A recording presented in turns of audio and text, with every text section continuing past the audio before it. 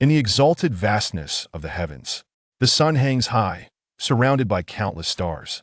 A myriad of powerful beings from across the realms direct their gaze toward the supreme heights of the nine heavens. There, amidst 8 terrifying auras of chaos, stands a solitary figure, his sword-like brows and starry eyes exuding an unparalleled majesty that is both ancient and modern, the supreme being beneath heaven and earth. The 9 lives heavenly sovereign is today to attain the path of the saint and ascend to the apex of the 9 heavens, a true blessing for humanity. With the protection of 8 empresses, the 9 lives heavenly sovereign's fortune is indeed enviable. Naturally, these 8 empresses owe their ascension to the unwavering support of the 9 lives heavenly sovereign. Now is the time for mutual reward and gratitude. Indeed, all beings eagerly anticipate the success of the 9 lives heavenly sovereign in transcending catastrophe. No one doubts his victory. The 9 lives heavenly sovereign's life is far too legendary. He has battled the demon clan, slaying countless fiends, confronted the dark forces, and obliterated the domain of evil. He has traversed forbidden territories, quelling chaos itself. With the celestial and earthly realms beneath his feet, countless prodigies have fallen in his wake. He stands undefeated among peers, often slaying foes far beyond his level. He has even cultivated the 9 lives undying heavenly scripture to a realm surpassing its creator, now possessing 9 lives. Undefeated, this label has been indelibly imprinted upon Lu Yi and etched in the hearts of all. Even if a calamity might claim one of his lives, Lu Yi can surely endure. It begins. Lu Yi gazes heavenward, observing that in the realm above, countless stars swirl like grains of sand in a mythical sea, forming a colossal vortex akin to a watchful eye. A tumultuous wave of calamity surges forth like a raging tide. The heavenly Tao does not permit Lu Yi to become a saint. It forbids anyone from transcending its authority. Though Lu Yi has earned merit and favors from the heavenly Tao, he will still confront it with all his might. "You cannot impede me," Lu Yi declares with a smile, addressing the heavens. To whom is he speaking? To the very cosmos. Rumble. With a thunderous clap, the heavens respond to Lu Yi. Ha! Since you wish to test me, come forth. Even if I were to transcend you, we would still be the closest of allies.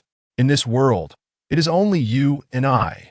The clouds of calamity congeal, amassing all the energies of the 9 heavens, forging this grand tribulation. It begins. What kind of unparalleled calamity shall it be? Let it not be the eternal calamity. Endless powerful beings stir with excitement. The tribulation to become a saint is a rare sight, seldom witnessed for millennia. This moment is destined to enter the annals of history. With no thunder, a figure emerges from within the clouds of calamity. Riding a divine dragon and wielding a celestial mirror, the figure stands revealed. It is the ancient heavenly sovereign. A cry of recognition erupts. This is the most formidable being of the last era, the ancient heavenly sovereign, holding the mirror of past and present, capable of illuminating the past and future, severing the causal threads of time. Oh no! It truly is the greatest eternal calamity. Has the 9 lives heavenly sovereign grown this powerful? To clash with the imprints of all those who have transcended throughout the ages, what audacity! The 9 lives heavenly sovereign is invincible. Lu Yi is momentarily taken aback at the sight of the ancient heavenly sovereign. Long time no see. The ancient heavenly sovereign nods slightly. My friend, indeed it has been an age. Though they have never met in person, their paths have crossed through the flow of time. A battle? Agreed. Without further ado, the 2 sovereigns unleash their might. Each strike a testament to unparalleled power, collapsing the cosmos into primordial chaos. The 8 exquisite figures retreat, exchanging glances that reveal unspoken meanings. The battle rapidly escalates into a fervent clash. The ancient heavenly sovereign manifests time techniques, creating multiple images of Lu Yi, each traversing different epochs to seek their counterpart. If even one of these iterations falls, it would inflict deep wounds upon the main Lu Yi. Yet no one worries, for throughout his journey from weakness to strength, Lu Yi has always been the most terrifying prodigy, lacking any weakness even in the past. Suddenly, wounds of the great Tao appear upon Lu Yi's form. His body trembles violently as 1, then 2, then 3, 8 distinct scars materialize. How is this possible? Gasps of disbelief echo. What does this signify? It means that in the past, Lu Yi has been slain 8 times. Yet how can it be? At every stage of his past, he was invincible among peers.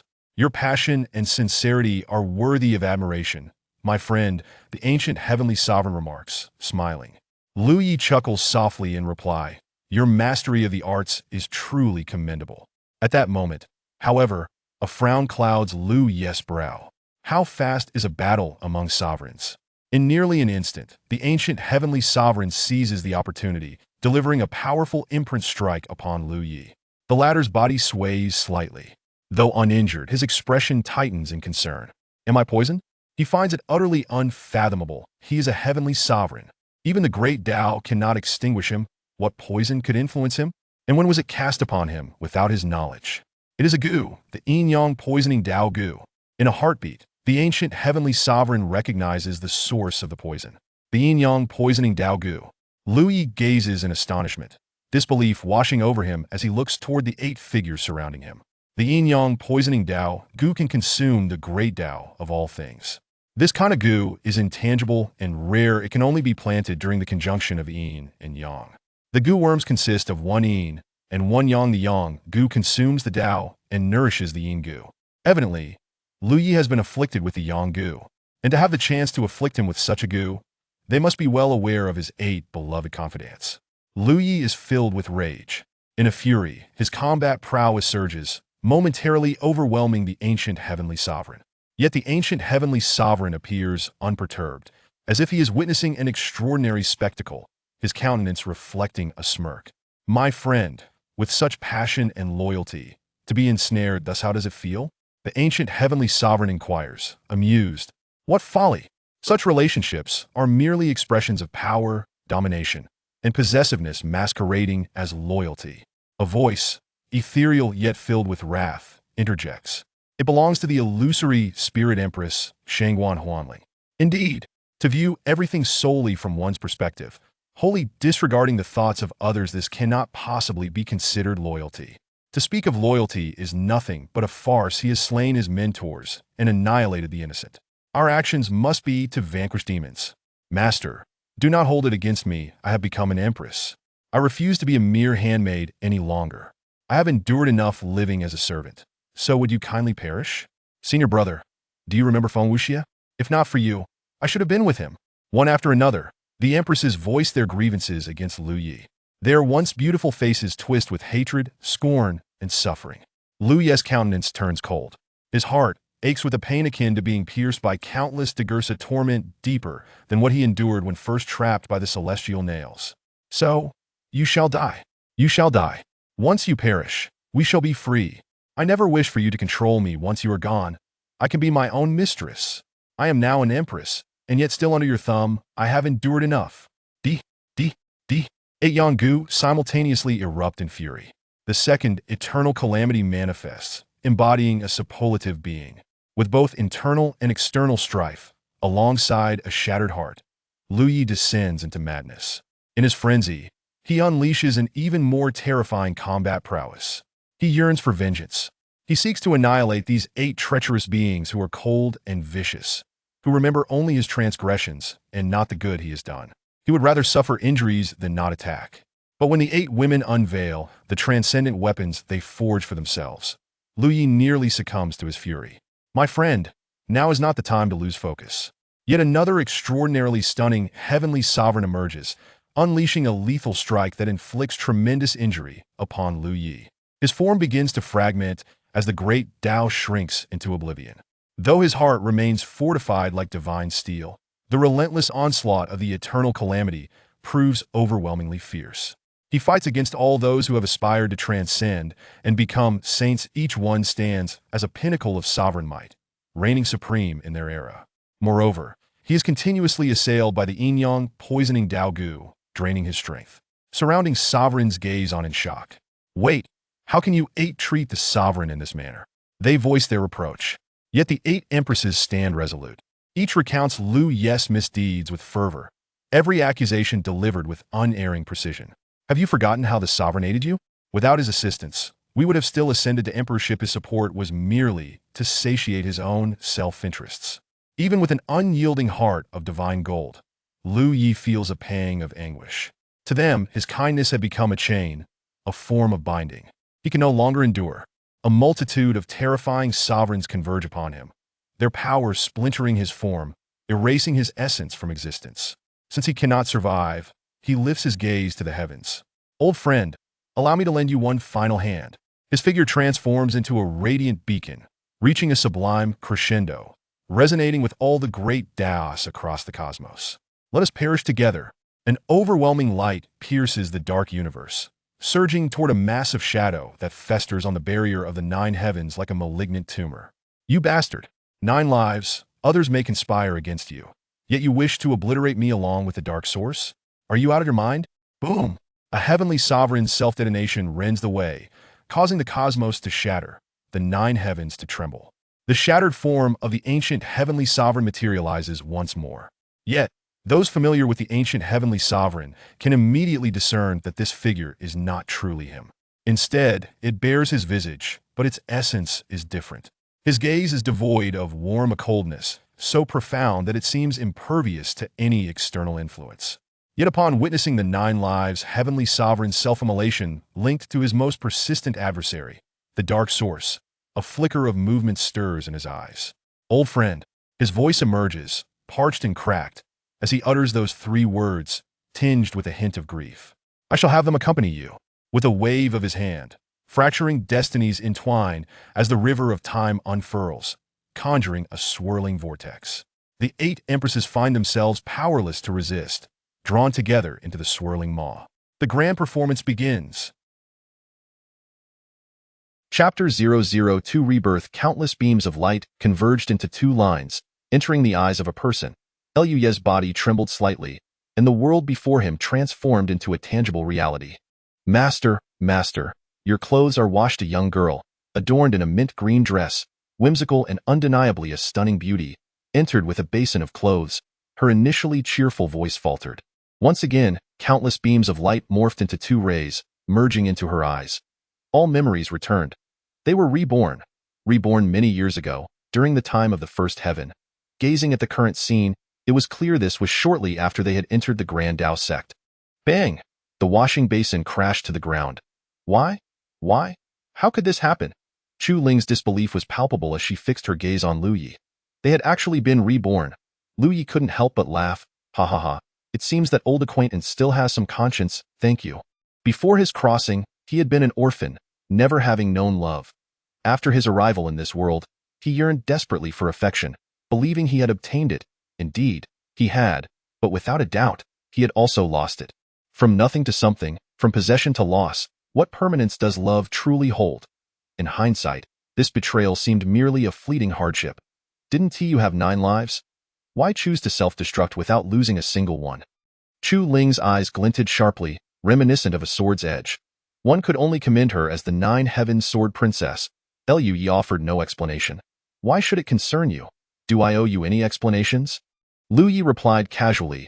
He retrieved a piece of paper from his storage bag. A contract of servitude. Chu Ling's expression shifted. In truth, this was merely a document among mortals, devoid of any great Tao's endorsement. Even if one were to violate it, there would be no repercussions. Yet, for Chu Ling, it represented a profound humiliation. Torn between intense loathing and reluctant compliance, flames ignited. Chu Ling's eyes widened in shock. Without a moment's hesitation, Lu Yi burned the contract. Black ashes fluttered down like feathers. All right, you are free now. Chu Ling gritted her teeth, her exquisite features icy. Why? You still haven't answered my question. Why, possessing 9 lives, did you choose to self-destruct at the first? I've said, it's none of your business. Get lost. Chu Ling trembled slightly, her eyes reddening. As the contract was incinerated, her heart felt inexplicably hollow.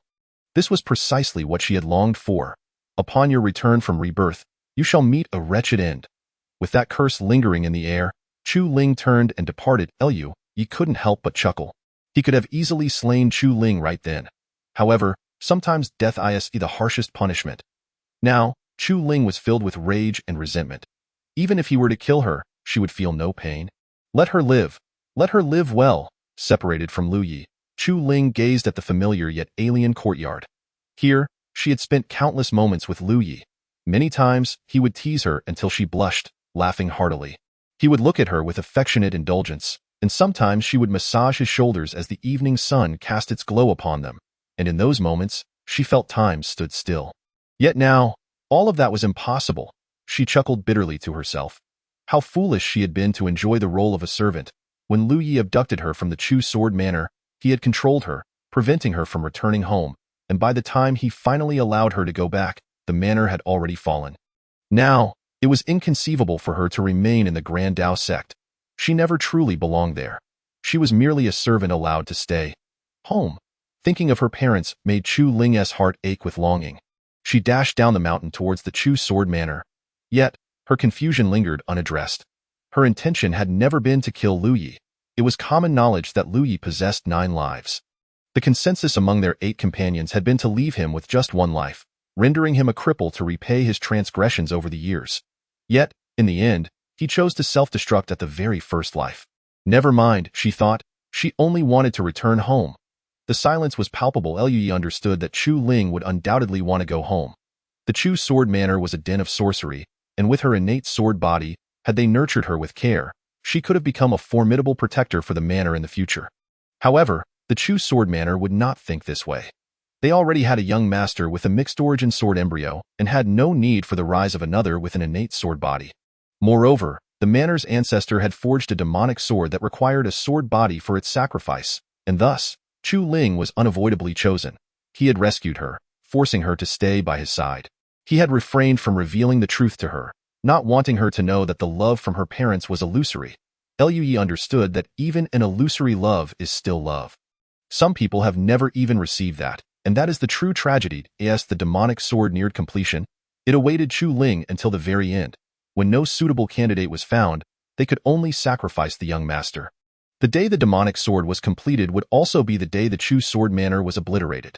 Surely, now that Chu Ling returned to the manor, it would be met with immense joy. They would never have expected that someone who had already escaped death would return to meet it willingly. Truly, it was her fate to perish. Bang!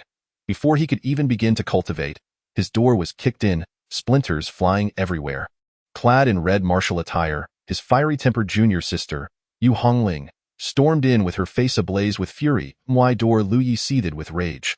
Why would she kick in his door upon entering? How could he cultivate or sleep soundly without a door? In a flash, Lu Yi vanished, seizing Yu Hongling by the throat.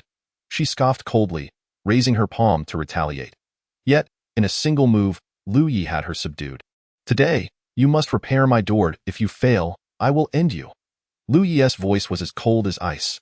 After all this time cultivating, few dared to break his door. Without it, he felt utterly vulnerable. Yu Hongling's face was resolute, her gaze locked onto Lu Yi, her delicate features flushed. She showed no sign of yielding. Lu Yi had no intention of relenting either. Strangle her, strangle the wretched girl. The sensation of suffocation intensified, her throat feeling as if it might snap under Lu Yi's grip. Gazing into Lu Yi's cold eyes, the feeling of death loomed over her like a nightmare. Did he truly wish to kill her? This was the same brother who had always spoiled her, who had always tolerated her petty whims, wasn't he it? No, she could not die. She had yet to reunite with Feng Wuxia. She had returned from rebirth to be with him, to be a couple who envied no one but each other. I will fix. The choked sounds escaped her lips. Only then did Lu Yi release her. If my door isn't repaired upon my return, you are as good as dead. I mean it. Chapter 003. The Poison of the Heavenly Zombie. Cough, cough, cough. Yu Hongling clutched her slender, elegant neck, which was undeniably beautiful, embodying the quintessential swan neck. Her legs were long and perfectly straight, her arms were delicate and fair, and her neck was gracefully proportioned. Yet now, a starkly visible purplish-red handprint marred her neck, a sight that was nothing short of shocking. Like a fish gasping for its last breath, she struggled to breathe. It took a full minute or two before she finally regained her composure. Tears cascaded down her cheeks like pearls as she had come to confront Lu Yi with fervor, only to be met with such treatment. How could she possibly endure this? Had it been before, when she had kicked down the door, Lu Yi would have merely punished her by making her assist him in repairing it, but now. How dare he treat her this way, over just 2 doors? Furthermore, she was his junior sister and had, in a past life, been his partner and beloved. Could all affection truly vanish over a mere transgression? She resolved not to assist with the door. She refused to believe it.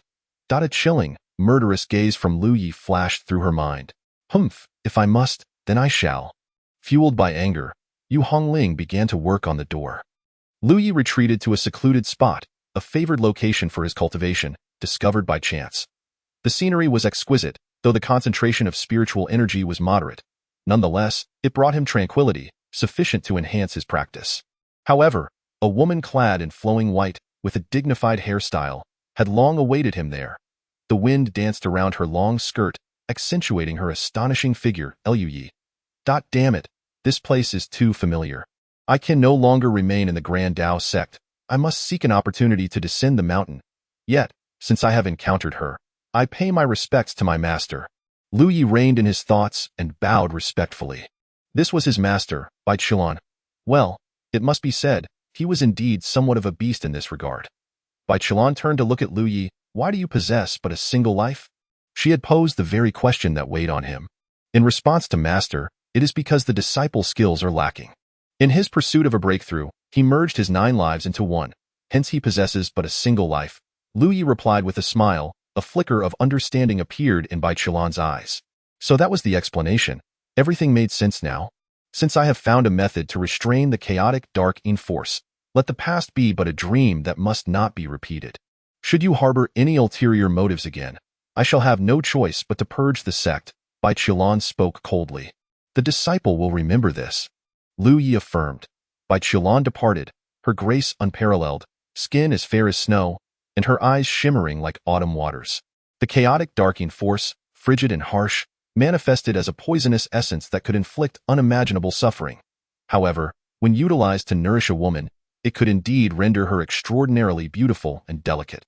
Yet, master, are you certain you have discovered a way to restrain the darking force? Had it not been for my own invocation of the yin-yang transference technique, transferring the chaotic poison onto myself, could you truly have endured it? Within the sect, only these 3 women had any connection to him. 2 had been resolved, and as for Yu Hongling, he would simply disregard her. He could finally resume his cultivation. Arriving at his usual spot, he began to practice. Old buddy, are you still there? Ding, I am here. A panel illuminated within Lu Ye's mind, revealing an auxiliary cultivation interface with but 3 options. 1. Cultivate. 2. Deduce. 3. Enlighten. What's this? No more energy needed. Lu Yi inquired curiously. Ding, I have transcended to the Tao. What need have I for energy? The system retorted. You have a point, but to have transcended to the Tao is quite ruthless, to directly conjure the greatest calamity of all time. Was that truly necessary? Lu Yi chuckled. Ding, absolutely necessary. You are my host. I must ensure the utmost strength for you. Thank you kindly.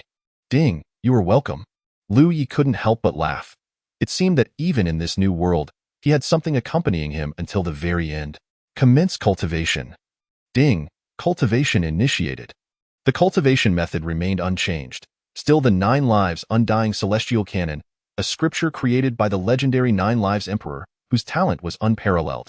However, Lu Yi was even more formidable, extending this scripture to heights beyond its original intent, breaking through the realm of the emperor and reaching the status of a Taoist lord. The first layer of heaven was the weakest realm, categorized into postnatal, innate, qi gathering, yuan dan, breaking infancy, refining void, and harmonizing Tao. The first 2 realms represented the mundane world. Typically, one would enter a cultivation sect directly from qi gathering, especially in a top-tier sect like the Grand Tao sect. Within the Grand Tao sect, achieving full qi gathering in 3 months was considered outstanding, while 6 months merely sufficed. Given the abundant spiritual energy of the Grand Tao sect, even a pig placed within would likely evolve into a spiritual pig after some time. As of now, Lu Yi had just entered the Grand Tao sect for a month and had already reached the 5th level of qi gathering. And now, time flowed like the stars, day and night passed. 2 days later, Lu Yi broke through to the 6th level of qi gathering. 5 days later, he reached the 7th level. 11 days later, he attained the 8th level. 15 days later, he achieved the 9th level of qi gathering. His true energy was abundant and refined, establishing a solid foundation, stronger than in his previous life.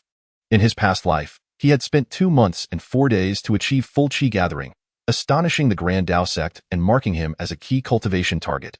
They had intended to have him directly apprentice under a supreme elder, but Lu Yi had declined. Soon after, he achieved full qi gathering. In truth, he could push himself to the 10th, 11th, 12th levels. In his previous life, Lu Yi had been so competitive that he had broken through to the 18th level in one go before resorting to the return to origin pill to assist him, ultimately forming a celestial grade Yuan Dan. Yuan Dan were categorized from 1 to 9 stars, while those above 9 stars were deemed Earth grade, and above Earth grade were celestial grade, followed by Saint grade. All these classifications stemmed from the competitive nature of various eras. Lu Yi could have also condensed a Saint grade Yuan Dan, but at that time, he had formed a Dan alongside Yu Hongling, and there was only one perfect return to origin pill. He had gifted it to Yu Hongling. Yet Lu Yi did not halt. He chose to continue cultivating.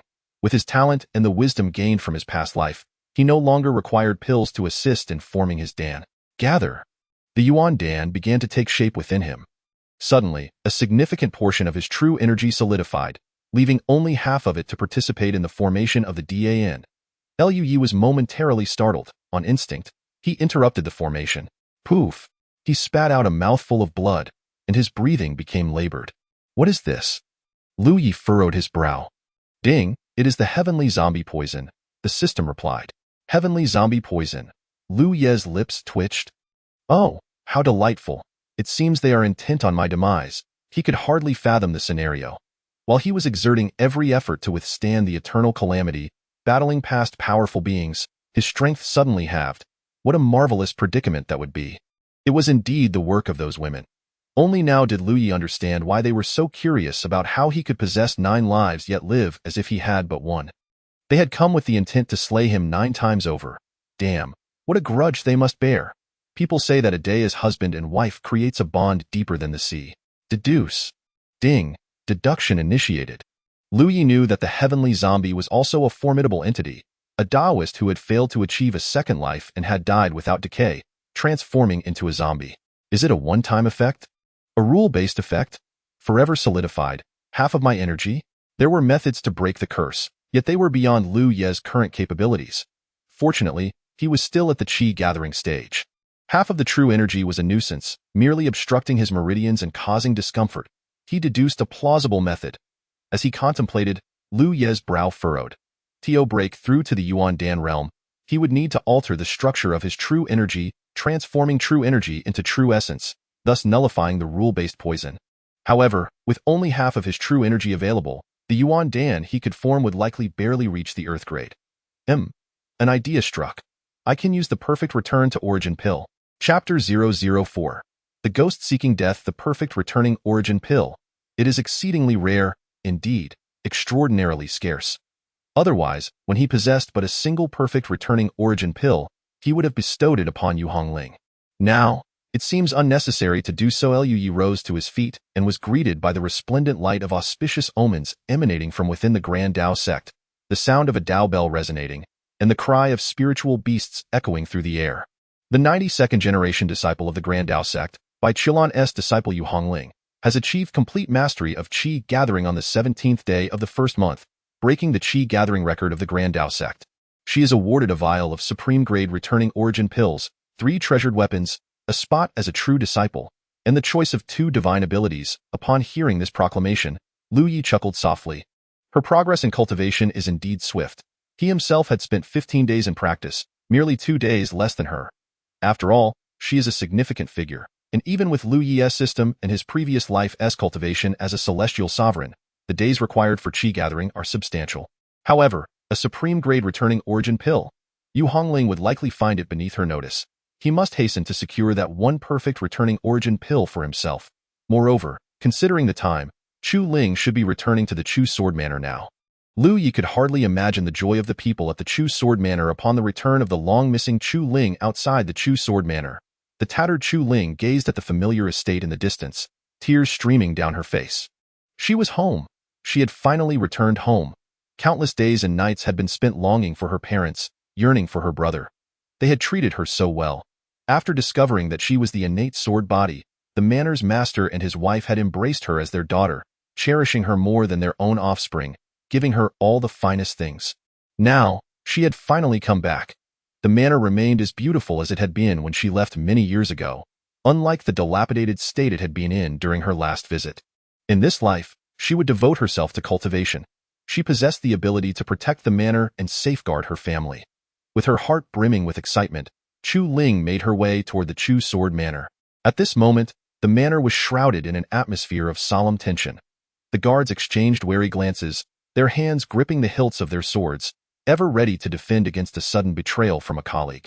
The discord within the Chu Sword Manor had intensified day by day, all stemming from the disappearance of that wretched maid. Her absence had drawn the ancestral elder's attention towards the young master. The master and mistress of the manor had but one son. How could they allow the elder to forge a magic sword? Thus, the conflict between the master and the elder erupted.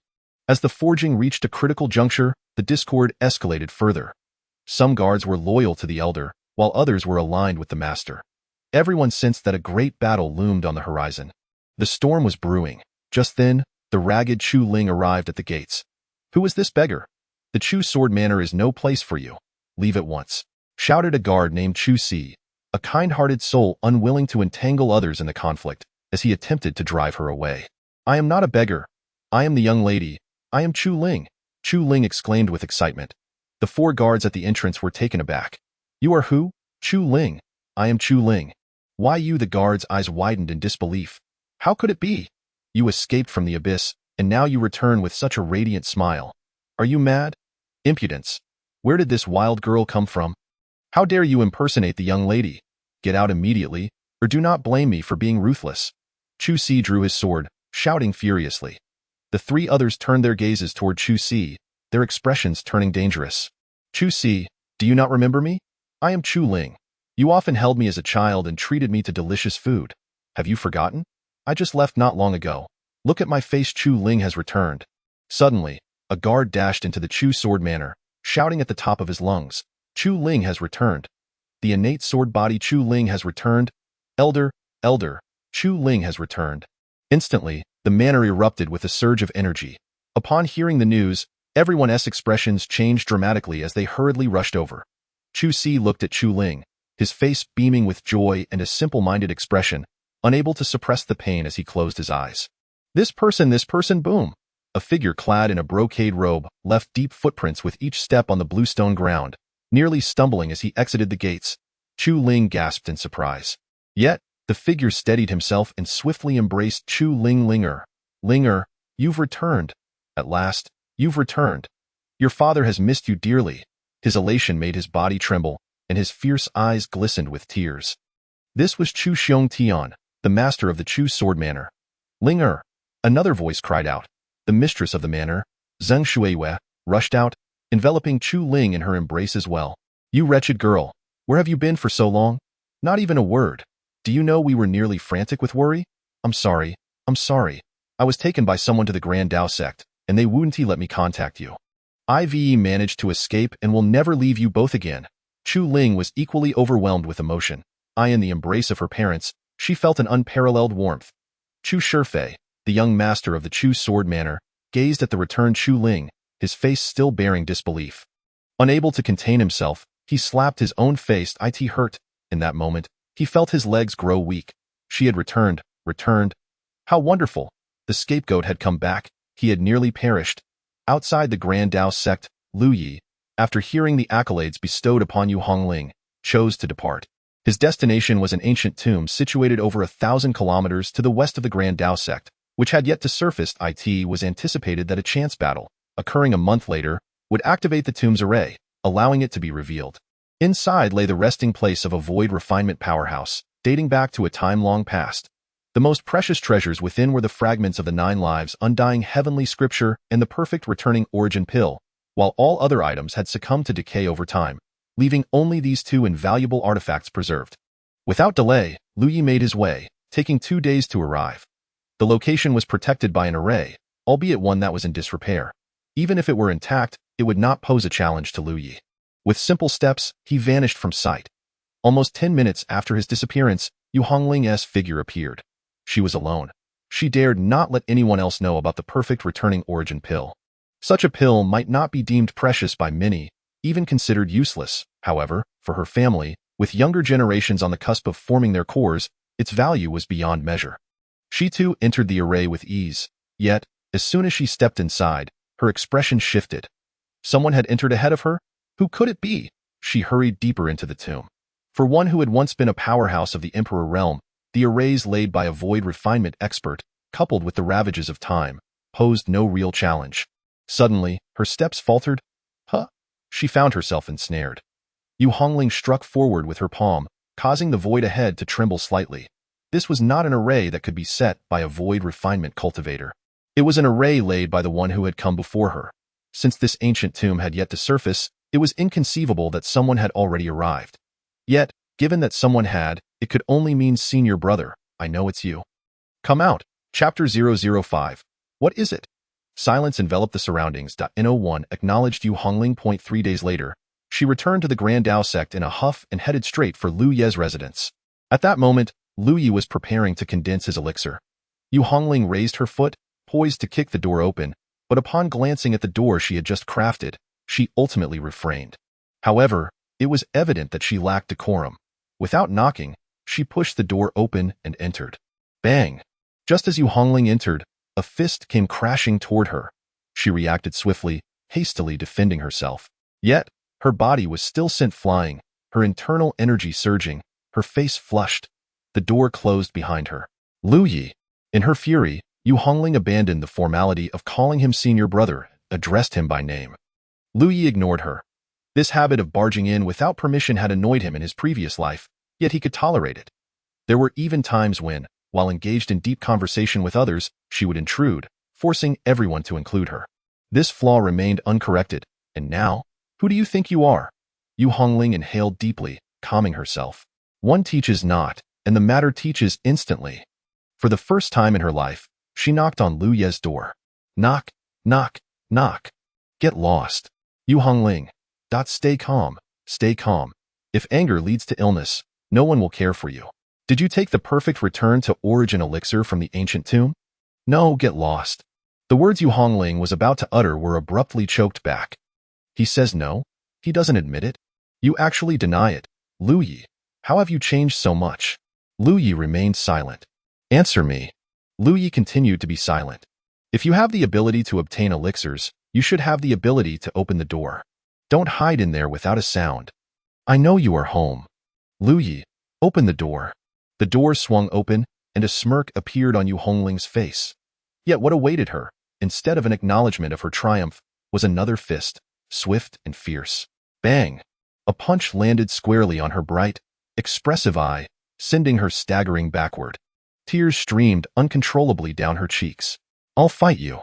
Yu Hongling screamed, truly enraged, recklessly charging at Lu Ye, however, respected each of his opponents. Come on, attack me, and then be defeated. A white figure fluttered down, intercepting Yu Hongling's reckless charge. Hongling, calm down.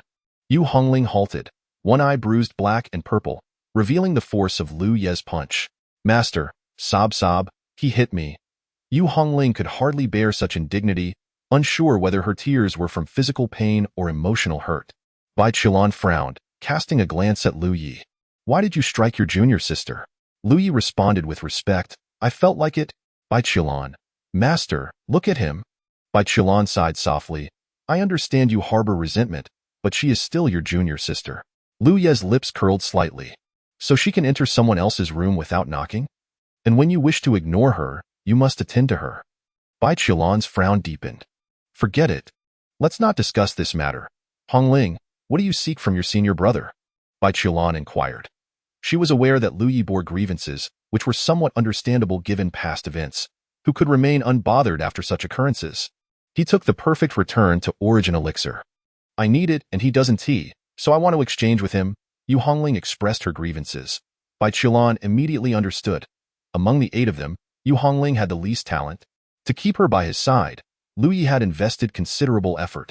Since your junior sister needs it, and you have no use for it, why not give the perfect return to origin elixir to her? If you lack something, you can tell me, and I will retrieve it for you. Lu Ye gently shook his head.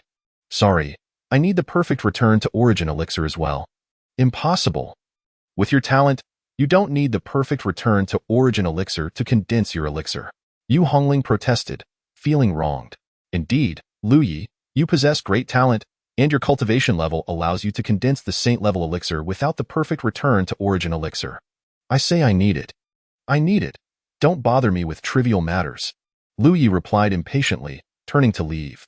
Lu Ye, Do you really think I cannot refine the saint-level elixir without the perfect return to origin elixir? Yu Hongling was on the verge of exploding. Lu Yi paused, then turned around. In his hand appeared the perfect return to origin elixir. Both Yu Hongling and Bai Chulan were momentarily stunned, especially Bai Chulan, who felt a sense of pride in his potential. Then, Lu Yi opened his mouth and, before their eyes, directly consumed the perfect return to origin elixir. He turned and left. What on earth? Both Bai Chulan and Yu Hongling stood there, dumbfounded. Bang! The door slammed shut. Silence ensued. So it turns out he is not like this. Bai Chulan attempted to understand Lu Yi. After all, they had indeed wronged him, but he had also erred initially. Now that they had the chance to start anew, shouldn't everything return to normal? Why be so heartless? Yu Hongling nearly ground her pristine, white teeth to dust. I refuse to believe that without the perfect return to origin elixir, I cannot condense the saint-level elixir. I will undoubtedly condense the saint-level elixir and slap your face hard. Yu Hongling shouted towards Lu Ye's room. Lu Yi paid her no mind. He had already commenced his elixir condensation. Bai Chulan gazed at the furious Yu Hongling as she stormed away, suddenly feeling a piercing chill envelop her. Has the temperature dropped? She looked up at the sky. The sun shone brightly. Breakthrough successful indeed, a saint-level elixir. This meant that the flaw he had not resolved in his initial step was now rectified. Cultivation is akin to constructing a skyscraper. Every step is crucial. Any defect at any stage will be magnified as the structure rises. In his earlier path of cultivation, he had endured countless hardships due to this initial flaw. He had contemplated numerous methods, yet none could remedy it. This is also why Lu Yi is so confident in his elixir condensation now, because he has simulated it countless times. After the breakthrough, he continued to cultivate relentlessly.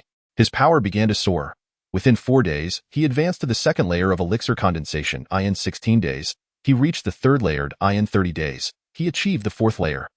As his strength continued to surge, the unparalleled divine abilities that rightfully belonged to him began to awaken in succession.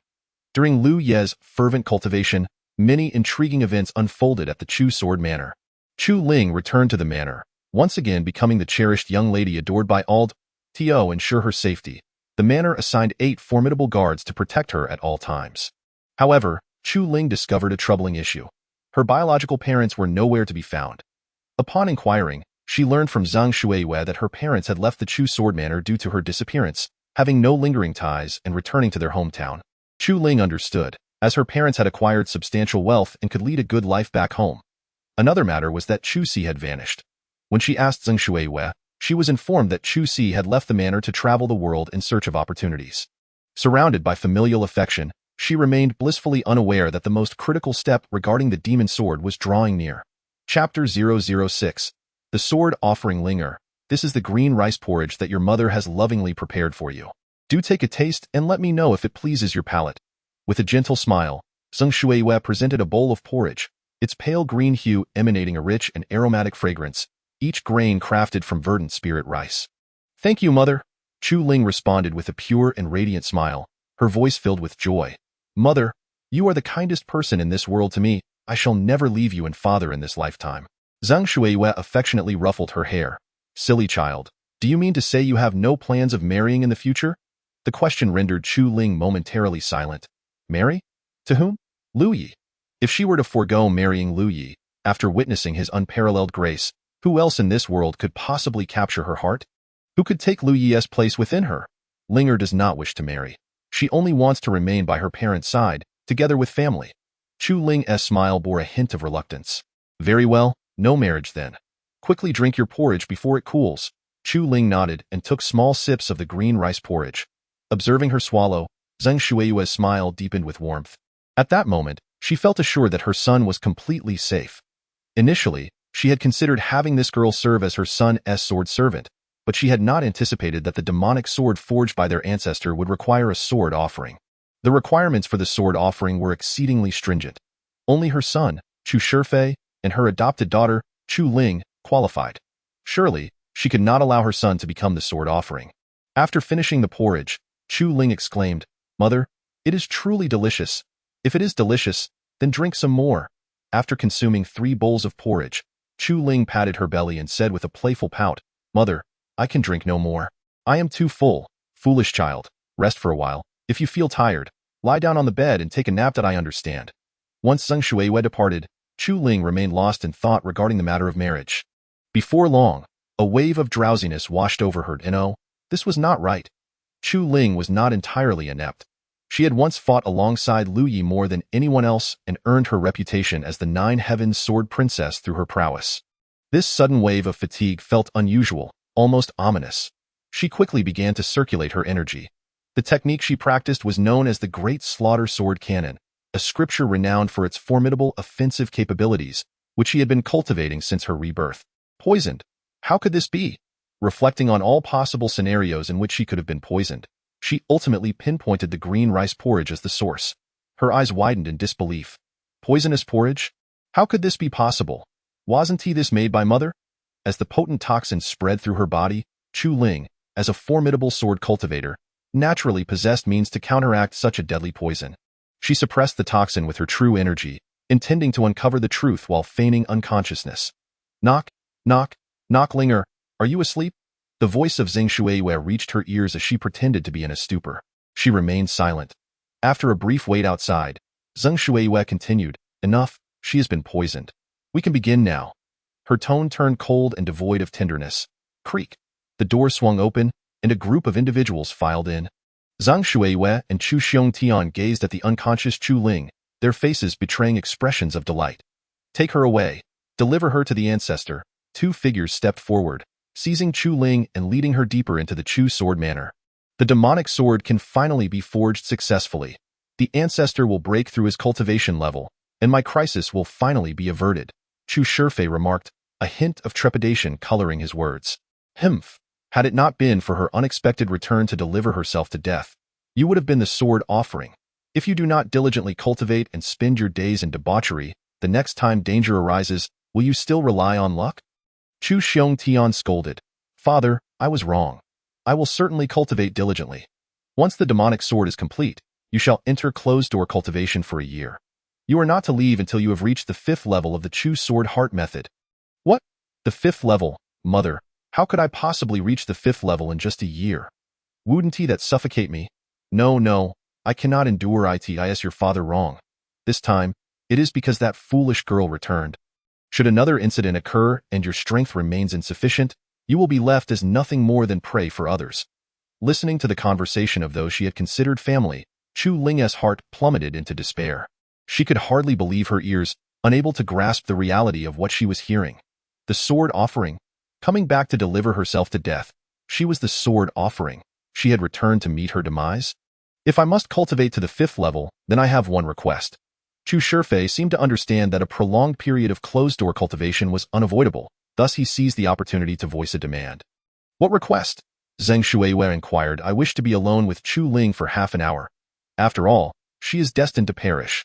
The ancestor only requires an innate sword-bodied. It would be prudent to allow me to utilize it beforehand, as it would not affect anything. Ah, father, please don't. Brat, what nonsense are you speaking? Chu Ling is your sister. Whether she is or isn't, she is the daughter of those 2 deceased slaves. She is merely a servant girl. Had it not been for her superior constitution allowing her to become the sword offering, I would have claimed her long ago. Regardless, I will not relent. If I am to enter closed-door cultivation, I demand half an hour with her. Chu Shifei had already decided to go all in. Chu Xiongtian was nearly driven to strike his own son, but was restrained by Zheng Shuiwei. Perhaps let him have half an hour alone. Zheng Shuiwei surprisingly acquiesced. To her, it made sense. After all, Chu Ling was to perish, and as a mother, she was well aware of her son's desires toward Chu Ling. By granting his wish, he would be able to cultivate properly afterward. Chu Xiongtian was incensed. No. In such a critical moment, how can we allow him to act recklessly? If anything goes awry, it is he who will pay the price. If you dare to argue with me, I shall break your legs. Chu Xiongtian, understanding the gravity of the situation, sternly reprimanded. Many guards stood by, their gazes fixed on the ground, aware that this family affair was beyond their purview. However, Chu Ling was truly oblivious. Upon her return, her own parents had vanished without a trace, and she remained unconcerned. Chu Si had perished merely for suggesting she leave, yet she remained completely unaware of the impending danger.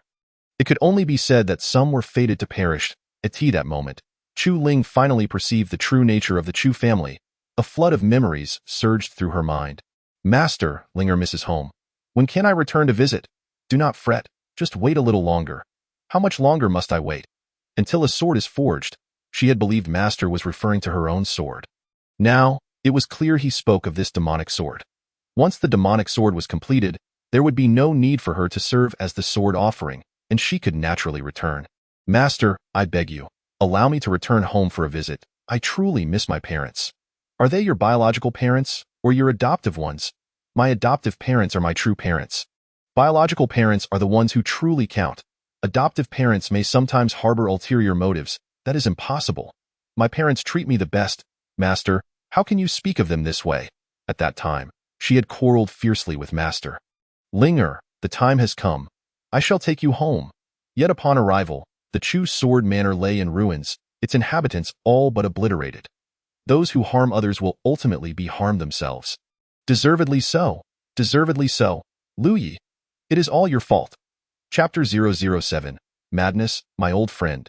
Do you think Chu Ling has returned to Chu Jian Villa? By now, she must have entered the forging pool, right? Lu Yi mused aloud. Ding, I too am curious. Let us take a look. How do we do that? Suddenly, a luminous screen blossomed before Lu Yi, revealing the very scene of Chu Jian Villa. Can you still harness the power of the heavenly Tao? Lu Yi asked, somewhat astonished. Ding, just a tiny bit, just a tiny bit. As Lu Yi gazed at the unfolding scene, he saw Chu Ling being escorted towards the back mountain. This screen not only displayed images but also conveyed sounds. Hearing the conversation among the three members of the Chu family, Lu Yi could not help but burst into hearty laughter. He was certain that Chu Ling had not succumbed to unconsciousness. A person reborn at the emperor level would not be so easily subdued by a drug. Such a person would not deserve the title of emperor. Ding ding ding. The system emitted cheerful sounds. I suddenly feel that you not stealing the heavenly Tao is rather fortunate. After all, once you did, you became cold and unfeeling. This current system is much more entertaining, Lu Yi remarked with a smile. The system ignored him. In the past, Lu Yi had exerted tremendous effort to enable the system to steal the heavenly Tao. Yet, after the system transformed, it had lost its ability to smile, rendering it utterly dull. A group of people had already arrived at the back mountain. The venerable ancestor of Chu Jian Villa, Chu Tsongxing, donned a crimson robe today, his white hair and beard meticulously groomed to an exquisite degree. We pay our respects to the ancestor. The crowd bowed in unison. Chu Tsongxing nodded gently, scrutinizing Chu Ling with satisfaction. Leave her to me. Yes. Ancestor, will we be able to witness the ritual of the demon sword? Chu Xiongtian asked eagerly. The forging method of the demon sword was a closely guarded secret of Chu Jian Villa, and even as the current master of the estate, he had never grasped it. He sought to seize this opportunity to fully control all of Chu Jian Villa's secret techniques. After a moment of contemplation, Chu Tsongxing realized that if the demon sword was successfully forged, he could break into the baby-breaking realm. Possessing the demon sword, his strength would be unmatched even in that realm, rendering Chu Jian Villa devoid of any value. Indeed. Chu Xiongtian exclaimed joyfully. Thank you, ancestor, thank you. Chu Shifei, you may also enter. As the future steward of the villa, you are welcome to witness the ritual of the demon sword. Thank you, ancestor. Chu Shifei, somewhat sullen, longed to experience the thrill himself. Young men often find their minds consumed with such thoughts, especially one like him. 3 members of the Chu family, 1 former master, 1 current master, and 1 future master, led Chu Ling into the forging grounds. The forging grounds, a black long sword, shrouded in swirling black mist, exuded an overwhelming aura as it floated above a square fire pit. The sword's design was peculiar and menacing, instantly recognizable as a lethal weapon. This was the demon sword, forged painstakingly over 31 years by the ancestor of Chu Jian Villa. On the day the demon sword was completed, the ancestor would employ secret techniques to merge man and sword, forcefully stepping into the baby-breaking realm. Chu Xiongtian gazed at the demon sword with eyes full of wonder, his admiration morphing into fervor. This sword represented the ultimate aspiration of sword cultivators. Yet, this was merely due to their insufficient realm, limited vision, and constrained identities. Forging a pill from such a demon sword is indeed quite remarkable, Lu Yi interjected, his assessment not directed at Chu Tsongxing, but rather at Chu Ling. He understood her well enough to know that, given her current predicament, it posed no mortal threat to her. The moment she was cast into the fire pit, she would activate the Great Slaughter Sword Cannon, channeling the essence of the demon sword to form her pill. Sure enough. Begin.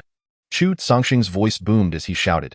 He formed hand seals, and a multitude of humming sounds erupted. 1,000 blood-drenched long swords, prepared in advance, simultaneously soared into the air, cascading into the fire pit like a torrent. The essence of the swords transformed into gold, while their bloodthirsty energy surged towards the demon's sword. The sword emitted a resonant cry, and in an instant, the fire pit was illuminated with a dazzling crimson light, the sword intent rampaging freely. The bloodthirsty sword cries urged and beckoned. Offer the sword. Chu Songxing bellowed. Without hesitation, Chu Xiongtian tossed Chu Ling into the fire pit. That very moment, Chu Ling opened her eyes, her hands forming seals, her sword heart illuminated. With a spurt of vital blood, she sprayed it onto the demon's sword. The sword's cries ceased abruptly as Chu Ling, her body charred black, bore the grotesque marks of severe burns, yet she traversed the fire pit with determination, grasping the demon's sword. Forming the pill, killing. The sword intent surged to the heavens as Chu Ling let out an enraged and hoarse cry. One sword to slay. The sword light erupted, transforming into a cataclysmic strike, enveloped in flames and hatred, as it lunged toward Chu Songxing. The ancestor was taken aback in shock. How is this possible? He roared, summoning a golden jade sword that clashed against hers. Ding! The golden jade sword shattered. Chu Songxing's body was pierced through by the sword light. Another flash of sword light swept past, and a pristine head fell to the ground. Chu Ling, nearly indistinguishable beneath her charred exterior, was a nightmarish specter. She turned, her eyes filled with profound resentment as they fixated upon the Chu father and son. Why? Why? I regarded you as my closest kin, one my father, the other my brother. Why have you treated me this way? Chu Ling's voice pierced the air with a sharp edge. Both men were momentarily stunned. So swift, too swift. A person they had deemed a useless pawn, Chu Ling, had slain the ancestor with a single strike. That was the pinnacle of the Yuandan realm. Chu Ling, how can you possess such power? Chu Xiongtian asked incredulously. Chu Ling's smile was a haunting one. How could she be so powerful? Ha ha, ha ha ha ha. At that moment, she was both laughing and crying, appearing utterly deranged. Her strength stemmed from the very person she viewed as an adversary who had painstakingly guided her step by step. What a foolish endeavor had she undertaken? Why wouldn't the young master allow her to return? It was clearly to shield her from the ugliness of Chu Jian Villa, to preserve the beautiful memories in her heart, to protect her. I will kill you. Chu Ling screamed, charging at Chu Xiongtian with her sword. Chu Xiongtian stood no chance against her. With but 2 strikes, his right hand was severed. One sword after another. Left hand, left leg, right leg. No. Another head tumbled to the ground. Chu Shifei was paralyzed with fear, his trousers soaked in a yellow liquid. The demon-like Chu Ling approached him. Don't kill me, don't kill me. Chu Ling, I am your brother. Chu Shifei begged frantically. Chu Ling felt a wave of nausea, a profound revulsion. With a single stroke, she struck Chu Shifei, who let out a wail of agony. She intended to torment him.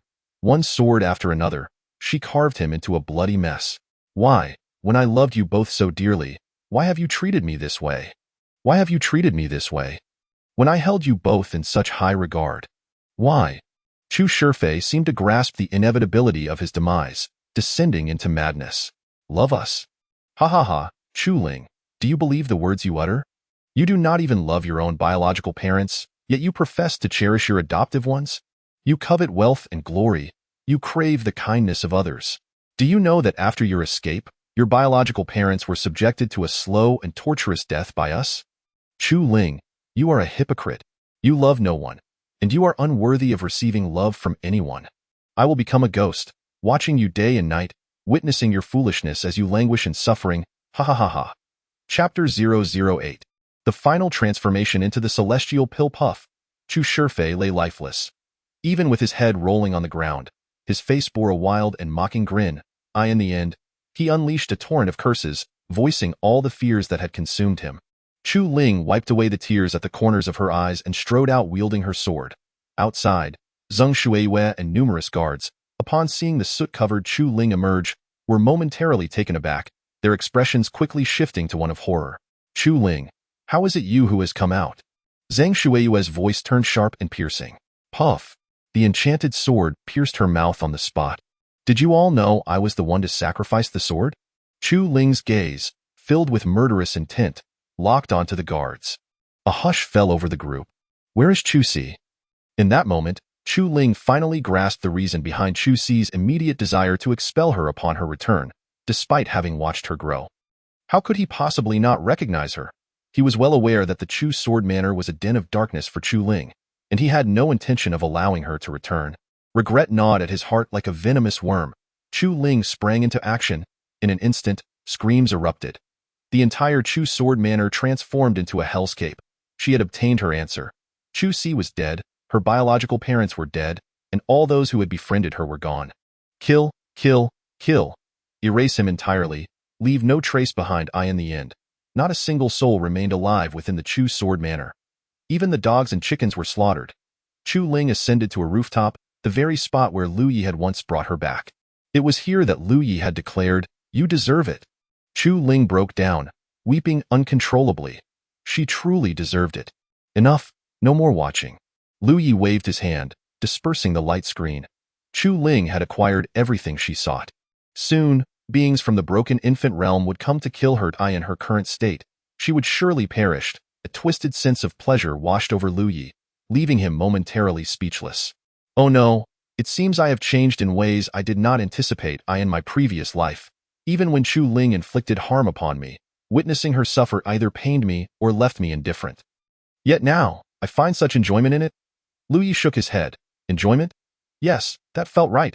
Having died once on Earth and 9 times in my past life, accumulating a total of 10 deaths, perhaps becoming a bit twisted is not such a grave matter after all. She has indeed obtained what she desired, but what of Yu Hongling? What kind of primordial pill has she condensed? Lu Yi pondered with innocent curiosity. His own primordial pill, while labeled a sacred pill, ultimately surpassed the quality of a sacred pill, as he relied on a mixture of true energy to condense it. After the formation, the poison of the heavenly stagnation dissipated, and the other half of his true energy surged into the sacred pill, enhancing its quality by half a rank. As for Yu Hongling, she had entered seclusion. Due to her failure to acquire a perfect returning pill, she regarded this pill condensation with utmost seriousness, making thorough preparations. Whether she could become a sacred pill depended on this moment. Gather. Yu Hongling's voice rang out delicately. Her true energy surged like a tidal wave towards her dantian, while the various pills she had prepared joined forces, releasing their powers around her. Well, how should I put it? This method of assisting breakthroughs originated from Lu Yi. Recognizing Yu Hongling's inadequate aptitude, he had devoted considerable effort to gathering treasures to aid her, allowing her to achieve near-perfect results with every breakthrough. However, Lu Ye's approach was powered by his system. Each time he utilized these treasures and pills, he would run countless simulations, adjusting their quantities to ensure absolute success. Thus, Yu Hongling believed that as long as she was sufficiently prepared, her breakthroughs would be flawless. The breakthrough commenced. True energy converged, a torrent of rich and robust energy, evidently capable of condensing an excellent primordial pill. Yet, at that moment, a surge of medicinal power crashed forth. The flow of true energy accelerated dramatically. Another wave of medicinal power struck, causing the total amount of true energy to swell. Yet another wave of medicinal power surged forth, hastening the pill condensation process. Yu Hongling furrowed her brow, her fair cheeks flushing with an unnatural hue. Her complexion shifted, and she hastily formed seals. Chaos. Utter chaos. Everything was in disarray. Yu Hongling panicked. Something was off in her previous life. With the aid of numerous treasures and pills, her breakthroughs had been remarkably smooth, effortlessly shattering each barrier. Upon completion, all assistance vanished without burdening her in the slightest. Nevertheless, Yu Hongling ultimately succeeded in becoming a great emperor, albeit at the cost of her previous missteps, forcing all assistance out of her system. Puff! A mouthful of fresh blood spewed forth. Yu Hongling's face turned ashen, yet she dared not hesitate further, hastily condensing the pill. Without the chaotic forces interfering, this time the condensation proceeded smoothly. The primordial pill she ultimately formed was the celestial pill. How could it be the celestial pill? Yu Hongling nearly exploded with rage. In truth, the celestial pill was also a top-tier primordial pill. In this world, 99 of individuals condense stargrade primordial pills, with only 1 in a million achieving the earth pill, and a mere 1 in a billion capable of forming the celestial pill. The crux of the matter lay in the fact that Yu Hongling, in her previous life, had no understanding or knowledge yet had successfully condensed a sacred pill. Now, armed with the memories of her past life, having once been a great emperor, she was met with the celestial pill. How could this not incite her fury? It's all Lu Yi's fault. If it weren't for him constantly assisting my breakthroughs with treasures and pills, I could have simply consumed the finest returning pill to condense a sacred pill. Yu Hongling exclaimed, seething with indignation. What she said was indeed true. With her experience as a great emperor, even without the perfect returning pill, she could still condense a sacred pill. The key lay in her reliance on a plethora of chaotic treasures and pills, which backfired, resulting in her descent from a sacred pill to a celestial pill. One could only say, every drink and peck is predetermined by fate. She immediately rose to seek out Lu Yi was immersed in continuous cultivation, his strength steadily increasing as he advanced toward the broken infant realm. For him at this moment, the misfortune of 8 women might bring him amusement, yet ultimately, he sought to reclaim his former pinnacle, stronger than ever, to behold the vistas unseen in his previous life. Bang, bang, bang. Lu Yi, come out. Lu Yi remained unfazed, continuing his practice. Should Yu Hongling dare to force her way in again, he would strike with lethal intent. Go hell with it. Let them do as they please. Lu Yi, why did my use of treasures and pills to assist my breakthrough result in my condensing a celestial pill? Previously, with assistance, I could achieve a perfect breakthrough. Lu Yi, are you doing this on purpose? I could condense a sacred pill without the aid of treasures and pills. You are doing this on purpose. You are truly a petty person. A thoroughly despicable person. I used to be Chapter 009. Do you recognize? Lu Yi possesses a profound understanding of Yu Hongling. The torment that afflicts her is never due to physical blows or verbal insults. Whether struck or scolded, her resilient nature refuses to yield, and of course, it could also be that the blows were insufficiently severe. However, Lu Yi has come to realize that ignoring Yu Hongling only exacerbates her discomfort. The sensation of having pent-up anger with nowhere to unleash it, a fire without fuel, is enough to push her to the brink of despair. As anticipated, the more she curses, the angrier she becomes, her face flushed with rage. She approaches to vent her frustrations, yet finds herself only more incensed. Lu Yi, choosing to disregard her, seals his ears and continues his tranquil practice. As long as I cannot hear your insults, you are merely berating yourself. Feel the ire. Suffering, are we? Precisely, this is the desired effect. Bai Qilan, hearing the commotion, rushes over to find Yu Hongling on the verge of a breakdown. Her delicate brows furrow in concern. Hongling, cease your tirade. Bai Qilan gently admonishes. Upon seeing her master, Yu Hongling's pent-up grievances erupt, and she bursts into tears. Before Bai Qilan, she always appears fragile, even breaking down during her training in the art of yin and yang. Master, Wuwu, I could only condense a heavenly pill. Yu Hongling sobs. This should not be. You possess the memories of a great emperor and the eternal reversal scripture. Even with merely a supreme return to origin pill, you should be able to condense a sacred pill. Why then have you only produced a heavenly pill? Bai Qilan inquires, perplexed. It is all Lu Yi's fault. Previously, whenever I broke through, he would bring me a plethora of treasures and pills, claiming they would aid my breakthroughs, allowing me to ascend more perfectly. This time, I gathered some pills and treasures to assist my breakthrough. Yet those energies not only failed to support me but instead disrupted my true qi, resulting in this predicament. Yu Hongling's words are laden with grievance. Upon hearing this, Bai Qilan's expression shifts dramatically. You are being reckless. Lu Yi's understanding of various energies is unparalleled, a rarity in the ages. Each time he assists your breakthroughs with treasures and pills, he meticulously refines and adjusts them, pouring countless efforts into it. How can you simply mix them at your whim? Bai Qilan scolds. Yu Hongling is taken aback. Does he not merely present a selection of beneficial items for my advancement? How has he invested so much effort? Bai Qilan is exasperated. I once personally witnessed Lu Yi carefully selecting pills for your breakthrough. His brow was furrowed, his face a mask of anguish. Some pills required a reduction in potency, while others needed enhancement. Many attempts had to be redone. How could such divine assistance be concocted haphazardly? You have already become a great emperor. Do you not comprehend this? The stronger one becomes, the more one realizes how extraordinary Lu Yi's ability to aid Yu Hongling in her breakthroughs truly is. Such intricate energy combinations, where a deviation of even a fraction could spell disaster, and such peculiar reactions, are the result of countless private experiments to discover the optimal blend. Among the 7 of them, who does not recognize that Lu Yi is the one who cares the most for this younger sister? Yet Yu Hongling remains oblivious?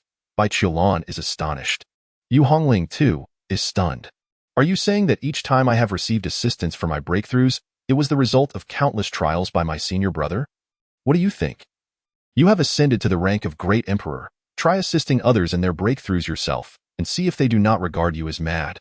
Thus, you may scold everyone, but in matters of your breakthroughs, your senior brother has not wronged you in the slightest. Now, apologize to him. Bai Qiulan declares sternly. No, I refuse to apologize. If he had not taken my perfect return to origin pill, I would never have considered using auxiliary pills. The fact that I only condensed a heavenly pill this time is still his fault for seizing my perfect return to origin pill. Bai Qiulan's gaze turns bewildered at this moment. What nonsensical words are you uttering? What are you saying? What do you mean he stole your perfect return to origin pill? In your past life, that perfect return to origin pill was rightfully your senior brother's. He gifted it to you. How has it transformed into theft? Yu Hongling. Don't know. She has completely forgotten that the perfect return to origin pill was originally given to her by her senior brother. That pill, in both her past and present life, never truly belonged to her. I discern that you are currently facing significant issues. Now, immediately, go to the back mountain and reflect in silence.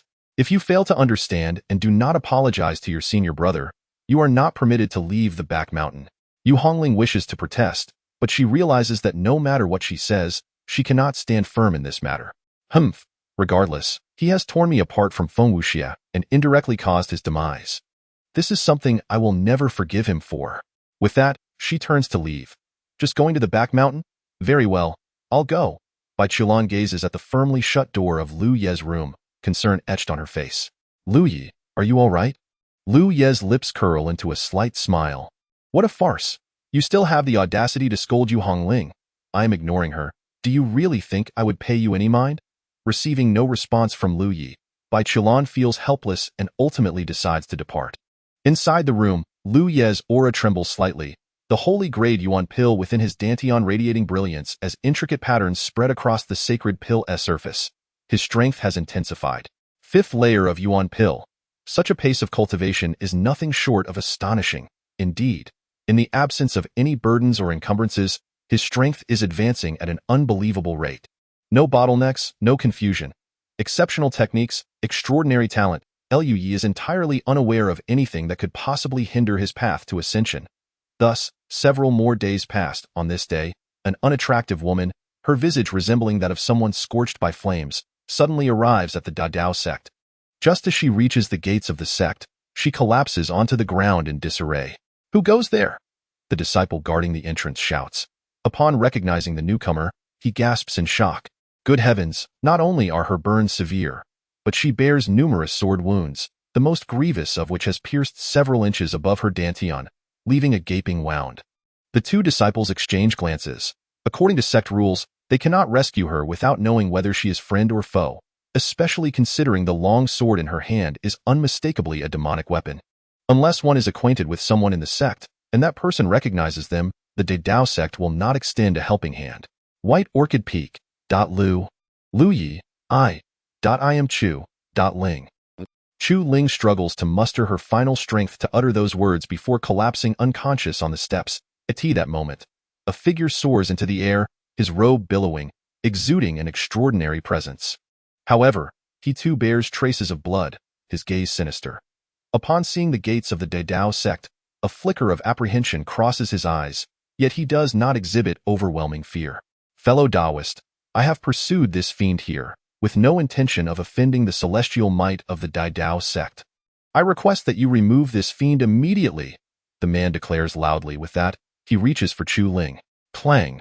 A long sword strikes the ground 3 meters in front of him. Not so fast. She has invoked the name of someone from our sect. Let me inquire with our sect members. Only if they do not recognize her can you take her away. A disciple of the Dadao sect interjects. Chapter 010. Unfamiliarity. The mountain breeze whisked away the drifting clouds.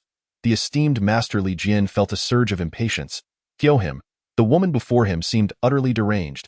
He had long been aware, from the shadows, that the Chu sword manor was forging a demonic sword, an endeavor of great significance to him.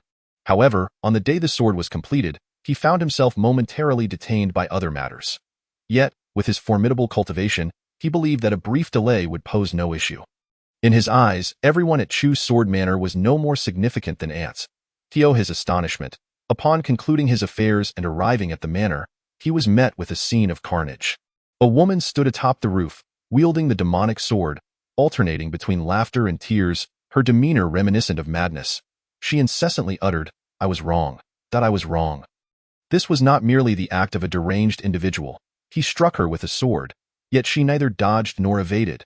A second strike followed, and still, she stood resolute, as if this grotesque apparition yearned for death. Finding little amusement in the situation, Masterly Jin resolved to slay her and abscond with the demonic sword. The sword appeared to be in a peculiar state, partially forged yet diverging from the records of Chu's Sword Manor. Nevertheless, it mattered not. As long as it was a demonic sword, he was satisfied. What he did not anticipate was that the woman, who had seemed so intent on her demise, would suddenly ignite with fervor. This eruption startled Masterly Jin considerably.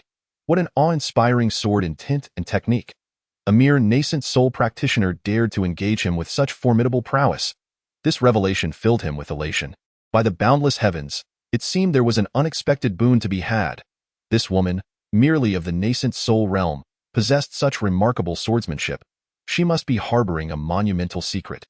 Then, the woman fled, muttering to herself about seeking atonement. She fled with astonishing speed.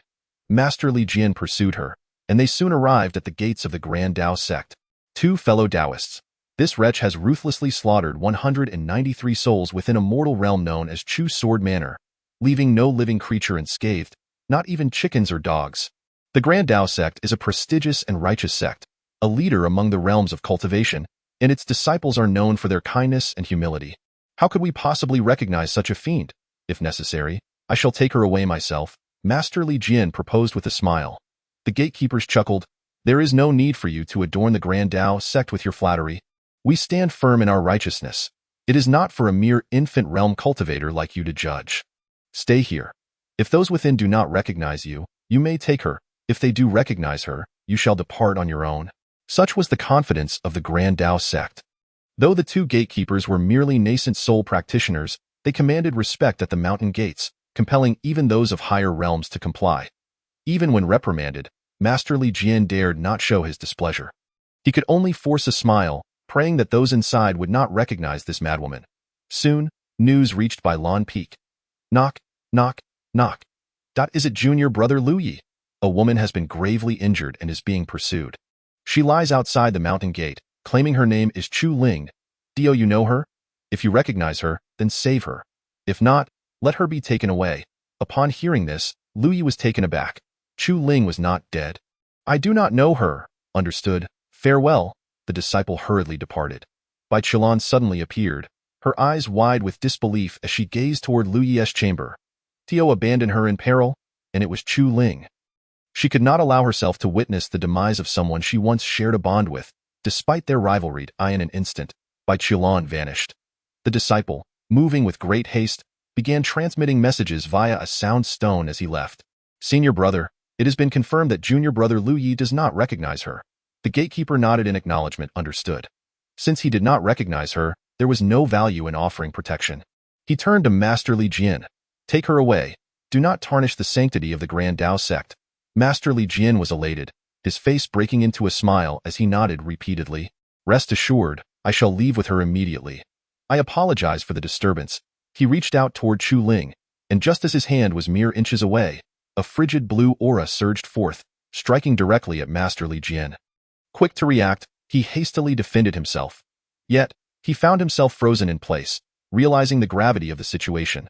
Bai Qilan was a practitioner of the void refinement realm, and with her possession of the power of the dark moon, coupled with her rebirth, she could easily dispatch a mere infant realm rogue cultivator, or even a fellow void refinement practitioner, in an instant.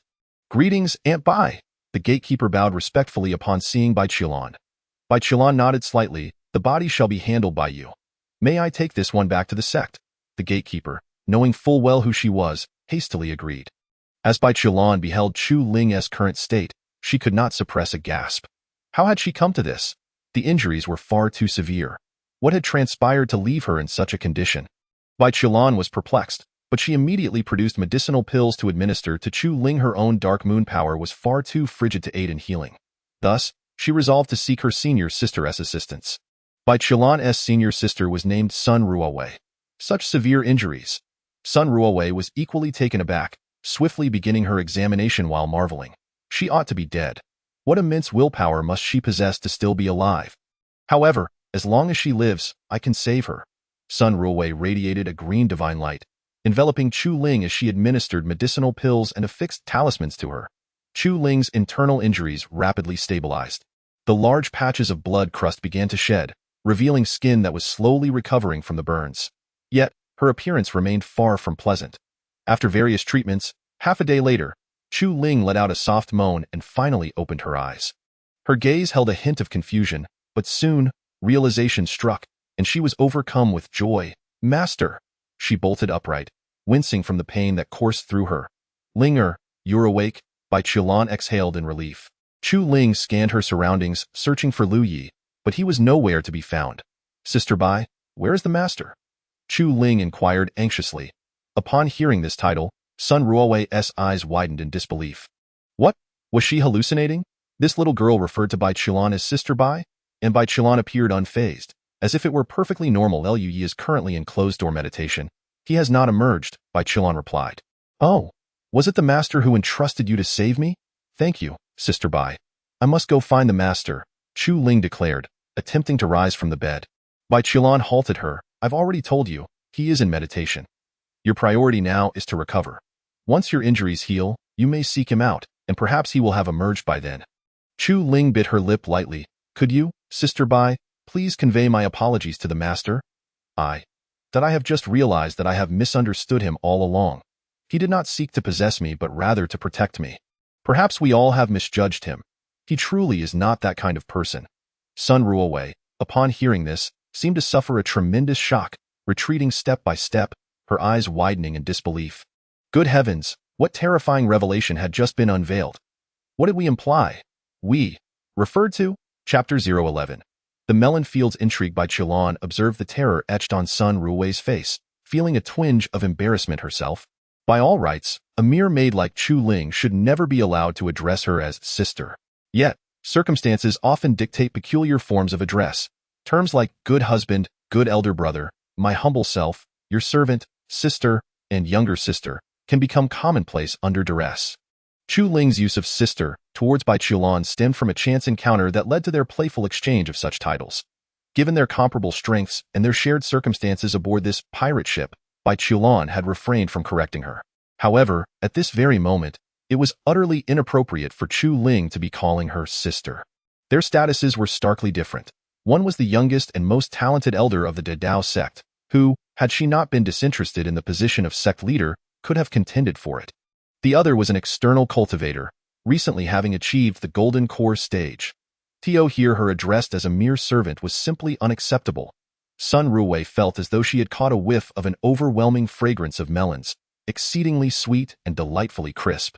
It was worth noting that Bai Qilan was renowned as the icy beauty of the Dedao sect, attracting suitors like fish in a river when she first joined the sect.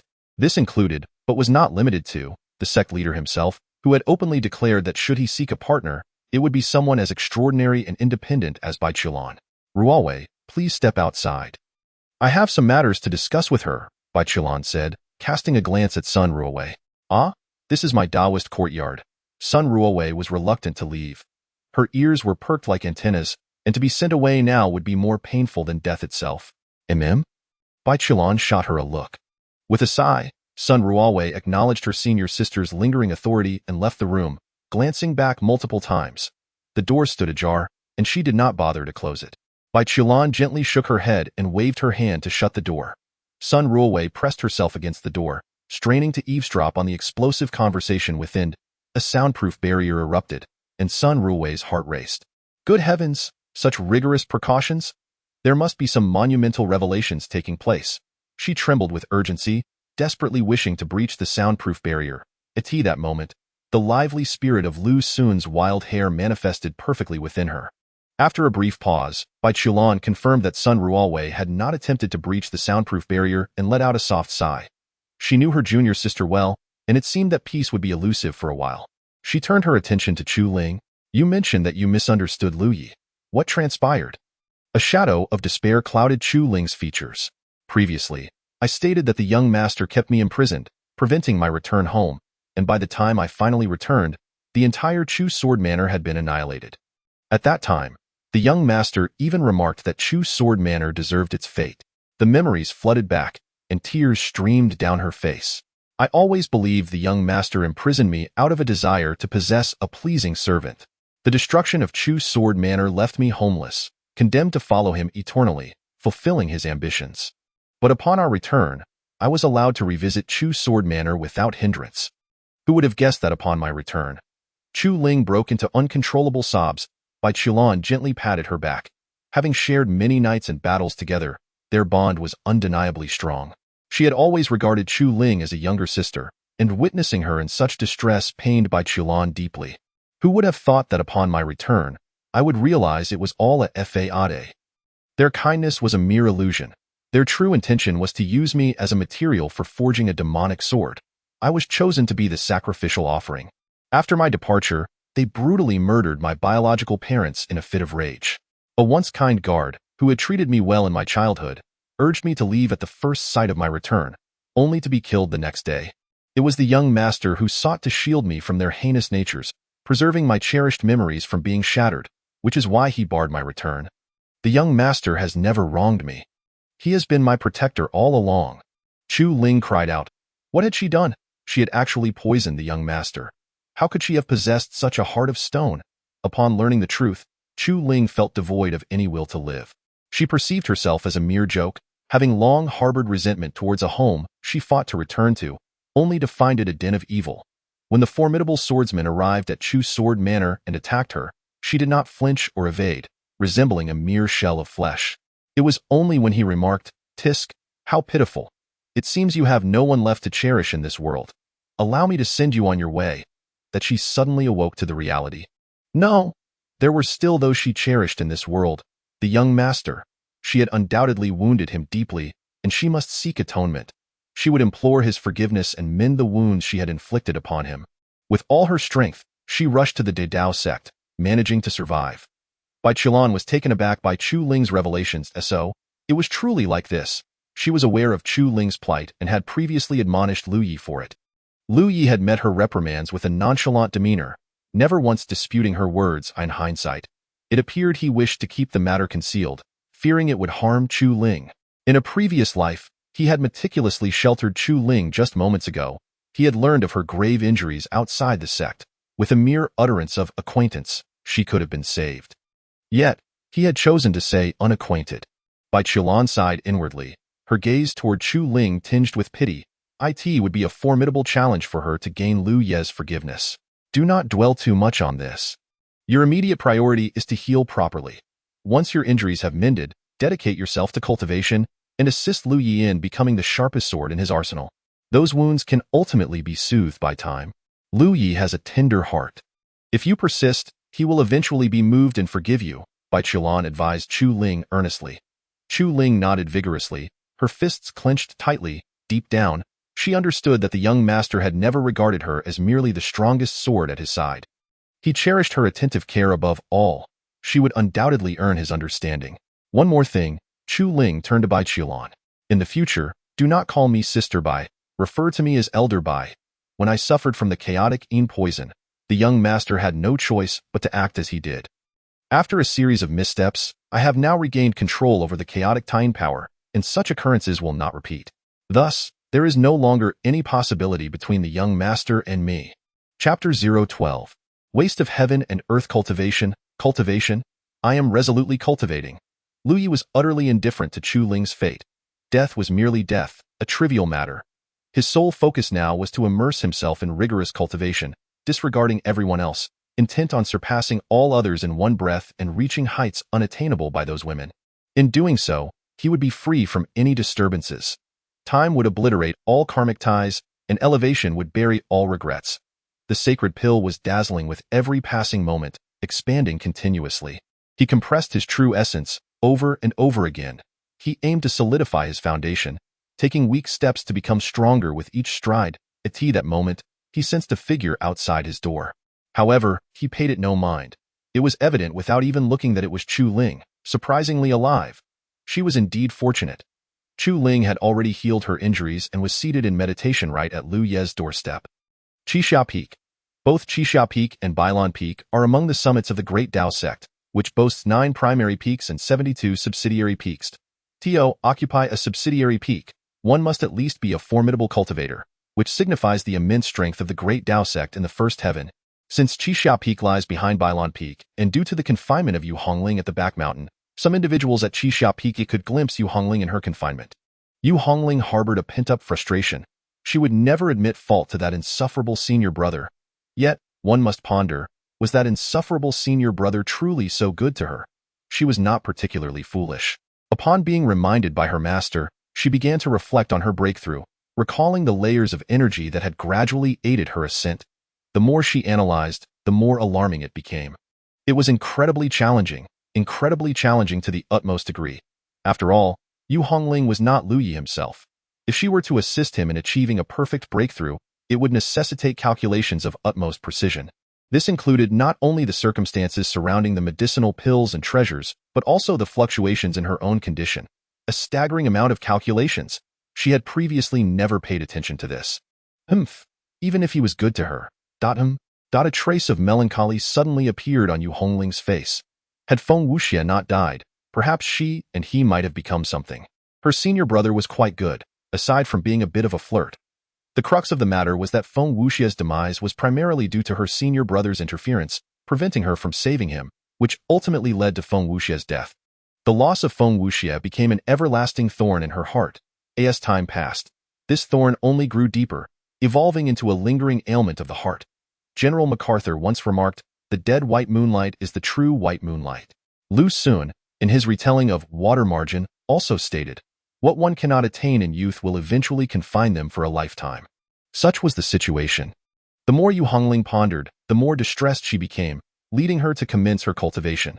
The technique she practiced was known as the ancient reversal scripture, created by the fearless emperor. At that moment, she assumed a stance, executing the fearless fist with grandiosity. Clad in red, her martial art harmonized with the Tao, dancing gracefully amid the verdant mountains. On Qixia Peak, a youthful figure stood tall, his gaze bright and penetrating. Witnessing this scene, an exhilarating rush surged within him. How beautiful! How magnificent! This great Tao sect possessed such an extraordinary woman.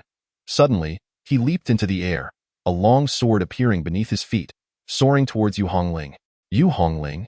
She paused her cultivation, casting a glance at the youth. "I am honored to meet you, junior sister. I am Linghu Wushuang, the newly admitted top disciple of Qixia Peak. I observe the finesse of your fist technique. It is simply exquisite.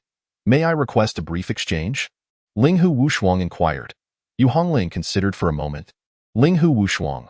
What a distant name. It seemed he had become the holy son of the great Tao sect after her senior brother declined the position. He later cultivated to a formidable level, yet perished during the chaos of the 8th heaven. One could say he was a remarkable figure. However, Yu Hongling had encountered many exceptional individuals. She knew a multitude of emperors. "Little brat, you can't even defeat me, so just forget it." Yu Hongling scoffed. You don't even seem older than me. Then in my presence, you are merely a little brat." Noticing Yu Hongling had no intention of engaging in combat with him, Linghu Wushuang refrained from pressing the issue, for it would be inappropriate to start a fight upon their first meeting. "Why are you here in the back mountain?" "It's the area with the weakest spiritual energy, unsuitable for cultivation," Linghu Wushuang queried. "I was punished by my master," Yu Hongling replied with a hint of boredom. "Huh? What did you do wrong?" In Linghu Wushuang's eyes, it was quite serious for someone so newly admitted to be punished by their master. If the master truly grew angry and refused to impart teachings, one's path of cultivation would become 1,000-fold more arduous than others. I did nothing wrong. It's merely that my master is biased and refuses to discern right from wrong, favoring that insufferable senior brother of mine. Once my confinement is lifted, I will surely tickle her until she admits her error." Yu Hongling exclaimed angrily. "Linghu Wushuang, wait, did you just join and you're already this fierce? You think you can actually tickle the master? No wonder you were punished." Nevertheless, Linghu Wushuang had approached with the intention of getting to know Yu Hongling. Initially captivated by her beauty, after exchanging a few words, he realized she was not only stunning but also exceptionally lively and endearing. "What do you mean your master is biased towards your senior brother?" Since it's rather dull here in the back mountain, why not share your story with me? Linghu Wushuang smiled. Fine, I shall indulge you. Not long ago, I accidentally broke the door of that insufferable senior brother. He actually had the audacity to choke me by the neck, demanding I repair it. When I refused, he threatened to strangle me to death. Literally. Yu Hongling vented. Linghu Wushuang was taken aback. How could someone be so unreasonable? Over a mere door, he resorts to violence against his own junior sister. A flame of indignation ignited within him. This was utterly absurd. This was the Great Tao sect, not some demonic cult. Even demons prohibited self-harm. Exactly. Furthermore, after I repaired the door, I sought him out for something, knocked on his door, and without a word, he punched me right in the eye. I ended up with a panda eye, and the traces are still faintly visible. Linghu Wushuang hastily took the opportunity to examine her. What beautiful eyes! Within them seemed to exist the vastness of the starry sky and the brilliance of the moon. However, one eye still bore traces of a slight purple bruise. Linghu Wushuang was incensed. How could he treat such beautiful eyes this way? An utter waste of beauty. Such behavior was intolerable. And there's more. More? Goodness, how could anyone bully someone like this? They had just joined the sect, and such a stunning girl had to endure such harassment. He claimed to gift me something, which he had already given, yet he demanded it back. When I protested, he even threatened to strike me. This is outrageous. It infuriates me. What is his name? Linghu Wushuang asked, his anger boiling over. Lu Yi. What a Lu Yi, junior sister. Wait here, I shall avenge you. Defeating Lu Yi and forcing him to apologize to you. Linghu Wushuang declared loudly. To his surprise, upon hearing his words, Yu Hongling suddenly fell silent. Junior sister, what is wrong? Yu Hongling, don't you want to fight Lu Yi? Don't be ridiculous. You can't even defeat me, yet you wish to confront Lu Yi? In a previous life, some had questioned Lu Ye's character, some speculated about his temperament, and some even doubted if he was possessed. But one thing remained unquestionable, Lu Ye's strength. He was powerful, truly powerful. Perhaps it's best to reconsider. You wouldn't stand a chance against even a single one of his fingers. Chapter 013. Transformation of Worldview. Knock, knock, knock. The sound of knocking echoed through the air. Lu Yi opened his eyes and couldn't help but exclaim softly, Linghu Wushuang. What brings this fellow here? According to the timeline, he and Linghu Wushuang had yet to cross paths. Their first encounter would occur during the Grand Disciples competition, where he emerged as the champion and Linghu Wushuang as the runner-up. Indeed, since the dark turmoil and Linghu's demise, it had been nearly 4,000 years since they last met. However, such is the nature of cultivation. A powerful practitioner might retreat into seclusion for hundreds or even thousands of years. In his previous life, Lu Yi often pondered how, on Earth, elderly individuals in their 50s or 60s seemed wise from their experiences, while cultivators, who could live for centuries or millennia, must possess wisdom of an entirely different caliber. Yet, in truth, it often proved to be quite the contrary. Many powerful individuals exhibited less wisdom than ordinary people who had struggled through life's trials. The life of a cultivator revolved around relentless training, seeking ancient tombs, uncovering relics, and searching for spiritual treasures in desolate mountains and remote places. Thus, they had little time to engage in schemes or machinations. Strength, after all, was the ultimate truth for practitioners. As Lu Yi opened the door, he beheld Linghu Wushuang. Senior brother, what brings you here? Lu Yi inquired with a smile. Are you Lu Yi? Linghu Wushuang scrutinized him. Observing his attire of azure robes, youthful and handsome visage, and warm smile, he mused that his eyes, though somewhat profound, were not as fearsome as Yu Hongling had described. Indeed, I am Lu Yi. It seems you have some knowledge of me? How could I not know the renowned Linghu? Condensing the heavenly pill in merely 2 months and 11 days is truly admirable. Linghu Wushuang's lips involuntarily curled into a smile. After all, he was still a youth. Incorrect, to be precise, it was 2 months and 11 days. I did not cultivate on the first day of entry. Even more impressive. Not so. Linghu Wushuang suddenly realized, his expression turning serious. I have come to challenge you. Spare me the frivolous banter. Lu Yi was momentarily taken aback. Challenge? It had been an incredibly long time since anyone had dared to challenge him. Very well. Lu Yi welcomed the opportunity to spar with Linghu Wushuang, for he too was a valiant individual. Yet, Linghu Wushuang felt something was amiss. Why was Lu Yi so unusually friendly? No matter, let the battle commence. A long sword appeared in Linghu Wushuang's hand as they moved to the courtyard, maintaining a respectful distance. "What is your realm?" Linghu Wushuang inquired, unable to discern Lu Ye's true level. "Yuan Dan. Feel free to come at me." Lu Yi replied confidently. "Very well, then I shall not hold back." In an instant, the long sword shimmered with white light and struck with remarkable speed. Lu Yi raised his hand to lightly deflect the sword, swiftly closing the distance to deliver a punch. Linghu Wushuang extended his hands to intercept, the sword spinning in response. Before the blade could reach him, Lu Ye's foot connected with Linghu Wushuang's calf, and in one fluid motion, he transformed his punch into a grip, seizing Linghu Wushuang's wrist. With a powerful twist, he sent Linghu Wushuang flying. The latter quickly regained his footing and attempted to retaliate with a sword strike. Only to find his target empty, Lu Yi did not pursue the advantage. Linghu Wushuang narrowed his eyes, realizing that this was merely a friendly exchange, reflecting Lu Ye's honorable character. His calf throbbed with pain. His opponent's speed was astonishing. "Come again." Qixia sword technique. The white light transformed into a crimson glow, descending swiftly. Lu Yi evaded as the sword sliced through the air. Linghu Wushuang, preparing to change his attack, found Lu Ye's hand striking the sword, causing it to tremble violently at the same time. Lu Yi executed a swift sidekick. Linghu Wushuang tilted his body once more, watching in astonishment as a fist loomed larger before his eyes. Yet just as it was about to connect, Lu Yi transformed his fist into a claw, grasping Linghu Wushuang's collar and hurling him away.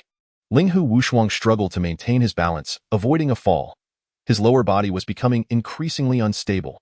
Linghu Wushuang fell into silence, while Lu Yi remained quiet, communicating all that needed to be conveyed through his actions, knowing Linghu Wushuang would understand. "My skills are inferior to yours," Linghu Wushuang admitted with a hint of frustration. Naturally, had he been as strong as Lu Yi, his years of training would have been in vain. "However, my comprehension ability is superior. This sword technique is the second form of the Qixia sword technique. Can you withstand it?" Lu Yi nodded. "Please proceed." Xiaowu Gu Fei. The sword energy transformed into a radiant glow, illuminating the entire courtyard. In an instant, the light contracted, and the sword struck like a shooting star. Lu Yi responded with a powerful punch. Smash! The sword energy shattered beneath his fist. At that moment, the outcome was unmistakable. Linghu Wushuang exclaimed, "Why have I never heard your name before? Someone as strong as you should not be so obscure." Lu Yi chuckled. To cultivate and act is to practice. To cultivate and remain still is also a form of practice. Countless methods of cultivation, myriad paths to enlightenment, all lead to the same destination. Whose profound words are those? Linghu Wushuang was taken aback. "I once read a book that conveyed such sentiments. I found it impressive and memorized it for future use," Lu Yi replied. Linghu Wushuang gave a thumbs up. "I shall remember it too, and seek a chance to impress others. Lu Yi, right? I've committed your name to memory. You are formidable and quite admirable. Indeed, take care on your journey. Farewell." Once Linghu Wushuang departed, Lu Yi resumed his cultivation. He was striving towards the 7th level of Yuan Dan, and barring any unforeseen circumstances, he would likely emerge as the top practitioner of the current cohort of the Didao sect. However, Lu Yi was not particularly concerned with such superficial accolades. As Linghu Wushuang walked along the path, he found himself muttering, "Lu Yi doesn't seem nearly as detestable as Hongling described. In fact, he appears rather intriguing and quite gentle. Could it be that Hongling lied? That doesn't seem plausible.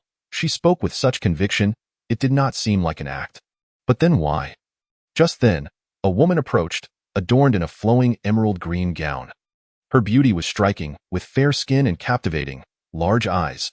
Though not as tall as Yu Hongling, her allure rivaled that of her counterpart. Was there truly an abundance of beauties at Bailan Peak? However, despite her enchanting appearance, the woman's demeanor was I see why. As she passed by, she did not even cast a glance in his direction, as if he were merely a tree by the roadside. What a pity that such a beautiful girl was so blind to his presence. Linghu Wushuang's gaze lingered on the stunning girl until she reached Lu Ye's door. Straightening her dress, she knelt on the ground, lowering her gaze in deference. Kneeling on the ground, good heavens, am I dreaming? Such a beautiful girl. No, not just beautiful. She was a practitioner of Yuan Dan. Yet here she was, kneeling before Lu Ye's door. It is often said that a man's knees are golden, yet a woman's knees can alter the heavens. And now, she knelt before Lu Yi. Linghu Wushuang stared in shock, his expression frozen for several minutes. Just moments ago, he had a favorable impression of Lu Yi, only to be confronted with this shocking scene. If he had such a beautiful partner, he would gladly kneel before her every day. But wait! Linghu Wushuang suddenly realized that this girl was kneeling at the entrance. With Lu Ye's cultivation level, he must be aware of her presence. Yet he did not open the door. He allowed this breathtaking girl to kneel there. And for what? My heavens, my source of the Tao, my ancestral masters, what is happening here? In that instant, Linghu Wushuang's worldview was completely upended. Women, beautiful women, were no longer beyond his reach. Chapter 014. A misfortune. Chu Ling knelt before Lu Ye's door, yearning for his forgiveness. She was acutely aware of his aversion to disturbances. Hence, she refrained from intruding. She understood that Lu Yi had a tender heart and that, sooner or later, he would forgive her. She merely needed to wait. While he was in seclusion, she stood guard at the door.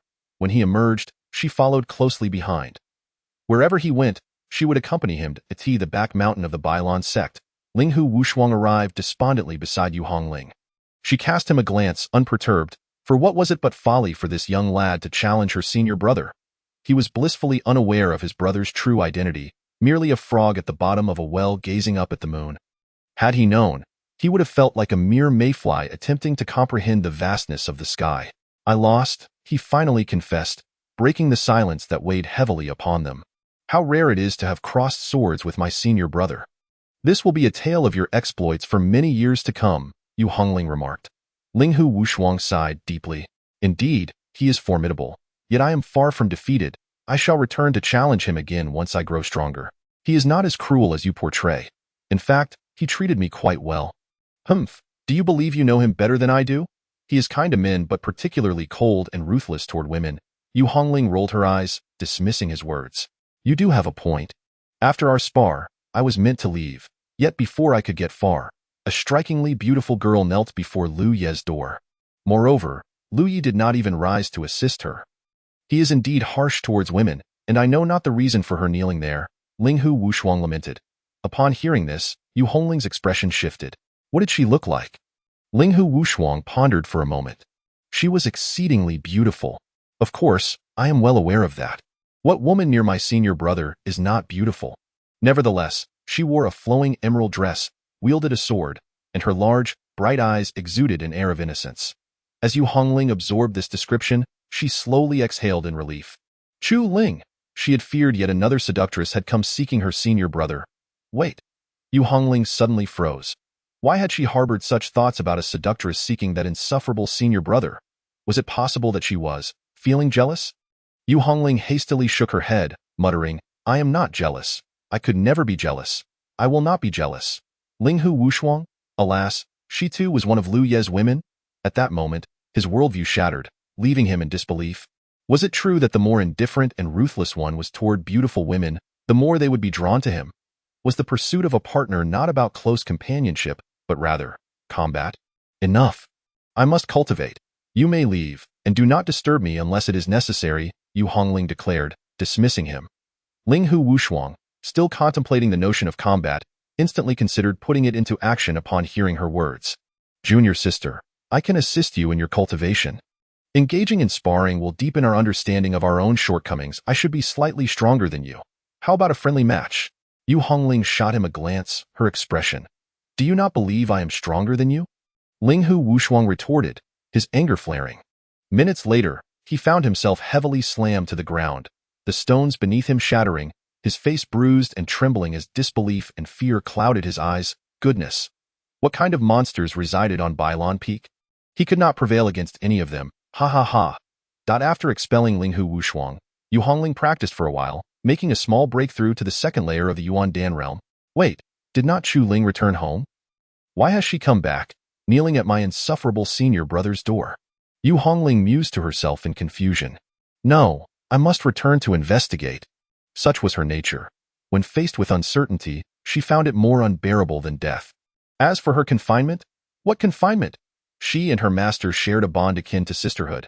Speaking of confinement was utterly foreign to her. Yu Hongling darted to her senior brother's courtyard, and indeed, she spotted Chu Ling kneeling on the bluestone ground, silently practicing her techniques. Chu Ling, why have you returned? Yu Hongling inquired. Chu Ling turned to her, softly calling out, Sister Hongling, Stop kneeling, rise. We female cultivators possess dignity. Why should we kneel before him?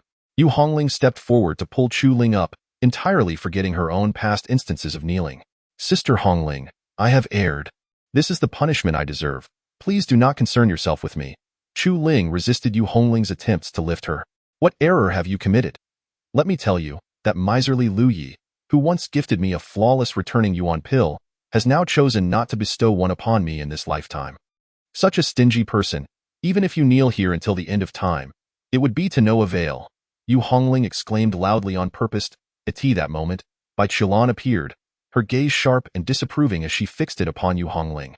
Chu Ling then explained, I was wrong. I failed to recognize the kindness he showed me and even harbored grievances against him. I not only inflicted the yin-yang devouring goo upon him, but also administered the Tianjiang poison. My sins are profound, and all the punishment I endure now is well-deserved. The Tianjiang poison. Bai Qilan's expression froze upon hearing the name. It was a type of toxin governed by rules, one that could indeed affect a celestial being, and such substances were exceedingly rare in the world. Moreover, the 8 of them had all sought to understand such things thoroughly. They were not unfamiliar with the Tianjiang poison. Oh dear, that matter is in the past. Besides, your Tianjiang poison did not take effect since he self-destructed. Strictly speaking, you have not harmed him, so there is no need for you to feel guilty, Yu Hongling consoled. Yet Chu Ling shook her head, tears streaming down her cheeks.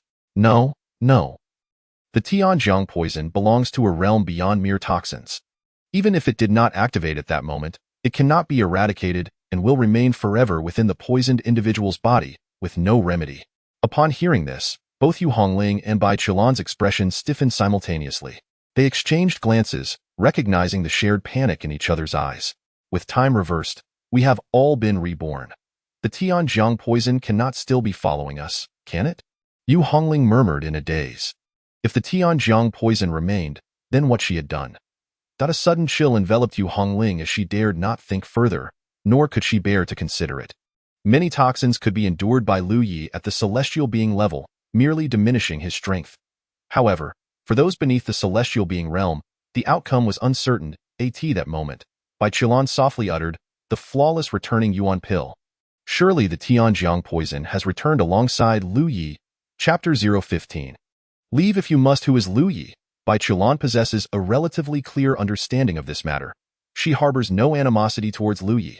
Rather, she has struggled to accept the grotesque nature of their relationship. Initially, she maintained this bond under the pretense of seeking relief from her chaotic poison, enduring humiliation with gritted teeth and furrowed brow. However, once her chaotic poison was resolved, her capacity to tolerate such an immoral, socially unacceptable relationship diminished significantly. Especially as a mentor, being ridden roughshod by her disciple, while feeling utterly powerless. What sort of situation is that? Coupled with the instigation from several others, Bai Qilan found herself in a deep internal conflict, ultimately compelled to take action. Perfect return pill, perfect return pill. These 5 words detonated like a thunderclap in Yu Hongling's mind. The heavenly stagnation poison has frozen half of his power, meaning that when my senior brother suffers from the heavenly stagnation poison, he can only utilize half of his strength to condense the return pill. Is this the reason he chose to consume the perfect return pill himself? Yu Hongling spoke with urgency. Bai Qilan sighed. Most likely, at that moment, Yu Hongling's eyes brimmed with tears.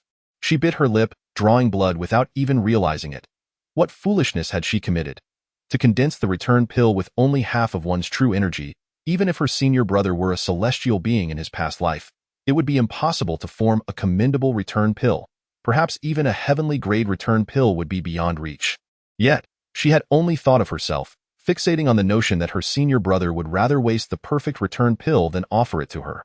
She failed to consider that his refusal was rooted in his own hardships. Senior brother, I am sorry. Yu Hongling shouted an apology into the room. At last, she expressed her regret. However, within the confines of the room, there was no response. Bai Qilan, a formidable practitioner, had never pried into Lu Ye's affairs, but now she felt a sense of urgency. If the heavenly stagnation poison had not dissipated, what of the poison she had unleashed? Lu Yi, are you still in the room? I have something important to convey. No one answered. Bai Qilan gritted her teeth and finally employed her divine sense to probe the room. The result revealed that the chamber was already devoid of life. Where was Lu Yi? He had long since vacated the premises, while Chu Ling knelt outside the door, and the three women were in disarray. To Lu Yi, all women in the world, one and all, were mere stumbling blocks on his path. He sought a tranquil locale to engage in solitary cultivation. This moment, his cultivation was surging toward the 8th layer of the return pill, progressing at an astonishing speed. Yet, mere hard work was insufficient. He still required essential treasures. For instance, within the Great Tao sect, there was an ancient key, shrouded in mystery, whose purpose was unknown to outsiders. Yet, Lu Yi understood that this ancient key was a crucial token for unlocking the God Burial Ridge, where the remains of a fallen ancient deity lay interred. While the treasures of the ancient deity were not particularly valuable, the body had given rise to a divine blood flower, a rare and vital treasure for him to forge his first life. The divine blood flower, along with the wood spirit pearl and the profound soul fruit, each of these 3 treasures was indispensable. For those at the harmonization or refinement void realms, these treasures might not hold great worth, yet for someone at the return pill realm, their value was beyond compare. Thus, he needed to participate in the sect's disciple competition, just as in his previous life, to earn the qualification to enter the Great Tao Treasury, and of course, this time, the competition would undoubtedly be significantly easier than before. Days slipped by, and September arrived. The mountains turned cold early, with maple trees blazing like flames across the hills. Lu Yi's cultivation reached the 9th layer of the return pill. If he wished to break through, he could do so at this moment, transcending from pill to infant. However, as the Yuan infant represented his first life, he needed to proceed with caution. Since he could not break through yet, Lu Yi contemplated further training, aspiring to reach the 13th layer of the return pill. Though if he failed, it would matter little. Boom! Boom boom boom. The resounding chime of a colossal bell echoed, filling the air with ethereal light. A commanding voice proclaimed, "All peak masters, bring the 92nd generation disciples to the Great Tao Plaza for assembly." In an instant, beams of sword light shot forth from the 72 peaks, soaring through the sky as they converged upon the main peak in a breathtaking display. Lu Yi sought no one, allowing a plain-looking magic sword to rest at his feet as he soared towards the main peak. The crowd gathered at each peak Lu Yi noticed by Lan Peak, but had no intention of approaching. Intriguingly, Chu Ling had also arrived. He made no move toward her, yet several from Bai Lan Peak approached him. "Senior brother, I am sorry." "Young master, I am sorry." "Husband." Bai Chulan opened her mouth, nearly echoing the apologies of the others, only to stop herself in a cold sweat. Should she utter, "Husband, I am sorry," in broad daylight, she could not fathom the uproar it would provoke. Chu Ling and Yu Hongling were both stunningly beautiful women, and with Bai Chulan among them, every gesture commanded attention. Witnessing 2 enchanting women simultaneously apologize left the crowd bewildered. What was happening? Lu Yi was indifferent to their apologies. If apologies held any value, then what need was there for swords? He stepped away, and the 3 followed suit, mirroring his movements. Enough? The 3 women halted in unison. Unfazed, Lu Yi continued to walk away. Countless gazes turned towards them, and upon hearing his rebuke, many widened their eyes in disbelief. What had they just heard? Faced with the trio's persistent following and apologies, Lu Yi had the audacity to say, "Enough?" Had they offended his entire family? Chu Ling maintained her composure, smiling serenely, completely unbothered by Lu Yi's scorn, and continued to follow. Yu Hongling's expression fluctuated between blue and red. Being reprimanded in public was mortifying for her. "Leave if you must." Yu Hongling huffed, turning away in irritation. Bai Chulan felt utterly exhausted. She followed after Yu Hongling. Lu Yi had initially thought that his rebuke would send the 3 women away, but unexpectedly, Chu Ling remained behind. However, he chose to disregard her presence. The vice principal of the Great Tao sect began to speak. "The Great Tao is majestic, humanity resplendent. The heavens have their seasons, and humanity has its principles. Ghosts and demons are confounding and aberrations. Yet, to the ears of the crowd, these words resembled the introduction to the 90th edition of the sect's disciple competition. In this season of Crimson Maple Leaves, we welcome the commencement of the competition." He read the rules and announced the rewards. The vice principal then declared the official start of the sect's disciple competition. Everyone was required to participate, and retreating without having fought was not permitted. Every individual was to give their utmost effort. The competition followed a 2-1 elimination format. Lu Yi understood the proceedings clearly. It bore no difference from his previous life, and thus, he prepared himself for the event ahead. Chapter 016. Like art, the competition begins. The disciples of this generation have been in the sect for half a year, and most have reached the Yuan Dan realm. After all, The Grand Dao sect is one of the foremost sects in the first heavens, attracting only the most exceptional talents. Achieving full mastery of Qi gathering in 3 months denotes a prodigy, while 6 months suggests a typical genius. The vast majority of Grand Dao sect disciples attain full mastery of Qi gathering within 3 to 5 months before commencing their breakthroughs. On the arena, the disciples' moves have become quite refined, as they are all at the Yuan Dan level, making them formidable figures among the wandering cultivators of the mundane world. In truth, disciples from major sects may initially struggle against those who have endured the hardships of independent cultivation, but as time progresses, the disciples of the major sects grow increasingly powerful. For large sects, the Yuan Dan realm is merely a starting point, yet for many wandering cultivators, it may well be the pinnacle of their cultivation journey. Some disciples displayed remarkable prowess, eliciting gasps of amazement from the crowd. Before long, Yu Hongling took the stage. Why now? Yu Hongling has gained some renown within the Grand Dao sect, having achieved full mastery of Qi gathering in just 17 days, thereby shattering the sect's previous record. She nearly broke the Qi gathering record for the entire first heavens as well, and with her stunning beauty and impossibly long legs, she left an indelible impression on everyone present. As soon as Yu Hongling stepped onto the platform, the audience erupted in cheers and admiration. However, there were also curious glances directed toward Lu Yi, for he had once made Yu Hongling leave in disgrace. Fueled by anger, Yu Hongling, now at the 5th level of Yuan Dan and rapidly progressing, faced an opponent who had only just ascended to Yuan Dan with a single step. She moved so swiftly that her opponent had no chance to react. All they perceived was a flash of crimson as she soared off the stage. It was astonishingly fast. Many elders observing the match nodded in approval, realizing they had underestimated her potential, initially believing her talents were merely mediocre. Moments later, the name Chu Ling truly appeared. She had indeed joined the Grand Dao sect. "Young master, I shall take my leave." Chu Ling spoke softly. Lu Yi remained oblivious, his gaze fixed ahead. A flicker of bitterness crossed Chu Ling's eyes, her heart aching with an intensity she could not suppress. Lu Yi's current demeanor made her nostalgic for the way he once treated her, and she lamented her own foolishness. This scene did not escape the notice of the onlookers. Many male disciples clenched their teeth in frustration. What was he trying to portray? And what was the story behind this enchanting girl? How could such a beautiful maiden be reduced to a lovesick fool? Chu Ling ascended to the arena, her opponent also a female disciple. Just as she prepared to strike, her opponent spoke up. "Junior sister, what are you doing? He has already humiliated you. Why do you still cling to him? As cultivators, although we are women, we are not in any way inferior to men. I see you possess considerable strength and a striking appearance, not to mention being a sword practitioner. Such behavior is a disgrace to female cultivators and to sword practitioners alike. If you are oppressed or threatened by him, do not hesitate to tell me. I shall ensure you receive justice." Listening to her words, Chu Ling gently shook her head. "Everything is my own choice. The young master holds a significance far beyond the sword path for me. I appreciate your kind intentions, senior sister." The senior sister's eyes widened in disbelief. "Do you even realize the nonsense you are spouting? You, a sword practitioner, claim the sword path is not the ultimate existence?" Every word from Chu Ling comes from the heart.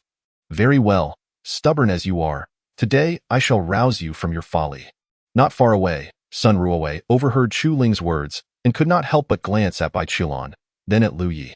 Lu Yi's countenance was handsome and refined, akin to a gentle breeze in the mountains or the bright moon in the sky. Yet, such looks were common. Within the Grand Dao sect alone, there were countless who surpassed him in appearance. What could possibly make Chu Ling so devoted to him?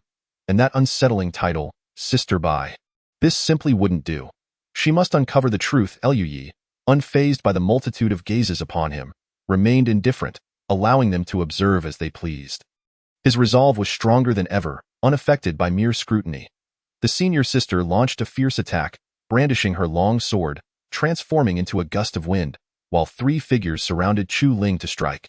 Chu Ling moved, like ethereal light. She danced like a lightning bolt. Sparks flew as the swords clashed.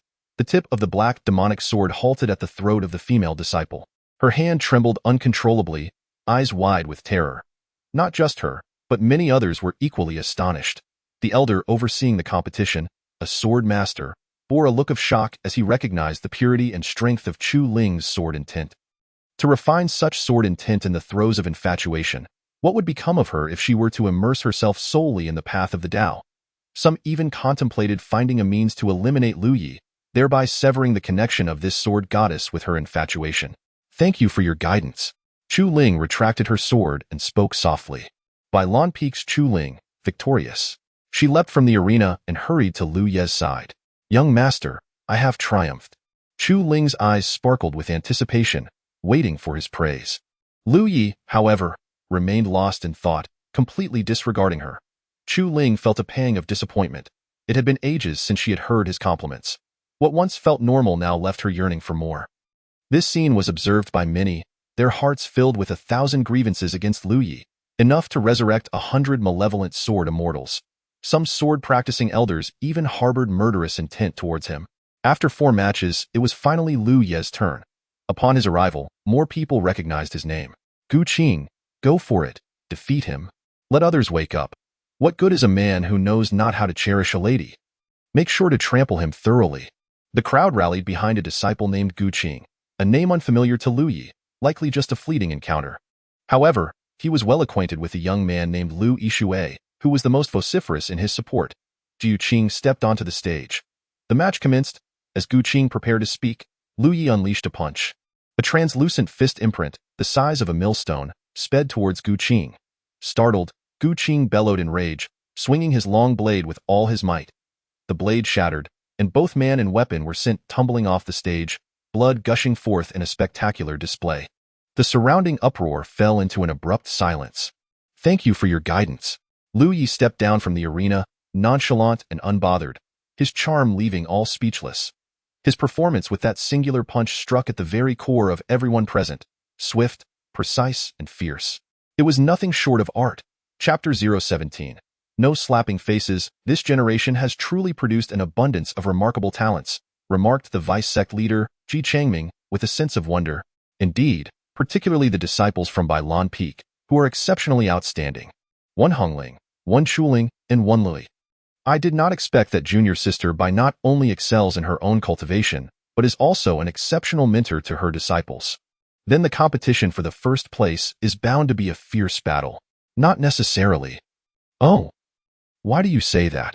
While their strength is undeniable, their emotional entanglements seem rather excessive. Just look at Chuling. Her heart and eyes are entirely fixated on Lui. Were it not for Lui keeping her at arm's length, I would not be surprised if Chuling had already found herself in his embrace.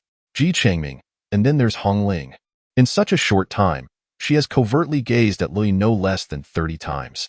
Ji Changming, let us not forget junior sister Bai. Though junior sister Bai has not directly looked at Lui, her mind appears to gravitate toward him, only to be forcibly redirected each time. This leaves me somewhat perplexed.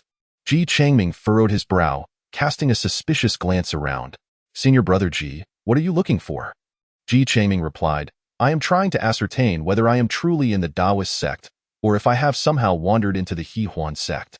It must be said, it was indeed rather peculiar, very peculiar. After a round of combat concluded, half of the participants were eliminated. Without pause, the second round commenced.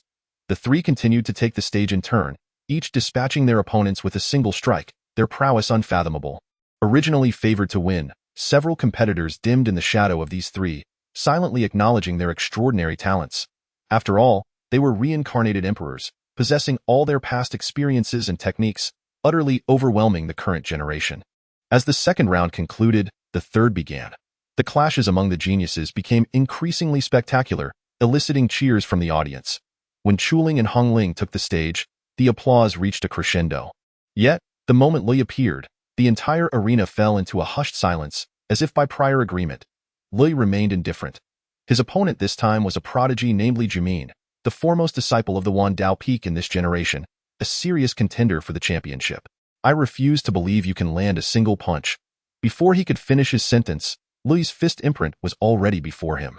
Li Jimin swiftly formed hand seals, conjuring a yellowish shield adorned with intricate runes.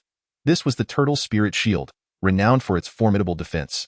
Yet, as the fist imprint made contact with the Turtle Spirit Shield, numerous cracks appeared, and with a sharp crack, the shield shattered effortlessly, sending Li Jimin tumbling off the stage.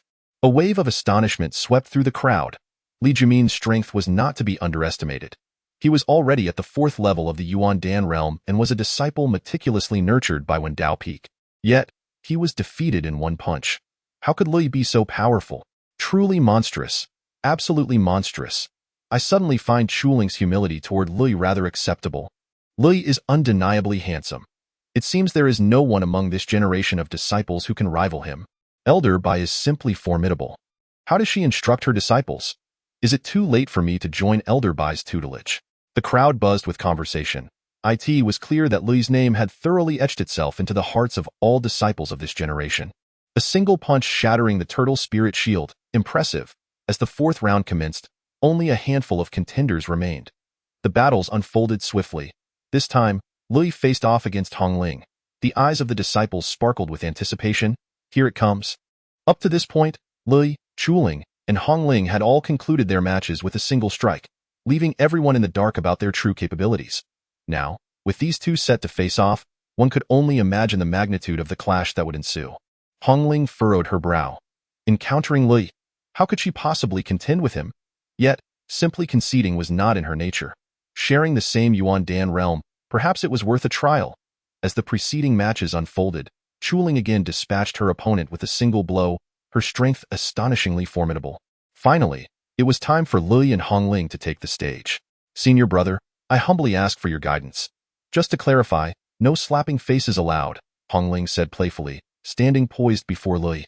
Dressed in a striking red battle skirt, her figure was exquisite, her legs luminous and flawless, a paragon of beauty. Lui chuckled, throwing a punch toward Hongling's face from a distance. Did you not mention no slapping faces? Hongling, flustered, did not halt her movements. The ancient scriptures of the reversal Tao surged within her, her true essence transforming into a torrent. With equal determination, she unleashed a punch. At that moment, Hongling was fearless. The indomitable spirit of the emperor propelled her forward with a tenacity that met Lui's fist imprint head-on. Boom! A tremendous roar resonated. Hongling's fist imprint was obliterated, the overwhelming force crashing upon her like a tidal wave, striking her squarely in the face. Bang! Hongling was sent flying, her beautiful visage blooming a vivid red akin to a peach blossom. Alas, the blood flowed. Hongling's nose throbbed, tears streaming down her cheeks. You insufferable senior brother. I have no intention of settling this with you. Lui disregarded her, dismissing her as beneath his notice. Witnessing Hongling's dismal state, many gasped in shock. Goodness, it appears that Lui genuinely harbors no interest in these two women. Have we misjudged him? One might say so. If he had even a shred of compassion, he would not have reduced Hongling to such a state. Perhaps it is precisely because he feels no affection for them that he resorts to such harshness. If that is the case, does that make Li somewhat tragic? Consider it. If you had no interest in women, only in the Tao, yet two women persistently sought your attention, attempting to become your companions, how would you feel? Who are these two women? Let's say they are Hongling and Chuling. I would be quite pleased. What do you mean you would be pleased? I meant under the premise that you only cherished the Tao and had no interest in women. Oh, then I would also be quite pleased. Get lost, get lost. In my opinion, a young man must take good care of himself when out in the world. Lui had not anticipated that with a single punch, he would so dramatically alter his reputation. Thus, the eternal idol of Sigma Men, Hongling returned to Bai Qilan's side, gritting her teeth. Sun Ruowei observed this scene, her eyes darting with intrigue. Does Hongling also harbor feelings for Lui? Bai Qilan, oh Bai Qilan, what secrets lie within Bai Lan Peak? At present, it appeared that Hongling was the most naive. It seemed prudent to take advantage of this situation. I must find an opportunity to probe Hongling's thoughts. Chapter 018. Naturally willing to continue the competition. The Grand Tao sect truly exemplifies efficiency. A disciple competition is set to conclude within a single day. This is the hallmark of a major sect. In contrast, other sects often see such competitions extend over 3 to 5 days, and it is not uncommon for them to last 10 days or even a fortnight. Perhaps this is simply the style of the Grand Tao sect. Instead of wasting time watching these young novices spar, one might as well dedicate that time to personal cultivation. It is noteworthy that even the sect leader refrained from attending such an event. Ji Changming speculated that the appointment of a vice sect leader was likely due to the sect leader's desire not to squander too much time on sect affairs. In the 5th round, Lu Yi faced off against Linghu Wushuang. Having previously been bested by Lu Yi, Linghu Wushuang was acutely aware of his prowess. I have rectified my shortcomings, yet it appears I am still no match for you, he remarked. This marked the first time Lu Yi spoke on the stage. To know shame and strive forward, to continually refine oneself, is the true path of cultivation. Linghu Wushuang fell silent for a moment. Thank you. You are welcome. But why do you always treat your junior sister so harshly? Linghu Wushuang inquired, perplexed. Lu Yi merely smiled and did not respond. His fingers poised, a surge of sword intent coalesced between his two fingers. With a single point, he unleashed ITI in an instant. Linghu Wushuang's mind was flooded with alarm as he beheld the oncoming sword light, which seemed to unveil the profound mysteries of the sword path. Flying Cloud View Immortal. Clang. The sword lights clashed. Countless blood marks erupted on Linghu Wushuang's body. He retreated step by step until he reached the edge of the platform, barely managing to halt his retreat. Lu Yi refrained from striking a second time. The sword intent unleashed with that single point lingered vividly in Linghu Wushuang's mind, prompting deep contemplation. I concede. After conceding, Linghu Wushuang bowed deeply, then leapt off the stage and sat cross-legged, eyes closed in comprehension. Lu Yi turned to leave. The elders stared in disbelief, their eyes wide. This sword intent? Astonishingly beautiful, unimaginable. Previously, Lu Yi had demonstrated his strength through sheer force, resolving battles with singular punches, embodying the principle of overwhelming power. Yet this dual-fingered sword technique revealed the terrifying depth of his swordsmanship. A disciple of Bai Qilan? I shall seek her out. She is not exclusively a sword cultivator, and such a prodigious talent in swordsmanship must be entrusted to my guidance. Nonsense. You cannot even defeat me. It should be my privilege to mentor him. That sword aura was simply extraordinary. I feel unworthy to teach him. No, I must consult my master. He will undoubtedly be overjoyed. The gathering of sword elders became a flurry of activity. Some sought out Bai Qilan, while others approached their own masters.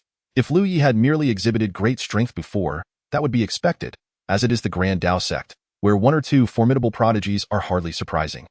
However, the swordsmanship he just displayed transcended mere strength. It was a rare seed of sword mastery, having only practiced for half a year to reach such heights, quite simply, beyond description. Bai Qilan was quickly encircled. Sister Bai, did you see? Lu Ye's greatest strength lies in his swordsmanship. You are not particularly adept in this area. Why not allow him to become my disciple? If so, I, from the solitary sword peak, am willing to offer all resources for the next 3 years to Bai Lan Peak. I shall extend it to 5 years. Sister Bai, you know how difficult it is for me to find a successor for my hidden sword cannon. Now that I have found a promising seedling, if I do not secure him for the hidden sword peak, our lineage may face extinction. Sister Bai, I am willing to offer 20 years' worth of resources. Bai Qilan surveyed the eager figures before her, feeling somewhat helpless. What could they possibly teach? Lu Ye's mastery of swordsmanship was terrifying, but his prowess in all paths of cultivation was equally formidable. They could not merely be his mentors. He could easily surpass even their masters. Brothers, I regret to inform you that Lu Yi is a disciple of Bai Lan Peak and cannot be transferred to your tutelage. Bai Qilan firmly rejected their advances. Oh dear, sister, Lu Yi is with Bai Lan Peak, a sect focused on magical arts. It is a waste of his potential. Moreover, you already have Chu Ling. Let Lu Yi join us. No, Lu Yi is absolutely not available to you. There is no room for negotiation. Bai Qilan resolutely dismissed their claims. Observing this scene, Lu Yi raised an eyebrow. This was unexpected. Bai Qilan should be treating him like a hot potato, eager to pass him off to avoid any potential grievances. Sister Bai, I shall take Lu Yi. A powerful presence descended suddenly, and with his arrival, all the swords in the vicinity began to hum, as if welcoming the master of the sword path. The elder, clad in a black robe and bearing an ancient sword, spoke with great authority. Greetings, Master Zhang Jian. Greetings, Uncle Zhang Jian. Greetings, Grand Elder Zhang Jian. The crowd bowed in respect to the revered sword master. An elder of the harmonious Dao realm had arrived to claim a disciple. The crowd was astounded. They could not have anticipated that a disciple competition would draw the attention of a harmonious Dao elder. Should Lu Yi enter the service of the harmonious Dao, he would undoubtedly ascend a rank, becoming a junior to the sect leader and the heads of various peaks. Master Zhang Jian, I believe Lu Yi is more suited to my sword path. A light laugh resonated from the void. Another elder of the harmonious Dao emerged. Brother Tao, I feel Lu Yi aligns better with my sword path, chimed in yet another elder of the harmonious Dao. The 3 elders of the harmonious Dao clamored to claim Lu Yi. Bai Qiulan's expression darkened slightly. For reasons unknown, she felt an overwhelming reluctance to allow Lu Yi to become a disciple of another. Perhaps a hint of panic lurked within her that she was unwilling to acknowledge. If Lu Yi were to truly join another's tutelage, would that not sever their ties forever? No, absolutely not. Bai Qiulan's gaze sharpened. Esteemed elders, according to sect rules, you are permitted to select disciples only when they first enter the sect. Any later claims are not in accordance with the elderess way. Bai Qiulan stated resolutely. You are not sword cultivators. How could you possibly teach a formidable sword cultivator? That does not justify your claims to him. A flurry of sword cultivators fervently attempted to persuade Bai Qiulan, but she remained unmoved. Regardless, I shall not relent. Lu Yi is my disciple, and as long as he is willing, I will promptly report to the sect leader for a final decision. Indeed, Sister Bai is obstinate. Let us approach the sect leader. Lu Yi, I now ask you, do you wish to depart from Bailan Peak and join another sword cultivator's tutelage? The master of Zhanjian inquired. Instantly, all eyes turned to Lu Yi.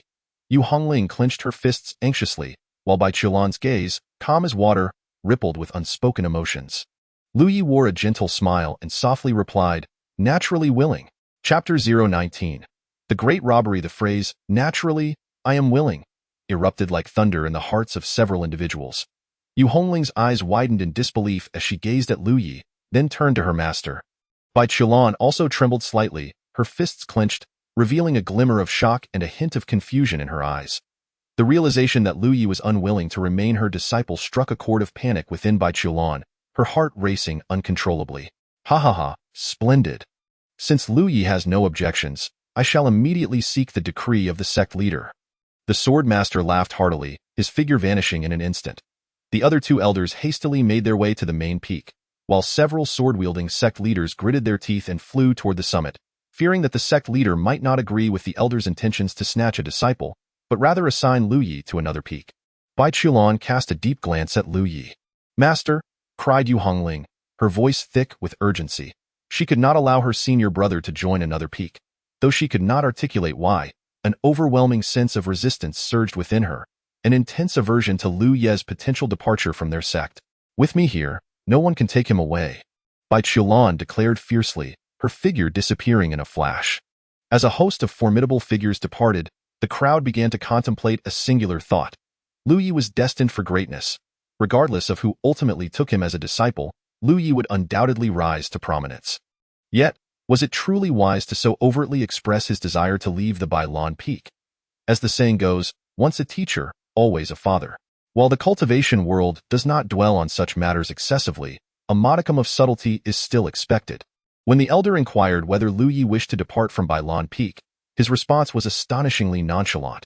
Such a person, even if he joined another peak, would surely evoke trepidation among them. At this moment, he chose to abandon the weak, showing no hesitation. Should he encounter someone even stronger, he would undoubtedly do the same. Merely uttering the words, "I shall follow the arrangements of the elders," would not have been tantamount to severing ties. This individual possesses remarkable talent, yet his emotional intelligence appears alarmingly low. Whether he can achieve greatness remains contingent upon the tolerance of his future master. The competition continued. After Lu Ye's victory over Linghu Wushuang, he secured a position among the top two contenders. Meanwhile, another battle unfolded between Chu Ling and the esteemed senior sister of the Grand Dao sect, Xiao Huayang. Xiao Huayang, a paragon of the Grand Dao sect, was known for her gentle demeanor and breathtaking beauty. The crowd's attention shifted. Rather than the trivialities surrounding Lu Yi, they were far more intrigued by the clash between these two stunning talents, hardly daring to imagine the beauty of their confrontation. As Chu Ling and Xiao Huayang took to the arena, both radiated unparalleled elegance, their auras distinctly contrasting. One exuded a gentle calm, while the other was sharp and decisive. The battle commenced. On another front, a cacophony of voices surged toward the Grand Dao Hall. A middle-aged man with a beard appeared to have been waiting there for quite some time. Sun Ruowei followed closely, her eyes gleaming with curiosity. Let me see what this is all about. Master, there is a disciple named Lu Yi, whose talent in swordsmanship is extraordinary and truly befitting my legacy. My lineage is on the brink of extinction. Surely, you cannot allow an old man who has devoted his life to the sect to take his unique skills to the grave. The sword master commenced with fervor. Uncle Sword, how can you speak so? The sect leader, Lu Chongfeng, responded with a mix of amusement and exasperation. Am I not speaking the truth? Sect leader, if Bai Shizi were a swordsman, I would not raise a fuss, but he is a practitioner of techniques. Though I have not witnessed the sword he executed with his 2 fingers, my disciple demonstrated it to me, and such a stroke is unparalleled among the great talents of the vast wilderness. No, he must join my ranks.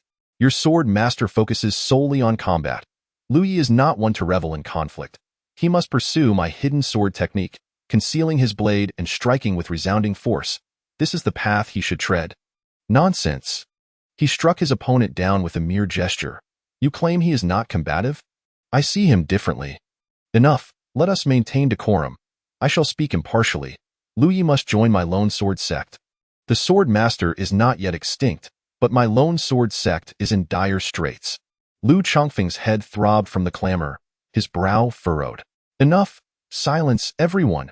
He bellowed. The hall fell silent. Lu Chongfeng turned his gaze to Bai Qiulan, momentarily lost in thought. It was undeniable that he harbored feelings for her, but she did not reciprocate. Unbeknownst to him, it had been over a year since he last beheld Bai Shimi, and she seemed even more enchanting now. Had she truly become more beautiful? Lu Chongfeng found himself momentarily dazed as he compared the Bai Qiulan of his memories, a figure as frigid as ice, proud as a snow plum, to her current self, who, while still aloof, now exuded a hint of warmth, as if the icy lotus had stepped into the bustling mortal realm. He questioned whether it was merely his imagination, but he felt a certain allure emanating from Bai Qiulan. Oh, it must be an illusion. How could Bai Shimi possess any semblance of allure? His tone softened as he gently addressed her. Shimi. The 3 elders and a host of sect leaders felt a jolt in their hearts. Heavens above, the sect leader had grown so tender. This could spell disaster. Sun Ruowei could hardly contain her amusement, thinking, oh dear, seeking the sect leader? You've underestimated the situation by a mile. The sect leader is but a devoted admirer of Bai Shiji. Whatever she says, he would nod in acquiescence, even to the point of breaking his neck. Bai Qiulan pays her respects to the sect leader. Bai Qiulan's voice remained calm. Lu Chongfeng smiled. I have told you before, you may call me brother. There is no need for such formalities. One must not violate the sect's regulations, nor disregard the principles of propriety. Bai Qiulan displayed no sentiment toward Lu Chongfeng. Very well, addressing me as sect leader is acceptable. Now, Bai Shimi, what is your perspective on this matter?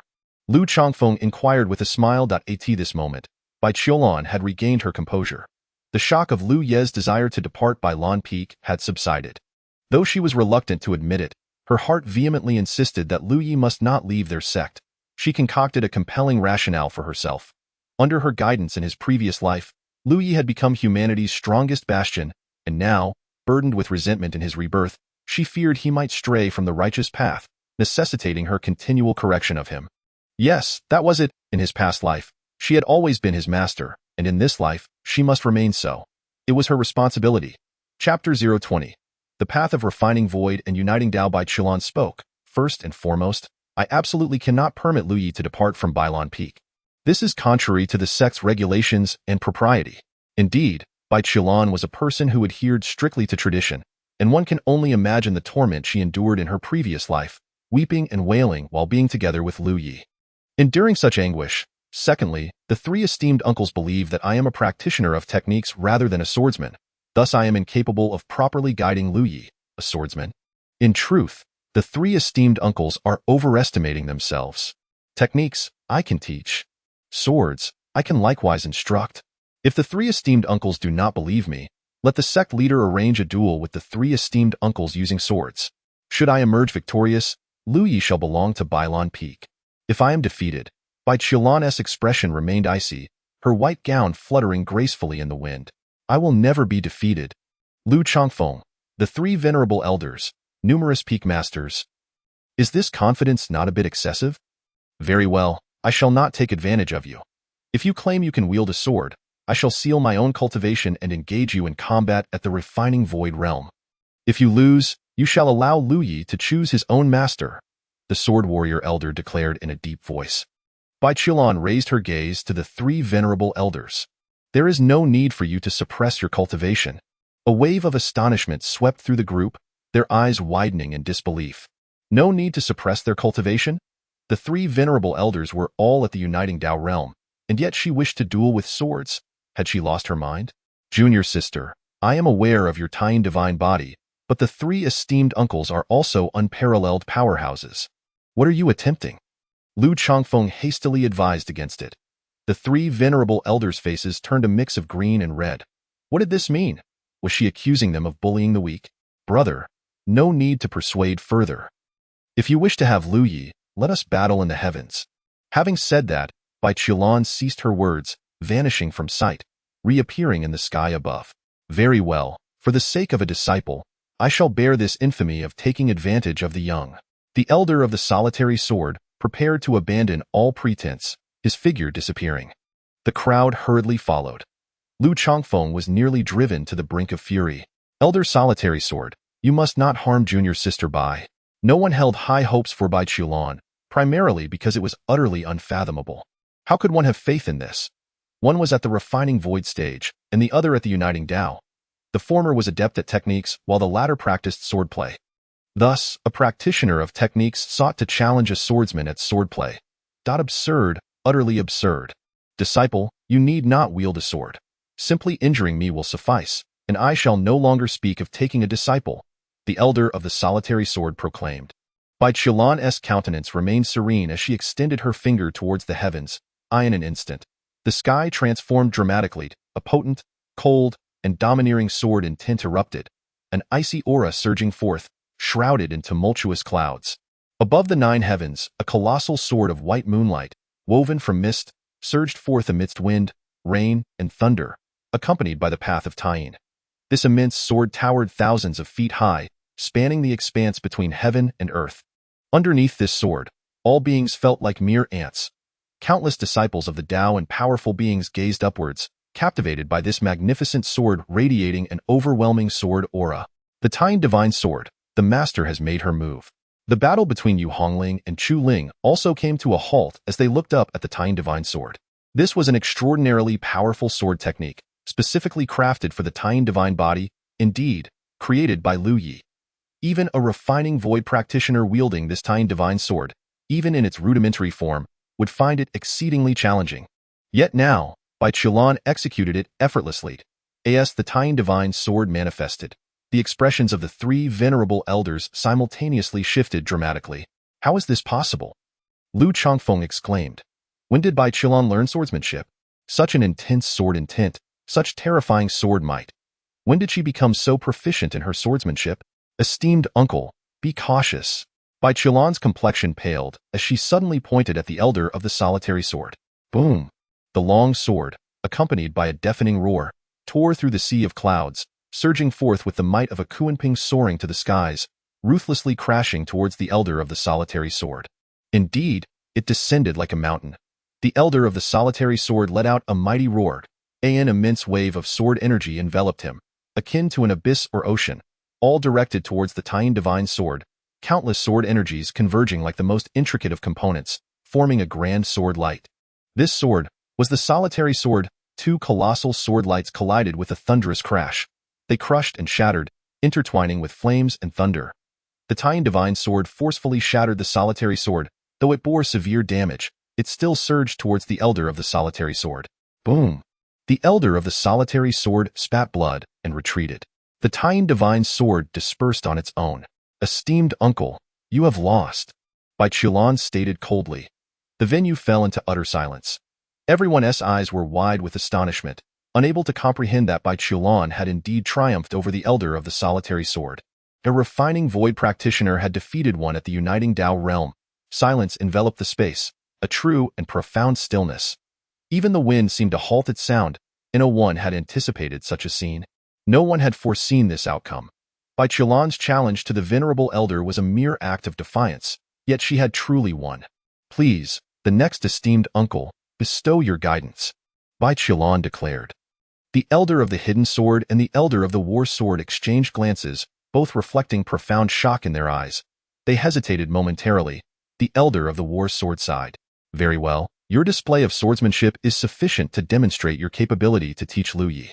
We initially wished to prevent a gem from being tarnished. Since you can teach, we naturally shall not obstruct your beauty. Very well indeed. Indeed, I share the same sentiment. Thank you, esteemed uncles. The dispute over Lu Yi thus concluded. The formidable strength displayed by Bai Qilan left everyone in awe, particularly her contemporaries among the peak masters. They had initially thought everyone was merely at the refining void stage, yet in the blink of an eye, she had triumphed over one at the uniting Dao realm? Was this not utterly absurd? Junior Sister Bai, your swordsmanship does not belong to the Dao sect, does it? Lu Chongfeng inquired with curiosity. In response to the sect leader, it is not a sword technique of the Dao sect. It was something I obtained by chance. I see your talent in swordsmanship is indeed extraordinary.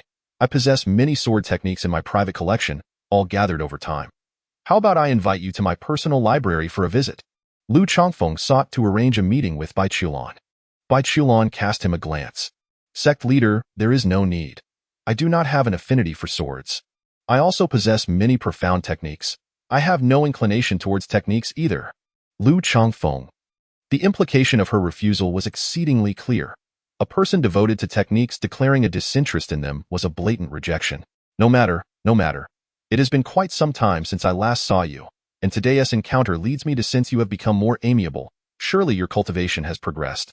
Upon hearing Lu Chongfeng's words, Bai Qilan clasped her hands in respect. Since there is nothing more to be discussed, I shall take my leave. Lu Chongfeng. Chapter 021.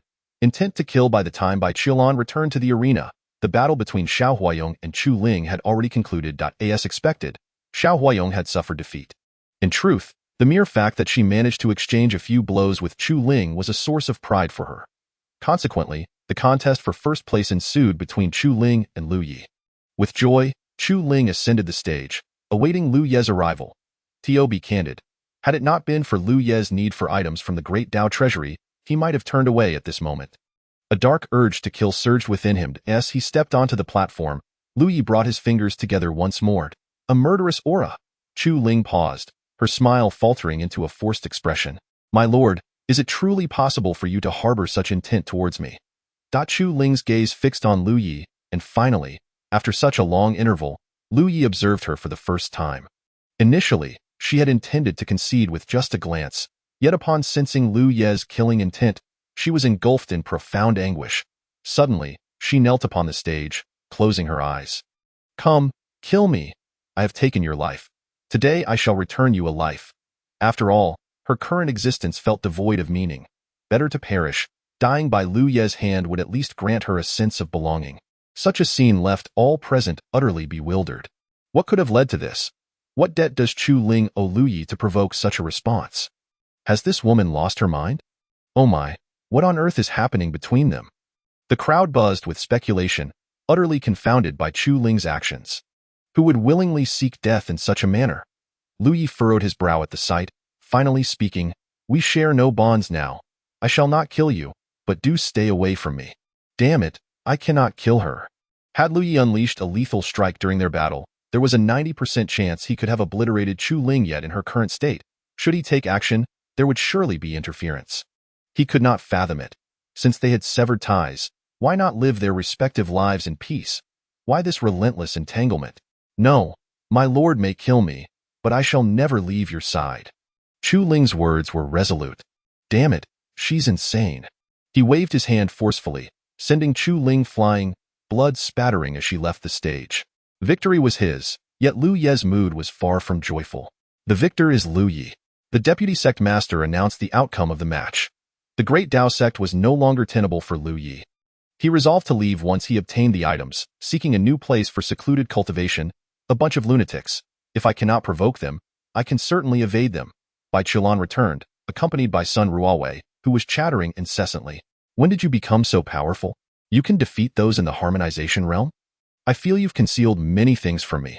Are we still good sisters? Quick, confess. After what the sect master said, I too noticed that you are not the same as before. You have gained, a certain. Sun Ruowei scrutinized Bai Qilan closely. You possess a hint of allure. What have you been up to behind my back? Sun Ruowei's eyes widened in surprise. Allure. Bai Qilan's features remained as elegant and ethereal as ever, seemingly untouched by the mundane world. Yet now, a trace of seduction had crept into her demeanor, as if she had transformed from a celestial being into an ordinary woman. Bai Qilan raised an eyebrow, poised to respond, when suddenly an icy chill enveloped her entire being. Her hand clenched into a fist. True essence surged, and threads of frigid air emanated from her form. She furrowed her brows tightly. Sun Rualwei, standing beside her, sensed a change in her expression. What is wrong? The mere wisps of cold air made Sun Rualwei, positioned closest to her, feel as though her nascent soul was freezing. How could such a phenomenon occur with Bai Chulan? It's nothing. Bai Chulan suppressed the chill, yet her heart was fraught with unease. At this moment, before her nascent soul, a droplet of gray-blue liquid coalesced, exuding an extreme coldness that caused her nascent soul to frown involuntarily. I have matters to attend to. I must take my leave. Bai Chulan dared not linger. The chaotic Yin poison had manifested prematurely. It was supposed to appear only at the harmonization realm. Nevertheless, it should not pose a significant problem. She had already discovered a method to deal with the chaotic Yin poison. Upon returning, she merely needed to channel the great Yin transformation scripture to disperse it. Bai Chulan hurriedly departed. Hey, wait for me. Lu Yi had received his reward and, having accurately detected the chill emanating from Bai Chulan, bore a smile upon his face. The emergence of the chaotic Yin poison at this juncture was indeed fortuitous. Bai Chulan's rebirth had undoubtedly propelled her cultivation to new heights. Defeating those in the harmonization realm indicated she was but a step away from it herself. Dear Master, the chaotic Yin poison.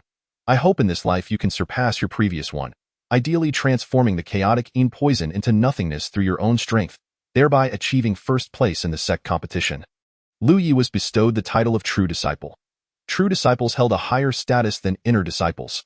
Currently, he was the first to attain this title, and even if others followed in becoming true disciples, they would still respectfully address him as senior brother. Yet Lu Yi was indifferent to such accolades. He promptly made his way to the Great Dao Treasure Pavilion, presenting his token. You may select 3 treasures of level 7 or below. For the treasures you desire, simply affix your identity token to the restrictions, the elder guarding the pavilion remarked with a smile. Understood. Familiar with the Great Dao Treasure Pavilion, Lu Yi knew it well.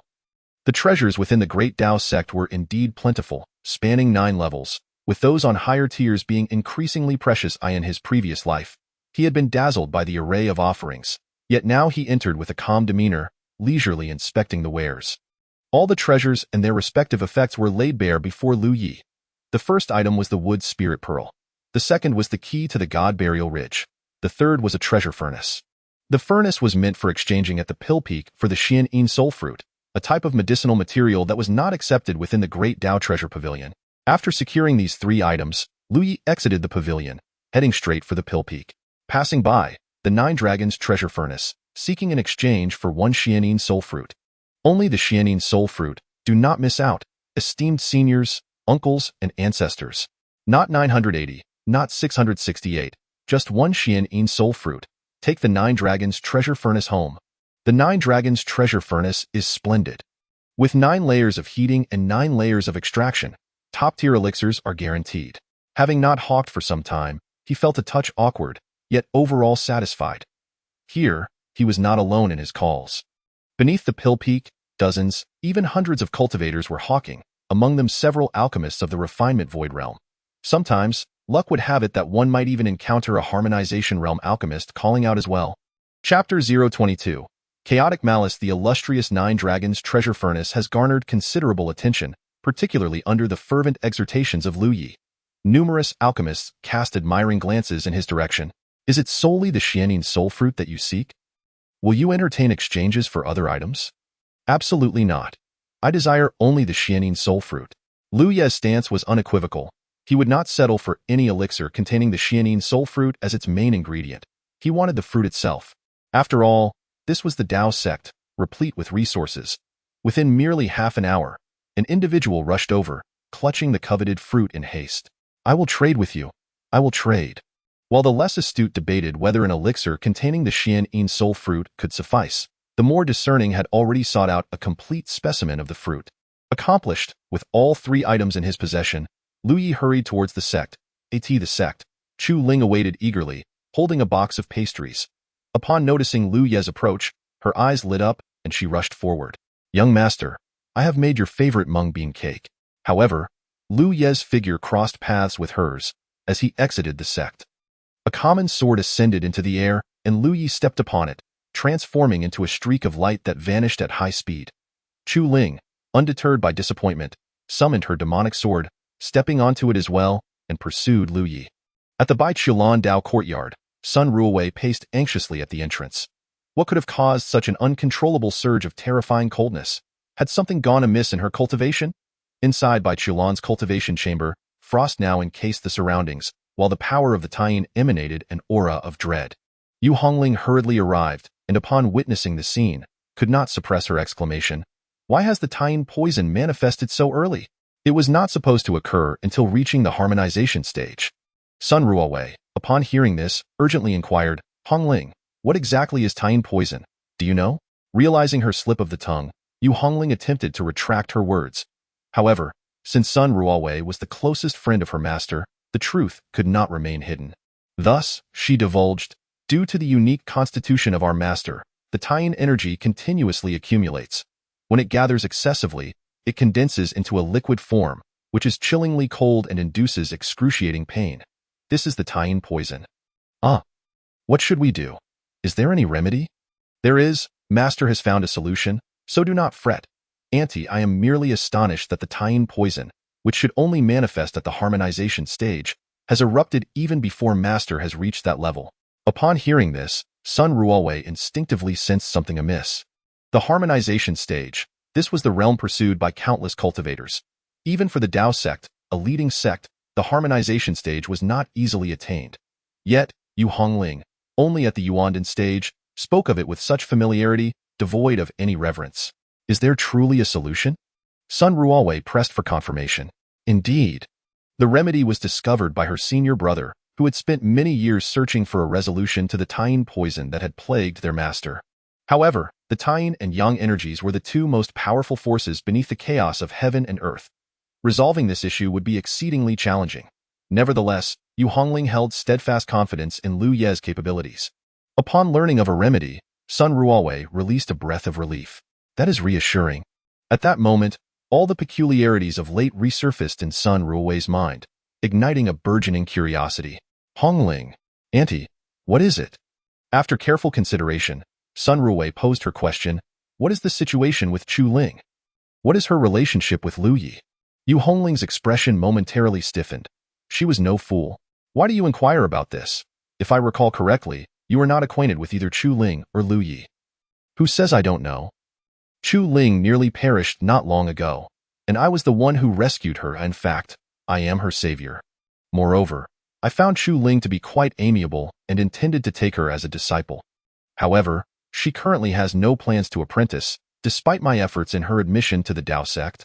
But a girl as exceptional as she, now appearing so subservient before Lu Yi, is something I simply cannot comprehend, and it pains my heart.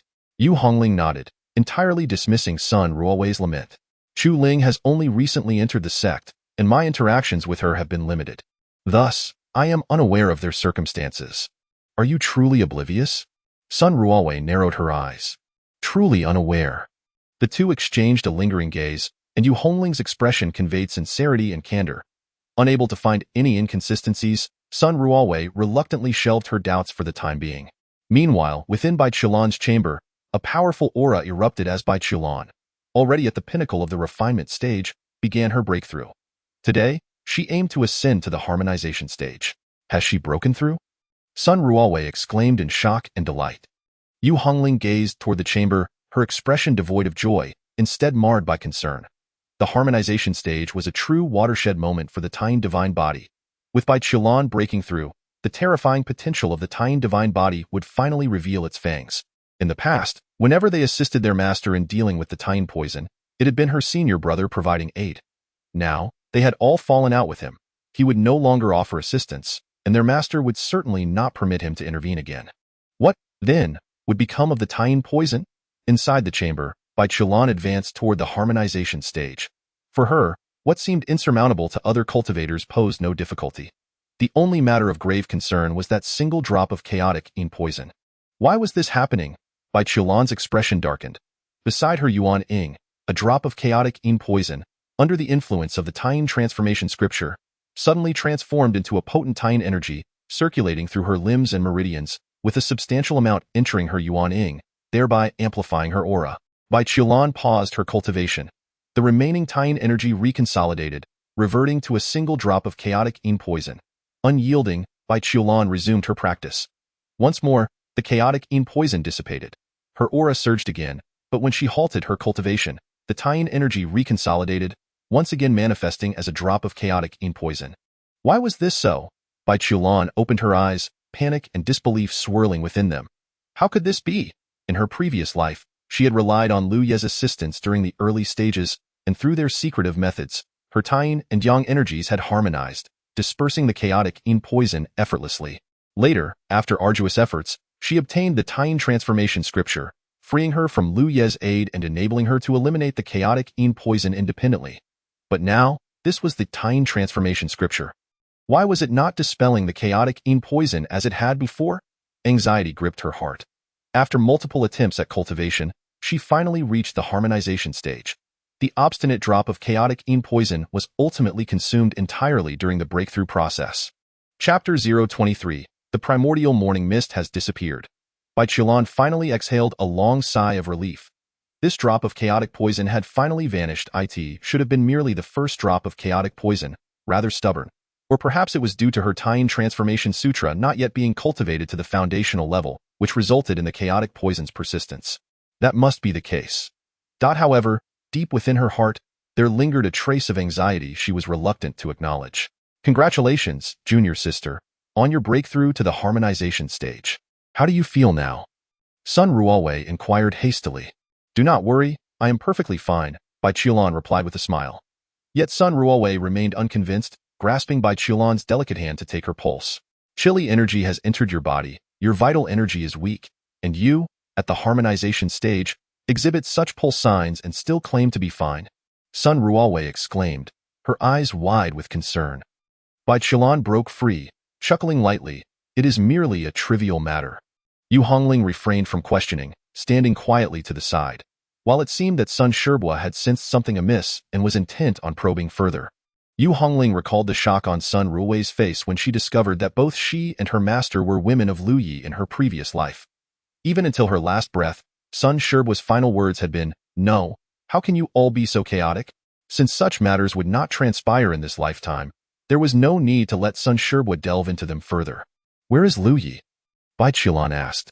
Senior brother has been missing since he attained first place. He must have left the sect to cultivate in the outside world, Yu Hongling replied. Zongshan Ridge, huh? That seems to be the case. Sun Ruowei, perplexed, exclaimed, Wait, how do you all know where Lu Yi has gone to cultivate? Also, what is Zongshan Ridge? The name sounds impressive, yet I have never heard of it before. Master, should we not go and take a look? Yu Hongling suggested. There is no need, Bai Qiulan responded. Yu Hongling hesitated, her words caught in her throat. Bai Qiulan, understanding, grasped Yu Hongling's shoulder, and in an instant, their figures vanished. Sun Ruowei, bewildered, gazed at the empty sky, watching as Bai Qiulan and Yu Hongling disappeared without a trace. The recently ignited Bagua flames were abruptly extinguished, having their fuel removed.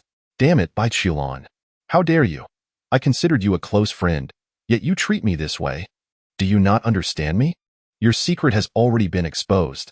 Tell me the truth. Keeping this from me is more painful than death. Bai Qiulan, come back. I am severing ties with you. Bai Qiulan returned. Oh, I forgot to bring you along, she said. Sun Ruowei found herself transported to the clouds, where Bai Qiulan and Yu Hongling maintained their composure. What exactly have you two been hiding from me? Sun Ruowei asked urgently. Bai Qiulan and Yu Hongling exchanged bewildered glances. Nothing at all. We said nothing. Then why did you avoid me just now? Not at all. I simply forgot to take you along. You must be joking. How could you forget such a large person as myself? Are you treating me like a fool? Ah, are you large? I see you are slender, charming, and beautiful, not particularly large, I would say. Sun Ruowei, fuming, thought, how am I supposed to be angry now? What are we doing now? Sun Ruowei inquired. To Zongshan Ridge. I am concerned about my inept disciple, so I want to check on him, Bai Qiulan stated. Yu Hongling appeared somewhat distracted. She was worried about the poison she had administered to Lu Yi, known as the primordial morning mist. Strictly speaking, this was not a conventional poison but a peculiar existence. Once triggered, the primordial morning mist could amplify a person's senses manifold. Even the slightest touch could render one faint with pain. The effects lasted for a full 7 days. This substance would not be lethal, yet it could plunge a person into endless suffering, A mere gust of wind felt like a blade, and exposure to sunlight felt akin to being set ablaze. Yu Hongling had intended to use this primordial morning mist to ensure Lu Ye's failure during his tribulation. However, should it erupt now, the intense pain could even cause Lu Ye's soul to dissipate. Yu Hongling felt a twinge of regret. She should not have poisoned her senior brother, especially after realizing the great effort he had expended to aid her in her cultivation and breakthrough. She could only pray that the power of time reversal would erase the primordial morning mist. The three women arrived at Zongshan Ridge. A figure sat cross-legged, a long sword resting upon her knees. It was Chu Ling. Greetings, Sister Yu, Sister Bai. Master, greetings, Senior Sister Sunday. Though Chu Ling swiftly adjusted her titles, Sister Bai was still caught by Sun Ruowei's ears. Again with the Sister Bai. And Sister Yu too. Linger, where is my senior brother? Yu Hongling asked anxiously. Young Master has already entered Zongshan Ridge. I am here to guard him, Chu Ling replied. Did he exhibit any abnormalities before entering Zongshan Ridge? Chu Ling recalled how Lu Yi had cast a cold glance her way just before entering. No abnormalities. Yu Hongling felt a slight relief. I am somewhat worried. Linger, let us enter Zongshan Ridge to take a look. Young Master is eternal and, cough Linger. Bai Qilan interjected, cutting off Chu Ling's words. Eternal and what? Sun Ruowei shot Bai Qilan a fierce glare, thinking, you are the greatest stumbling block on my path to gossip. Could it be eternal invincibility? Linger, what you have done, I have also done. My senior brother most likely entered Zongshan Ridge to obtain the divine blood flower. He seeks to break through from pill formation to infant stage. The last time the Tianjiang poison erupted was likely when my senior brother was condensing the pill, so I believe this attempt to break through could also lead to adverse circumstances, Yu Hongling said urgently. Upon hearing this, Chu Ling's expression changed dramatically. You administered that? Yu Hongling bitterly nodded. What is that substance? Primordial morning mist. Without further ado, Chu Ling dashed into the entrance of Zongshan Ridge. The four women rushed in together. Sun Ruowei caught wind of several terms. Tianjiang poison, primordial morning mist. What in the world are these? Wait, you two just recently cultivated and are merely at the Yuandan stage. How do you know of such strange things? The residual formations inside had all been dismantled by Lu Yi. It was still true that, irrespective of the formations being broken or the fact that Lu Yi had already been here once, even a brand new, complete formation would be effortlessly navigable for him. Ahead lay the corpses of the corpse frogs. Each one had been slain with a single blow. Many of the corpse frogs were at the infant breaking stage. Sun Ruowei gasped in astonishment, wondering if all this was accomplished by Lu Yi. Was Lu Yi not just at the Yuandan stage? Why did these three women appear so composed, showing no signs of surprise? Did they not realize that Lu Ye's current actions far exceeded the strength expected of someone at the Yuandan stage? The infant breaking stage should not possess such power. After traversing a multitude of corpse frog carcasses, enduring toxic mists and labyrinthine paths, the four finally encountered Lu Yi. Chapter 024. Breaking the Dan to become a baby. Breaking the Dan to become a baby. Lu Yi sat beside the ancient god's corpse, his expression serene, as he embarked on the transformative process of breaking the Dan to become a baby. 3 treasures had already converged, and at the moment of transformation, Lu Yi intended to coalesce his second life. The Yuanying, or nascent soul, is also categorized by quality, ranging from the weakest human infant to the earth infant, the heaven infant, and finally, the sacred infant. In his previous life, due to the 9 lives undying scripture, Lu Yi had transcended from the heavenly Dan to the sacred infant.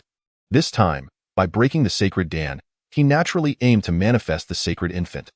Cracks began to appear upon the resplendent Yuanda. Lu Yi sensed the arrival of several individuals, but showed no reaction. He understood that these individuals would not dare to strike against him. Their previous grievances had been aired in the last life, and to act against him now would lead to an irreconcilable conflict. Yet, for a fleeting moment, Lu Yi found himself anticipating their intervention. Yu Hongling exhaled in relief, grateful that the primordial morning mist had not erupted. Suddenly, Lu Yi shuddered violently. The fractured Yuandan unleashed unimaginable agony, as if his body, soul, and everything he was were tearing apart at that instant. A swirl of white mist manifested around Lu Yi, and he clenched his fists tightly. Pain, an excruciating, terrifying pain. His consciousness became chaotic, and every sensation amplified rapidly. Even his breath felt as if molten lava flowed through his trachea. Ah! Yu Hongling screamed. The primordial morning mist, the primordial morning mist. Master, it truly has followed us. What should we do? what should we do? Panic and urgency filled her eyes. No one understood the effects of the primordial morning mist better than she did, which could inflict unimaginable suffering. Lu Yi could not withstand it, and no one could endure such torment. It could drive a person to death from sheer agony. Master, what should we do? Save him, please. Save my senior brother. Young master. Chu Ling's eyes brimmed with anguish as she witnessed Lu Ye's veins bursting forth, his body trembling uncontrollably. She knew Lu Ye's threshold for suffering. Tio reduce him to such a state. What kind of torment must he be experiencing? Bai Qilan felt similarly distressed. Just as she was about to step forward, Lu Yi opened his blood-red eyes. Get out, he bellowed. Senior brother, this is the primordial morning mist. You can't endure it. Let master help you. Let her use the power of the Tying to freeze you temporarily. Get out. The intense pain contorted Lu Ye's features, resembling a vengeful spirit as he roared at the women. Yu Hongling was about to speak again when a flash of cold light erupted. Tears filled Chu Ling's eyes, yet her stunning visage was devoid of warmth. The young master commands us to leave. Let us go. The demon's sword pointed at the three, and Chu Ling resolutely followed Lu Ye's orders. Get out. Lu Yi roared once more. Step back. At that moment, Sun Ruowei began to persuade them. She was unaware of what the primordial morning mist was, but Lu Ye's current demeanor resembled that of a beast driven to a corner. Suddenly, a beam of sword light burst forth as Chu Ling acted decisively. Sun Ruowei gasped, hastily shattering the sword light. Go retreat. She forcibly pulled Yu Hongling and Bai Qilan away, with Chu Ling following closely behind. They exited the depths of the tomb. Soon, a resounding boom echoed, akin to a fist striking the earth with tremendous force. Although there were no cries of anguish or screams, the heavy impact suggested that Lu Yi was releasing profound suffering within. He can't withstand this, master. Please save him. He can't endure it. Tears streamed down Yu Hongling's face. Under normal circumstances, a person afflicted by the primordial morning mist would be unable to bear such pain. Let alone Lu Yi in his current state. It must be remembered that Lu Yi was in the midst of breaking the dam to become a baby. The very act of breaking the dam to become a baby is perilous. Yu Hongling could scarcely fathom the torment Lu Yi was enduring. Master, I have killed Lu Yi. I have killed him once more. It shouldn't be like this. I do not wish to kill him. I no longer harbor hatred. He possesses 9 lives. Why? Yu Hongling's emotions shattered. She could scarcely believe that, in this convoluted turn of events, Lu Yi had met his demise at her hands. She did not want Lu Yi to die. She could not bear to lose him. Bai Qilan gently waved her hand, causing Yu Hongling to faint instantly, cradled in Bai Qilan's arms. Listening to the thunderous booms within, her expression reflected deep discomfort. It was unimaginable what kind of agony could reduce Lu Yi to such a state. She understood the severity of suffering. When the chaotic venom had manifested, she had contemplated self-detonation countless times to end it all. Such pain was beyond human endurance. Eventually, Lu Yi had aided her. He grew stronger, assisting her increasingly, and as her power escalated, the chaotic venom became ever more formidable until she began cultivating the Tying transformation scripture, which finally helped to suppress that suffering. May he be safe. May he be safe. Time passed, second by second. The cacophony within finally ceased, and Bai Qilan's figure instantly entered the depths. The interior of the tomb was utterly devastated. The ancient god's corpse lay shattered to pieces. Lu Yi regained his composure, his breath resonating like a dragon's. Lu Yi, how are you? Bai Qilan inquired urgently. Lu Yi opened his eyes, and the aura of the breaking the infant realm radiated forth, more robust than the usual aura by 5 to 10 times. No harm done, master. May I inquire what poison you administered to me? A hint of a smile graced Lu Ye's face as he sincerely asked. Please, I implore you. Tell me. I did not reincarnate to face calamities, but to ascend to greater heights. With each breakthrough, a terrifying toxin emerges. I have not heard of so many toxins that could affect a heavenly sovereign during my previous life. Where on earth did you all procure these? If I cannot confront them, perhaps I can evade them. A slight embarrassment flickered across Bai Qilan's face. The poison I administered is called Tying marrow worm.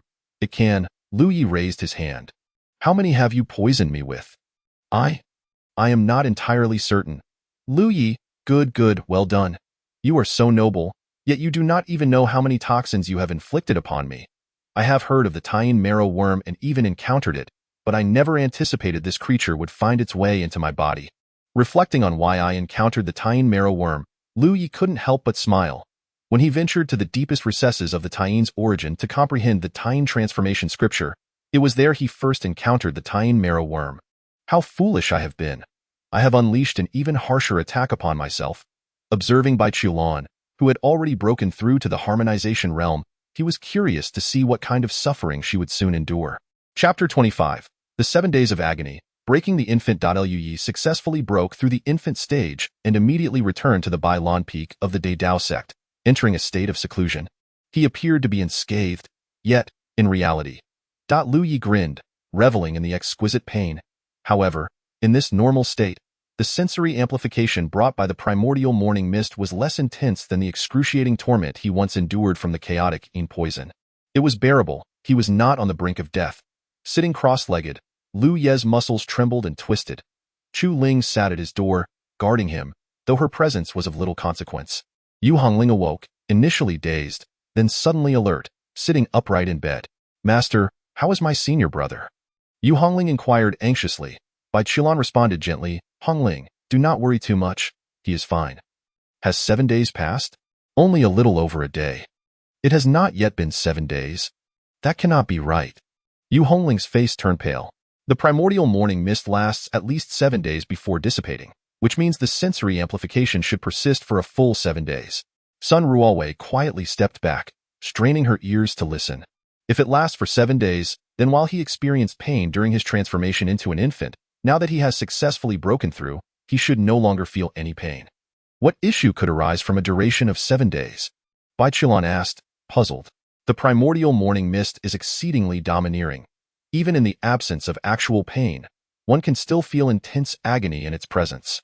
A single breath feels like molten lava pouring down one's throat, each practice session akin to 1,000 needles piercing the skin, and even a gentle breeze feels like skin being flayed, Sun Ruwei interjected. "Master, think about it. There are only a few types of poison in this world that could affect my senior brother. How could it be so simple?" Bai Qilan fell silent. Indeed, what could possibly impact Lu Yi, who stood at the pinnacle of the celestial sovereign realm? "Yet, your senior brother indeed appears calm and untroubled," Bai Qilan remarked. Yu Hongling furrowed her brow tightly. Why was this the case? "Master, does my senior brother often endure suffering?" Yu Hongling asked. "How could he? He is so strong. Who could inflict pain upon him?" Bai Qilan's first thought was that it was impossible. Lu Yi was invincible, battling against the heavens and the earth, with countless formidable beings kneeling at his feet. Even in the fiercest of battles, he would not experience extreme agony. Then why is he able to withstand it? Yu Hongling said, her voice tinged with desperation. "Isn't it a good thing that he can endure such pain?" "That is indeed fortunate." At the very least, it was not Yu Hongling who had harmed Lu Wei at this moment. It became clear to her that Yu Hongling had long since fallen deeply in love with Lu Yi. Before her rebirth, she had been infatuated with Feng Wuxia, yet now, after her rebirth, she scarcely mentioned him. Her heart and eyes filled entirely with Lu Yi. Bai Qilan shuddered to think of the pain Yu Hongling would endure if Lu Yi were ever to perish because of her. Is my senior brother really unscathed? Truly unscathed. Yu Hongling sprang to her feet, declaring, "I must guard my senior brother." She rushed to Lu Ye's door, and upon glancing up, Chu Ling found herself sitting beside Yu Hongling. "Chu Ling? I will keep you company while guarding your senior brother." "Chu Ling." Bai Qilan looked at the two foolish girls and could only shake her head in exasperation. It was over. Yu Hongling was indeed finished. Sun Ruowei's eyes sparkled as she stared intently at the back of Bai Qilan's head. What had she just heard? There were only a few types of poison that could affect Lu Yi. Given his strength, who could possibly inflict pain upon him? Wait, was Lu Yi not still in the infant stage? How did it sound from their conversation that he was already at the harmonization stage? What could possibly be the reason? Bai Qilan sensed the intense scrutiny on the back of her head and could not help but rub her temples. Her figure vanished in an instant. "Hey, don't run." Sun Ruowei also disappeared without a trace. Clearly, she could not catch up to Bai Qilan. Bai Qilan circled around, shaking off Sun Ruowei, and arrived at a certain location. She found herself inexplicably in Lu Ye's favorite place to cultivate. The verdant mountains loomed, shaded by lush trees. Bai Qilan cared little for decorum, sitting upon the ground, her white gown blooming like a flower. She quietly observed the world around her. Yet, in her mind, Yu Hongling's question echoed incessantly. "Master, does my senior brother often endure suffering?" Her response was a definitive no. however. Bai Qilan suddenly realized, He had also endured pain. Before he acquired the Taiyin transformation scripture, he could only use the yin-yang technique to help her divert her suffering. Whose pain was it shifted onto? The answer was evident at tea times. When Lu Yi could not bear the pain, he would become exceptionally violent, a state she could not withstand. Torn between resistance, heartache, and admiration, she recalled that during that period, Lu Yi had indeed borne a great deal of suffering, as he always took the chaotic yin poison away, leaving her utterly unaware of the extent of its torment. Could it be? No, if it were genuine suffering, why would Lu Yi seek it out with such delight? He would actively come to her every time, and it could not be due to the chaotic yin poison. The more Bai Qilan pondered, the more anxious she became, forcing herself to calm down, letting the mountain breeze wash over her as she began to cultivate. 7 days passed in the blink of an eye. Lu Yi not only endured the primordial morning mist, but also found that a trace of mist had appeared on his primordial infant. Indeed, he had refined the primordial morning mist into his infant, though in small quantities. The implications of wielding such power against an opponent were evident in the early stages. It provided him with an additional means of combat. In the later stages, he could enter the realm of the primordial mist and directly absorb it, thus gaining yet another advantage. Without having personally experienced it, Lu Yi had no idea that the primordial morning mist would prove so effective. He lightly grazed a small cut on his arm, the pain nearly shattering his very soul. After 7 days, he felt as though he had been reborn. Glancing at his primordial infant, he saw a smaller version of himself, vividly alive. Judging by its authenticity and size, it was clear that this was a sacred infant.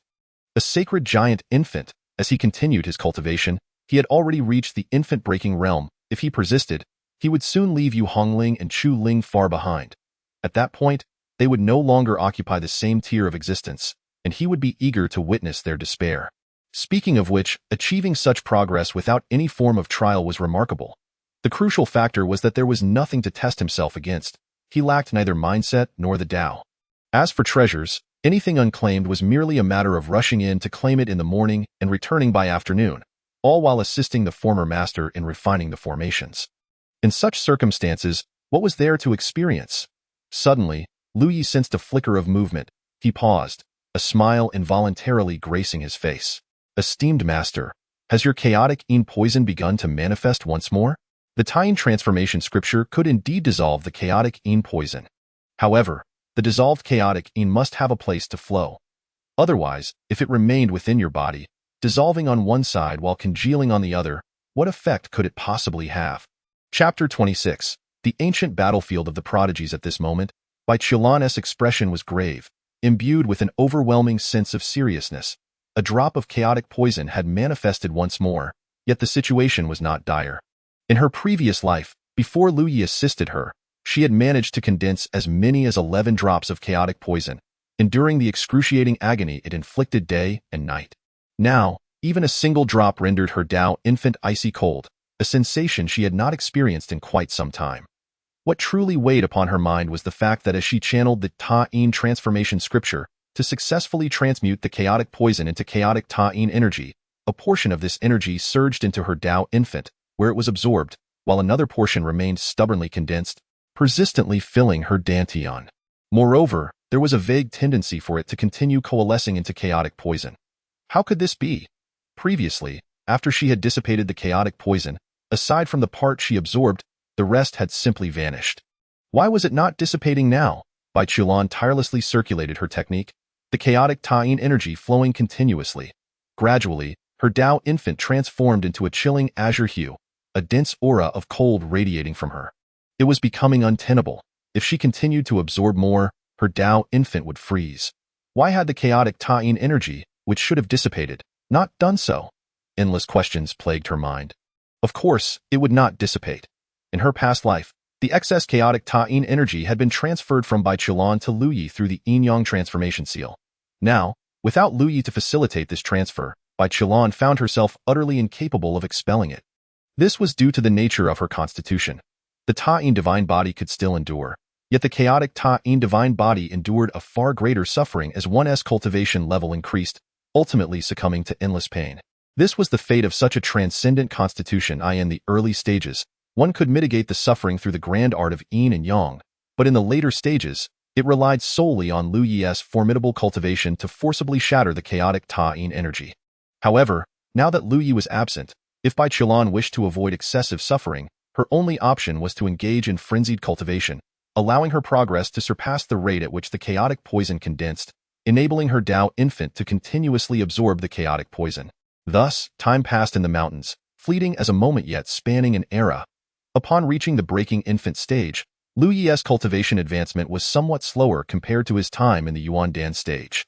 However, after half a year, he had ascended to the 5th layer of breaking infant. This speed was astonishing, yet it went unnoticed. He refrained from participating in any competitions, and his presence was scarcely felt throughout the entire Dao sect. The Bai Lan Peak had fallen into a profound silence, a tranquil stillness as if awaiting a pivotal moment. Until a bell tolled dong. Yu Hongling's body trembled as she opened her eyes. It had begun. All disciples of the 92nd generation assemble before the Grand Dao Pavilion. It had arrived. A tempest among the younger generation was officially set into motion. The ancient battlefield of the prodigies had commenced. Lu Yi also opened his eyes at this moment, a faint smile gracing his face. The ancient battlefield of the prodigies, in his previous life, he had participated at the 6th layer of Yuandan.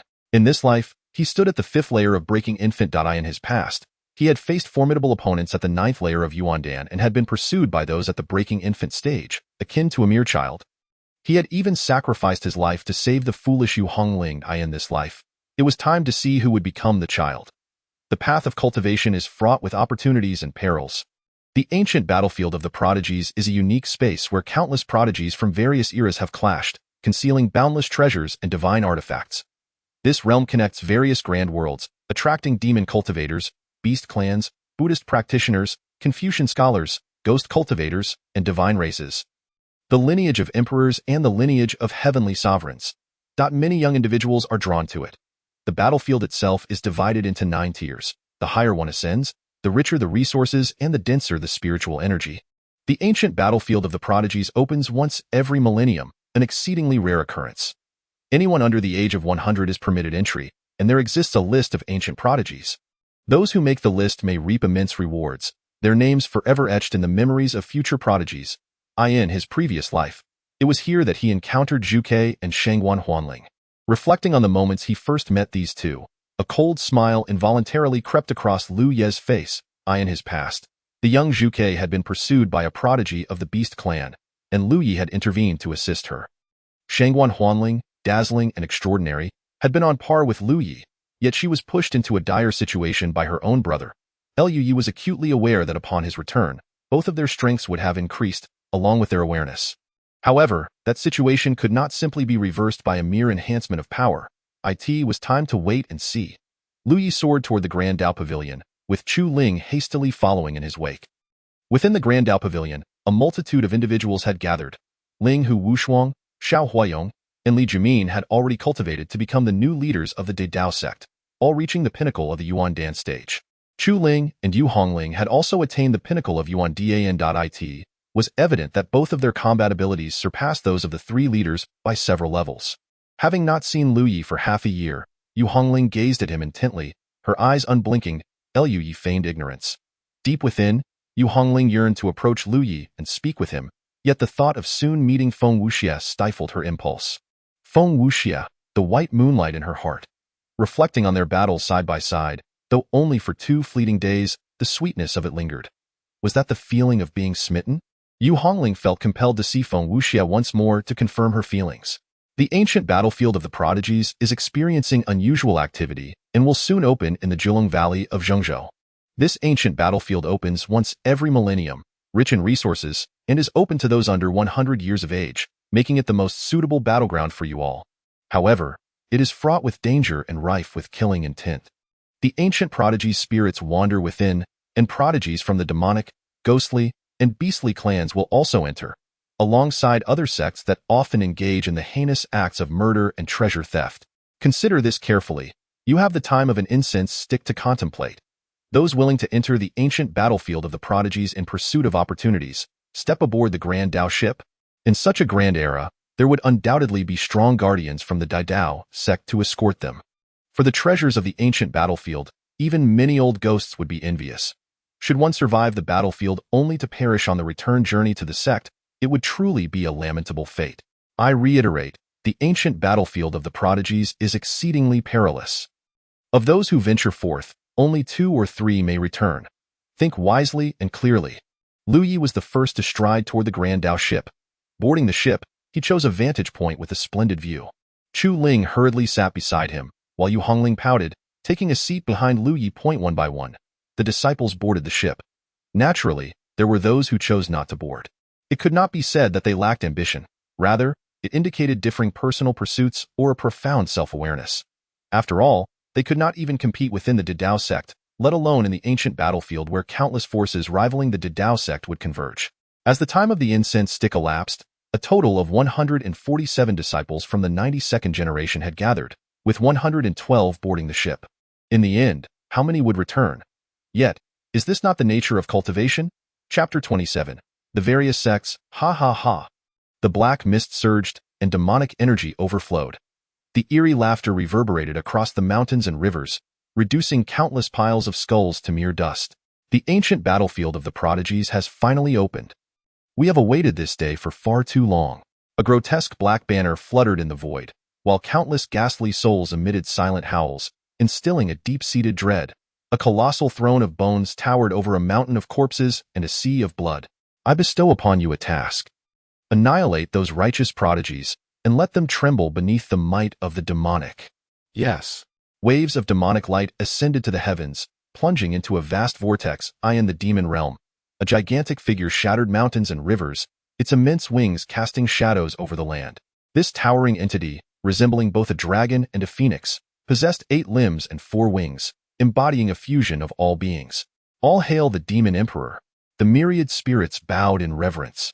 The ancient battlefield of the prodigies has commenced.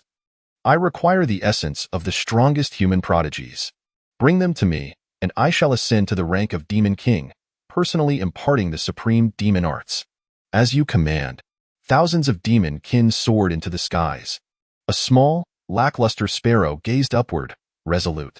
In this lifetime, I shall slay the spirit demon emperor and restore peace to the demon clan. In the Buddha realm, the ancient Buddha manifested. In the ghost realm, the ghost emperor awakened. The ancient battlefield of the prodigies, while appearing to be a contest among the youthful elite, was, in reality, a clash of titanic forces. Those who emerged victorious would gain the favor of the grand world and achieve immortal grandeur. In the 9 Dragons Valley of Central Continent, 9 mountains encircled the area, presenting a breathtaking landscape, with the central valley resembling a competition among dragons for a pearl, an extraordinary sight indeed. Here lies a sect known as the Dragon Cultivation Sect, which now trembles in fear due to the arrival of formidable beings, many of whom would never witness such power in their lifetime. The first to arrive were naturally from the Central Continent dynasty. Not only the illustrious prodigies of great sects sought to conquer the ancient battlefield, but numerous lesser sects and wandering cultivators also joined the fray. The Central Continent dynasty is the pinnacle of power in the great wilderness, perfectly encapsulated by a simple rhyme. 1 sect, 3 dynasties, 5 sects, above and below, I alone reign supreme. In total, there are 9 major forces, the most illustrious among the human factions on the first level of the heavens. 1 sect, named the Eternal Sect, boasts a long-standing history, being a colossal presence not just in the first level of heaven but across all 9 levels. The 3 dynasties are the Central Continent dynasty, the Ninely Celestial dynasty, and the Supreme Imperial dynasty. The 5 sects are the Path of Greatness sect, the Yin Yang Law sect, the Supreme Sword sect, the Mountain River Pagoda sect, and the Tribulation sect. This is not an absolute enumeration of the 9 great powers. Many mistakenly believe that the latter part of the phrase, above and below, I alone reign supreme, is merely a complement to the preceding statement. In truth, it is not so. The above refers to the heavenly pavilion, and the below to the netherworld. These 2 forces seldom traverse the outside world, with many of their descendants being rare talents, thus temporarily ignorable. However, whenever the descendants of these 2 factions emerge, they are unparalleled prodigies, fierce contenders for the position of great emperor in the future. The Yin Yang Law sect has arrived, a wandering cultivator exclaimed. A grand black and white ship crushed through the clouds, descending from the heavens. The individuals aboard, whether male or female, exuded an otherworldly charm, clad in long black and white robes. Yet, this sect often faced criticism. While the Yin-Yang Law sect itself was regarded as normal, its subsidiary sect, the renowned He Huan sect, commanded immense fame throughout the Great Wilderness. With 1,723 He Huan pavilions spread across major cities, their business flourished daily. Goodness, look at the attire of those two. Has the Yin-Yang Law sect already designated their holy son and holy maiden? Among the crowd of black and white robes, a young man in white stood out, his countenance radiant, his eyes twinkling like stars. This was Yang Wufa, the holy son of the Yin-Yang Law sect. Beside him stood a woman of unparalleled beauty, her visage akin to flawless glass, pure and ethereal, leaving onlookers feeling inadequate. She was Luo Yuan, the holy maiden of the Yin-Yang Law sect. Every time, it's the Yin-Yang Law sect that identifies their holy son and holy maiden first, and they are always exceptionally strong. Their selection process is indeed impressive. Could this pair also become Dao companions? It's possible. The holy son and holy maiden of the Yin-Yang Law sect often end up as partners. After all, one embodies Yin and the other Yang. Who can resist the allure of the Yin-Yang Dao? At that moment, a sound of a sword resonated throughout the world. The swords, instantly, every cultivator's sword seemed to go mad, trembling uncontrollably. Dozens of sword lights sliced through the sky, as cultivators dressed uniformly stood atop their swords, soaring forth. The Supreme Sword sect has arrived. Goodness, what powerful sword intent! I feel as if my law sword, had it been a human, would leap from its sheath to bow before the Supreme Sword sect. My sword is nearly shattered from embarrassment. Among all sword cultivators, none surpass the Supreme Sword sect. They are truly formidable. By the time Lu Yi and others arrived, the Nine Dragons Valley was already teeming with people. Almost all the sects had gathered, with only two distant empires yet to make their appearance. The arrival of the Path of Greatness sect sparked another wave of astonishment. Although the Path of Greatness sect appeared to lack a specialized focus, their overall strength was undeniably formidable, making them the most esteemed among the 5 sections. As the Path of Greatness sect made its entrance, numerous powerful individuals approached for greetings, many sharp gazes scrutinizing Lu Yi and his companions, their eyes ignited with battle intent. Not only did the Path of Greatness sect possess battle intent, but there was also mutual scrutiny among the various sections. This was the first encounter among the new generation of disciples from all major sections. Which prodigy does not dream of suppressing their peers single-handedly, rising with an invincible stance? Lu Ye's gaze traversed the young faces, his eyes reflecting a hint of nostalgia. Among the crowd were those he had slain with his own hands, and others who would meet their demise in the battles to come. The path to success is strewn with countless bones, as expected. Linghu Wushuang and others gathered around, eagerly explaining to Lu Yi which individuals were formidable and which posed a threat. Little did they know, Lu Yi was far more informed than they realized. For instance, regarding Yang Wufa, whom Linghu Wushuang had just mentioned, Lu Yi was acutely aware of his formidable resilience. He distinctly remembered how painful it was to shatter his skull with a single blow, as time passed. A smile adorned Yang Wufa's face as he approached the Path of Greatness sect, his targets clear. Chu Ling, Yu Hongling, and Xiao Huayong. The Path of Greatness sect was not his first encounter.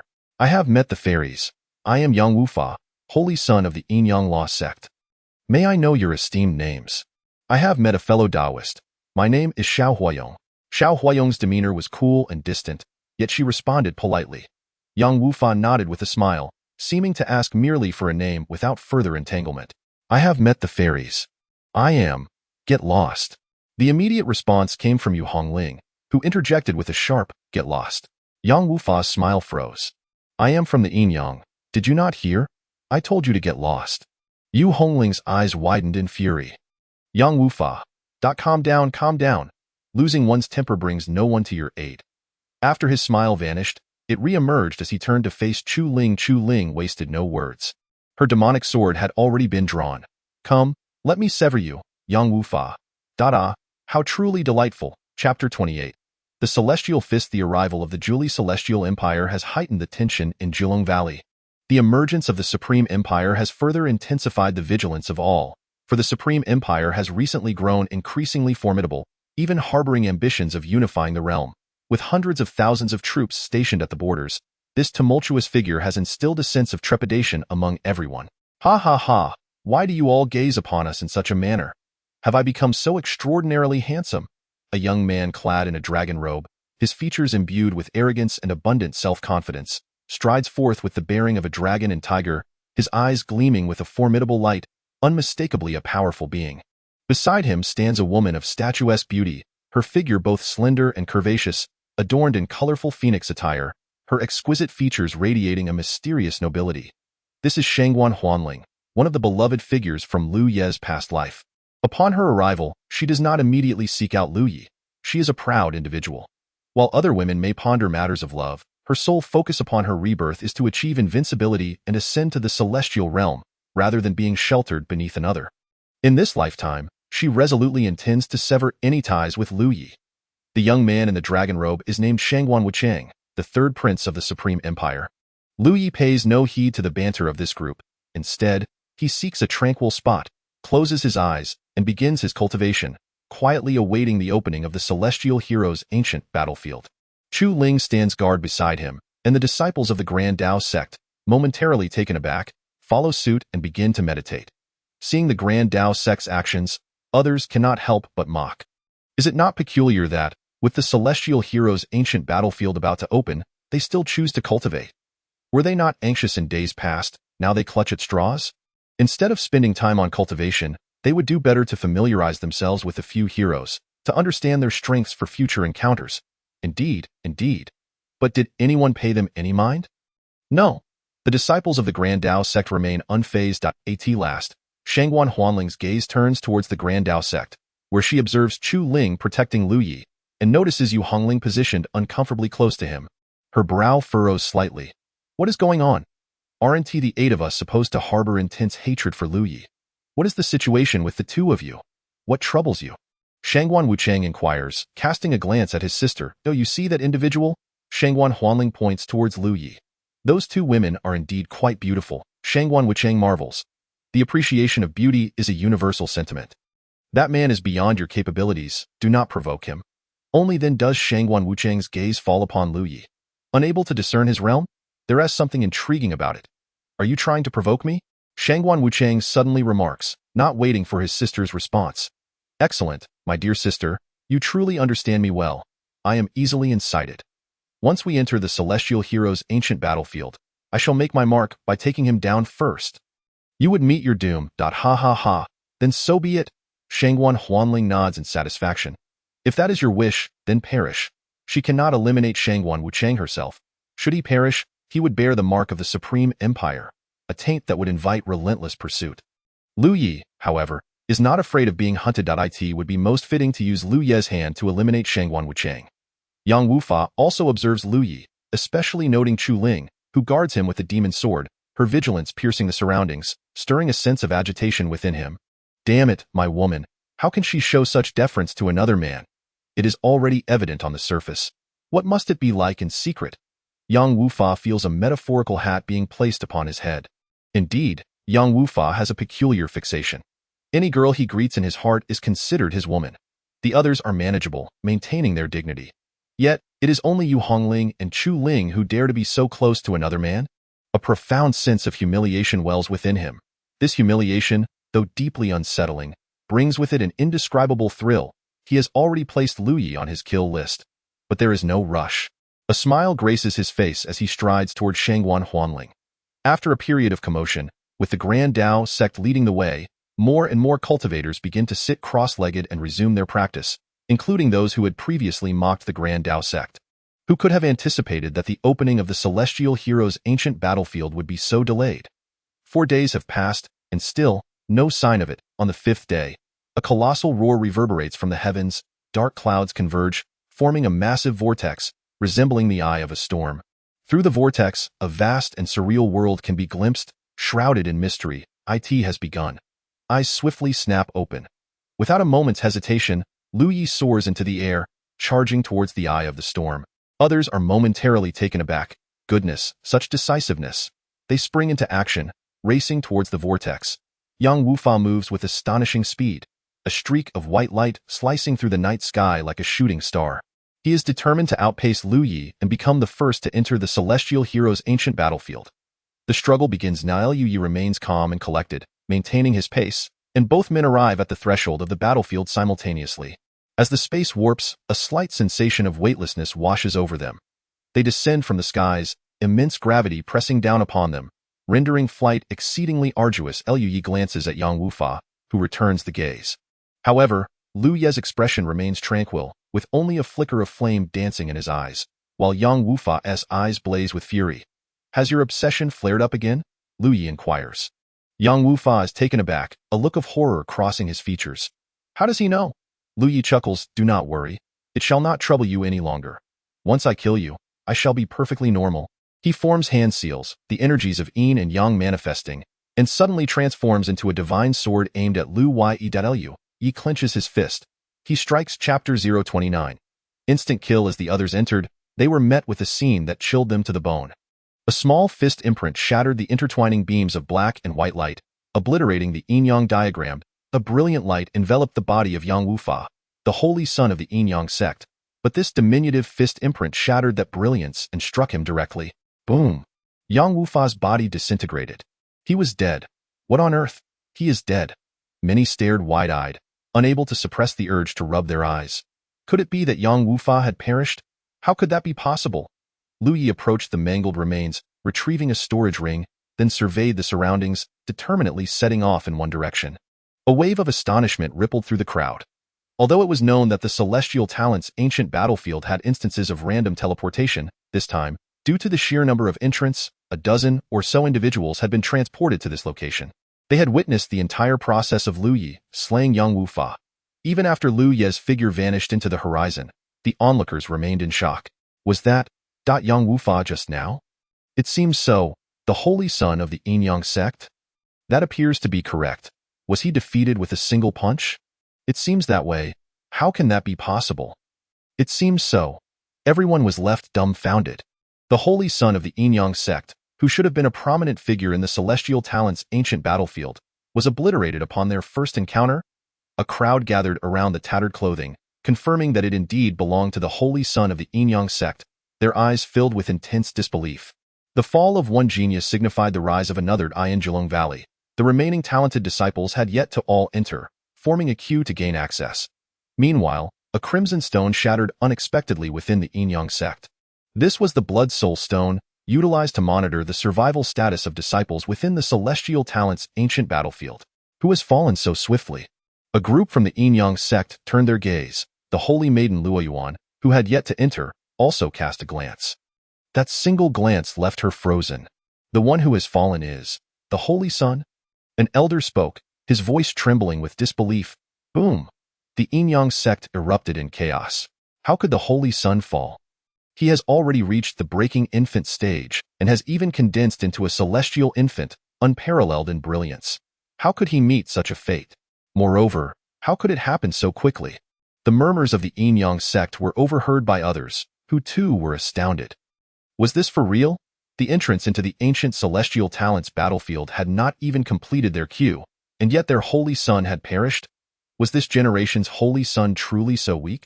Luoyuan fell silent, deep in contemplation. After a long pause, her ruby lips parted to utter two words, waste. Yet, even if he was a waste, he was still the holy son of the yin-yang sect. Luoyuan, her garments flowing, soared towards the entrance. She sought to uncover who had so swiftly slain Yang Wufa. On the side of the supreme divine dynasty, Shangguan Wuchang felt a twinge of excitement. Is there such a powerful figure? It seems it will not be too dull after all. His figure also shot forth. Shangguan Huanling smiled gently. The excitement would not merely be a matter of avoiding tedium, but rather, there would be overwhelming surprises in store. Having been reborn, he seemed even stronger now. After Lu Yi eliminated Yang Wufa, his heart remained unperturbed, for in his previous life, Yang Wufa had also met his end at his hands.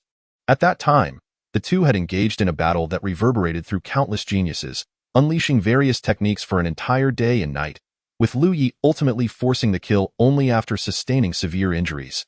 Now, it took just a single punch. His objective was clear: Stone Sword Cliff.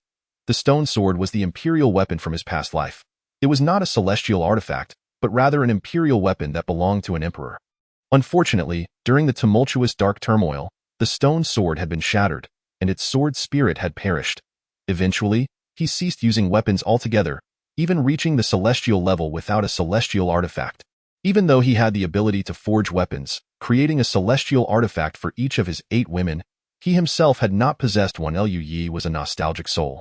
The shattering of his sword was a mere event, for at the moment his sword was broken, he had transformed into the sharpest blade in this life. He had the chance to reclaim his weapon, and this time, it must not be shattered again. Stone Sword Cliff was situated in a unique geographical location, perched on the second tier, closest to the heavens. At the top of the cliff, bizarre stones jutted out, resembling swords, absorbing the essence of the heavens and earth, basking in the brilliance of the sun and moon, forming a naturally forged stone sword. In his previous life, when Liu Yi first acquired the stone sword, he feared that a monkey might spring forth from within it during combat. Thankfully, such an outrageous event never occurred. The first tier held many treasures, such as the Heavenly Spirit Pool, the 3 Fire Mountains, and the 100 Herb Valley, with an abundance of pristine waters. However, there was no rush. He would retrieve the stone sword before returning. If the entrance to the second tier had not changed in this lifetime, it still resided at the 3 Fire Mountains. Originally a singular fire mountain, it had transformed into 5, then 9, as countless individuals perished in their pursuit of divine fire. Historically, a celestial fire emperor emerged, collecting 7 types of divine fire in one go. It was said that he vaulted 7 realms in a single breath, leaping from the breaking infant first stage to the 8th stage in one fell swoop. In truth, had he chosen to break through, the power of those 7 divine fires would have easily assisted him in reaching the void refining stage. Yet, he remained composed, compressing his own strength, which led to a mere 7-stage breakthrough. Of course, it was well understood that after such a breakthrough, one must refrain from advancing their realm for at least half a year, lest they risk complete failure. Waves of heat surged. 3 colors, blue, red, and white, of flames danced gently upon the mountain, while the volcanic crater belched forth black smoke, infused with a peculiar radiance. Some were directly transported here, particularly from the mountain and river treasure pagoda sect, their eyes fixated on the 3 types of extraordinary flames, nearly mesmerized. No alchemist or weaponsmith could resist the allure of a single powerful divine flame, let alone 3. However, few could withstand the divine flames scorching their primordial infant or essence pill. Liu Yi charged forward in full view of the crowd. He raced towards the second volcano, the white flames roaring around him, yet he showed no fear. However, his target was not the volcanic crater. The divine fire resided within it, as he sprinted towards the mountainside of the second volcano. He pressed on until he reached a location hidden from the sight of the onlookers. Then, he vanished. What is he up to? Who knows? Shall we go take a look? This flame, let us give it a try. The flames on the mountain's surface were merely the residual power of the true divine fire. In actuality, the temperature was just moderate. Some celestial talents approached the spot where Liu Yi had disappeared, only to discover that there was also a storm capable of teleportation. Chapter 030. Reacquisition of the stone sword in the second layer of space. The scenery is breathtaking. Majestic mountains and flowing rivers, adorned with vibrant flowers. After savoring the beauty for 20 seconds, Liu Yi felt a surge of joy and made his way towards the stone sword cliff. According to the passage of time, in approximately 2 hours, a variety of demons and monsters would emerge, heralding the onset of relentless battles. Countless talents of humanity would meet their demise. However, it mattered little. Those who could perish could never truly be regarded as exceptional. With fervent determination, he sprinted forth. Half an hour later, he arrived at the stone sword cliff. Beneath it lay countless broken swords, some strewn upon the ground, others embedded within the rocks, with a rough estimate of over 1,000. Each sword represented a fallen sword cultivator who had perished here. Stepping forward, the moment Liu Yi's foot touched the ground, a resounding hum erupted from all the broken swords. With another step, the air crackled as 3 broken swords shot towards him, only to be deflected by the sweep of his sleeve. With yet another step, a collective assault from all the broken swords ensued. Liu Yi retaliated with a powerful punch, sending numerous swords flying, yet they swiftly arced back towards him in a relentless cycle. The sword energy howled around him, completely encircling Liu Yi. He struck out with fists and palms, scattering the broken swords in every direction, steadily advancing deeper into the fray. Remarkably, none of the swords had yet managed to inflict harm upon him. This was not to suggest that the swords lacked strength. Indeed, each sword here, with just a single strike of sword energy, could easily reach the level of a nascent infant realm cultivator, their power formidable enough to slay ordinary illusory realm warriors en masse. Yet, Liu Yi was exceptionally powerful. 10 minutes later, he broke through the area swarmed by the broken swords. Bending his legs, he sprang upward with great force. His body soared like a rocket, launching him from the ground to the summit of the cliff, where he beheld a rugged formation of stones, and there, a sword covered in brown stone dust stood silently. The sword measured 4 feet in length, its true form obscured by the stone shavings. Luy's gaze softened. It had been an eternity since he last beheld the stone sword. When the stone sword had been shattered, he had contemplated reforging it but had ultimately relinquished that thought. The sword could be reforged, but its spirit could not return. Yet now, both the stone sword and its spirit were present. Approaching the stone sword, Luyi felt the fabric of his robe repeatedly torn by the slashing swords, his hair cascading down as tiny wounds began to appear upon his exposed skin. He extended his hand and grasped the hilt of the stone sword. In that instant, an overwhelming torrent of terrifying sword energy surged towards Luyi. Closing his eyes, he cleared his mind, his will resolute. Even as he transformed into a ghastly figure drenched in blood, his grip on the stone sword remained steady, his feet rooted firmly into the rocks beneath him. He could not take a single step back. To do so would sever any bond with the stone. Chapter 031. The pure water pearl. The battle had yet to escalate significantly. The treasures within the ancient battlefield of Tianjiao were abundant. Even the first layer was sufficient for many to acquire numerous suitable artifacts without the need for fierce competition. Within the pure water, at least 1,000 individuals were submerged. It was a vast water pool, and Yu Hongling's primary objective was the pure water. Given her inferior aptitude, the benefits of the pure water were substantial, and she could not afford to overlook any opportunity to enhance her talents. In truth, her ultimate aim was the pure water pearl. The water here was originally ordinary, but due to the presence of the pure water pearl at the lakebed, the entire body of water had transformed into pure water. Her figure had already submerged to the depths of the lake. The others were not foolish either, as they began to dive deeper. However, the pressure at the lakebed was immense, akin to that of the deep sea. The deeper one descended, the more terrifying the pressure became, and the cultivators felt as if colossal mountains were pressing down upon them. Upon reaching a depth of 1,000 meters, only a handful could continue their descent. At 1,500 meters, only 3 individuals advanced together. By the time they reached 2,000 meters, those 3 could no longer withstand the overwhelming pressure, resulting in blood seeping from their orifices. Yet, Yu Hongling remained unafraid and undeterred. One more person withdrew, leaving only her and Shangguan Wuchang persistently diving deeper. Shangguan Wuchang regarded Yu Hongling with admiration. A woman of such caliber was indeed rare, perhaps worthy of becoming one of his partners in the Tao. The path ahead is long, yet I am unaware of your esteemed name, fair maiden. I am Shangguan Wuchang of the Supreme Divine Dynasty, he communicated with a smile. I know who you are. Yu Hongling replied telepathically. Oh. A smile crept upon Shangguan Wuchang's lips. His reputation was evidently well known. Huanling is your younger sister, correct? Yu Hongling inquired. My sister has not been active outside. It is surprising that you know of her. Could it be that you hail from the Supreme Divine Dynasty? Shangguan Wuchang expressed his astonishment. Not at all. How much further can you dive? Yu Hongling asked. 1,000 meters should not be a problem, he responded. Yu Hongling nodded in acknowledgement and suddenly unleashed a powerful punch. Boom! The force of her strike generated massive waves, crashing toward Shangguan Wuchang. His expression changed, and he summoned a halberd to shatter the punch's imprint. The power contained within that strike left him astounded. Fearless imprint. A formidable seal coalesced, surging toward Shangguan Wuchang with even greater ferocity. Boom! Shangguan Wuchang sensed the terrifying force approaching and swiftly ascended. Such audacity, he roared, wielding his halberd as he charged at Yu Hongling.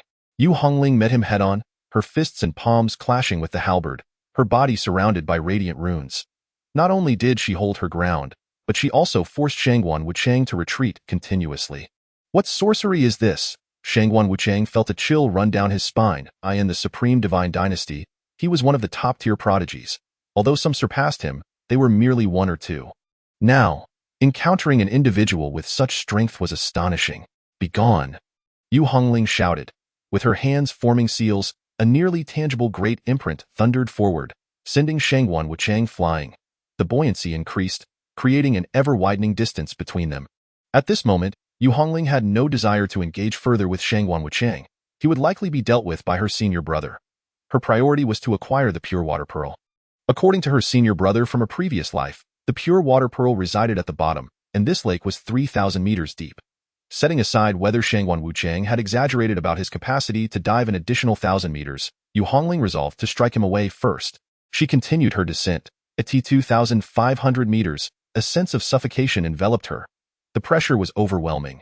Due to the water quality, the pressure was over 1,000 times that of normal lake water, a force even the broken infancy realm could scarcely endure. Yet, Yu Hongling felt that her limits were still far from being reached, for 1,000 meters posed no concern. After all, when her senior brother retrieved the pure water pearl, it had not seemed overly difficult, despite the dramatics that had ensued as she tended to him diligently, only for him to take advantage of her. Yu Hongling's cheeks flushed, though whether from the pressure or memories of past events remained uncertain. Upon reaching 3,000 meters, the water in the lake had transformed into a dark blue hue, imparting an oppressive atmosphere. Yu Hongling was momentarily stunned. She was certain she had descended 3,000 meters. Now, gazing downward, the water appeared black, obscuring the lakebed entirely, leaving her feeling bewildered. Was it not stated that 3,000 meters was the depth? Could there have been unforeseen changes? Gritting her teeth, she assessed her capacity to withstand the pressure and plunged downward once more. 4,000 meters. At this juncture, Yu Hongling was indeed powerful, yet upon reaching 4,000 meters, she still encountered a terrifying pressure that made her heart feel as though it had ceased to beat. The lakebed remained elusive. Clenching her teeth, she pressed on. 5,000 meters. At this depth, some of her bones had begun to shatter, and her flesh exhibited signs of decay. Bloodshot eyes filled with disbelief, she surveyed her body and recalled the image of Lu Yi emerging from the pure water lake. Was it not 3,000 meters? The location of the pure water pearl was not 3,000 meters, nor was the distance from the lakebed to the surface. A profound sense of dread and suffocation enveloped Yu Hongling. She was undaunted, empowered by her formidable cultivation and the memories of her previous life. Having been an emperor, what harrowing sights had she not witnessed? But what of Lu Yi, who had once retrieved the pure water pearl for her? Back then, he was merely a fledgling cultivator, recently departed from his sect, still struggling to take a life. Such a novice, devoid of obsession and lacking a strong conviction, could he truly summon the courage to continue diving into this terrifying, suffocating, and seemingly hopeless lake? For he had no knowledge of how far the lakebed lay beneath him. It could be 100 meters, 1,000 meters, or even 3,000 meters. In an environment devoid of hope and direction, Lu Yi had persistently remembered her need for the pure water pearl. Yet, why had he deceived himself? Why had he convinced himself that it was only 3,000 meters? Yu Hongling gritted her teeth and surged towards the lakebed once more. Crack, crack, crack. Her bones emitted a series of sharp cracks. Yu Hongling had lost track of how many meters she had descended. Finally, a faint blue luminescence appeared before her eyes. Though her vision had blurred, she groped her way to the center of the blue glow and grasped the pure water pearl. At that moment, an overwhelming desire surged within her, a yearning for the pure water pearl to merge with her body immediately, if it could integrate. Her nearly shattered form would instantly recover, and the enhancement of her talents would reach its zenith. Merge, merge. This was not merely the allure of the pure water pearl. It was her body, on the brink of destruction, sending desperate signals to her mind. Chapter 032.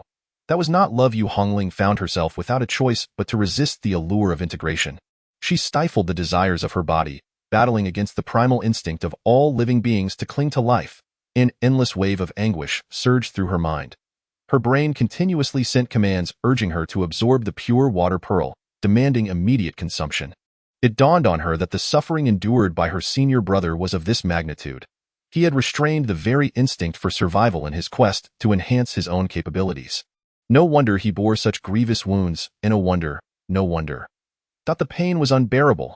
Yu Hongling deeply felt the torment that Lu Yi had once experienced, and a profound regret gnawed at her heart like countless venomous insects. Her senior brother had been exceedingly good to her in this world. Who else could possibly care for her more than their own life? Feng Wuxia could not achieve such devotion. Though she had never been together with Feng Wuxia, she was certain he could never match that. Yet, her senior brother, this was not love. No matter how well he treated her, without that fleeting moment of excitement, all she could feel was gratitude, not love. Only in the company of Feng Wuxia did her heart race and her body flush with exhilaration. Senior brother, in this life, aside from being with you, I shall grant you any wish, even if it means sacrificing my life. Yu Hongling silently vowed. She began to swim upwards, her strength waning. No, she truly could not hold on any longer. After much hesitation, she chose to refine the pure water pearl. Her senior brother had no use for it. Anything that was beneficial to him, she would willingly bestow. Since it was of no use to him, once she had improved her own constitution, she would certainly seek out a precious treasure to aid him. As she consumed the pure water pearl, her injuries began to heal rapidly, and the pearl transformed her constitution, expelling countless impurities. Yu Hongling's cultivation began to break through. She was on the cusp of transcending to the infant transformation stage. Indeed, during her confrontation with Shangguan Wuchang, she had not yet reached that stage. She had merely masked her true level. In fact, had she been at the infant transformation stage, a single strike could have left Shangguan Wuchang gravely injured. That was the resurrection of an emperor. When Yu Hongling's injuries healed and she successfully broke through to the surface of the lake, Shangguan Wuchang awaited her with his Fangtian Huaji, having stood ready for some time. "I didn't get to fully enjoy our previous bout in the water. Shall we have another round?" he inquired, his heavy halberd poised menacingly at her.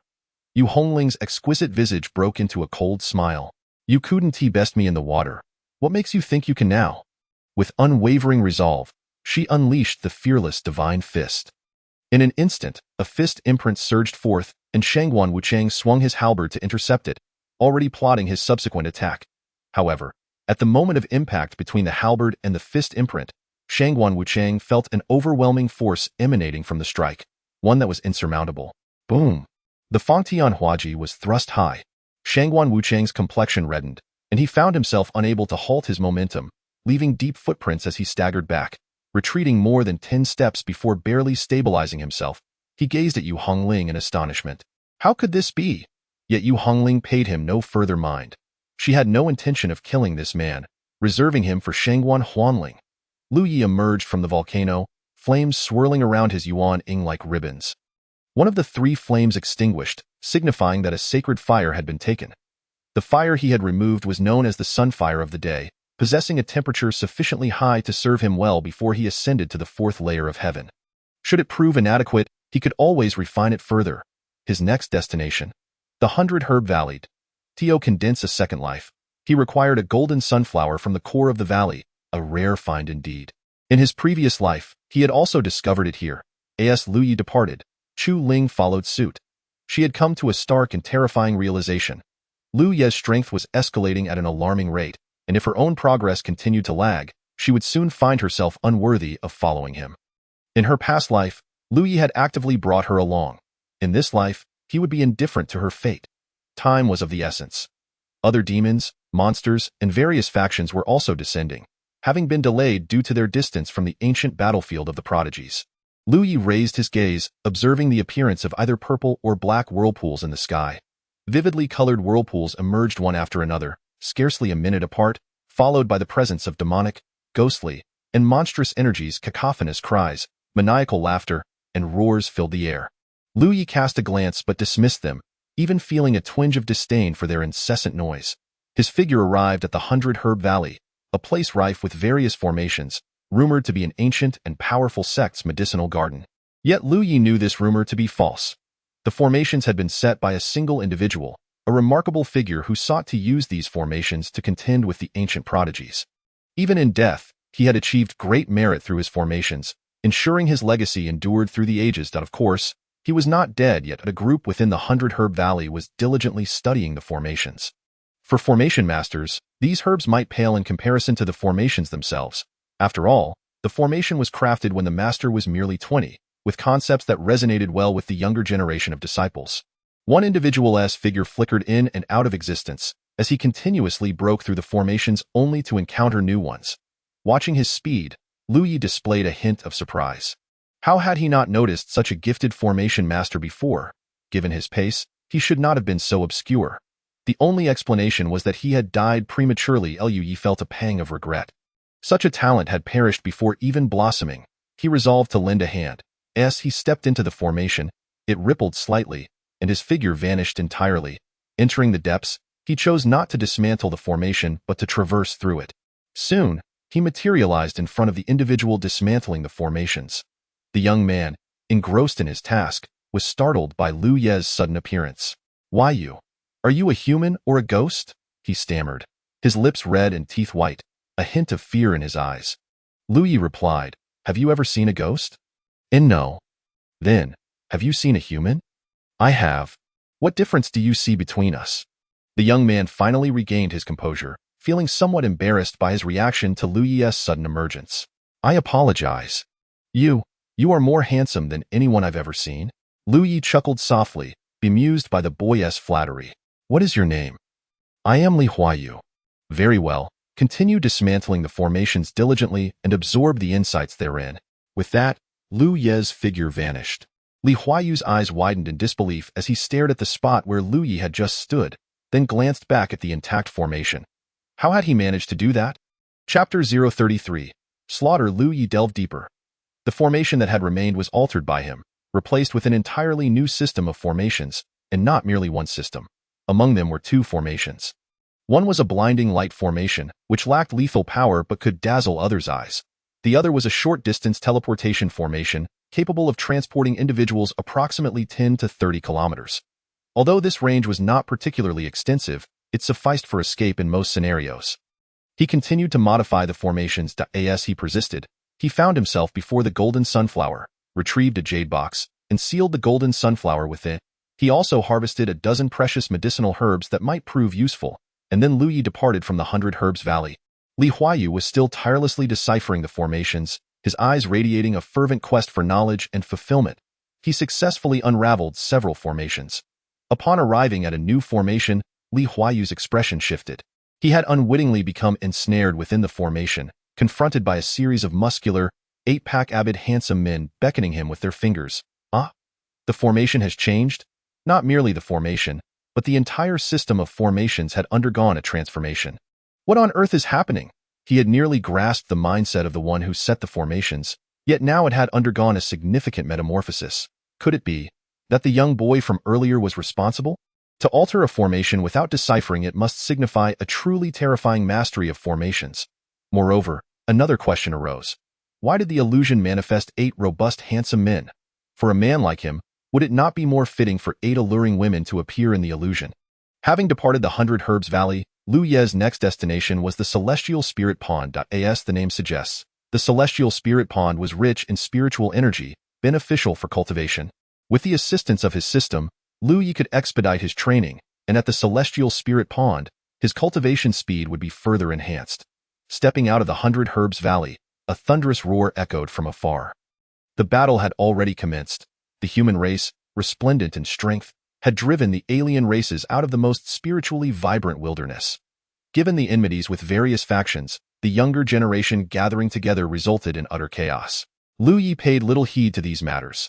Strength was forged through combat, and no one could escape the inevitability of slaughter. In such a place, where ages and cultivation levels were comparable, killing was simply a matter of course. Who feared whom? It was only in cases of bullying the weak and indiscriminate slaughter that Lu Yi felt compelled to intervene. Among peers, death was simply part of the equation. Boom! A figure crashed heavily before Lu Yi. "Friend, save me!" A disciple from a minor sect coughed up blood, visibly on the brink of death. "Hahaha, you shall die too." A black bat emitted a sinister laugh and charged ferociously at Lu Yi. Initially, Lu Yi had intended to evade, but since the black bat had made a move against him, a beam of sword light sliced through the air. The bat was cleaved in two. Lu Yi located the creature's storage ring, igniting it to ash with a spark, his sleeve swirling as the ashes scattered. Bats missed. A heart-wrenching cry echoed, and a dozen black bats surged towards him with incredible speed. Momentarily glancing at their bisected companion, before they could utter a word, Lu Yi's sword swept through. Whoosh, whoosh, whoosh. Under the sunlight, the light warped, streams of sword light crisscrossed, and the remaining bats were all severed in twain, blood pooling upon the ground, the stench of iron thick in the air. Lu Yi beckoned with his fingers, and storage rings fell into his grasp as he turned to leave. "Friend, may I inquire your name? The grace shown today by Qin Kuan Sect's Ji Liang shall surely be repaid." Lu Yi did not pause his steps, vanishing into the horizon. Indeed, the great battle had commenced. Corpses of both demons and humans littered the path.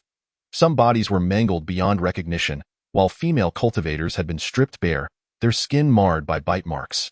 The cruelty of the cultivation world was laid bare at this moment. Two disheveled figures rushed towards Lu Yi. "Friend, flee quickly. The demon race has occupied the Celestial Spirit Pond, slaughtering many. Our human race has chosen to ally together to combat these fiends. We can head to the Alliance Point together and resist the demons." Lu Yi felt a flicker of interest in his previous life. Such an alliance had not yet emerged among humans. Who initiated this alliance? Lu Yi inquired. It was Yu Hongling of the Great Dao sect who took the lead, and many major powers have responded. It is not only safe there, but we can also counterattack the demons, preventing us from being picked off one by one. Friend, we must hurry. So it was Yu Hongling. No wonder circumstances had shifted. No need for that. I wish to visit the Celestial Spirit Pond. Friend, the Celestial Spirit Pond has already been taken over by the demon race. If you go now, are you not walking to your own doom? Lu Yi remained unfazed. I will go take a look. Should danger arise, I shall retreat promptly. I advise you against it. I am one who does not relent until I reach the Yellow River. Lu Yi exhibited a notable tolerance for well-meaning individuals, and these two seemed merely to wish to guide him to safety. Then may your journey be safe. Take care. Having crossed paths briefly, Lu Yi was now quite near the Celestial Spirit Pond. A foul stench wafted towards him. The Celestial Spirit Pond was not particularly large, its opening measuring merely 10 zhang in diameter, presenting a verdant hue akin to a jewel embedded in the earth. A dense aura of spiritual energy permeated the air, manifesting as a mist. Surrounding the Celestial Spirit Pond were numerous corpses, their flesh mangled. Colossal demons were seen gnawing on the bodies, while others reveled in the pond's waters, indulging in their cultivation. The sound of crunching echoed distinctly. Lu Yi's figure appeared not far away. Pairs of eyes opened, simultaneously turning to regard Lu Yi. An aura of menace thickening in the AI art. Lu Yi appeared unaffected, continuing his approach towards the cluster of demons. How amusing! A leopard demon suddenly chuckled, leaping from the Celestial Spirit Pond, its moisture evaporating as its fur shimmered with strands of light. A remarkably confident human. He likely believes he can eradicate us all. The leopard demon addressed its fellow demons. But what is the reality? He will beg for mercy. The demons erupted into derisive laughter. He will wail. Ha ha ha. The scoffs transformed into uproarious laughter. He shall weep, pleading for a swift end. Roar, roar, roar. Caw, caw, caw. A woo. The leopard demon, with a mocking gaze, regarded Lu Yi, its form suddenly transforming into a streak of golden light. Let the wailing commence. Pfft. The bifurcated remains of the leopard demon flew outward, blood splattering the ground in a V-shaped pattern. So much prattling. You all deserve to die. Lu Yi advanced steadily, his figure flickering as though frames in a film had been removed. In an instant covering 10 zhang, and with continuous flickers, he plunged into the midst of the demon horde. One sword strike unleashed 0.7 or 8 demons in a straight line exploded simultaneously. The slaughter had begun. Chapter 034. In search of true love, a resonant cry of the phoenix echoed through the air. A demon clan, ignited by their bloodline, transformed into a blazing fire phoenix, spiraling towards Lu Yi with lethal intent. The glint of the sword sliced through the air, cleaving the fire phoenix apart, splintering trees, while the sword aura dissipated amidst the foliage, its reach unknown. The demons occupying the Tianling Pond transitioned from initial cruelty to astonishment, then to terror, ultimately culminating in utter collapse. Clad in dark robes, the figure wielded sword energy that was invincible. No demon could withstand its might. Limbs lay scattered, blood flowed freely, staining the Tianling Pond a pale crimson.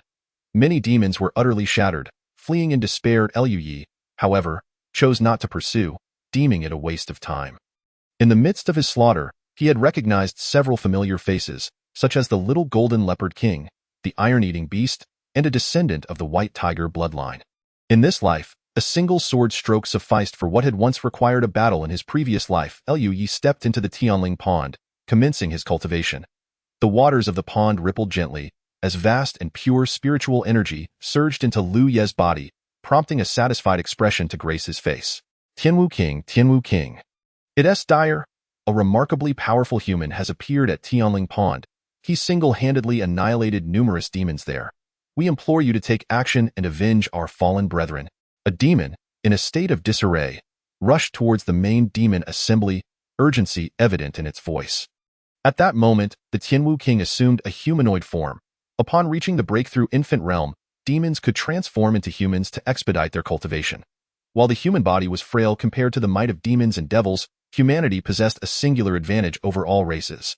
Wisdom, akin to intelligence, could be likened to enlightenment. Over eons, generations of humans had evolved into the most suitable beings for cultivation in the world. Traditionally, human cultivation aimed to emulate the demons and devils, such as adorning themselves with mysterious patterns, garnering the worship of myriad beings, or transforming into formidable beings with powerful limbs akin to demon beasts. Yet now, both demons and devils favored adopting human forms to comprehend human methodologies. Tianwu was no exception, nor was he the only one. Although he had taken on a human visage, many sharp, blade-like appendages still sprouted from his sides. Are you saying that a single individual has left all the demons at Tianling Pond dead? Tianwu inquired. Indeed. That human is extraordinarily powerful. None could block his sword light. With a single strike, he could slay dozens of demons. It's terrifying. So fearsome.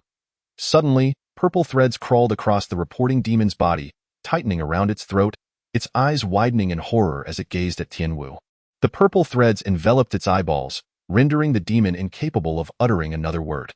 Its body stiffened, the breath of life extinguished. It was dead. First, pursue Feng Wuxia. Nothing else holds greater importance than this, Tianwu declared coldly. He was confident in his strength, believing it on par with any prodigy. Yet, he could hardly fathom the existence of a remnant of the Phoenix lineage in this world. The Tianwu clan, fierce warriors, were terrifying in their might. However, when faced with the Phoenix clan, they were at a fundamental disadvantage, akin to a predatory hierarchy. Even if Feng Wuxia was weaker, upon seeing him, Tianwu felt a shudder emanating from deep within his soul. How could he endure this? Feng Wuxia must be eliminated, ensuring the Phoenix clan's complete annihilation from existence. Understood. A group of demons continued their pursuit of Feng Wuxia. Meanwhile, at the gathering place of humanity, known as Wudao Wind Cliff, the winds that blew invigorated the mind and heightened inspiration, allowing many to enter a state of sudden enlightenment.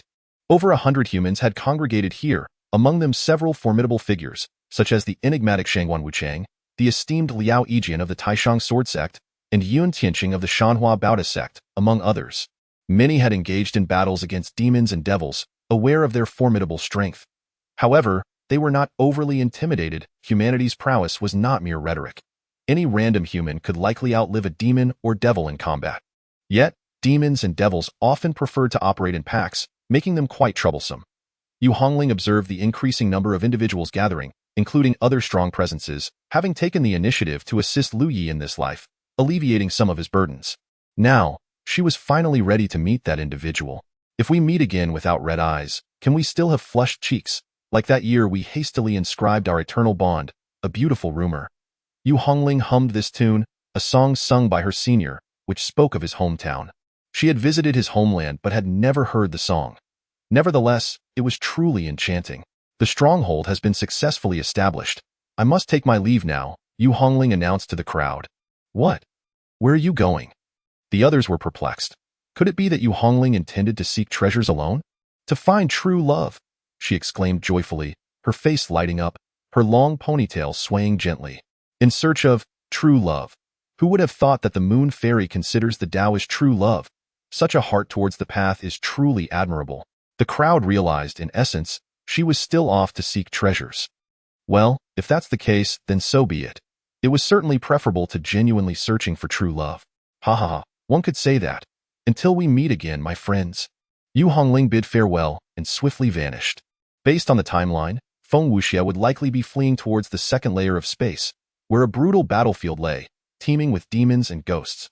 She had previously attracted the attention of demons, resulting in her own pursuit, leading her to encounter Feng Wuxia, who was likewise being hunted. The two would then join forces, fighting side by side as they sought ways to escape their dire situations. This life would unfold similarly. However, unlike her previous life, she was now formidable. Few could match her strength. Yu Hongling dashed towards the second layer of space. Before long, she arrived in the second layer, her figure mirroring the previous life's narrative, appearing amidst the Blood Demon Mountain, vying for the unstained flower. This place had once been a battlefield, where many demons had perished, tainted by demon blood. Yet, amidst the contamination, a divine flower named the Unstained Flower blossomed, emerging from the filth. One could only marvel at the wonders of the universe. In terms of strength, Yu Hongling could easily eradicate the demons here and leisurely depart with the unstained flower. However, that would deviate from the established course. She suppressed her power to a level akin to her previous life, hastily fleeing as a horde of demons began to pursue her with wild howls. Feng Wuxia, I am coming. Chapter 035. Feng Wuxia Tian Wu. I harbor no animosity towards you. So why do you insist on taking my life? Feng Wuxia roared, his body drenched in blood. He genuinely struggled to comprehend the situation. They were all members of the demon clan, yet upon arriving at this ancient battlefield of the prodigies, instead of pursuing the human race or exterminating the demon race, you choose to attack your own kind? Is there something fundamentally wrong with you? Do I need a reason to kill you? It's the law of the jungle, survival of the fittest. If I had to provide an explanation for every insignificant life I extinguish, would I not squander my entire existence in justifications? Why not engage in a fair duel? Feng Wuxia felt fresh wounds tear into his flesh. In a one-on-one scenario, he was not particularly afraid of Tian Wu. After all, he possessed the noble bloodline of the Phoenix. Even if he were somewhat weaker, he could still hold his own in battle. A duel? Ha ha ha. Should I retract my countless legs when we fight, lest you deem it unfair? Tian Wu sneered. Feng Wuxia's recovery abilities were formidable. Despite the continuous injuries, he remained lively. However, if this continued, the outcome would be uncertain. When demons hunt demons, other clans would remain passive, content to watch him suffer rather than lend a hand. Clenching his teeth, Feng Wuxia thought, damn it, this Tian Wu is truly a madman. Once I grow stronger, I shall ensure the annihilation of this repulsive race. Suddenly, a thunderous roar erupted ahead. Was there a development? As Feng Wuxia's gaze fell upon a figure clad in red, his heart stirred in awe. What a beautiful woman! Yet, she was being pursued by a throng of demon cultivators, dark clouds swirling ominously, and demonic energy surging violently as they hunted the girl in red. As the two approached each other, Moon Hongling beheld the youth who had appeared countless times in her dreams, his body stained with blood, yet his eyes shone with an extraordinary brightness. Tears threatened to spill from her eyes. It had been far too long since Feng Wuxia's demise. He had occupied her heart for many years. Now, she finally stood before him in an instant. Without exchanging words, they both veered to the side, evading the encroaching demons and devils, each harboring wariness, for these two races were not known for their amiable relations. We, the demon clan, have no intention of becoming enemies with the demon race. Shall we join forces to eliminate these two? Tian Wu's voice rang out. The demons exhaled a sigh of relief. Agreed. Thus, the demons and devils converged, yet the lines between the two remained distinctly drawn as they pursued Moon Hongling and Feng Wuxia together. What have you done to draw such a horde of demons? Feng Wuxia queried, casting his gaze upon Moon Hongling, who was undeniably beautiful. And you? Why are you being chased by so many of your own kind? He added with a smirk. I suspect it's because these hideous demons envy my handsome visage that they have set upon me. Moon Hongling? It wasn't that Feng Wuxia's words were incorrect. Rather, they instinctively reminded her of Lu Yi, who often exhibited similar narcissism, claiming to bear other names such as Lu Yinzu or Lu Panin. Moon Hongling knew well that Yinzu and Panin were renowned for their good looks in Lu Ye's hometown. Seeing Moon Hongling gazing at him with a dazed expression, though their pace remained unbroken, her demeanor was unmistakably entranced. Feng Wuxia couldn't help but lament, what cursed charm I possess. Such a beautiful human woman, merely seeing me has left her smitten. Yet, this is hardly the time for flirtation. Do you have any means to escape this pursuit? Feng Wuxia inquired. None. Moon Hongling replied, her heart heavy. How could she think of Lu Yi while with Feng Wuxia? Was she truly so unfaithful? To think of one while with the other? No. She had always favored Feng Wuxia. It was simply that her time with her senior brother had been so extensive that he had woven himself into every facet of her existence, both body and soul. This feeling would surely fade with time. Then it appears we are doomed. It's already difficult enough with one side pursuing us, and now we face two. We want to die. We must seek my senior brother. Once he arrives, this rabble will be nothing but dust. Is your senior brother truly that formidable? Indeed, my senior brother is unmatched among his peers. That is splendid. Where is he? In that direction. The two altered their course, dodging the relentless barrage of ranged attacks that fell upon them, each striking back in unison. What is your senior brother's stance regarding the demon clan? I mean, a noble demon who has never consumed humans and harbors no interest in doing so? Feng Wuxia asked. Fear not. My senior brother never slaughters the innocent. Moon Hongling discreetly observed Feng Wuxia from the corner of her eye. Purely from an aesthetic standpoint, he was undeniably striking, even now in a rather disheveled state, which oddly added a certain rugged charm. As the relentless ranged attacks continued, Their speed was evidently hindered, and the distance between the two groups shrank ominously. It's over, it's over. Despair filled Feng Wuxia's eyes. This time, it seemed certain he would meet his end. Suddenly, Moon Hongling formed seals with her hands, and a magical spear coalesced above her head, aimed at the demons and devils behind them. The spear had an impressive range. A careless demon or devil could be pierced through on the spot. However, the spear's formation was too slow, and the sheer number of demons made it impossible to deter their pursuit. Single target attacks 1T suffice. We need area attacks. Feng Wuxia shouted. I don't have any area attacks. Gritting his teeth, Feng Wuxia replied, I do, but after I unleash it, you must carry me away. In truth, Feng Wuxia still harbored doubts about Moon Hongling, yet the situation had reached a critical juncture. If he released the Phoenix's wrath, he would undoubtedly exhaust his energy and lack the strength to flee, though do nothing would certainly lead to his demise. There were no alternatives left. Agreed. Moon Hongling gave a firm response. With a sudden piercing cry of the phoenix, Feng Wuxia ignited all his energy, and a magnificent fiery phoenix took shape above him. Releasing this move was undeniably taxing. Upon completion, he felt utterly drained. Go! The resplendent fire phoenix, trailing its vibrant tail, surged towards the horde of demons and devils. Moon Hongling grasped Feng Wuxia's garments, initially intending to carry him, yet by some twist of fate, she refrained. Boom! The fire phoenix exploded, showering the sky with flames that obstructed the demons' advance, momentarily widening the distance between the two factions. A faint smile graced Moon Hongling's lips. However, as the demons broke through the firestorm, they resumed their relentless pursuit. Why hasn't your senior brother arrived yet? Feng Wuxia asked weakly. Apologies, I seem to have lost my way. Feng Wuxia? Chapter 036. Fighting side by side, damn it, I'm lost. Despair flickered in Feng Wuxia's eyes as he contemplated unleashing a torrent of curses upon Yu Hongling. Yet he hesitated, fearing she might abandon him at this very moment. Forget it, it's not your fault. For now, Feng Wuxia could only placate Yu Hongling while he began to restore his strength. A more pronounced smile graced Yu Hongling's face as the demonic creatures drew nearer, and suddenly, a vast chasm appeared ahead of them. This chasm appeared as if it had been cleaved by a single stroke, with the soil on either side charred and seemingly robust. Without a moment's hesitation, Yu Hongling leaped into the chasm. This place is a fortress where one man can hold back 1,000. You must recover your strength quickly while I fend off the demons ahead. If I cannot hold them back, you must step in for me. Can you withstand it? Feng Wuxia asked weakly. I can. She tossed 3 vials of elixir to him. Yu Hongling's gaze fixed firmly ahead. In a past life, it was here that they had united their efforts, repelling the relentless onslaught of demons until Lu Yi arrived. In this lifetime, Yu Hongling possessed the strength to eradicate these demons single-handedly, yet she yearned to relive the exhilarating moment that had once stirred her heart. Kill. The chasm was narrow, and the surrounding charred earth was as solid as iron, creating an advantageous terrain. 2 demons charged from above and below. With synchronized incantations, they were repelled.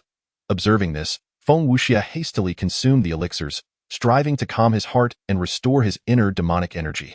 Yu Hongling fought with unhurried grace, embodying an unyielding barrier against all demonic advances. The celestial centipede lunged forward, only to be effortlessly sent stumbling back by a casual punch from Yu Hongling. The celestial centipede was taken aback. How could this human woman possess such strength? If she were so mighty, why did she not simply annihilate the horde of demons instead of evading them for so long? It was utterly perplexing. Exhaust her, roared the celestial centipede. One demon after another surged forth. Yu Hongling had the power to slay each with a single blow, yet she refrained from doing so. Time slipped by inexorably, demons were driven back only to return, and Feng Wuxia was recovering rapidly. The Phoenix bloodline was indeed formidable. He discreetly opened his eyes to glance at Yu Hongling, finding her as steady as a mountain, and he even entertained thoughts of fleeing. However, this notion was swiftly dismissed. Though he could escape, the celestial centipede was like a rabid dog, intent on pursuing him relentlessly. Should he flee, it would surely abandon Yu Hongling and chase him down. Such an act of abandoning her would only breed resentment within her heart. Weighing all factors, he resolved to stay. As Yu Hongling persevered, Feng Wuxia continued to restore his strength. After another 10 minutes, Yu Hongling seemed to reach her limit, swaying precariously. Feng Wuxia knew it was time for him to take action. His own strength was not negligible. In a one-on-one confrontation, he was not afraid of anyone, As Yu Hongling took a step back, he surged forward. It's my turn now. You focus on regaining your strength, he bellowed. Yu Hongling paused momentarily, and in a place unseen by Feng Wuxia, a smile crept onto her lips. This sensation. Suddenly, her brows furrowed in confusion. Why did it feel different from before, lacking that heart-stopping thrill? What was amiss? Yu Hongling pondered. Could it be that her own strength dulled her sense of danger? In a previous life, having endured to the utmost limit, when Feng Wuxia appeared before her, her heart had raced with an unprecedented flutter, enveloped in an overwhelming sense of safety. Yet now, that feeling was conspicuously absent. Furrowing her brows tightly, she swallowed an elixir and began to recover her expended essence. Feng Wuxia indeed possessed considerable strength, yet against the ceaseless onslaught, he sustained injuries continuously. He could not endure as long as Yu Hongling had. As his injuries grew severe, Yu Hongling suddenly struck him unconscious with a swift chop and dragged him to safety. The celestial centiped's expression twisted with rage. Hand over Feng Wuxia, and we, the demon race, shall not involve ourselves in your grievances. Yu Hongling's demeanor remained unfazed. She carefully placed Feng Wuxia down and turned her attention to the horde of demons. Fearless, she proclaimed, her fists raised. With a resounding crash, her tumultuous essence transformed into two luminous runes that surged into the demons. In an instant, several demons before her erupted, staining the charred earth with their blood. The celestial centipede was rendered speechless. Yu Hongling did not utter a single unnecessary word. Her feet imprinted clear marks upon the ground, and secret runes flickered, exuding an aura capable of obliterating all. The demons ahead were shattered one after another. With a furious roar, the celestial centipede unleashed a radiant burst from all its legs, charging forth, only to be obliterated by a single, effortless punch from Yu Hongling. The celestial centipede was incredulous. What? How can you be this strong? If you are this powerful, why did you engage us for so long? Why allow a throng of demons to pursue you? Do they even deserve to chase you? What kind of strange game are you playing, pretending to be weak? The demons were crushed under the ferocity of Yu Hongling's assault. In this narrow chasm, there was no room to flee, and she annihilated them all with overwhelming force. After dispatching the last demon, she began to scour the battlefield for treasures.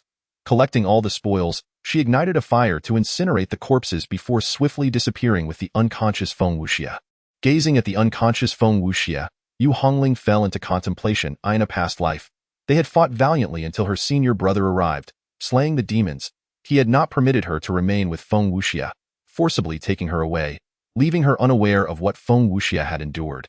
Later, when she encountered Feng Wuxia again, they explored perilous terrains together, trained side by side, and sought treasures. Being with Feng Wuxia had truly brought her immense joy.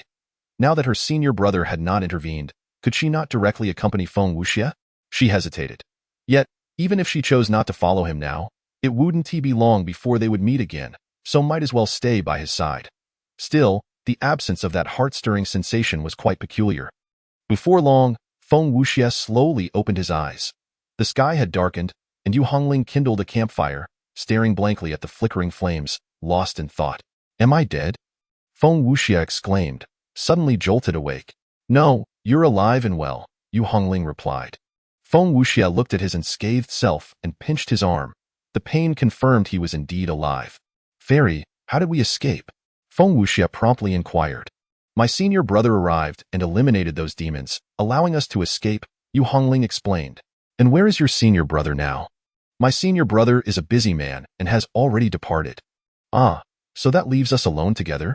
Feng Wuxia exclaimed in disbelief. Yu Hongling narrowed her eyes. You wishful thinker.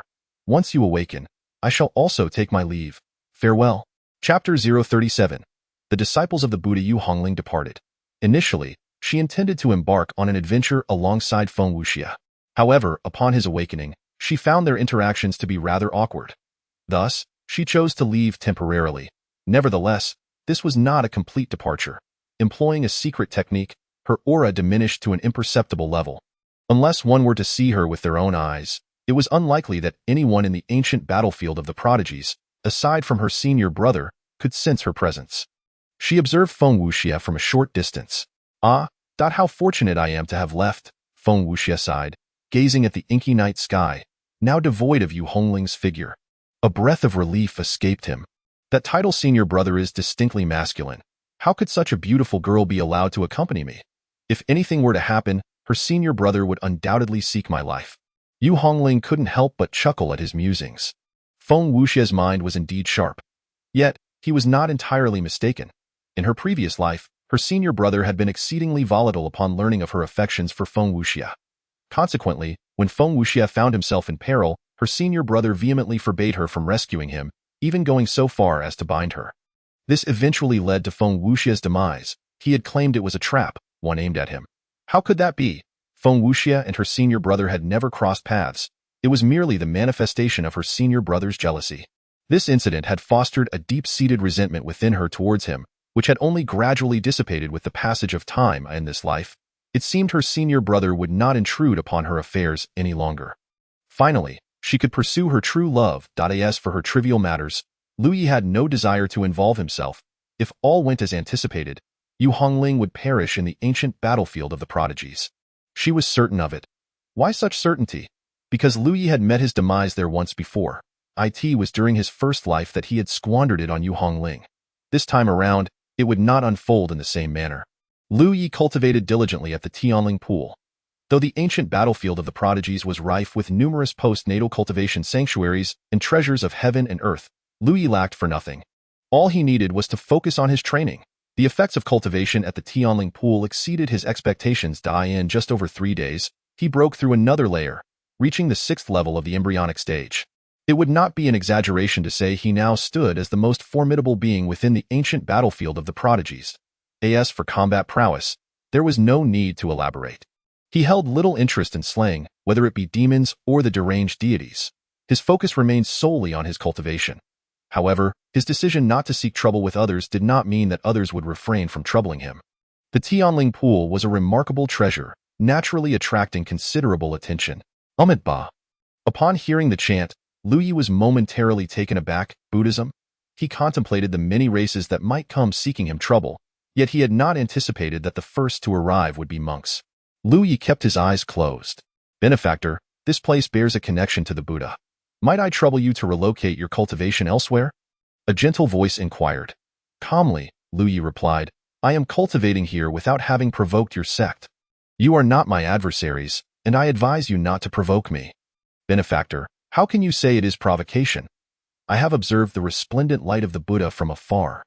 This pool's spiritual water is likely transformed from relics. I kindly request that you change your location.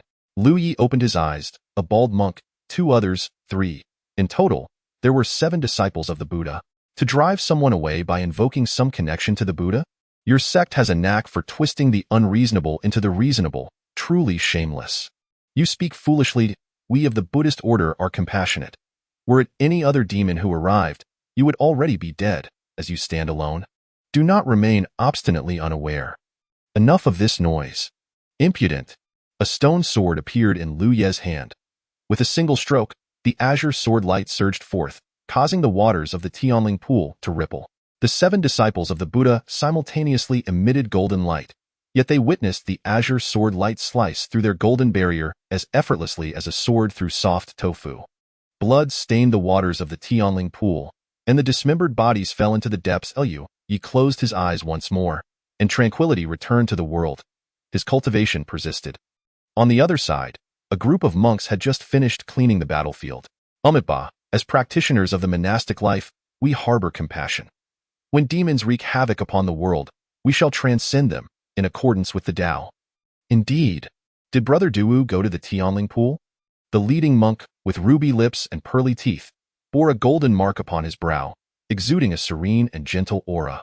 Were it not for the blood dripping from his meditation staff, one would easily mistake him for a benevolent monk. In the Buddhist order, not everyone is worthy of wielding a staff. Ordinary monks wield sticks, while senior monks wield pestles. To possess a staff at such a young age suggests one is a child of Buddha. There are monks who carry bells, others with gongs, and various implements abound. In response to Brother Duni's inquiry, indeed, Brother Duwu has gone to the Tianling pool. The Tianling pool is suitable for the cultivation of Buddhist scriptures, a fine destination for disciples. Duni, you shall lead those beneath the 9th level of the Yuan Dan stage there. This bell is known as the causality bell. Should any unforeseen circumstances arise, you may shatter it, and I shall arrive post-haste. Understood. Others shall accompany me to search for relics of the Buddha. Understood. Duni watched as a dozen monks departed, his gaze fixed upon the direction of the Tianling pool. Brothers, follow me. A multitude of monks hastened towards the Tianling pool. Lu Yi continued his cultivation undisturbed. Before long, Duni led a throng of monks to arrive, their eyes immediately drawn to Lu Yi, who hovered above the Tianling pool, wisps of mist swirling into his palms. The 7 disciples of the Buddha lay severed in half, suspended above the pool, alongside numerous corpses of demons and humans. The once picturesque Tianling pool now resembled a den of demons. Brother Duwu! Duni cried out in despair, his eyes ablaze with fury, akin to a wrathful Vajra. Did you slay Brother Duwu and the others? He roared. Once again disturbed, Lu Yi refrained from opening his eyes, sensing the presence of dozens of Buddhist auras. It appeared that today, all the children of Buddha would meet their end at his hands. A wave of challengers came, each stronger than the last, yet none could escape the fate of death. You disturb my tranquil cultivation. Your lives hold no value. Lu Yi uttered 8 words. Duni's eyes turned crimson. How dare you? Merely for disturbing your cultivation, you resort to violence. How is this any different from a demon? Today, I shall exterminate demons, he commanded. All disciples, heed my call. Yes. 18 arhats subduing demons formation. Yes. 18 monks simultaneously soared into the air, stepping upon the surface of the Tianling pool. Their energies merged as one. Striking one was akin to striking all 18, a formidable formation within the Buddhist order. Yi opened his eyes. Why court death? What need is there for this? The 18 arhats glared fiercely, their bodies shimmering with golden light, as if coated in golden paint. Subdue. Chapter 038. Does she like me? The devil. He is a devil that even the Buddha cannot subdue or save. Du Nung, drenched in blood, had his once pristine monk robe sullied at this moment. As he fled, he stumbled and fell to the ground, a mere novice monk, reduced to such disarray by panic. It was utterly unfathomable. Du Nung was in a frantic retreat, completely oblivious to the karmic bell bestowed upon him by the Buddha. In the depths of his subconscious, he believed that even the Buddha would meet a tragic fate in the presence of such a demon. Yi, having dispatched his final foe, gazed silently at the fleeing Du Nung, momentarily at a loss for words. A novice monk, yet his mental fortitude was astonishingly weak. Perhaps it was due to the excessive number of kills he had just executed, plunging him back into the ruthless mindset of his past life. In that previous existence, Lu Yi had lost count of how many powerful beings he had slain. Thus, their eyes met, and in that instant, Du Nung found himself locking gazes with the embodiment of his past murderous self, leading to his utter collapse. Lu Yi made no effort to pursue. He was disinterested in the chase. From this day forth, should Du Nung survive, he would undoubtedly become a mad monk. The scent of blood was slightly pungent, affecting Lu Ye's mood. After a moment's contemplation, he extended his palm, summoning the scattered corpses towards him, including those that had perished earlier, and piled them together. With a single flame, he reduced them to ashes, leaving no trace of bone or residue. He gracefully waved his sleeve, conjuring a refreshing breeze that swept through the realm. With his spirits lifted, Lu Yi returned to the Tianling pond to resume his cultivation.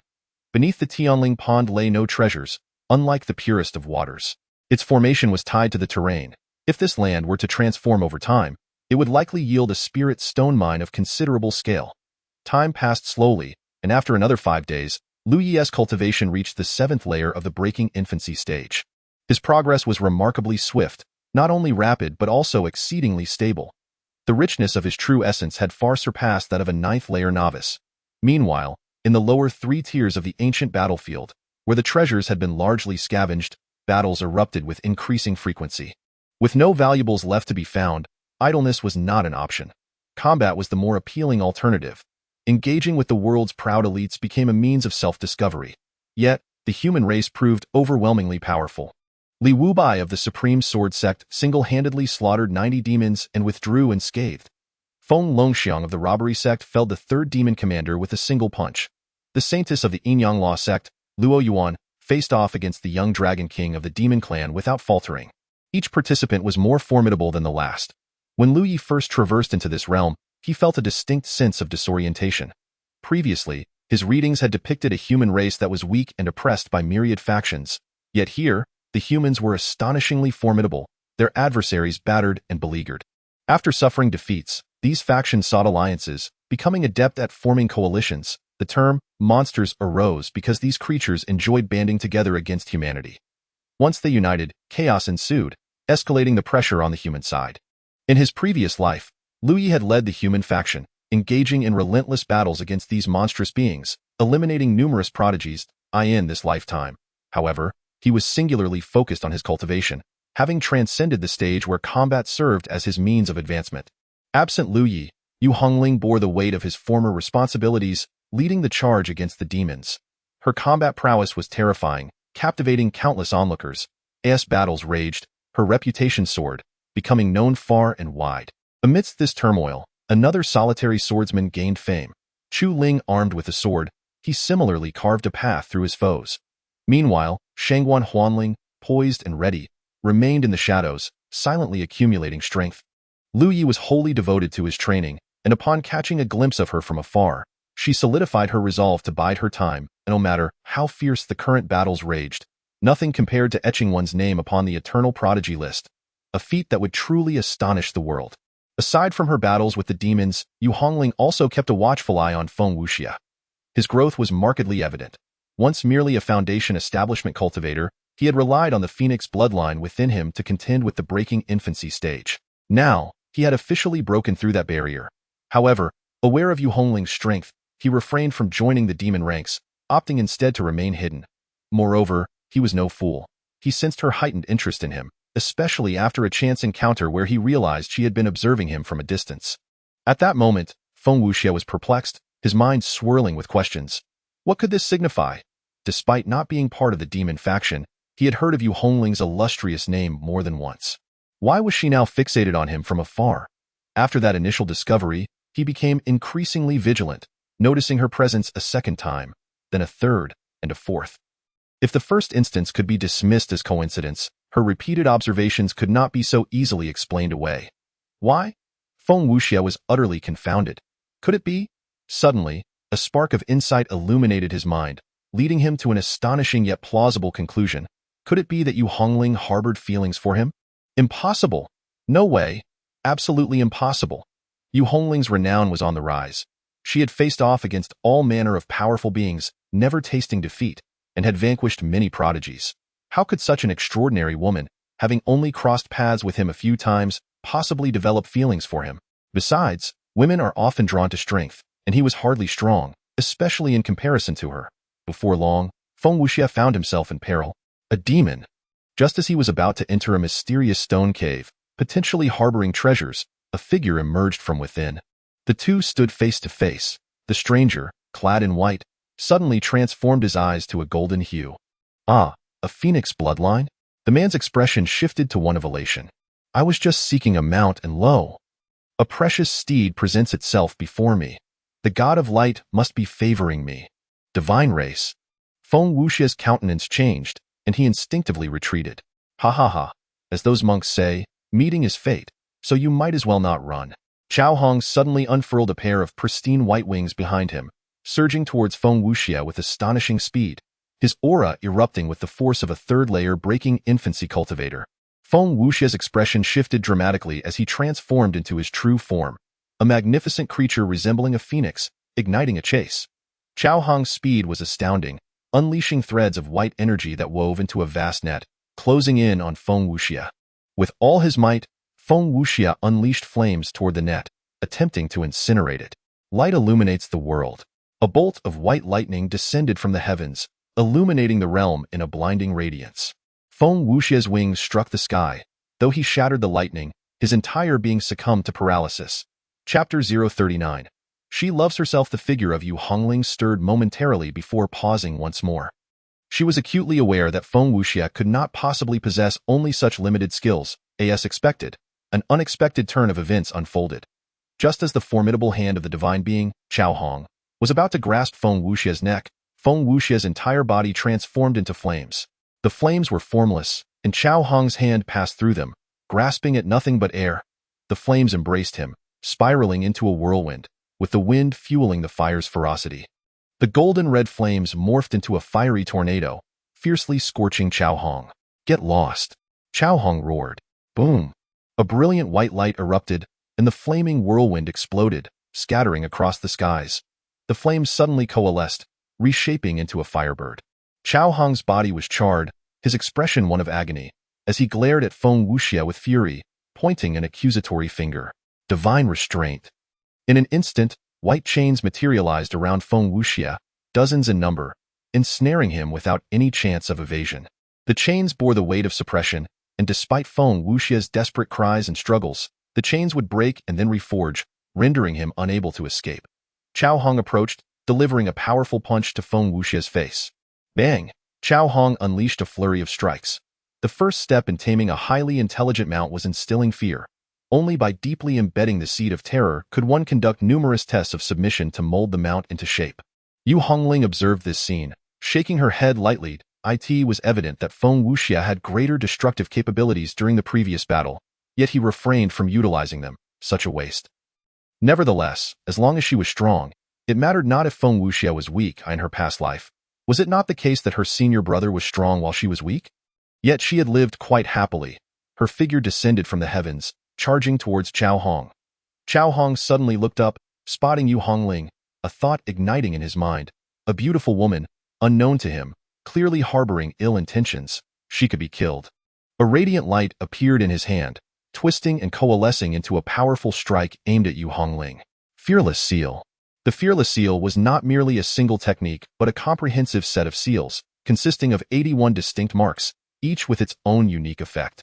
As Yu Hongling grew stronger, the array of seals at her disposal expanded, and her eruptive power intensified. Boom! A tremendous roar resonated. The white light was forcibly shattered by the Great Seal, crashing into Chao Hong's face with an unstoppable force. Bang! Chao Hong's visage was grotesquely contorted, and his body skidded across the ground for dozens of meters, shattering stones in his wake. What a hard head, Yu Hongling remarked in admiration, propelling herself forward again with the Great Seal in hand. Why does a mere human seek to rescue a demon? Chao Hong bellowed, brandishing a large shield to withstand Yu Hongling's relentless assaults. Feng Wuxia gazed at Yu Hongling's retreating figure, his eyes reddening. She had come to save him. Indeed, she must have feelings for him. After all, why would a formidable individual like her, accompanied by a demon, choose to aid one so weak? If she did not harbor affection for him, what reason would she have to follow him? Because I like you, Yu Hongling responded, hurling Chao Hong away once more. Chao Hong coughed violently, fear flickering in his eyes. She was too powerful. This woman was overwhelmingly strong. What had seemed like a trivial seal now struck him with the weight of a mountain. You too wish to refine him as a mount, don't you? I shall relinquish him to you. We harbor no grudges. Let me leave in peace. Feng Wuxia's smile faltered momentarily to mount. Thus she intended to treat him as a mount. Yu Hongling smiled gently, offering no rebuttal and no further words. She once again swung her seal down. You lunatic! Chao Hong roared, utterly baffled by the woman's madness. Blood spurted from his mouth, his insides shattered. 3 more strikes, and his body would be utterly obliterated. Having dealt with Chao Hong, Yu Hongling turned her gaze to Feng Wuxia. Are you all right? Feng Wuxia's mind echoed with the term mount. Was she truly wishing to subjugate him as a mount? I am fine. If you are unscathed, I shall take my leave. Farewell. Yu Hongling began to depart. Wait. Feng Wuxia called out to her. Taking a deep breath, Feng Wuxia sensed that something was amiss. The power Yu Hongling displayed now, along with her illustrious reputation, stood in stark contrast to the strength she had shown during their previous trials together. This implied that her earlier predicament had been a deliberate pursuit, a chance encounter designed to meet him. Why did you save me? What is your true intention? Feng Wuxia asked loudly. Undeniably, he now harbored feelings for Yu Hongling. It was only in the throes of affection that he would continuously convince himself of her affection for him. Yu Hongling paused at his inquiry, her gaze unwaveringly fixed upon him. In that moment, she discerned the hope reflected in Feng Wuxia's eyes. He was yearning for her to confess her feelings for him. Yu Hongling's brows furrowed slightly. She truly held affection for Feng Wuxia, yet the time did not seem right to solidify their relationship. The familiar pangs of heartache were absent. Had those feelings resurfaced, she would have cast all caution to the wind and journeyed alongside Feng Wuxia to the ends of the earth. But now, because I find you rather amusing. With that, Yu Hongling departed into the sky. Amusing? Feng Wuxia was left in stunned silence. What sort of response was that? Yet, the notion of amusement. Slowly, he began to ponder, his eyes widening. Amusement was surely a precursor to affection, was it not? This extraordinary woman truly had developed feelings for him. Feng Wuxia's heart raced, his handsome face flushing with warmth. He pressed a hand to his chest, a burgeoning emotion stirring within him. "Ah, here, take this small token. If you need anything, contact me." Yu Hongling returned, tossing Feng Wuxia a conch-like artifact. "Speak into the conch, and I shall hear you through another." After bestowing the item upon him, she prepared to leave once more. "Wait." Feng Wuxia called out again. Yu Hongling turned, puzzled. "May I accompany you?" Feng Wuxia inquired. The perilous nature of the celestial battlefield was overwhelming. Given Yu Hongling's formidable strength, it would be advantageous to follow her. Even the artifacts she no longer utilized would suffice for his cultivation. Yu Hongling's brow furrowed. "No. The celestial battlefield is for honing oneself, not for you to reap the rewards without effort. Farewell." She decisively departed. Feng Wuxia. To reap without effort, what a notion. Clenching his teeth in determination, he resolved to train diligently, so that when Yu Hongling next beheld him, her eyes would widen in astonishment. Chapter 040. "Are you worthy, Hongling? May I address you as such?" Yu Hongling remained silent at this moment. "I find myself in the second-tier space of the monster swamp, seeking a suitable place for cultivation, diligently honing my skills. Rest assured, I will not lag behind you for long." How infuriating! The monster swamp has been completely occupied by the Blue Crocodile clan. They permit other major clans' monsters to cultivate, yet they deny me entry. Fear not, I shall venture to the Clear Valley for enlightenment. But the Clear Valley has also been taken over by a group of monks. Such sacred grounds for cultivation should rightfully be accessible to all beings under heaven. Hongling, are you listening? Today, I engaged in a battle with a demon clan over a demon flame fruit. I emerged victorious, but alas, the fruit was ruined. Why has the Phoenix clan vanished from this world? Were they still here, I would not be so utterly alone. Hongling, may I seek refuge with you? Numerous factions monopolize the resource-rich locations, and I find myself utterly incapable of contending against such powerful forces. At last, Yu Hongling responded, "No, since you lack any influence, it would be best for you to observe how the scattered cultivators pursue their enlightenment. Ah, so you can hear me. I feared this artifact was malfunctioning. Hongling, can we converse?" Yu Hongling was preoccupied in her previous life. She had already discerned that Feng Wuxia was somewhat clingy and quite the chatterbox. She found this trait rather endearing, as her own disposition was commanding, and his soft, endearing nature complemented her well. As for her senior brother, he embodied tolerance and optimism, and Feng Wuxia brought a refreshing sensation to her life. However, perhaps due to her own weakness in the past life, Feng Wuxia's clinginess had not been as pronounced. In this life, it was hard to judge. Yu Hongling was genuinely busy. She was gradually becoming the foremost figure among the human race, engaged daily in battles and territorial disputes. She contended with demons, monsters, monks, ghosts, and gods, fighting. Only upon truly becoming the leader of the human race did she realize the extent of her responsibilities. Each day was filled with countless tasks. And what of Lu Yi in his past life? He was undoubtedly weaker than his current self, facing battles that were even more brutal, slaying countless formidable foes while enduring numerous injuries himself. Yet, she had still insisted he accompany her on her adventures, to rescue her, and to assist her in seeking the treasures she desired. In response to her demands, Lu Yi always wore a tender smile of indulgence as he agreed, then fought fiercely, inflicting fear upon his enemies despite his own grievous wounds, before carving out time to be by her side. It dawned on her how exhausting it must have been for her senior brother. A twinge of sorrow welled within her. She had already grasped from the matter of the pure water pearl that the burdens he bore were far more complex than she had imagined. A soft sigh escaped her lips. Fortunately, her senior brother had found some respite now. Lu Yi was indeed at ease, having taken possession of the heavenly spirit pond, with his cultivation speed accelerating rapidly as all the spiritual energy converged toward him. The heavenly spirit pond had transformed into a forbidden zone. Thus far, various beings had attempted to intrude, and to attack Lu Yi would spell certain death. Competing for spiritual energy with him would earn a swift dismissal. Resistance would also lead to demise. Whether demons, monsters, ghosts, or deities, none dared to approach the heavenly spirit pond. It had been reduced to a den of darkness by Lu Yi. With a resounding roar from within Lu Yi, he broke through to the 8th layer of the breaking infant realm. It was astonishing. His cultivation surged like a rocket, soaring upwards. Yet, Lu Yi felt no trepidation. He was fully aware of his own circumstances. He advanced steadily, leaving deep impressions with each step. Years later, when he looked back from the pinnacle, he would clearly see every single footprint he had left behind. Unfazed, he continued his path of cultivation. On one side, time flowed gently, while on the other, slaughter raged fiercely. Yu Hongling's cultivation also advanced with remarkable vigor as she sought to rectify her past shortcomings. The ancient reversal scripture was inherently a method of unparalleled combat, demanding relentless struggle, where one must grow stronger through adversity to truly grasp its essence. In her previous life, Yu Hongling had been overly protected by Lu Yi, making it increasingly difficult for her to break through in the later stages. It was only due to Lu Ye's resolute decision to cast her into perilous realms for cultivation that she managed to compensate somewhat in the latter part of her journey. The human race was fierce.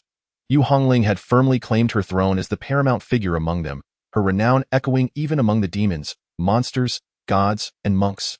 Yet, as the humans grew more formidable, the living conditions for the demons and other alien races grew increasingly dire, rendering Feng Wuxia, a scattered monster without any backing, to suffer even more. He struggled to maintain control over his emotions and tone, but a hint of pleading inevitably crept into his voice. Hongling, I sustained severe injuries today, but do not worry. With the Phoenix bloodline, my recovery abilities are exceptional. Yu Hongling listened, a flicker of anxiety stirred within her, though it was not as intense as she had anticipated. Injuries were a common occurrence for cultivators. Hongling, the situation among the demon race is growing increasingly bizarre. Each demon has become somewhat deranged, and I fear my circumstances have become perilous. Hongling, may I seek refuge with you? I genuinely wish to stay by your side.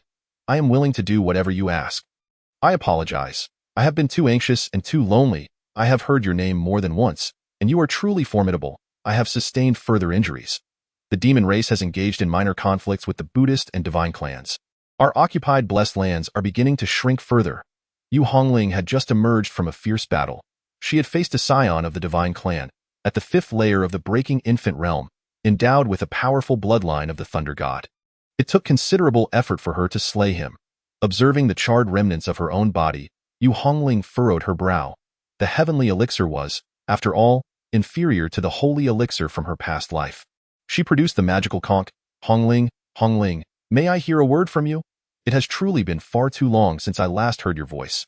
Yu Hongling, too, realized that she had become so engrossed in her recent battles that she had not visited Feng Wuxia for quite some time. She had not even spoken a single word to him. She lifted the magical conch, striving to soften her tone. Focus on your cultivation. With your Phoenix bloodline, as long as you are willing to endure hardship in your training, we will inevitably stand side by side, battling against the world. I believe in you. After uttering these words, Yu Hongling composed herself, closed her eyes, and resumed her cultivation. Bang! Feng Wuxia's body was violently hurled away, a mouthful of blood spilling forth. The little dragon king, with a human form and a dragon's head, glared at Feng Wuxia with a chilling and ferocious gaze. With your kind of uselessness, how dare you claim that Yu Hongling has any affection for you? Just take a look at yourself. Are you worthy? Chapter 041. Blind eyes. Feng Wuxia rolled on the ground, drenched in blood, in a state of utter disarray. A formidable group of demon beasts surrounded him, their eyes glinting with malice.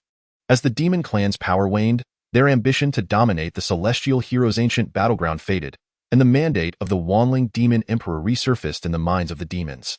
To collect the blood of all spirits and present it to the Demon Emperor would grant unparalleled secret techniques. Thus, Feng Wuxia, possessing a fragment of the Phoenix bloodline, naturally caught the attention of the little dragon king. Capturing Feng Wuxia was remarkably easy. Dispatching a minor demon king or a pure-blooded demon would suffice.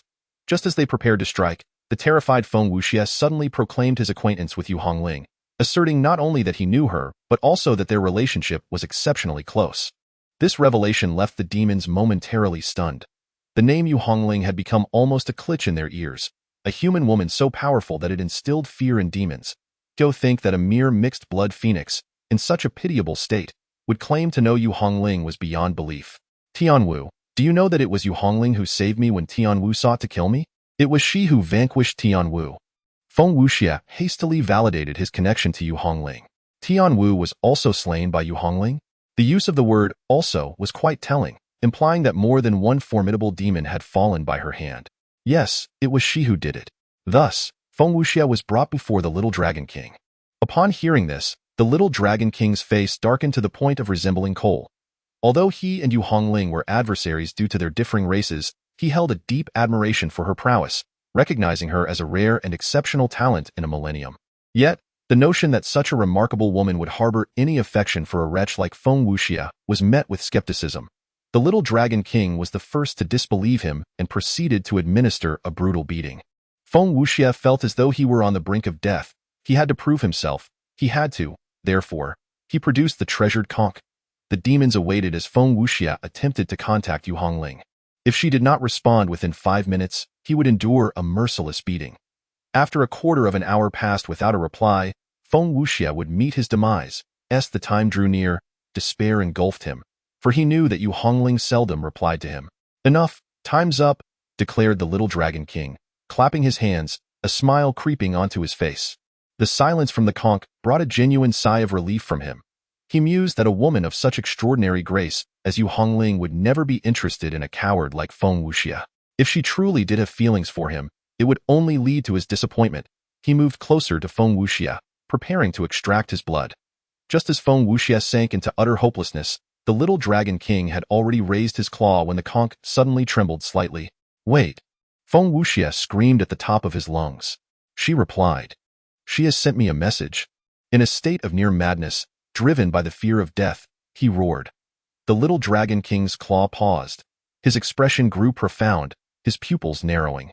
If one were to observe closely, they might witness the astonishing murderous intent hidden within those tiny pupils. Down on your knees, the little Dragon King commanded coldly. Feng Wuxia knelt before him, his body trembling uncontrollably. Listen. Feng Wuxia activated the conch to convey the message. Focus on your training. You possess the Phoenix bloodline. As long as you are willing to endure hardships and cultivate diligently, we shall stand side by side one day, conquering the world together. I believe in you. The gentle and clear voice of Yu Hongling resonated from the conch. The little Dragon King's body went rigid. The surrounding demons widened their eyes in disbelief, each one questioning their very existence. They had all heard Yu Hongling's voice. What was it like when she spoke to them? Kill. In fury. Crush to dust. In disdain. This place belongs to the human race. Leave immediately or face annihilation. Coldly. Watch me smash you with a single punch.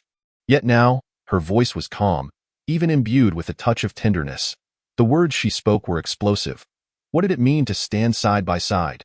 What did it mean to conquer the world? What did it mean to say, I believe in you? Goodness, was this truly Yu Hongling? It is indeed Yu Hongling. I swear to you, it is. With a furious roar, the little Dragon King delivered a powerful kick to Feng Wuxia's face. Bang! Feng Wuxia was sent flying, crashing into 2 large trees, blood spewing from his mouth as excruciating pain rendered his body rigid and contorted. What is your relationship with Yu Hongling? The little Dragon King demanded, gripping Feng Wuxia's hair, his gaze filled with cruelty. Just friends. What else? Nothing, nothing. The little Dragon King struck Feng Wuxia's face again, causing him to vomit blood profusely.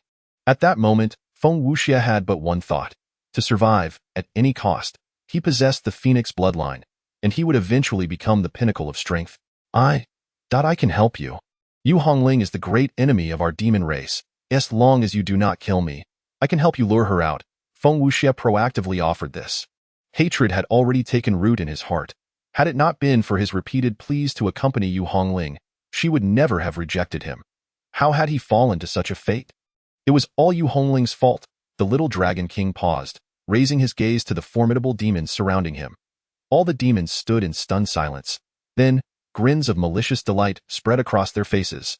What a brilliant idea! Truly, a stroke of genius. The little Dragon King could not help but laugh. Yu Hongling, you have truly set your sights on such a wretch?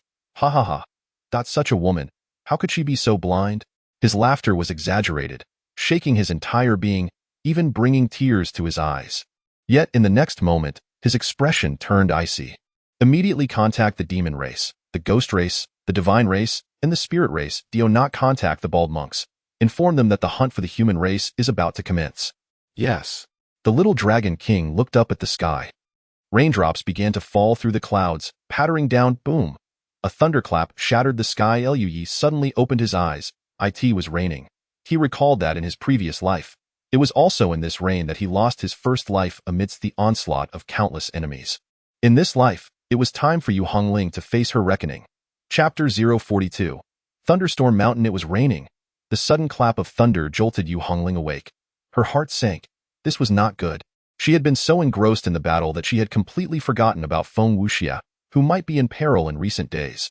The human race had been achieving consecutive victories, while the other races were cornered to their limits.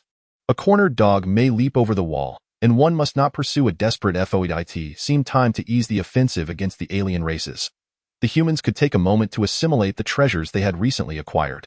She decided to accompany Feng Wuxia to weather this calamity together. Brother, you once told me this was a trap, and in this lifetime, I will decisively prevent this from happening.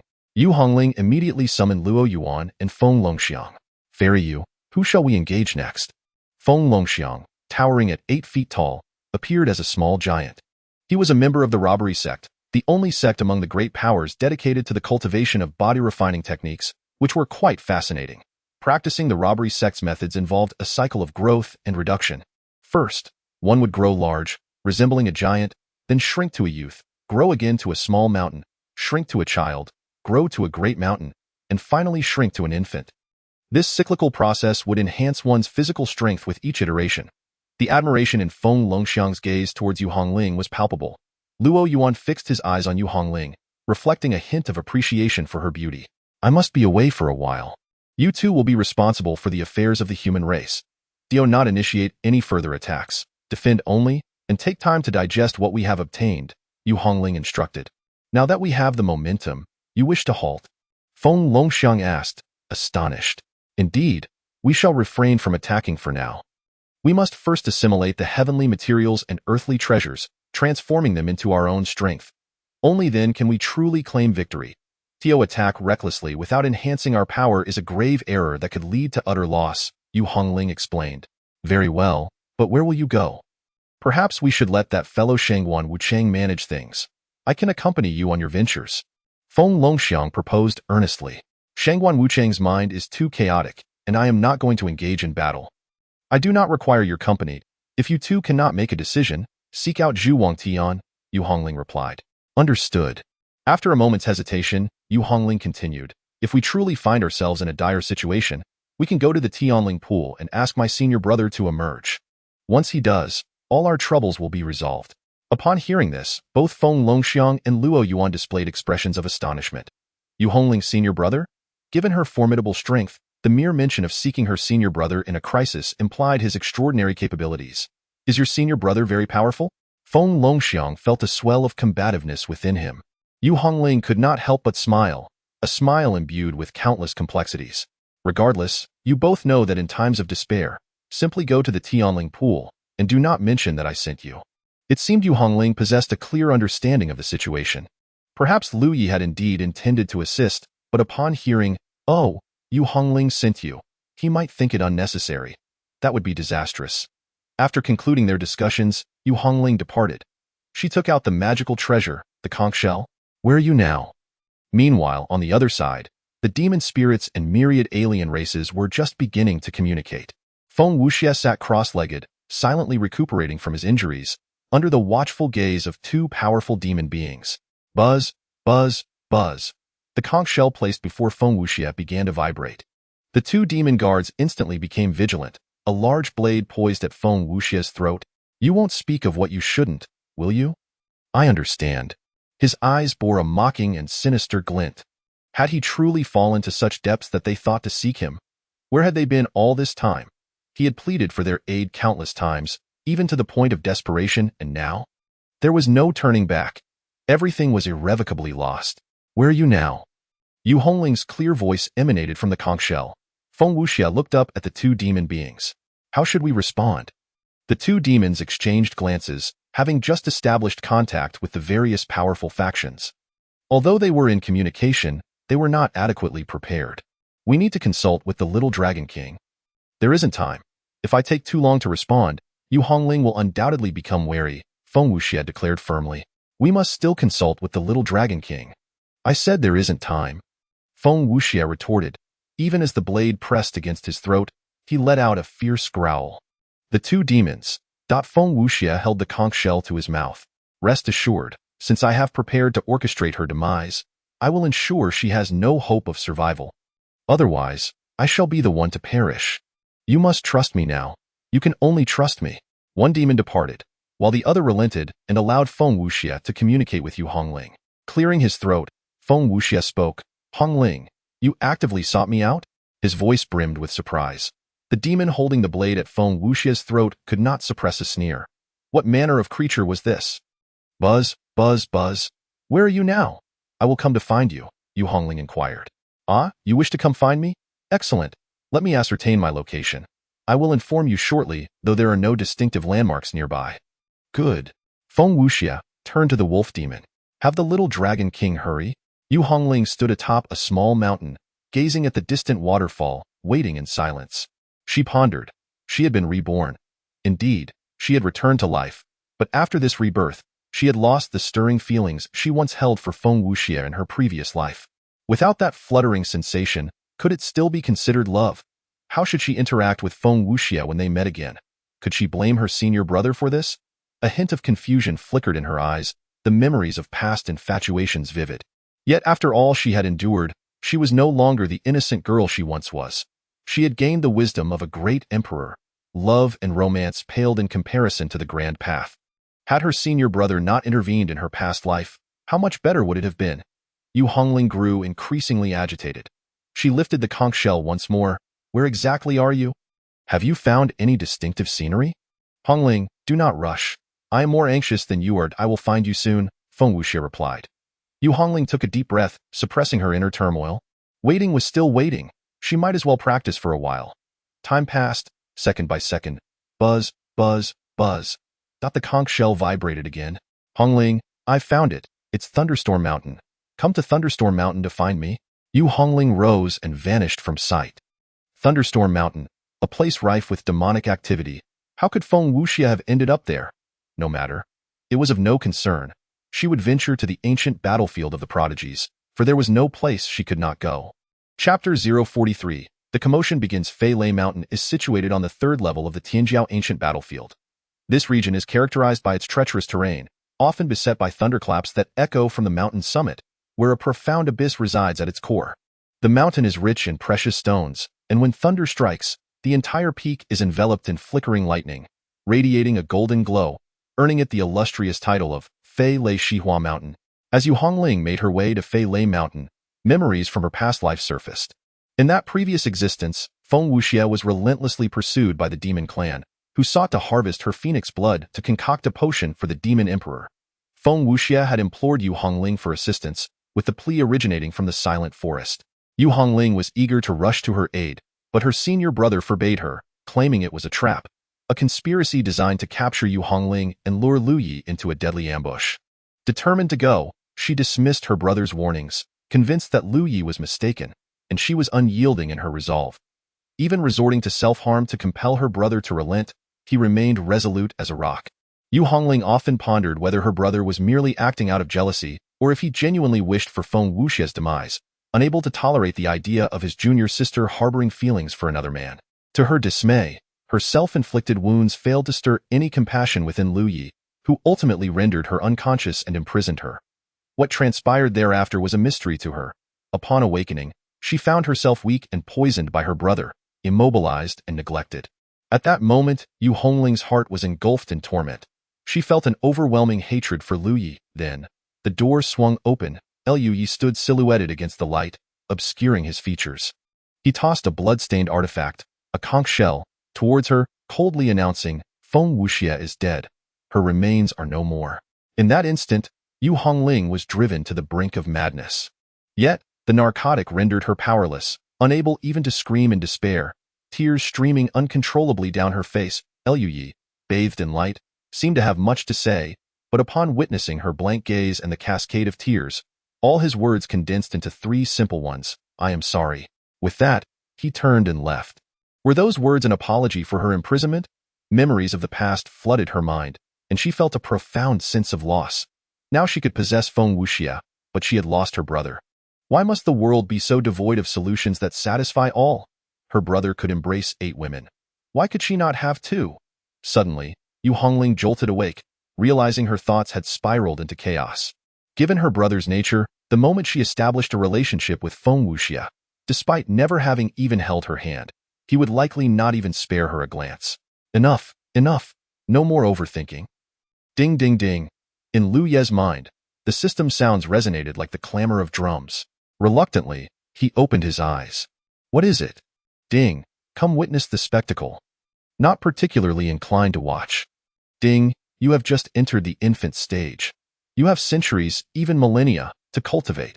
Such a spectacle is rare. Do look. The system, having transformed back from the Tao of Heaven, was evidently bursting with excitement after a period of detachment from desire. Feel free to watch on your own. I must focus on my cultivation. Ding, how could that be? When you watch a game at home, do you prefer to do so alone? Indeed. Ding, come watch together. I insist. Lu Yi found himself at a loss, realizing this mischievous system would eventually revert him to the Tao of Heaven. A layer of light unfolded before him.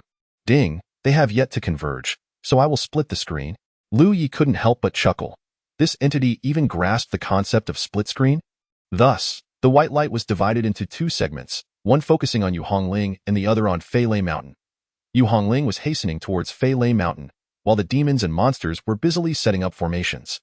Watching this scene, Lu Yi felt no stirrings of emotion, even finding it somewhat amusing. Why? Because it resembled a darkly humorous skit. She believed she was racing towards love, yet was, in fact, racing towards death. Was love synonymous with death? The formations have changed. It is now a combination of the 8 Desolation Locking Kill formation and the Blood Demon Refining Heaven formation. This time, it comprises the Divine Cloud Summoning Thunder formation and the 8 Desolation Locking Kill formation. Indeed, the Silent Forest lacked the innate conditions that Fei Lei Mountain possesses. Moreover, it includes the Heavenly Demon Illusion formation. Lu Yi realized that in her past life, Yu Hongling's strength was limited, allowing her to be captured as soon as she revealed herself. Once she was caught, Lu Yi would charge forth, regardless of the peril. Indeed, in that previous life, Lu Yi, renowned as the foremost genius of the human race, had used Feng Wuxia to ensnare Yu Hongling, with his true objective being her. In this life, without Lu Yi, Yu Hongling had ascended to the pinnacle of human genius, her strength formidable. If the glaring formation stood as it was, and Feng Wuxia was not as crucial as anticipated, then all would be for naught. Concealing it with the Heavenly Demon Illusion formation was perfect. A smile graced Lu Ye's face. He was a polymath, proficient in alchemy, artifact forging, talisman crafting, and formations. Yet, Yu Hongling was a combat specialist. How could she escape from the formation? Yu Hongling's flight was not swift, and her expression suggested she was deep in thought. With time to spare, Lu Yi decided to stretch his limbs, executing a series of vigorous movements of the Heavenly Sovereign Fist. Naturally, this was merely an illusion. The true Heavenly Sovereign Fist, if he could unleash even a fraction of its might, would be an extraordinary feat even when he defeated Yang Wufang. The power he utilized was minimal. Ding ding ding, it's almost time. Host, do look. Lu Yi returned to the illuminated screen. Yu Hongling had now caught sight of Fei Lei Mountain, which was shrouded in mist, dark clouds looming overhead, and a persistent drizzle fell from the sky. How had Feng Wuxia ended up in this place? On a rainy day, the chances of the Fei Lei Shihua Mountain's appearance were significantly heightened. However, considering that the demon and monster clans despise thunder, and were not fond of the sound of thunder, Feng Wuxia's concealment here was relatively secure, which he found reassuring. Where was she? Yu Hongling surveyed her surroundings but found no trace of Feng Wuxia. Producing the blood-stained conch shell, she attempted to make contact while ascending Fei Lei Mountain. This location was also a treasure trove. One of her formidable techniques, the Fearless Seal, was the Thunder Seal. Only by facing the thunder without fear could one become a supreme being. Ascending further, Yu Hongling suddenly halted. A faint sense of danger washed over her, and her expression shifted as she instinctively prepared to retreat. Get in there. A thunderous roar reverberated. A giant figure materialized below her, clutching a purple-gold copper pillar larger than Yu Hongling herself, and with ferocity, it swung down upon her. The force of this blow unleashed a terrifying power, blood erupting from the giant's body. Yu Hongling's face paled in shock. Chapter 044. Take your time to observe. Boom. A resounding roar echoed throughout the thunderstorm mountain, surpassing even the sound of thunder. Although Yu Hongling promptly unleashed the mountain-crushing seal from the fearless divine mark, she was still propelled upwards by the giant's full-force strike. Blood mist enveloped the giant, and the terrifying force of their collision shattered his bones, causing the pressure within his veins to rupture, blood gushing forth from torn flesh. Yet, the objective was accomplished. Yu Hongling entered the mist, and in the next moment, the fog billowed and twisted, intertwining beams of light as three grand formations erupted simultaneously. Heavenly Demon Illusion Array, Divine Sky Lightning Array, 8 Desolations Locking Kill Array. Hahaha. An overwhelming chorus of laughter erupted from all directions, filling the mist with mirth. Figures emerged from the fog, their faces alight with ecstatic expressions, gazing greedily at Yu Hongling. To think we have truly lured Yu Hongling here, and all alone at that. I never imagined that the unrivaled combatant Yu Hongling could be such a simpleton. Kikik, she is not a simpleton. In human terms, this is called being loyal and righteous. A pinnacle powerhouse of the human race, infatuated with a pretty boy of our demon tribe. Am I not more formidable than Feng Wuxia? If only you. His words, laced with lewd laughter, were abruptly cut short as his body was sent flying by a powerful kick, leaving a deep footprint that nearly penetrated his form. Silence if you cannot speak, the little Dragon King said coldly. Yu Hongling's eyes widened. The sudden turn of events plunged her into an indescribable shock. How could this be? Is this a trap?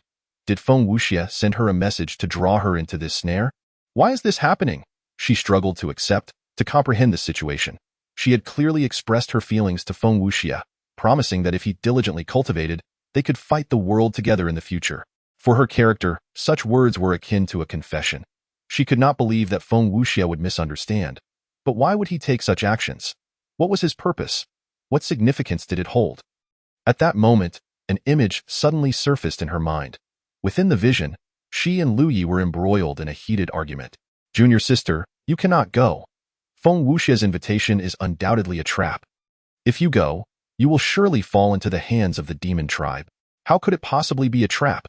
The demon tribe is unaware of my feelings for Feng Wuxia. How can you be so sure they do not know? Your power is not formidable and Feng Wuxia is being hunted. Why would he want you to rescue him? Precisely because my strength is lacking. Why would the demon tribe specifically target me? Because their ultimate goal is me? Hahaha, brother, do not jest. Would the demon tribe be clever enough to first lure Feng Wuxia to attract me, and then have me lead you into such a scheme? Impossible. You are overthinking this. You are painting Feng Wuxia in too negative a light. Numerous alien races have been driven into a corner by our human race. They will not be our match head-on and must resort to desperate measures. Moreover, I have learned that the demon tribe is closely allied with the ghost, demon, and divine races, and there is bound to be a cataclysmic danger. Yet such peril would not target someone as ordinary as me. You. Simply thick-headed. Regardless, I must go. I will rescue Feng Wuxia. Not allowed. I must go. You cannot go. I command it.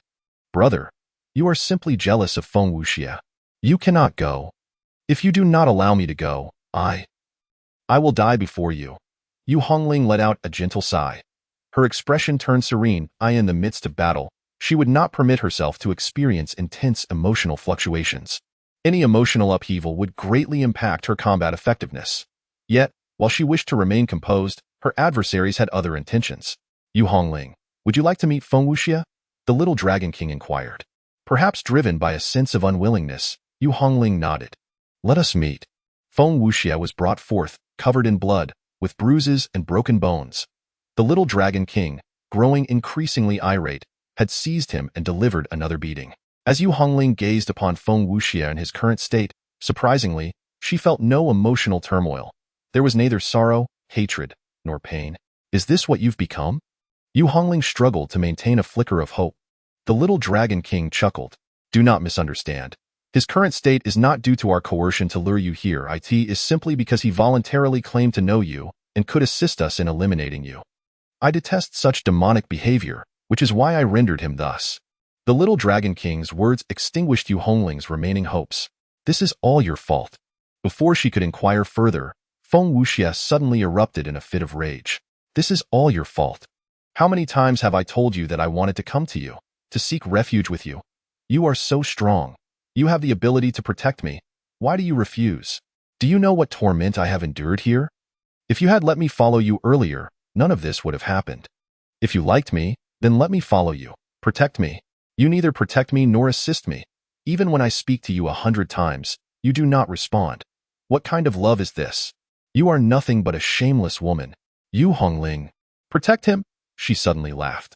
Feng Wuxia wanted her to protect him? After living for so long, she had always relied on her elder brother for protection. Whenever there were troubles, she would turn to him, for he could always resolve them. Yet now, there was someone who believed she deserved to die for not protecting him. Do not kill Feng Wuxia. Leave him to me. Yu Hongling's voice turned icy. She spread her arms and legs wide. Let us engage together. Boom. A bolt of heavenly lightning descended fiercely, and the 9 heavens lightning array was the first to unleash its might. The blazing white thunder, imbued with divine authority, struck directly towards Yu Hongling. Wind summoning seal. As a bolt of lightning struck down, powerful figures radiating immense aura emerged in 8 directions, their energies interconnected, rushing towards Yu Hongling. A grand battle commenced. Ding ding ding. Host, why did Yu Hongling discover the truth but did not react like Chu Ling, crying uncontrollably in hysteria? The system rang incessantly within Lu Ye's mind, filled with confusion. Lu Yi fell into a brief silence before responding. That is because she has not yet fallen into a desperate situation. Yu Hongling's emotions have always flowed like water. In the past, I was her dam, and when the dam broke, hatred surged like a flood. Now, battle serves as her dam, and when it crumbles, regret will flood forth like a deluge. Just take your time to observe. Chapter 045. Blood Battle. Fierce Combat. Indeed, the continuous battles have allowed her to merge even more harmoniously with the fearless seal. It is true that the efforts made in the early stages of cultivation far outweigh the compensations made in the later stages, Lu Yi remarked as he observed the combat of Yu Hongling. Ding ding ding. The system emitted a series of discontented chimes. The purpose of showing you this battle was to provide you with a sense of emotional vengeance. How could you be critiquing the importance of early-stage cultivation? Do you not wish to gain further enlightenment? Just as the system harbored this thought, it witnessed Lu Yi closing his eyes, a tremendous force emanating from within him, absorbing the surrounding spiritual energy into his being.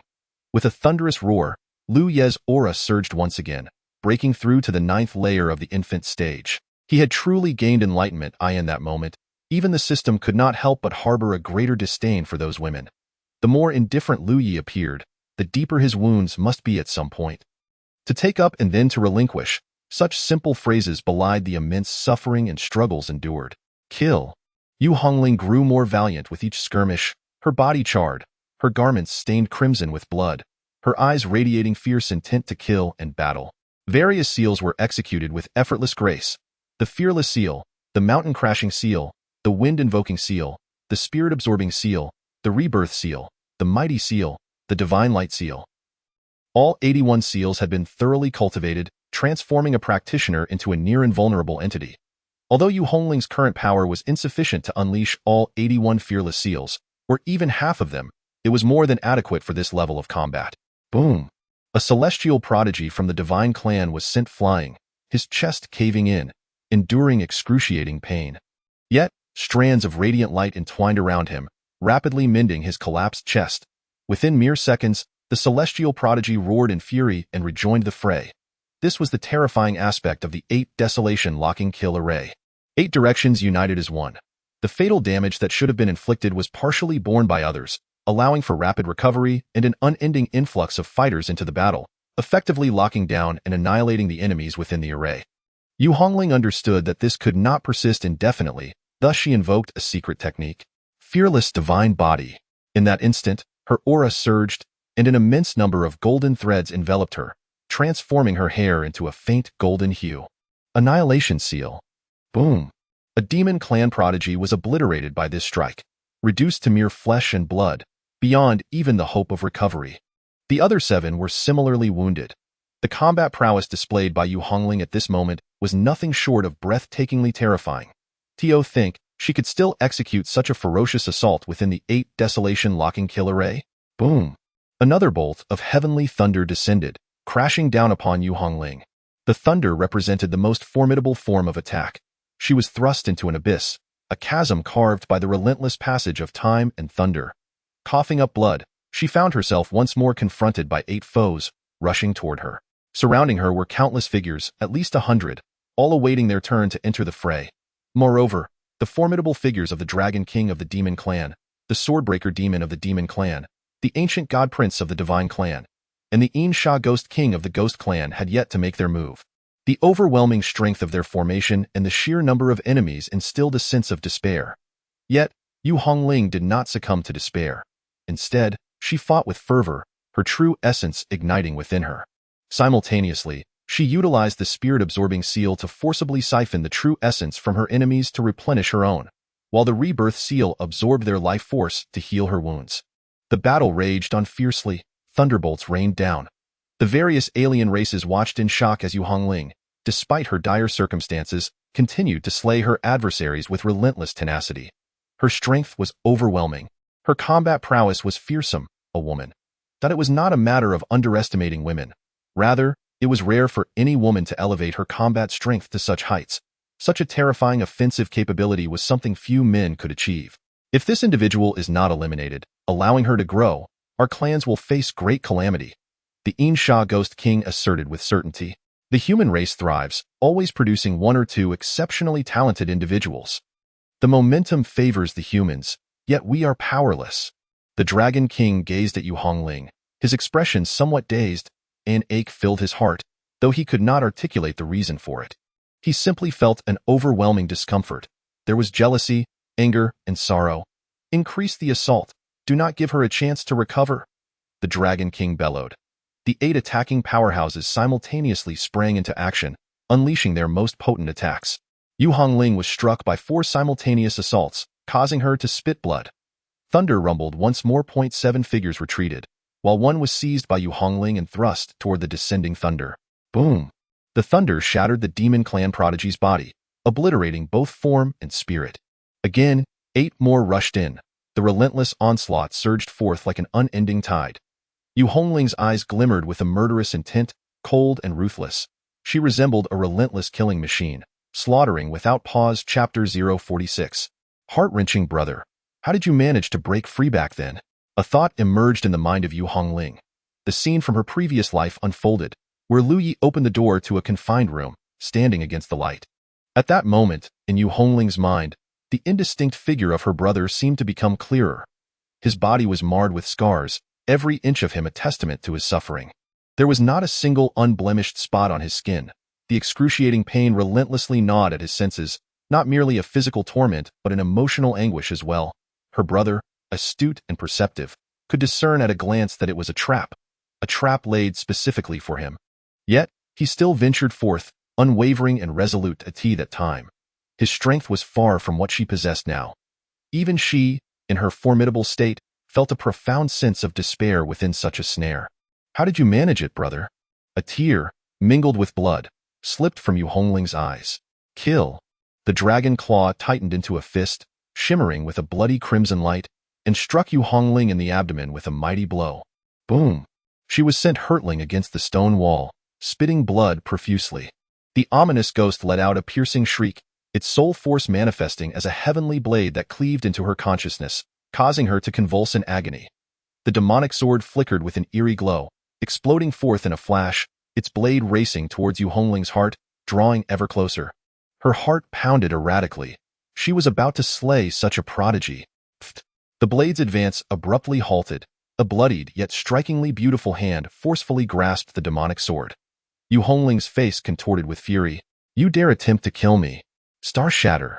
The face of the broken sword demon twisted in disbelief as he forcefully twisted the sword, attempting to sever Yu Hongling's hand, aiming to quell her onslaught. Pfft. One hand fell away. The broken sword demon, boom. He was obliterated into fragments. Die for me. The little dragon king roared, delivering a devastating punch to Yu Hongling's temple. Yu Hongling was flung away, her body spraying a mixture of blood and sweat. Witnessing the broken sword demon's demise, the ominous ghost refrained from approaching, frantically unleashing soul attacks from a distance. The force of the little dragon king's strike was immense, evident in Yu Hongling's vacant gaze, now devoid of life. She lay against the stone wall, gently shaking her head. The little dragon king let out a long, resonating dragon roar, opening his mouth as a golden dragon spiraled forth, seemingly intent on personally ending Yu Hongling's life with overwhelming force. The others stood back, refraining from intervening. If the little dragon king wished to kill her, then so be it. After all, as long as Yu Hongling perished, it mattered not who dealt the final blow. The golden dragon surged, swelling in the wind as it circled the void, suddenly accelerating to crash into Yu Hongling, producing a thunderous roar. Golden light erupted, a bolt of heavenly lightning descended, combining to form a most terrifying assault. Yu Hongling lay prone on the ground, her body charred black, emitting acrid smoke alongside the nauseating scent of burnt flesh. Her breath had all but faded. This time, she was surely at death's door. The expression on the little Dragon King's face turned peculiar as he strode toward Yu Hongling. In your next life, do not believe in love again. He raised his hand, the dragon claw viciously aiming for her back. Charred and battered, Yu Hongling suddenly turned, the claw piercing through her abdomen as she pushed against it, drawing their bodies together. Die! With her last vestige of strength, she retaliated. The little Dragon King gazed at the rune hurtling towards his head. This was possible? Boom! The little Dragon King's head exploded like a watermelon. He was dead. With her final ounce of power, Yu Hongling had slain the most formidable of the demon race to date. A chill swept through the hearts of the other powerful beings. She, despite her grievous injuries, still possessed the strength to counterattack against the little Dragon King. In an instant, the seven surrounding Yu Hongling hesitated, not daring to advance. Brother, brother! Wail emerged from the depths of Yu Hongling's throat. She was in pain. The torment coursing through her body, now laid bare without the cover of battle, pierced her very soul. Yet, the pain of her wounds was not the most excruciating. The deepest agony resided within her heart, tearing her apart, heart-wrenching. How did her brother escape amidst such overwhelming despair? After he had fled, he must have had countless words he wished to share. Warnings of the dangers he faced, revelations about Feng Wuxia's true nature, affirmations of his suspicions. Yet, what of her? In her madness, she had forced him to swallow every word, leaving him to utter only 3 words in the end. I'm sorry. The pain, it was unbearable. Yu Hongling wept bitterly, her entire being trembling. Were she able, she would have cried out in anguish, but she lacked even the strength for that now. Observing her state, the assembled otherworldly beings fell silent. What was she mourning? Was it for Feng Wuxia? No. It couldn't be, for from beginning to end, Yu Hongling had not once cast a glance at Feng Wuxi.so. Whom did she weep for? On the other side, the light screen displayed Yu Hongling's current plight. Lu Yi, witnessing this moment, finally broke into a smile. He felt himself becoming ever more twisted. Yu Hongling was indeed crying pitifully, yet Lu Yi felt an exhilarating sense of satisfaction. Now, she realized the weight of her tears. Had she not obtained the love she had longed for? What was she weeping for? Ding ding ding. The system buzzed excitedly in Lu Ye's mind, reveling in the chaos. He sensed the impending doom. He believed that Yu Hongling would surely perish. After all, he himself had been unable to escape. However, at that moment, a firebird caught Lu Ye's eye, causing his expression to darken. Who was this firebird? Despite its disguise, Lu Yi recognized it. This was Zhu Ke. This was bad. Zhu Ke was unexpectedly present. In his previous life, Zhu Ke had not been there. The various otherworldly beings looked skyward. Never mind why she wept. It was irrelevant. Kill. Boom. Another bolt of heavenly lightning surged forth, pure white thunder crashing down towards the weeping Yu Hongling. That moment, a firebird concealed among the demon race sighed in resignation upon witnessing this scene. With a flick of its form, the ordinary firebird transformed into the magnificent Zhucade. A torrent of flames surged toward the thunder. Boom. The flames and lightning detonated simultaneously. A cry of the phoenix echoed through the heavens, as the colossal firebird split into 6, simultaneously charging at the 6 surrounding otherworldly beings. The intensity of the flames was utterly terrifying. The 6 beings were taken aback, employing every means to defend themselves. Boom, boom. The air resonated with a cacophony of continuous explosions, a rain of fire erupting. A figure, swift as a shooting star, darted through the flames, scooping up Yu Hongling and racing towards the perimeter of the formation. I didn't intend to intervene, but your cries are simply too unsightly. Lu Yi, witnessing this scene, nearly sought a stone to shatter the light screen. Upon spotting Zhu Ke, he sensed the impending calamity. She had indeed intervened to save Yu Hongling. Damn it, if Yu Hongling survived, would she not be frantically seeking him out for an apology? Would this never end? Bind Zhu Ke. Eliminate them both. Give it your all. Chapter 047. The First Life of the Vermilion Bird in a Past Life. I was the Vermilion Bird Emperor. This title strikes many as peculiar, for who in the 9 heavens is unaware of the notorious 9 lives celestial sovereign, who has mercilessly slaughtered countless demon tribes, holding an unyielding disdain for them. Yet, the vermilion bird, a divine beast, chooses to embrace the title of Demon Emperor. It was only when Lu Yi faced tribulation that everyone understood. The reason the Vermilion Bird Emperor claimed the title of Demon Emperor was to provoke the 9 lives celestial sovereign. Do you not loathe demons? Then I shall take on the name of Demon Emperor. The Vermilion Bird made its move, intending to break through the encirclement alongside Yu Hongling. However, the 8 Desolations locking killing formation was not so easily breached, as 8 prodigies swiftly formed a barrier, sealing off the Vermilion Bird's escape route. Such audacity! You dare betray the demon tribe?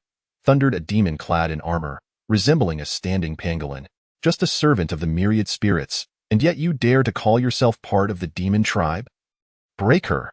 A torrent of pure vermilion flame surged forth, engulfing the space ahead. Grasping Yu Hongling, the Vermilion Bird's wings became celestial blades, striking down upon a demon prodigy in an instant. The intersecting wings cleaved through the air, and the demon prodigy was instantly severed into 4 pieces. Divine punishment light? A powerful divine radiance descended from the heavens, mercilessly crashing down upon the Vermilion Bird. The ancient god's sun roared as the light intertwined ahead, forming an intricate and resplendent divine technique. He unleashed a punch toward the divine technique, and suddenly, an immense fist manifested in the sky. Under that colossal fist, all living beings appeared as insignificant as ants. It shattered the dark clouds as surrounding white lightning flickered ominously, exuding an aura of unparalleled terror.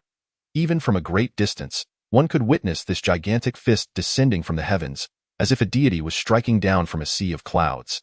The various alien races hastily retreated. The Vermilion Bird looked up at the terrifying giant fist, a drop of essence blood extracted from her being, merging into Yu Hongling's mouth.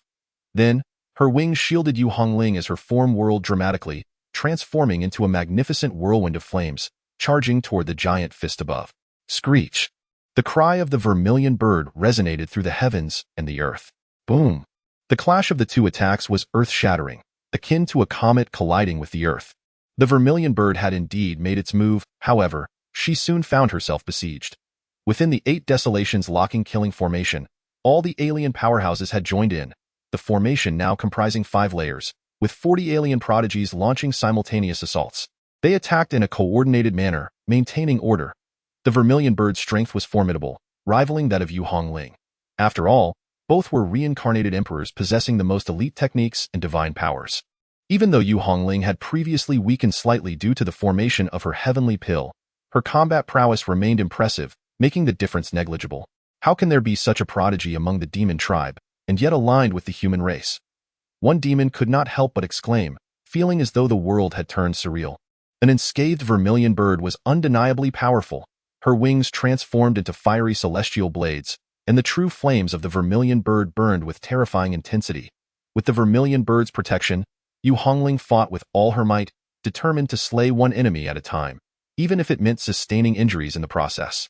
At that moment, the besieging prodigies bore grim expressions. Too many had perished, so many prodigies had died in this battle, and the cost of surrounding Yu Hongling had already been steep. Now, attempting to besiege another demon of comparable strength felt like a fool's errand. Yes, a demon. This was indeed a demon. What was the point of hunting her down? As long as it was not a human, the emergence of such a powerful prodigy among the demons was something the other alien races could accept, for the greatest adversary of the demon tribe remained the human race. As the other demon prodigies faced the Vermilion Bird, they were increasingly reluctant to engage. This was one of their own. If the Vermilion Bird were truly brought to the brink of death, would they not be compelled to intervene? What would be the significance of that?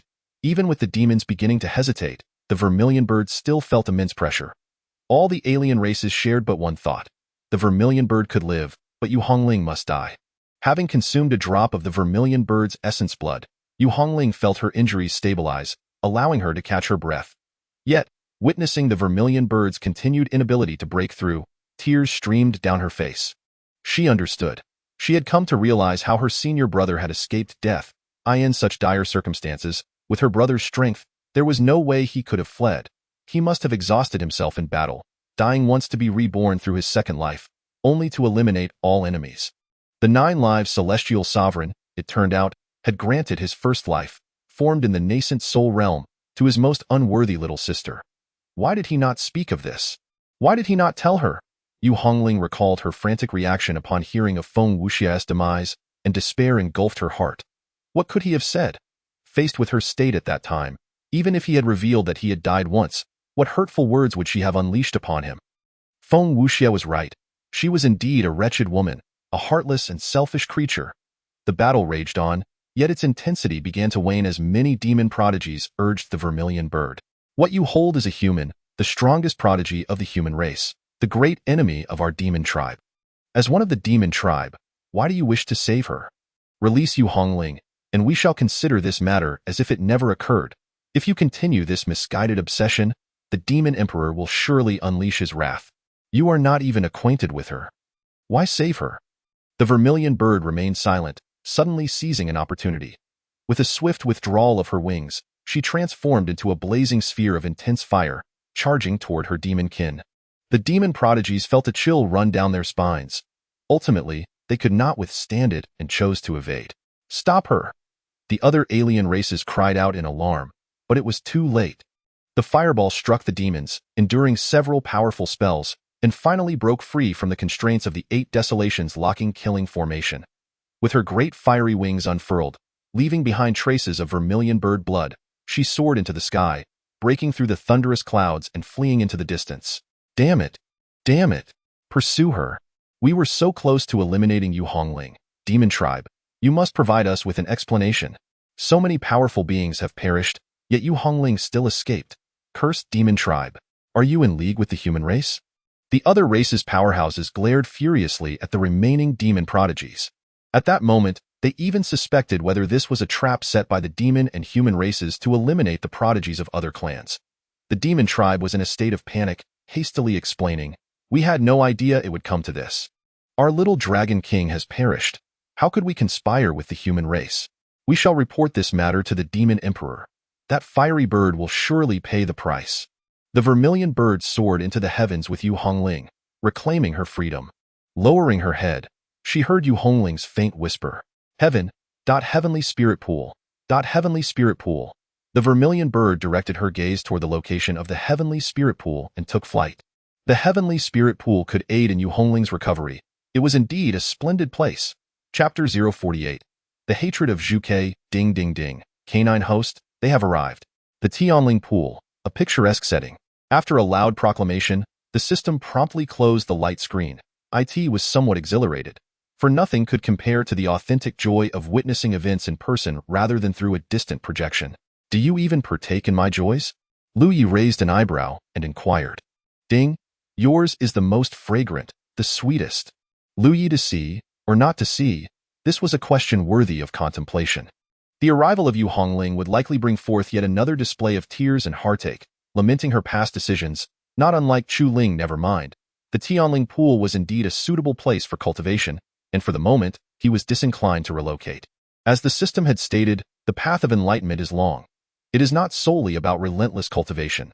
At times, appreciating other vistas can serve as a form of spiritual training.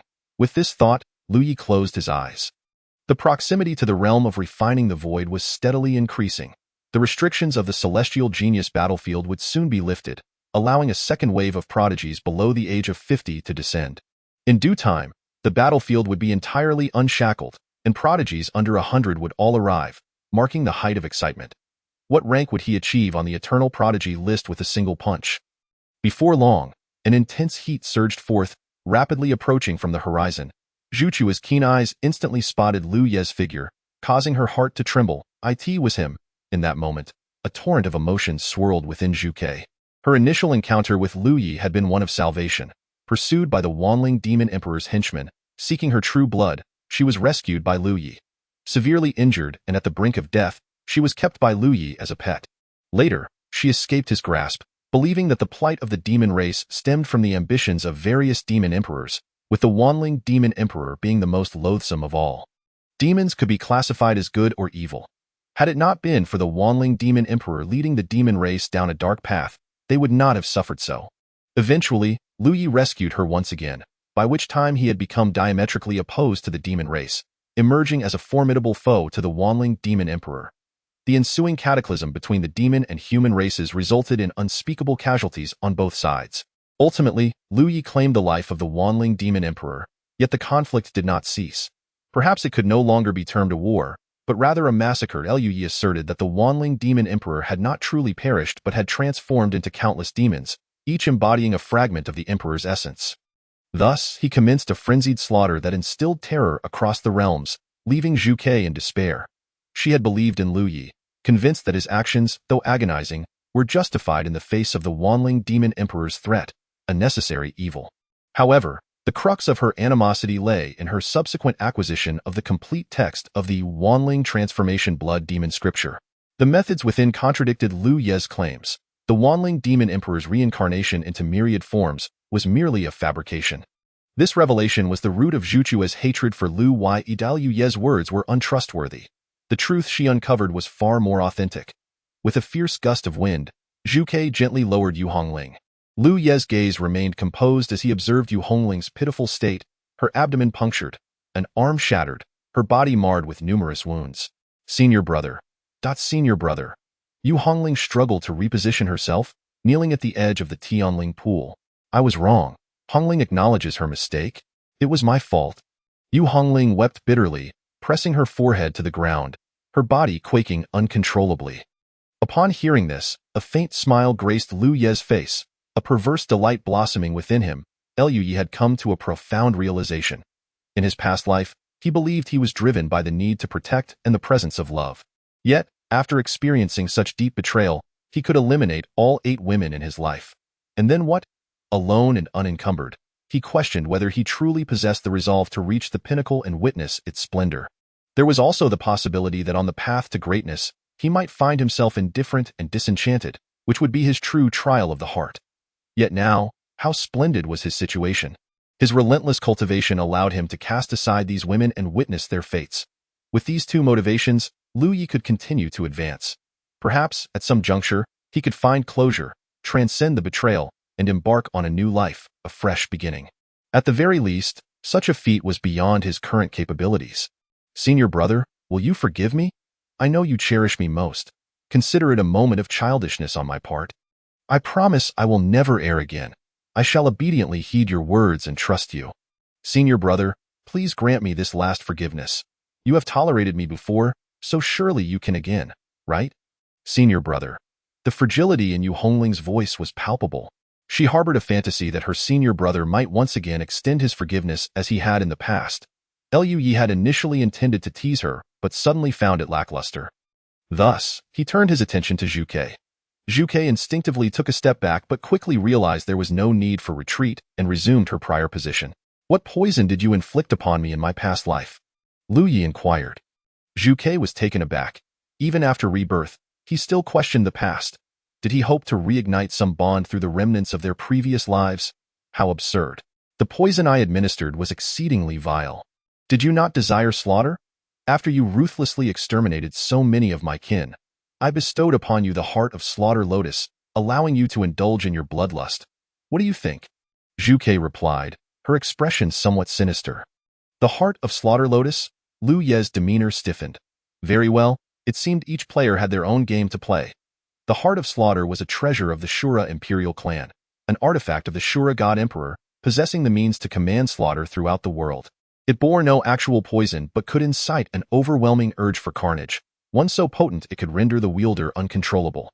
Having received the answer he sought, Lu Yi spoke, "Begone. From now on, do not appear before me again, and I shall grant you my forgiveness." This was directed at Yu Hongling. Senior brother.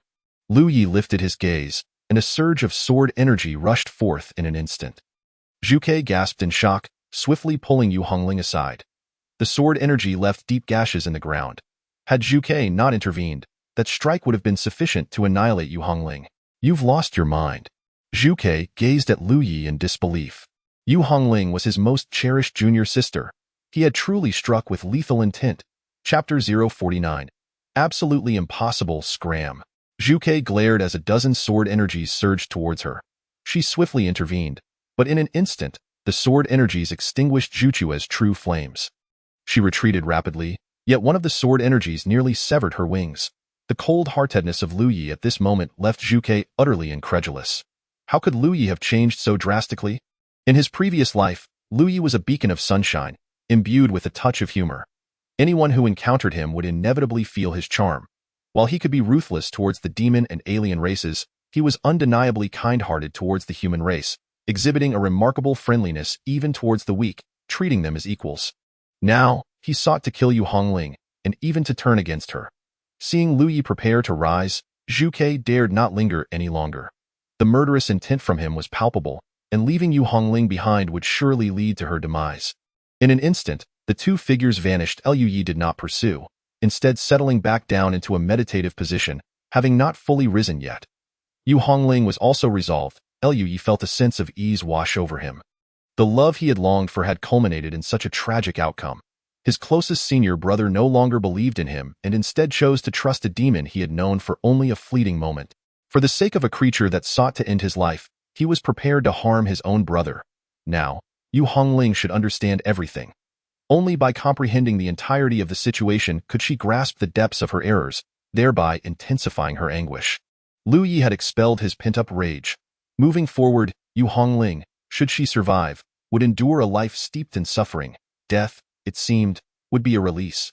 With his mind unshackled, Lu Yi re-entered a state of cultivation, this time at an even accelerated pace. His cultivation had already reached the 9th layer of the breaking infancy stage, and he was on the cusp of achieving great perfection. The prospect of breaking through to the void refinement stage no longer posed a challenge for him, though he remained cautious. Zhu Ke had taken Yu Hongling away, her voice laden with indignation towards Lu Ye's fatal intentions for Yu Hongling. Her dissatisfaction perhaps stemmed from a deep-seated fear of meeting a similar fate as Yu Hongling. How could he strike you down with such intent? Has he no regard for your bond? In the last life, he was your lover. In this life, even if not a lover, you are still his junior sister. Yu Hongling's eyes were hollow. When I acted against him in my previous life, did I ever consider that he was my lover, my senior brother? She muttered to herself, leaving Zhu Ke momentarily speechless. I never understood this matter in my previous life. Please, tell me clearly, is Feng Wuxia truly the one you cherished? How could you possibly fall for such a cowardly demon? Though I have not encountered this individual, is he not the one who, due to a trace of Phoenix blood, garnered numerous wives and concubines among the demon race, deceiving many into seeking union with him in hopes of birthing? Zhu Ke quickly fell silent under Yu Hongling's penetrating gaze. Why did you not tell me this in our past life? How was I to know which Feng Wuxia you referred to? Moreover, I was not involved in such battles. Had I been, I would have perished then. Although Lu Yi is a relentless killer, he is undeniably formidable. At that time, the demon race, the devil race, the Buddhist sect, the ghost race, the divine race, and the spirit race all banded together to hunt him down, yet they were left in disarray by his hands. Such devastation. Yu Hongling's heart ached more deeply, for she had only learned of Feng Wuxia's demise then, consumed by hatred and sorrow, isolating herself for an extended period, entirely oblivious to the specifics of the situation. Had she known even a fraction? What must I do for my brother to forgive me? Yu Hongling posed this question to Zhu Ke, as well as to herself. Zhu Ke fell silent, contemplating in their previous life. Lu Ye's battle with the ancient heavenly sovereign showcased his significant potential to attain sainthood. Yet, they had marred that path. To ruin another's path to enlightenment was an unforgivable offense. Moreover, to disrupt someone's ascension to sainthood. Such beings were exceedingly rare, appearing once in 100,000 years, and the betrayal. Zhu Ke shook her head in disbelief. If such treachery were to befall her, upon her rebirth, the first act would be to eliminate those traitors. Her patience would be severely tested. Seeing Zhu Chua's reaction, Yu Hongling spat a mouthful of blood, her expression darkening. Zhu Ke hastily aided her in stabilizing her injuries. Chuling was wrong. I too was mistaken. How absurdly wrong, how laughably misguided. Zhu Ke, is it possible that you have also misunderstood my brother? Impossible. Zhu Chua's response was vehement. I have already located the original text of the Myriad Spirits Transforming Blood Demon Sutra. It contains none of the techniques he spoke of. He is unequivocally a butcher, slaughtering demons without remorse. There is no way I could misinterpret him. Zhu Chua's voice rose significantly. Yu Hongling did not counter, falling into a contemplative silence. Zhu Ke took a moment to calm herself, releasing a soft sigh. Enough, do not dwell on this any longer. Focus on healing your wounds. Only by restoring yourself can you hope to seek Lu Yi's forgiveness. With a heavy nod, Yu Hongling began her recovery. However, The severity of her injuries made a return to her former glory a daunting task. Zhu Ke gazed skyward, Yu Hongling's words echoing in her mind. Had she also misjudged Lu Yi? Impossible! Such a notion was utterly inconceivable. Meanwhile, news of Yu Hongling single-handedly slaying half of the elite from over 100 alien races and being rescued by a demon spread like wildfire across the battlefield of the celestial elites. Every listener stood in stunned silence. The unfathomable celestial, surely their ears must have deceived them. How could this be? How could she, claiming to have matters to attend to, charge into the ranks of the alien forces and emerge victorious? Truly, she deserved the title of the new generation's foremost warrior of the human race. Her strength was formidable beyond measure. Enough is enough. Feng Longxiang roared in fury. Gather, everyone gather. Damn it, demons, devils, divine beings, and ghosts. This is unacceptable. The human elites rallied, their spirits ignited as they launched a counteroffensive against the alien races. The actions of the alien races had indeed provoked the ire of many in an instant. The battlefield of the celestial elites descended into chaos.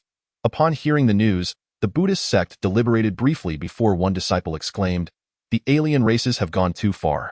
While we may dwell in the company of ancient lamps and Buddhas, we are still part of the human race. Fellow brothers, present, let us join the humans in vanquishing the demons." Amitabha. Amidst such turmoil, days passed. At last, with a tremendous roar, the 4th to 6th layers of the celestial elite battlefield were unveiled. Liu opened his eyes. Chapter 050. Such impatience the delicate morning mist intertwined with the glow of dawn. An invisible pressure loomed heavily, akin to the collapse of the heavens, as the laws lay subdued. Above the ancient battlefield's 3rd layer, the clouds dispersed, revealing a vast expanse of sky and earth, a sight of boundless grandeur. The 4th, 5th, and 6th layers of space were now accessible. This time, all prodigies under the age of 50 were permitted entry into the ancient battlefield of the talented. Liu rose from his seated position, having grown weary from prolonged inactivity. Just as now, he intended to hunt a member of the demon race. This demon, known as Tu Wuying, possessed a rather unique cultivation path, specializing in stealth and assassination. In his previous life, countless prodigies of the human race, at least 100, had perished at Tu Wuying's hands, with the Daidao sect suffering the most devastating losses. Why was that? Because of Lu Yi. Tu Wuying's brother had met his demise at Lu Ye's hands, seeking vengeance thereafter. This was, without a doubt, justified. Although in this life, Lu Yi had not slain Tu Wuying's brother, what difference did that make? Lu Ye's sole desire was to eliminate Tu Wuying, a sentiment he deemed entirely reasonable. With the 6th layer of the ancient battlefield now open, the advantages of the Tianling pool had ceased to manifest. Killing a person and then proceeding to cultivate beneath the enlightenment tree in the 6th layer was the wisest choice. The enlightenment tree was among the most precious treasures of the entire ancient battlefield of prodigies. Countless years ago, a prodigy who possessed the seed of the enlightenment tree perished here, causing the seed to sprout and grow on its own, gradually taking form. Thus, the enlightenment tree came into existence. Many had desired to remove the tree, for if such a treasure were to be brought back to their sect, it would surely incite unparalleled joy. One enlightenment tree could elevate a sect to an astonishing level of prosperity. However, it was nearly impossible to wrest it away. Beneath the tree, numerous prodigies were engaged in their own pursuits of enlightenment, and as a result, the tree bore the imprints of these prodigies, evolving into divine abilities that allowed them to manifest once more in this world, akin to a miniature cataclysm of eternity. Indeed, it was exceedingly difficult to transport it away. The further one progressed, the more arduous it became to extract it. Liu Ye's figure vanished. In the 4th layer of the ancient battlefield, silhouettes emerged, radiating formidable auras, their robes billowing, and glimmers of divine light flickering in their eyes. The formidable beings of other races also arrived without delay.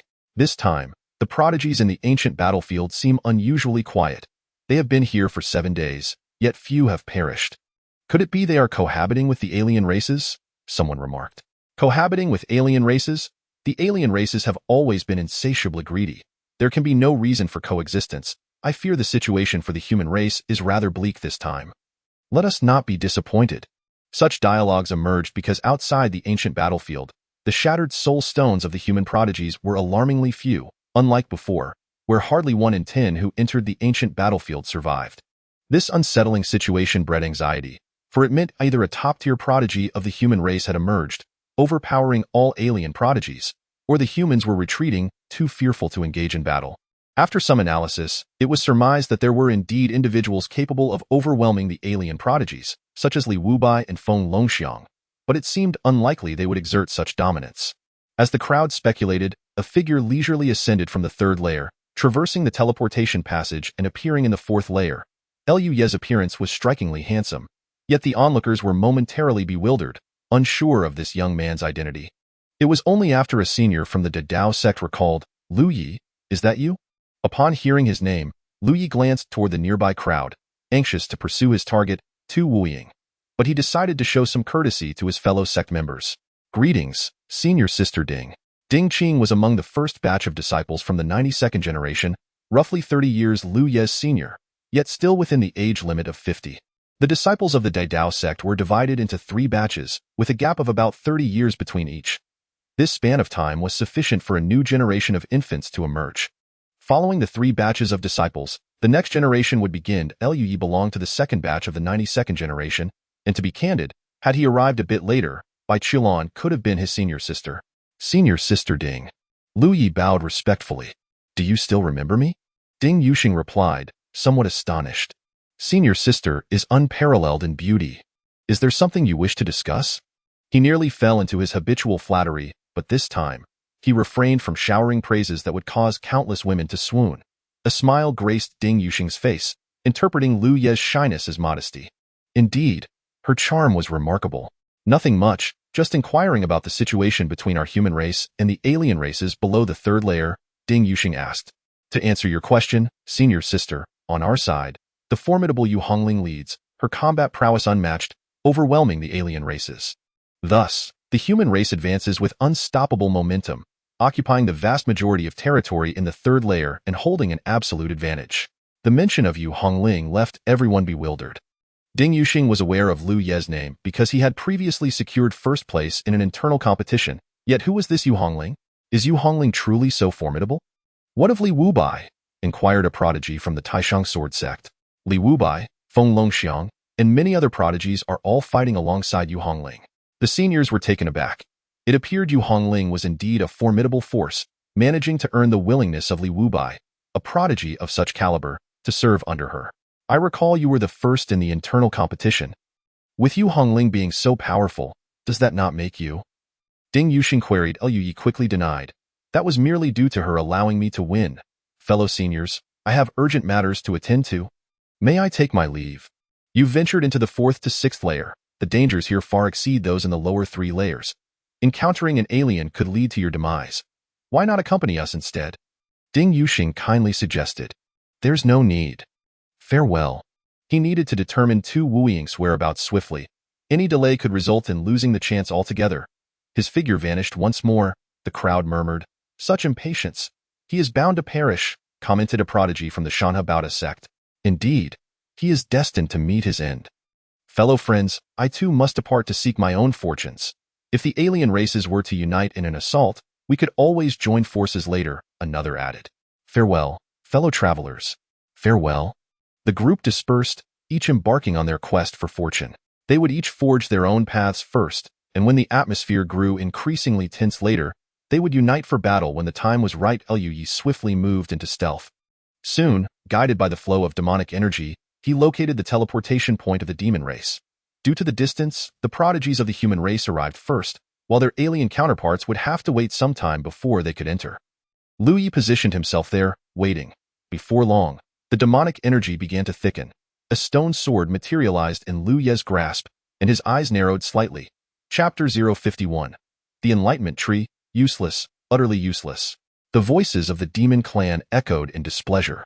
They possessed their own means of locating the vitality of their kin, only to discover the grim reality.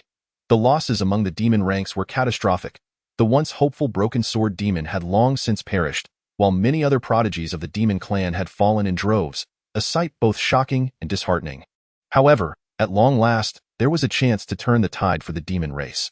For this time, 3 of the most formidable prodigies of the demon clan had arrived. The first was the assassin known as Shadowless Slayer, renowned for his lethal precision and stealth. The second, the fearsome Xingtian, whose might was reminiscent of world obliteration. And lastly, the son of the demon emperor, Yin. These 3 strongest prodigies of the demon clan, upon entering the ancient battleground of prodigies, may not unify the chaos, yet their mere presence was enough to instill trepidation in all other factions. The spirit of the demon clan surged, their morale soaring as demonic energy filled the air.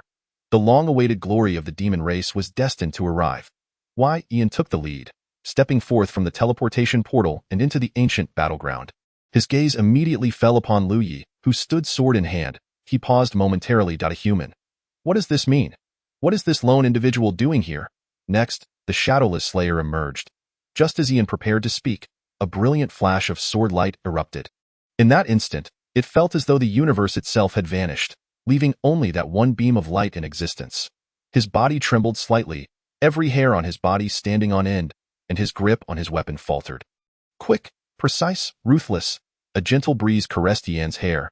The Shadowless Slayer was abruptly cleaved in two, his eyes still filled with bewilderment. Who am I? Where am I? What am I doing? No, the son of the Demon Emperor is not killing me. Why would he target me?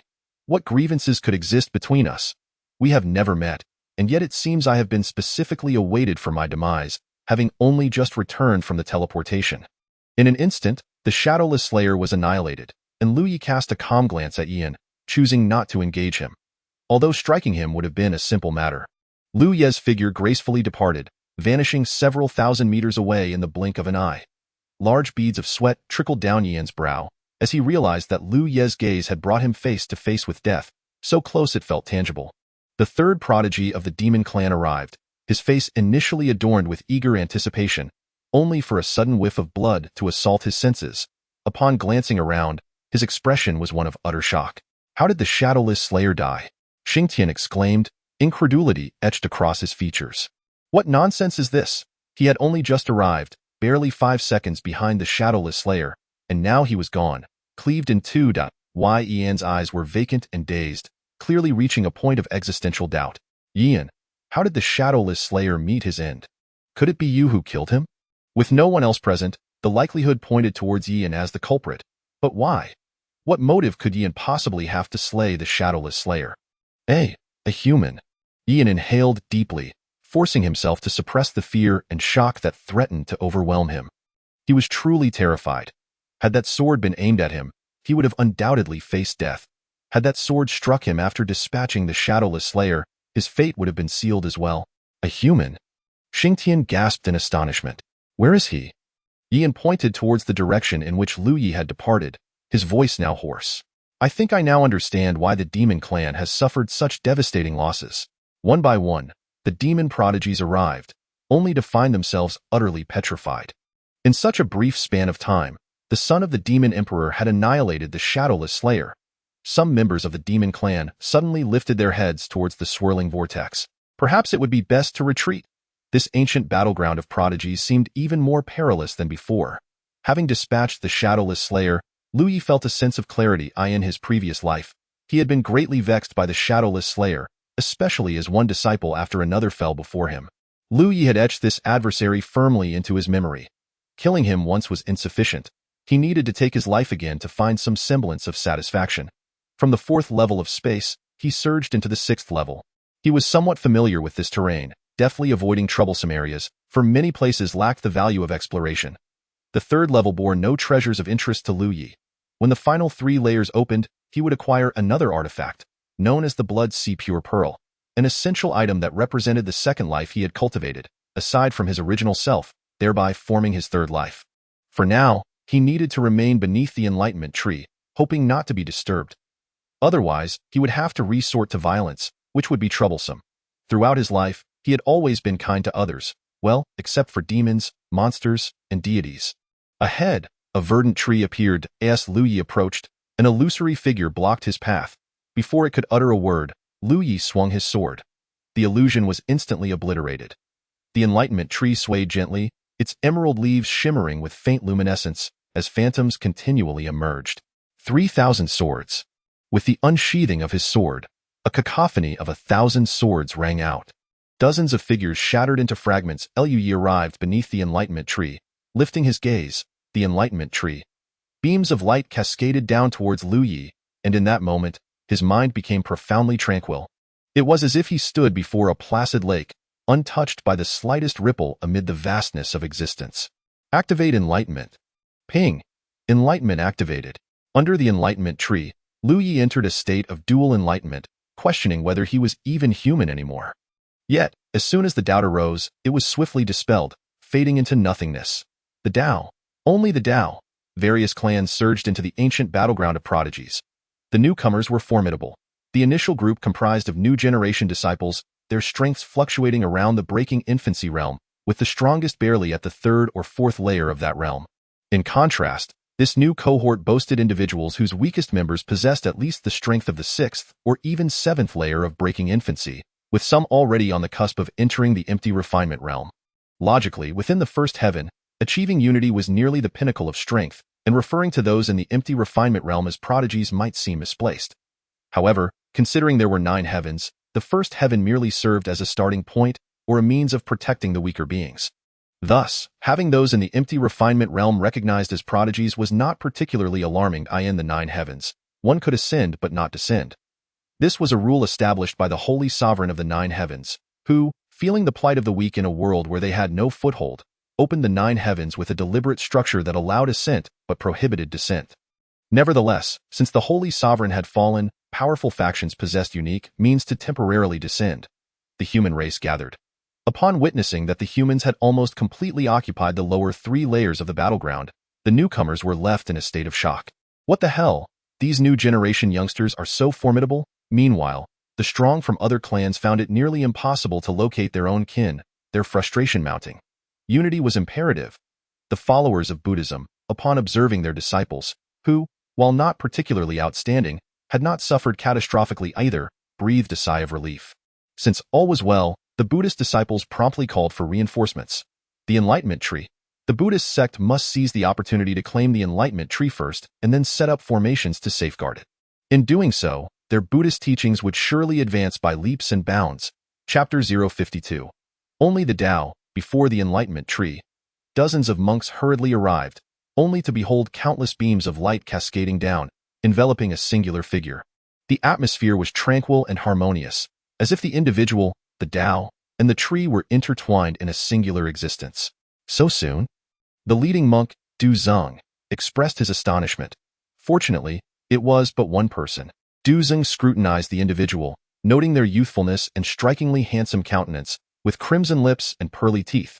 If this person were to renounce worldly ties and become a novice monk, they would surely possess a profound connection to the Buddha. Fellow Taoist, I perceive that this tree holds a connection to our Buddhist lineage. Senior brother? Unexpectedly, a disciple of the Buddhist order interrupted Du Zeng's words. This individual is formidable. At the heavenly spirit pool, numerous disciples of our order have perished at his hands, Du Hui exclaimed urgently. Du Zeng's eyes gleamed with golden light. Are you implying that he harbors animosity towards our Buddhist sect? Indeed, there is enmity, yet his strength is considerable. I fear that confronting him may exact a heavy toll upon us. Du Zeng chuckled softly, the warmth of compassion radiating from him. Junior brother, your perception of his strength stems from your lack of awareness regarding my own capabilities. Since he bears animosity towards our sect, let us employ our Buddhist compassion to enlighten him. Simply observe. He stepped forward, and a surge of golden light erupted behind him, manifesting a colossal Vajra form. The form's fierce gaze seemed capable of subduing heaven and earth. Heretic, emerge before me. The roars stirred up sand and leaves, creating a tempestuous force akin to a raging tide. Lu Yi casually cleared his ears, feeling as though even the wax had been shaken loose. The Buddhist sect, again with their incessant proclamations. He opened his eyes, filled with impatience. The Enlightenment Tree was indeed a treasure trove, attracting many factions vying for control. If every arrival necessitated violence, it would surely become a source of great trouble. With a swift movement, he declared, "Dare not disturb my serene cultivation." A sharp cry resounded, and a massive sword light surged forth, stirring the very winds and clouds towards the disciples of the Buddhist order. Unfazed, Lu Ye's figure flickered like a specter, darting through the ranks of the disciples with the speed of lightning. Golden light erupted repeatedly, accompanied by the sounds of clashing metal. Upon closer inspection, it appeared as though a dozen indistinct Lu Yes were simultaneously engaging within the crowd. Some disciples attempted to intercept him, yet their magical artifact shattered, while others could not even discern his speed. By the time they realized, a crimson bloom had already blossomed upon their throats. In mere moments, numerous figures moved in unison. In a single clash, they converged into one. Lui returned to his place of enlightenment, resuming his meditative posture. The collision between the demonic sword and the Vajra form resulted in numerous fissures appearing on the latter, yet its master's eyes widened in fury, disbelief, and a hint of regret flickering within his gaze. Pift, pift, pift, blood gushed forth in torrents. The previously vibrant disciples of the Buddhist order now found themselves in similar postures, clutching their throats as they knelt, expressions shifting from bewilderment to agony. Some attempted to staunch the bleeding, but an immensely powerful sword energy lingered at their wounds, offering no chance for recovery. Baduzing uttered a final chant, collapsing to the ground. Chu Ling, sword in hand, stood aghast at the scene. Her expression shifted from shock to one of tumultuous emotion. She turned to gaze at Lu Yi, her heart sinking as her assumptions materialized into reality. The young master, he was no longer bickering or mocking them. In his eyes, they had become entirely inconsequential. How swift! Lu Yi's cultivation progress had far surpassed her expectations, reaching an astonishing level. There was no longer any need for him to entangle himself with them. In a mere half-year since his rebirth, his strength had attained such unfathomable heights. Given another 2 or 3 years, he might ascend to the second heavenly realm. They would lose the opportunity to behold him again. A profound anguish enveloped Chu Ling as she pondered whether this was the young master's decision. He had never engaged in vehement conflict with them, and though he once harbored murderous intent towards her, now, when he looked at her, his gaze was akin to that of a stranger. No, even less than that of a stranger. He completely disregarded her presence. Kneeling upon the ground, her voice trembled with desperation. "Young master." Lu Yi closed his eyes, his heart remaining untouched by turmoil. His past infatuation with having 8 women was a folly for which he had paid dearly. Initially, upon arriving in this world, he yearned for familial bonds, friendship, and love. However, the path to enlightenment was littered with the bones of the fallen. Brothers had perished, and mentors had met their end. He had once possessed those connections. In this life, he sought not, desiring only to gaze upon the summit of the great Tao that he had never before experienced. Tao grasped the world's power while indulging in the embrace of beauty was but a fleeting illusion. Only the Tao, only the Tao. In Chu Ling's eyes, pain and determination mingled. After the events at the Chu Sword Manor, she realized just how benevolent Lu Yi had been towards her. He had affectionately referred to her as his little maid, his voice brimming with uncontainable fondness. Who in this world would venture through fire and water for their maid, safeguarding her path to ascendancy? Who would delight in coaxing laughter from their maid, finding joy akin to that of a child in her smiles? That genuine mirth could no longer grace the young master's face. Chu Ling pressed her hand to her heart, gasping for breath. The ache was unbearable, suffocating her spirit. She fixed her gaze upon the youth enveloped in radiant feathers, her fists clenched tightly. "Young master, I vow to accompany you. Wherever you go, I shall follow, I will catch up to you." With that declaration, she struck her head thrice against the ground before rising to depart. She must grow stronger. She would stop at nothing to gain strength. The thought of Lu Yi no longer gracing her presence filled her with dread, for she could not fathom a life devoid of the one who loved her most dearly. Unlike Lu Yi's singular focus on the Tao, she was still traversing her emotional turmoil, grappling with her regrets. Unbeknownst to Lu Yi, his thoughts were occupied with a pressing matter. He had reached the peak of the breaking infancy stage, yet he did not feel as though he had reached his limits. Perhaps he ought to push this realm further, striving for the higher echelons of breaking infancy. Let us progress, for a healthier path awaits. Chapter 053. Not yet finished in the 4th layer of the ancient battlefield space, Yu Hongling's injuries healed remarkably quickly. The 81 fearless divine seals possessed the capability to attack, defend, restore, and even unleash explosive potential. However, the prospect of her severed hand regrowing was not a simple matter. Regardless, it was inconsequential.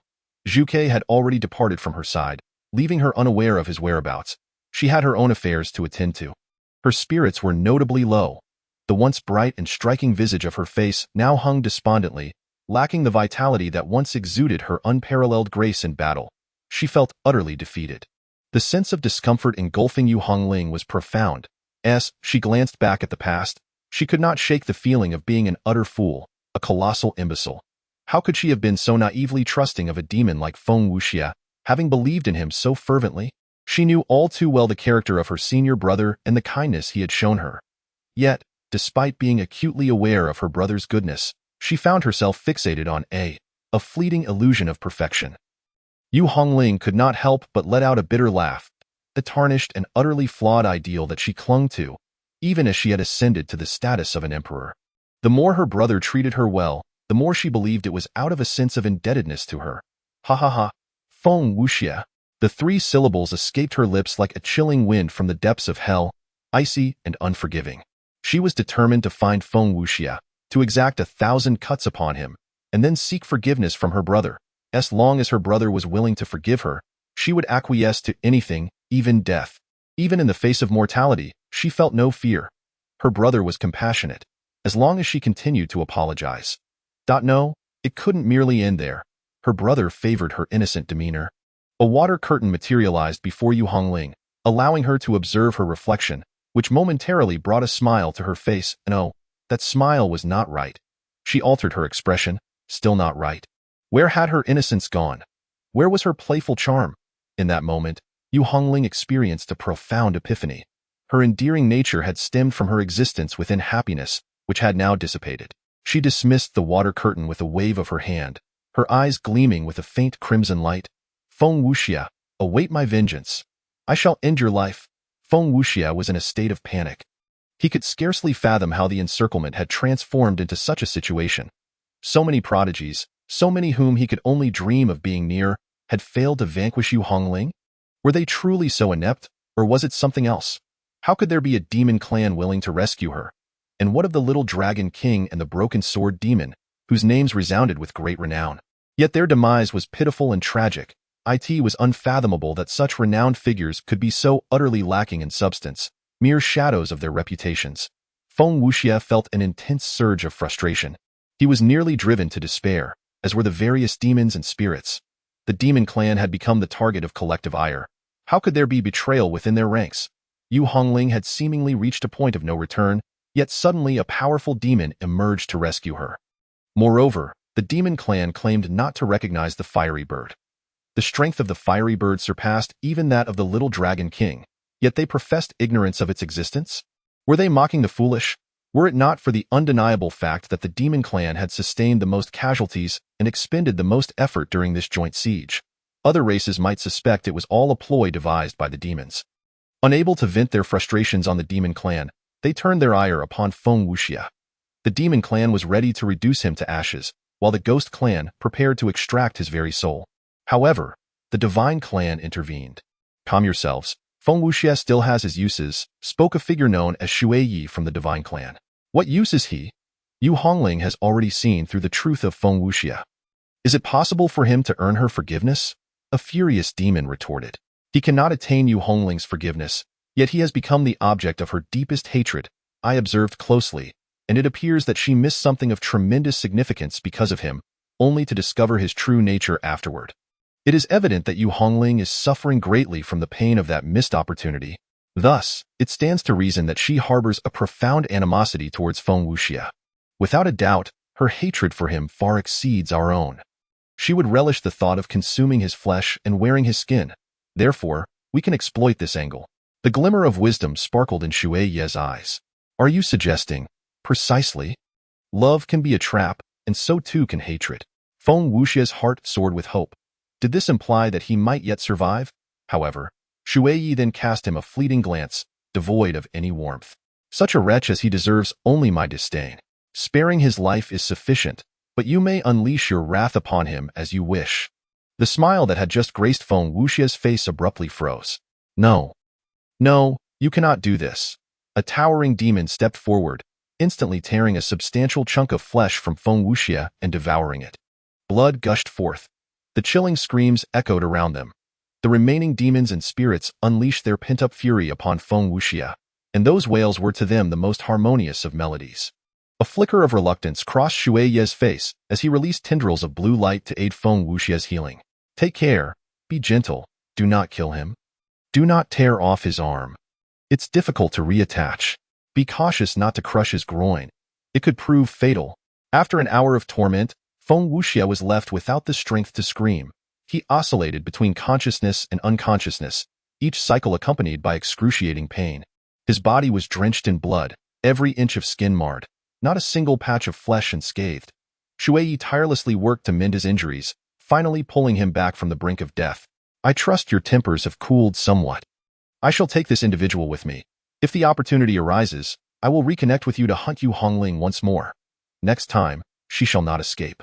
As time passed, Feng Wuxie's body swelled grotesquely, his skin engorged and filled with a milky fluid, so thin that it could be punctured with the slightest touch. A moment's carelessness would unleash a wave of pain that contorted his features, yet he dared not move, for any motion could exacerbate the wounds, plunging him into greater agony. After their earlier frenzy, the demon's fury had subsided somewhat, yet Shuei Ye's wrath remained unquenched. Now, Feng Wuxie was once again presented before the newly arrived members of the Divine Clan. A new hunt was on the verge of commencing. Chapter 054, The Bone-Chilling Cold Beyond the Ancient Battlefield. Outside the ancient battlefield, Bai Qiulan and Sun Ruowei had already arrived. Their ages were all under a century, allowing them to enter the Tianjiao ancient battlefield, albeit just below the 100-year limit. For instance, the master of the Didao sect had surpassed 100 years and could no longer gain entry. One could only say it was a matter of fate. You, being at the Harmony Realm, shouldn't you find it rather unfair to enter the Tianjiao ancient battlefield? Sun Ruowei remarked, somewhat exasperated. Bai Qiulan, adorned in flowing white garments, stood poised, the gentle breeze accentuating her striking figure, drawing the gaze of many onlookers. I may indeed be at the Harmony Realm, yet the ancient Tianjiao ranking does not solely consider strength. It encompasses various factors such as innate talent, combat prowess, and age. Perhaps my ranking is even inferior to yours on the ancient Tianjiao list, Bai Qiulan replied with a faint smile. Please, spare me the flattery. I am leagues away from the Harmony Realm, and our ages are quite comparable, Sun Ruowei responded as they conversed. Just then, a graceful young man approached. Junior Sister Bai, it has been far too long, he said. The newcomer was an elder from the Shanhua Baoda sect, named Su Maji, renowned for his prowess in artifact forging. This is a jade hairpin I have recently crafted. It can enhance beauty and calm the spirit. I believe it suits you perfectly. May I present it to you? Su Maji said, his face adorned with an elegant smiled eye in his hand. He held an exquisitely crafted jade hairpin, intricately inscribed with numerous array patterns, radiating a powerful spiritual light. One could only imagine the effort Su Maji had invested in its creation. Sun Ruowei could not help but roll her eyes dramatically. Oh dear, it seems love has rendered him blind. Here I am, a living person standing beside him, yet he won't even spare me a glance, let alone exchange a word. Su Maji felt a bit embarrassed. His excitement was palpable. It had been nearly a decade since he had last seen Bai Qiulan, and he could hardly believe that she had not faded with the passage of time. Instead, she shone even more brightly than before. Who could withstand such a lure? My apologies, Junior Sister Bai. It has been so long since I last laid eyes on you, and my emotions have gotten the better of me, Su Maji stammered. Sun Ruowei interjected, Oh, come now, Su Maji, what do you mean by this, Junior Sister? What does that imply? Have you forgotten how to address me? Su Maji, Bai Qiulan maintained her composure. Thank you for your kind intentions, Su Daoist, but we share no particular bond. Thus it would be inappropriate for me to accept your gift. How could there be no bond? We have fought side by side against the demons. Please, Su Daoist, do not persist on why heart is solely devoted to the great Tao, with no other thoughts. Your insistence will only cause you distress, Bai Qiulan firmly declined. Su Maji's gaze dimmed. I harbor no ulterior motives. This hairpin is a product of my heartfelt efforts. I believe you and the hairpin are a match made in heaven. Even if you feel no affection towards me, I implore you to accept it, for it deserves the finest of owners. Bai Qiulan's brow furrowed. I do not wish to speak harshly, but I must ask you to withdraw, lest we damage our amicable relations. Su Maji, I believe this hairpin suits me splendidly. Why not gift it to me? Sun Ruowei chimed in with a grin. Su Maji cast her a glance before departing, crestfallen. Sun Ruowei was incensed. What does he mean by that? What was that look? Bai Qiulan placed a hand gently upon Sun Ruowei's fluffy head. Calm down. Unexpectedly, Sun Ruowei shivered, turning abruptly with wide eyes, disbelieving as she gazed at Bai Qiulan. Bai Qiulan was momentarily taken aback. She turned to look behind her, but there was nothing there. Yet, Sun Ruowei seized Bai Qiulan's hand from her head, holding it in her own. Why are your hands so cold? Sun Ruowei exclaimed in shock. Cold? Bai Qiulan replied, somewhat perplexed. She extended her other hand to feel, yet did not perceive any chill. Sun Ruowei grasped by Qilan's other hand. This one is equally frigid. Why is this happening? It feels akin to touching ice. Do you not notice? What about your body? What about your body? Sun Ruowei's expression was filled with urgency, her eyes reddening as she rolled up by Qilan's sleeve. Her skin was exquisite, smooth and radiant, reminiscent of the finest silk. However, the more Sun Ruowei touched, the more alarmed she became. Cold, bone-chilling cold. A chill that froze the very soul. What on earth is happening? Are you hiding something from me? A normal person, especially one at the Harmony realm, should be aware if their body is this icy. Bai Qilan's brow knitted together. She touched her arm again, still unable to sense any coldness. Could it be due to her chaotic and divine body? Although unsure of the cause, Bai Qilan managed to smile. Do not be overly alarmed. It is merely the side effect of practicing a unique cultivation technique. I shall return to normal in no time. Is that true? I must insist, Bai Qilan. You cannot deceive me. We are the best of sisters, and if you lie to me, it would break my heart. Sun Ruowei implored. I would never deceive you. This truly is a consequence of my cultivation. If I had not honed a powerful technique, do you think I could have advanced to the Harmony realm so swiftly? This is merely a minor side effect, and I will be back to normal shortly. Really? Really? But this is far too cold, isn't it? Just touching it feels like frostbite. Let me use my arm for comparison. As their arms made contact, a flurry of goosebumps erupted across Sun Ruowei's skin. She quickly recoiled. The skin on the hands is thicker, so the sensation is bearable, but the arm is too thin. I can hardly endure it. Are you sure you're all right? Bai Qilan wore a subtle smile. I am genuinely fine, fret not. Very well, it seems I should frequently check on you. If anything is amiss, we must address it at once. Bai Qilan nodded gently, rest assured. Her gaze turned towards the direction of the Tianjiao ancient battlefield, an inexplicable emotion flickering in her eyes. Cold, as frigid as a millennium-old icy die in that moment, a wave of uncertainty washed over her. She had previously pondered. If Lu Yi had never felt a hint of comfort during their dual cultivation, could he truly be said to have taken advantage of her? Each moment, he endured this overwhelming chill. Was the act of betraying one's master truly justifiable? Bai Qilan found herself engulfed in confusion. Chapter 055. The True Celestial Fist. I have located Feng Wuxia. With considerable effort, Yu Hongling harnessed the power of the human race and finally uncovered the whereabouts of Feng Wuxia. Gazing at the information in her hand, her brow furrowed in contemplation. She felt a mix of exasperation and amusement. Is it the same old trick again?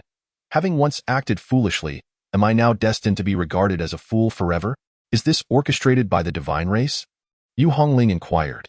According to the intel, it appears to be led by the divine race, Luo Yuan replied. Yu Hongling fell into deep thought. For the time being, let it be. The divine race intends to use Feng Wuxia to draw me back into the fray. As long as I refrain from participating for a while, they will inevitably torment Feng Wuxia. A glint of wisdom shone in her eyes. Before Luo Yuan could respond, Feng Longxiang was already expressing his astonishment. Indeed, Miss Yu, your strategies are truly remarkable. Luo Yuan was taken aback. Old Feng, if you cannot flatter appropriately, perhaps it would be best to refrain from such compliments in the future. Feng Longxiang's large eyes reflected a hint of confusion. What? Was the praise misplaced? Whenever he lauded his master, she would be overjoyed. Yu Hongling made a decisive resolution. She would temporarily spare Feng Wuxia and devote herself entirely to cultivation. Time passed, minute by minute. On the divine race's side, upon realizing that Yu Hongling showed no signs of being deceived, their emotions began to fray. What is happening? Weren't we told that Yu Hongling lacks intellect? The news about Feng Wuxia has already been disseminated, yet this individual remains utterly unresponsive? Shui Yi chuckled. What are your thoughts? The lack of response indicates that Feng Wuxia is of no consequence in Yu Hongling's mind. It would be better to eliminate him entirely. I am vexed by his mere presence. Hahaha, precisely. Shui Yi laughed heartily.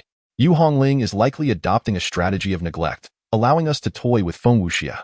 You, who bear no grudge against him, cannot tolerate his comfort, so I refuse to believe she can endure it. From this moment forth, not only shall we refrain from mistreating Feng Wuxia, but we must also treat him better, providing him with resources for cultivation and presenting him with beautiful bird demons. Let us see who can withstand whom. Yu Hongling had indeed been monitoring Feng Wuxia's situation. Upon discovering that events were not unfolding as she had anticipated, a surge of anger welled within her. Watching Feng Wuxia thrive was more unbearable than if she had been slain. Since you wish to kill me, do not blame me for declaring war upon you. For Yu Hongling, battle was the finest form of cultivation. She departed alone, not to slay Feng Wuxia, but to strike against the divine race. Anyone from the divine race she encountered, she would kill, and after each kill, she would flee. The atmosphere grew increasingly charged with hostility. Luyi remained steadfast in his cultivation, while a distant group of monks, witnessing the bodies of over 20 monks sprawled on the ground, were expressions of fury. However, the wounds of those monks instilled great trepidation in them. One strike, one life taken. All fell to a single blow. Even those who had barely entered the realm of the void refinement and had initially condensed the Vajra form were slain in an instant. Such power was indeed chilling. Yet, the Enlightenment Tree was a treasure revered by the Buddhist sect and given the Anim Chapter 056. What have I done wrong? The ancient battlefield. One by one, the blessed lands have found their masters. Some extraordinary individuals, indifferent to these lands of fortune, challenge all for the sake of their cultivation.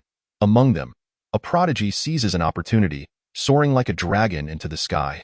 Battles erupt with alarming frequency. Everywhere one looks, conflict reigns. Zhu Ke, having rescued Yu Hongling, finds herself unable to conceal her presence within the demon clan any longer. As she cultivates, she observes the situation of the demon race. The 10,000 spirits demon emperor, intent on collecting the blood of prodigies, now faces significant resistance. As the saying goes, ideals are abundant, while reality is starkly lean. Before entering the ancient battlefield of prodigies, the demon race treated the myriad clans as mere expendables, acquiring blood from others as if it were plucked from the air. However, upon entering, they find themselves hindered at every turn. You still wish to claim my blood? I find your demon core quite beautiful as well. The demon race is similarly afflicted, brimming with malevolent energy. Yet upon entry, they are battered by this and that, their morale nearly shattered. The human race, on the other hand, fares better, bolstered by the formidable Yu Hongling and the occasional appearance of a striking female swordswoman, both feared adversaries. Countless beings aspire to ascend, yet how many can truly lead the way? Yu Hongling and the divine race are locked in fierce combat. Her fighting methods are diverse. As long as she isn't ensnared, she single-handedly brings the divine race to their knees. The divine race has begun to reconsider whether Shuiyi's strategy is indeed beneficial. Shuiyi, filled with grievance, insists that his plan is flawless, a scheme designed against the human race. Yet who could foresee that Yu Hongling would progress so rapidly, that the divine race would send forth so many powerful beings, yet still be unable to contend with her? Who can he turn to for justification? He feels utterly trapped. Thus, the divine race makes a fateful decision: to release Feng Wuxia, allowing him to fend for himself. After much silence, Shuiyi ultimately consents to this proposal. Unable to capture Yu Hongling, all their schemes would be in vain. Her presence significantly restricts the development of the entire divine race, and this cannot continue. No, I refuse to leave. Feng Wuxia's face pales when informed of his impending release. You don't want to leave? Then we'll break your legs and throw you out. No, I can serve as bait. I can be the bait. Yu Hongling is the pinnacle prodigy of the human race. If you do not eliminate her, once she grows stronger, she will become a calamity for all races. You must snuff her out in her cradle. I can assist you. She loathes me to the core. As long as I thrive, she will undoubtedly find a way to kill me. I am the bait. Ah. Feng Wuxia's legs are shattered. Shuiyi, expressionless, drags him away. They find a desolate mountain and unceremoniously discard Feng Wuxia. Here, there are indeed no traps. This matter ends here. The divine race no longer needs to act as the vanguard against the human race. Don't go. Please, don't leave. I don't want to stay here. You can send me to the demon race, to the devil race, or to anyone else. Despite his cries, Shuiyi does not look back. Feng Wuxia is now crippled. His cultivation has plummeted to the depths, and with his legs broken, merely surviving is a stroke of fortune. Desperate and in vain, he erupts in curses. He cannot comprehend what he has done wrong to deserve such calamity. He came to the ancient battlefield of prodigies to enhance his strength. He has not provoked anyone. It was the demon race that pursued him first, led by that hideous Tianwu. Has he truly erred? Feng Wuxia's mental state collapses utterly, and he weeps bitterly. A shadow envelopes him, and a pair of crimson cloud shoes materialize before his eyes. She has arrived. She has come. An overwhelming fear grips Feng Wuxia, yet he clings to life. Even ants possess a will to survive, and he simply does not wish to die. nothing shameful in that. It is all my fault. They seek to kill me, yet I only wish to live. What wrong have I committed? I was merely terrified, utterly terrified. The demon race has gone mad. Unable to best the human race, they resort to fulfilling the 10,000 spirits demon emperor's orders, beginning to collect the blood of the myriad spirits. They wish to take even a drop of my phoenix blood. I do not wish to perish. I only wish to live. Please tell me what I should do, what I can do. If you were in my position, could you do better? Initially, Feng Wuxia pleads, but his agitation mounts. This predicament is not his fault. He is but a pawn of fate, a weakling lacking agency in this matter. The wind gently caresses Yu Hongling's hair. She does not look at Feng Wuxia. Her once bright gaze now feels desolate. Feng Wuxia is not at fault. Liu Yi is not at fault. All the blame lies with her. In truth, it is not that Liu Yi, over the long span of their previous life, never attempted to discuss Feng Wuxia with her. Yet each time he broached the subject, she would spiral into madness, before eventually feigning indifference. Liu Yi believed she had come to terms with it. In reality, she buried her resentment deep within. When she no longer trusted Liu Yi, any mention of Feng Wuxia fell upon deaf ears. Yu Hongling turns to leave. She will not kill him. The decision of whether to kill or spare has lost its significance for her. In her heart, Feng Wuxia has already perished. Feng Wuxia looks up, watching Yu Hongling's figure recede into the distance. He is momentarily stunned. What does this mean? Hey! Summoning an unexpected courage, Feng Wuxia calls out to Yu Hongling. Yet she does not halt. She has already contemplated everything thoroughly, and Feng Wuxia is no longer her concern. In her heart, she begins to understand Liu Ye's current state of mind. Is there hatred? Yes, but it is a powerless hatred. To resent others or oneself is ultimately futile, leaving everything tasteless and bland. Feng Wuxia wishes to inquire what merit he possesses that would compel Yu Hongling to harbor feelings for him. However, her figure vanishes swiftly, rendering his questions seemingly unnecessary. At last, I have survived. Feng Wuxia collapses to the ground, exhaling a long breath. At this moment, he feels as though everything he has endured is a treasure on his path to growth. As long as he does not perish, he can. Him? A pair of azure embroidered shoes appears in his line of sight. Azure embroidered shoes. It is not Yu Hongling returning, yet he does not recognize the woman clad in azure shoes. Feng Wuxia stiffly raises his head to gaze ahead. A stunning woman in a flowing azure gown, standing tall and graceful, with a black-red sword in hand, is watching him. Her gaze sends a chill down his spine. Mississippi. Thud. With a single strike, not a trace remains. Chu Ling retracts her sword. You did not mention sparing him. Chapter 057. Subterfuge in the Shadows. This is the current distribution map of the Blessed Lands occupied by various races in the entire Celestial Heroes' ancient battlefield. The human race remains the strongest. Although the alliance among the various factions is evident, our human race boasts a plethora of formidable warriors, rendering us unafraid, for the hearts of the other races are not as unified. According to the distribution map, the human race occupies 45% of the Blessed Lands, the Buddhist sect 15%, the divine race 10%, the demon race 10%, the fiend race 10%, and the ghost race occupies a peculiar territory, with only the ghost race and the spirit race able to benefit, collectively occupying 10%. Within the grand tent, Shangguan Wuchang wore a faint smile as he explained the current situation of the various factions to the numerous powerful beings. Shangguan Huanling had been aloof from the other members of the human race since her arrival, hardly ever making an appearance. Shangguan Wuchang did not pay this sister of his much mind. Initially, he had contemplated seizing this opportunity to eliminate Shangguan Huanling, but for reasons unknown, over the past 6 months, she seemed to have transformed into another person, regarding him with admiration. Thus, he temporarily abandoned this plan. The multitude of powerful beings gazed at the distribution map, nodding in agreement. The fact that the human race had claimed 45% of the Blessed Lands was, indeed, quite astonishing. However, precisely because of this substantial occupation, the strength of the human race had surged dramatically, justifying their title as the Celestial Heroes. What is this location? Why is it blank? Inquired a powerful figure from the One Tribulation sect, pointing at the map. Shangguan Wuchang had anticipated such a question. This area is enveloped by the Buddhist faction's influence. One might say it falls within the sphere of our human race's authority, yet the individual present is exceptionally powerful.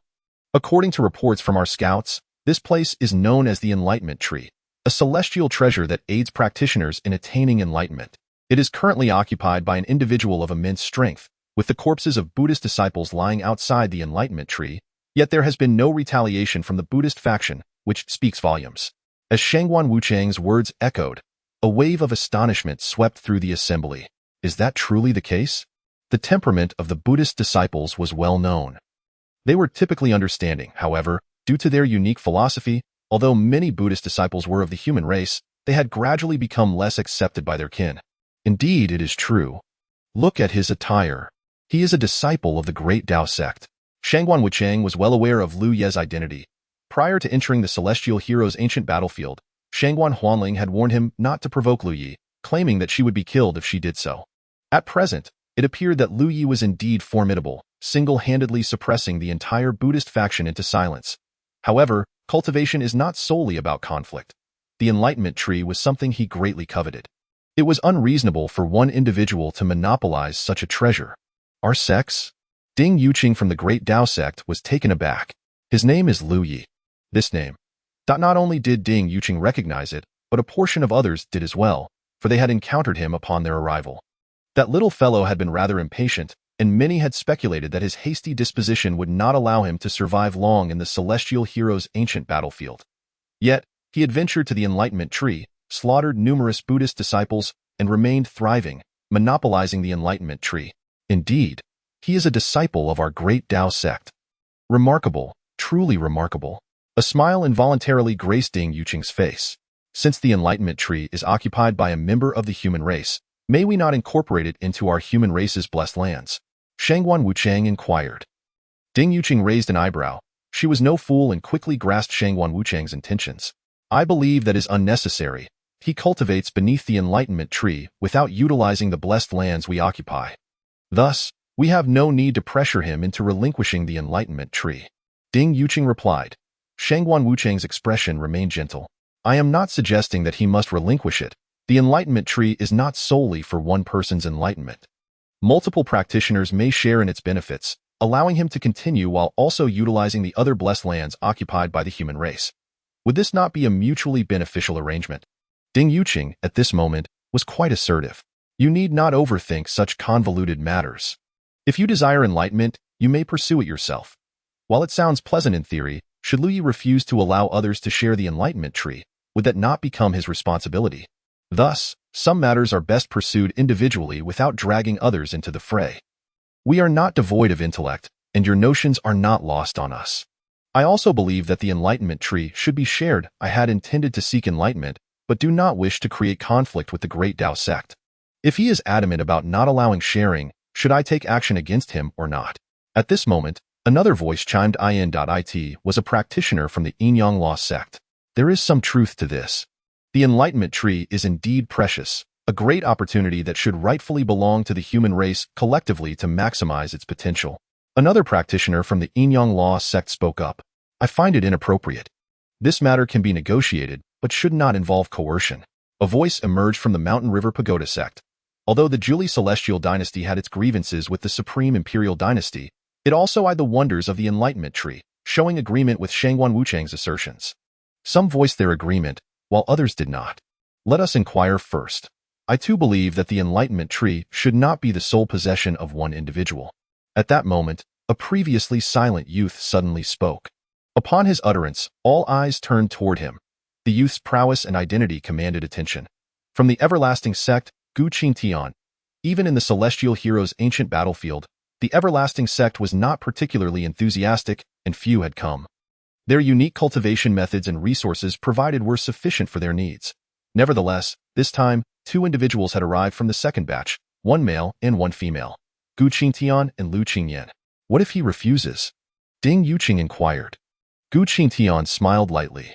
That would be simple. I would defeat him until he acquiesces. Ding Yuqing's anger flared. Are you intending to bully the weak with your strength? Lu Qingyan also smiled lightly.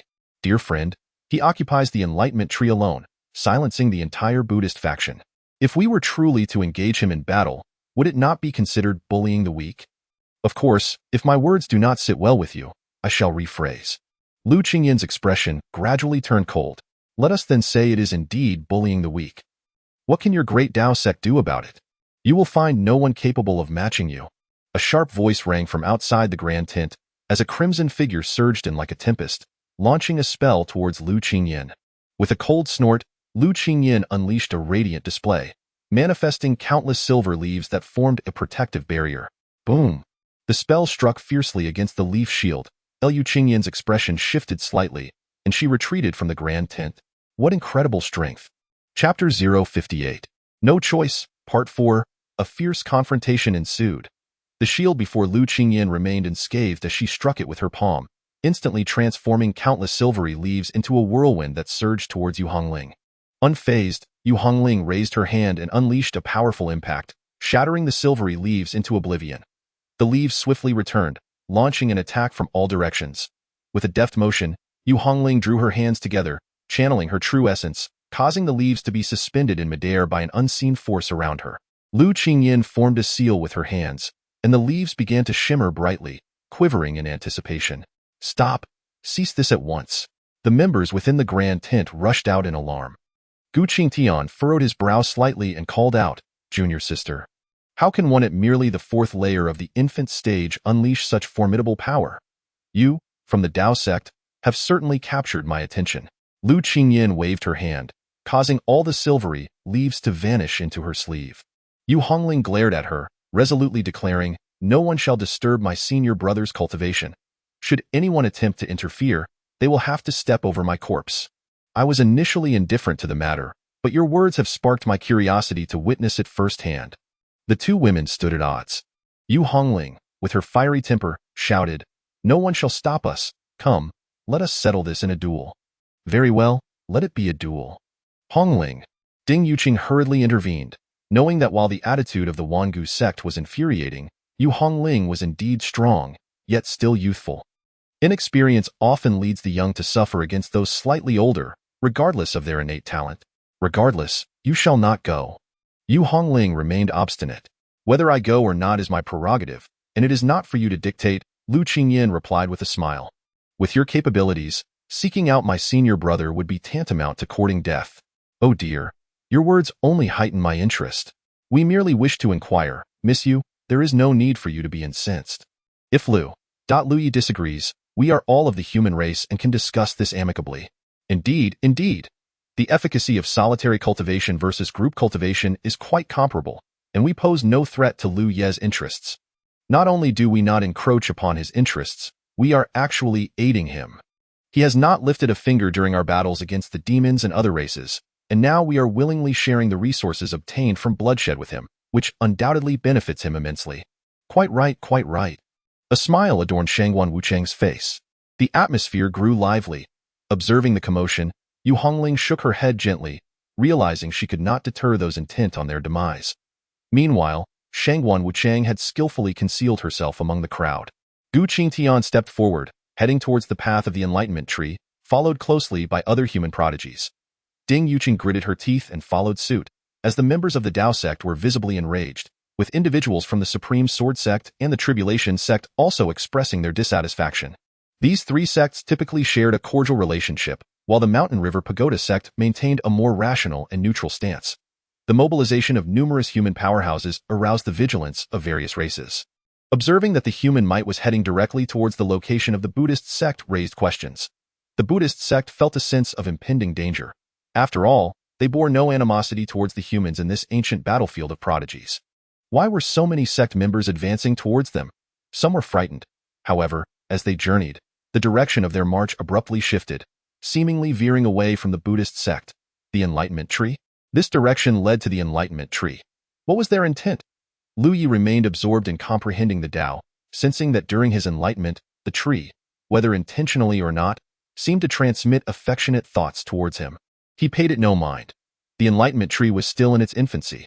It could offer him some assistance in the early stages, but given his pace of cultivation, within 5 years, its aid would become negligible. By the time the tree fully matured, he would likely have reached an entirely different level of cultivation. The sound of wind rustled. Lu Yi calmly opened his eyes, noting the cacophony of disturbances indicating that things were about to get lively. A commotion could be beneficial. The system thrived on such exuberance. A throng of individuals arrived, instantly noticing the scattered monks lying on the ground, their lethal injuries causing many to gasp in astonishment. "Is that you, Lu Yi?" Gu Qingtian inquired. "Indeed, it is I."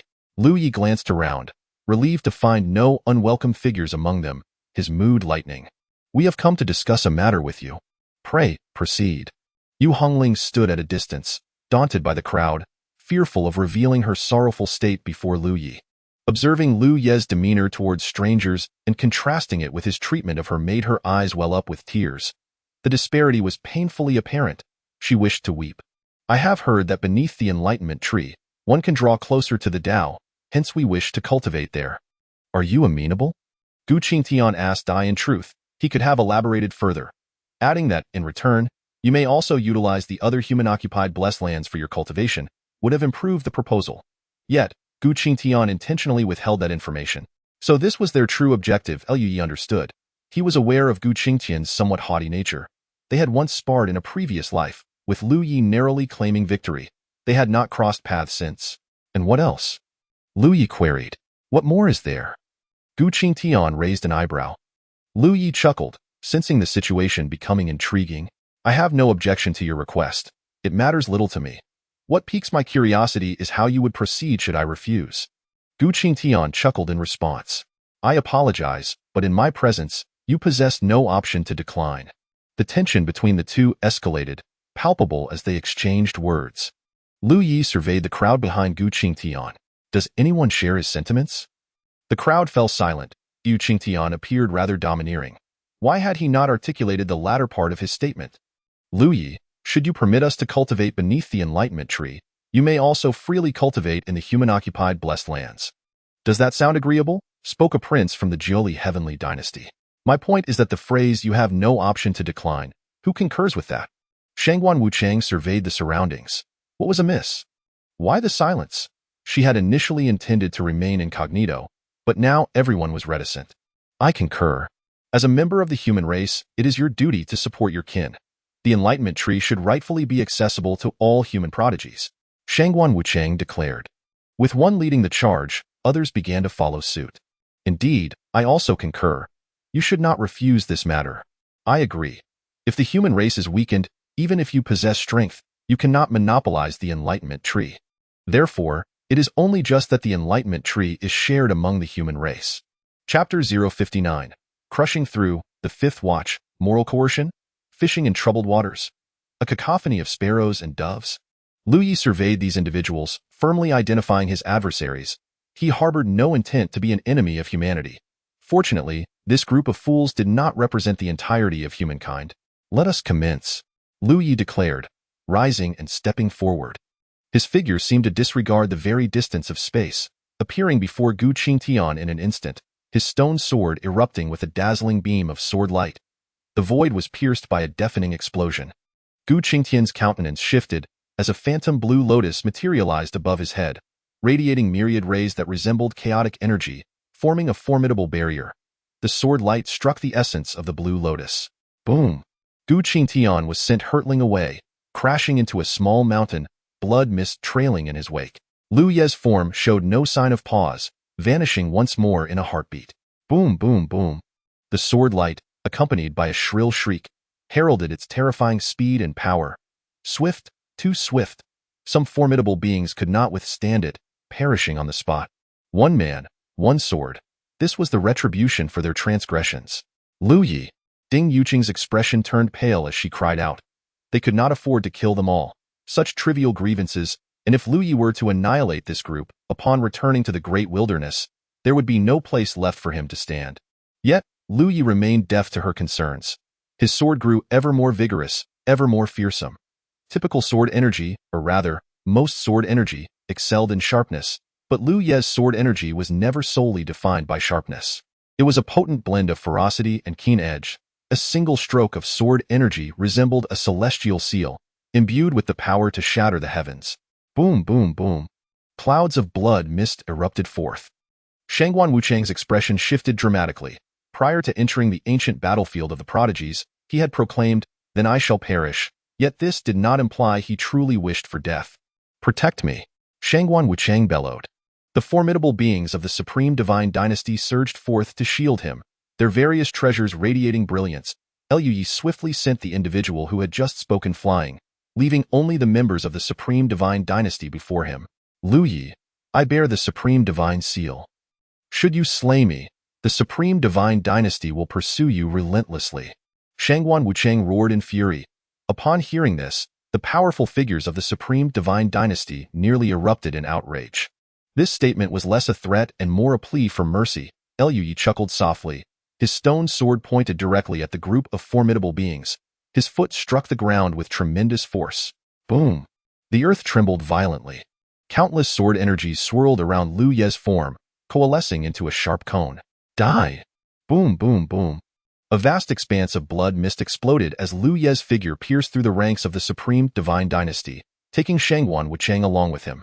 In his final moments, Shangguan Wucheng's eyes were filled with astonishment. A madman. This was indeed a madman. How could he dare? Did he not realize that with such ferocity and speed, the moment he exited the ancient battlefield of the prodigies, his doom would await? With that final thought, Shangguan Wucheng's consciousness faded into oblivion.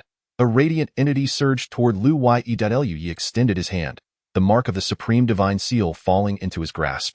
As his palm gently rubbed it, pathways clashed and shattered, dissolving into nothingness. Yet, this was not the end. Liu Ye's gaze turned to the gravely wounded figures around him.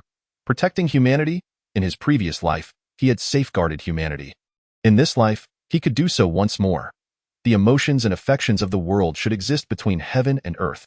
Just because he had lost, it did not mean everyone else should suffer the same fate. However, those among humanity did not include the opponents he faced on his path. Liu moved again. If he were to kill, he would do so thoroughly. Ding Yuqing could no longer maintain her composure, stepping directly in front of Liu Ye. "Liu Ye, you cannot kill any further. You still need to leave. They have already learned their lesson. If you continue this slaughter, the Daoist sect cannot protect you." Ding Yuqing urged anxiously. This incident had been instigated by these individuals, and while Liu Ye's retaliation had been severe, there was still room for justification. But now, they were gravely injured.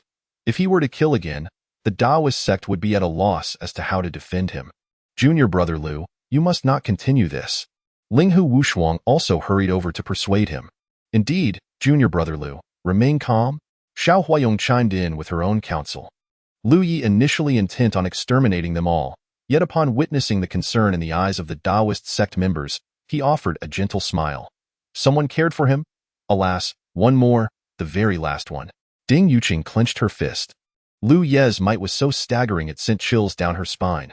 This battle could only be described with 4 words, crushing through the withered and decayed. She knew that if Liu Ye wished to act, she could not possibly thwart him. The only reason Liu Ye hesitated now was to grant her face point one more kill. "You cannot be serious about killing," Liu Ye nodded, gifting her a warm smile as he sidestepped her obstruction. His target was Gu Qingtian.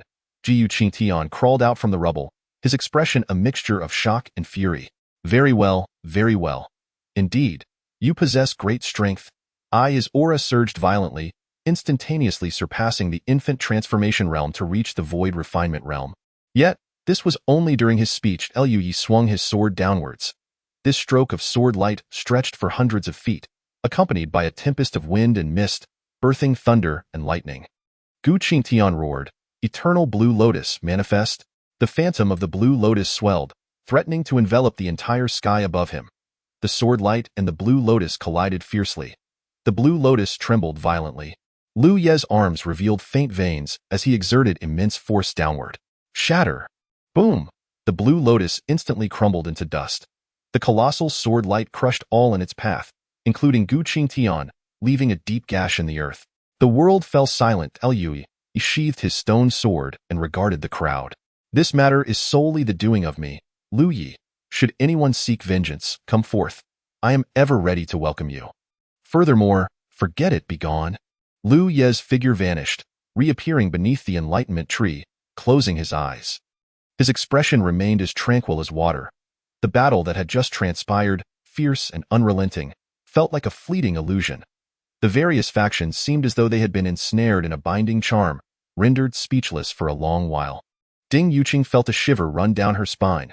She addressed the crowd, let us depart for now.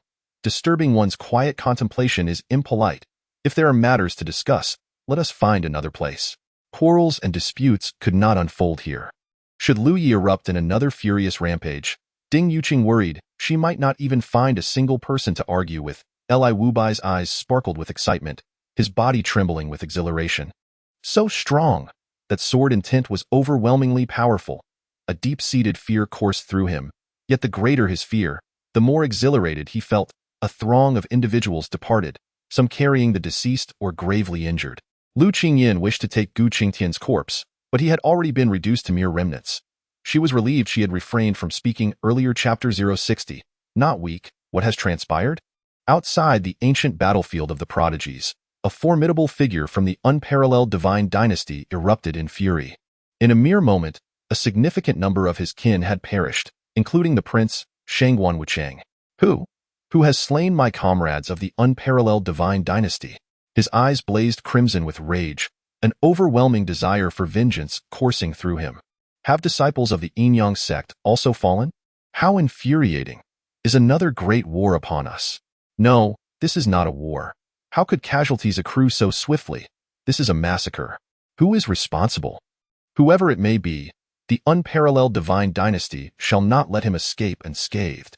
Many present could not help but furrow their brows at the clamor of the unparalleled divine dynasty. It was too swift. What had truly transpired within the ancient battlefield of the prodigies? The rapid demise of so many prodigies was nothing short of shocking. Bai Qilan's expression momentarily flickered with doubt.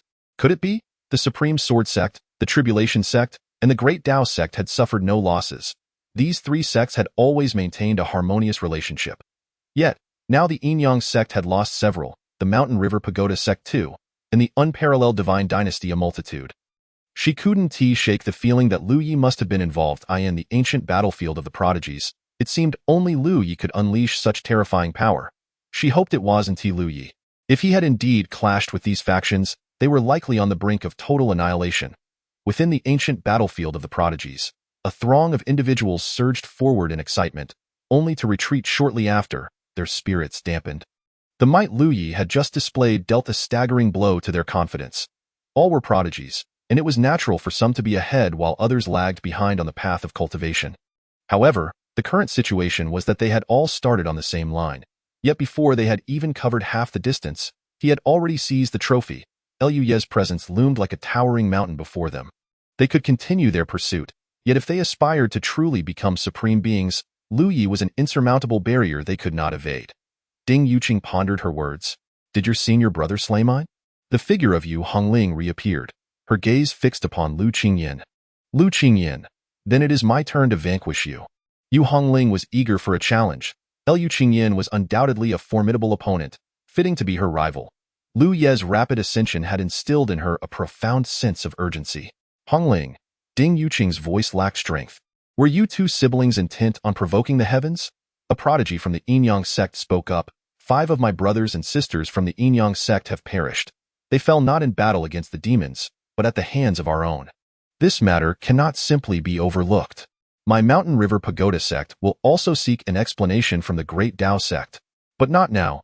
To demand an explanation at this moment would only draw Lu Yi out.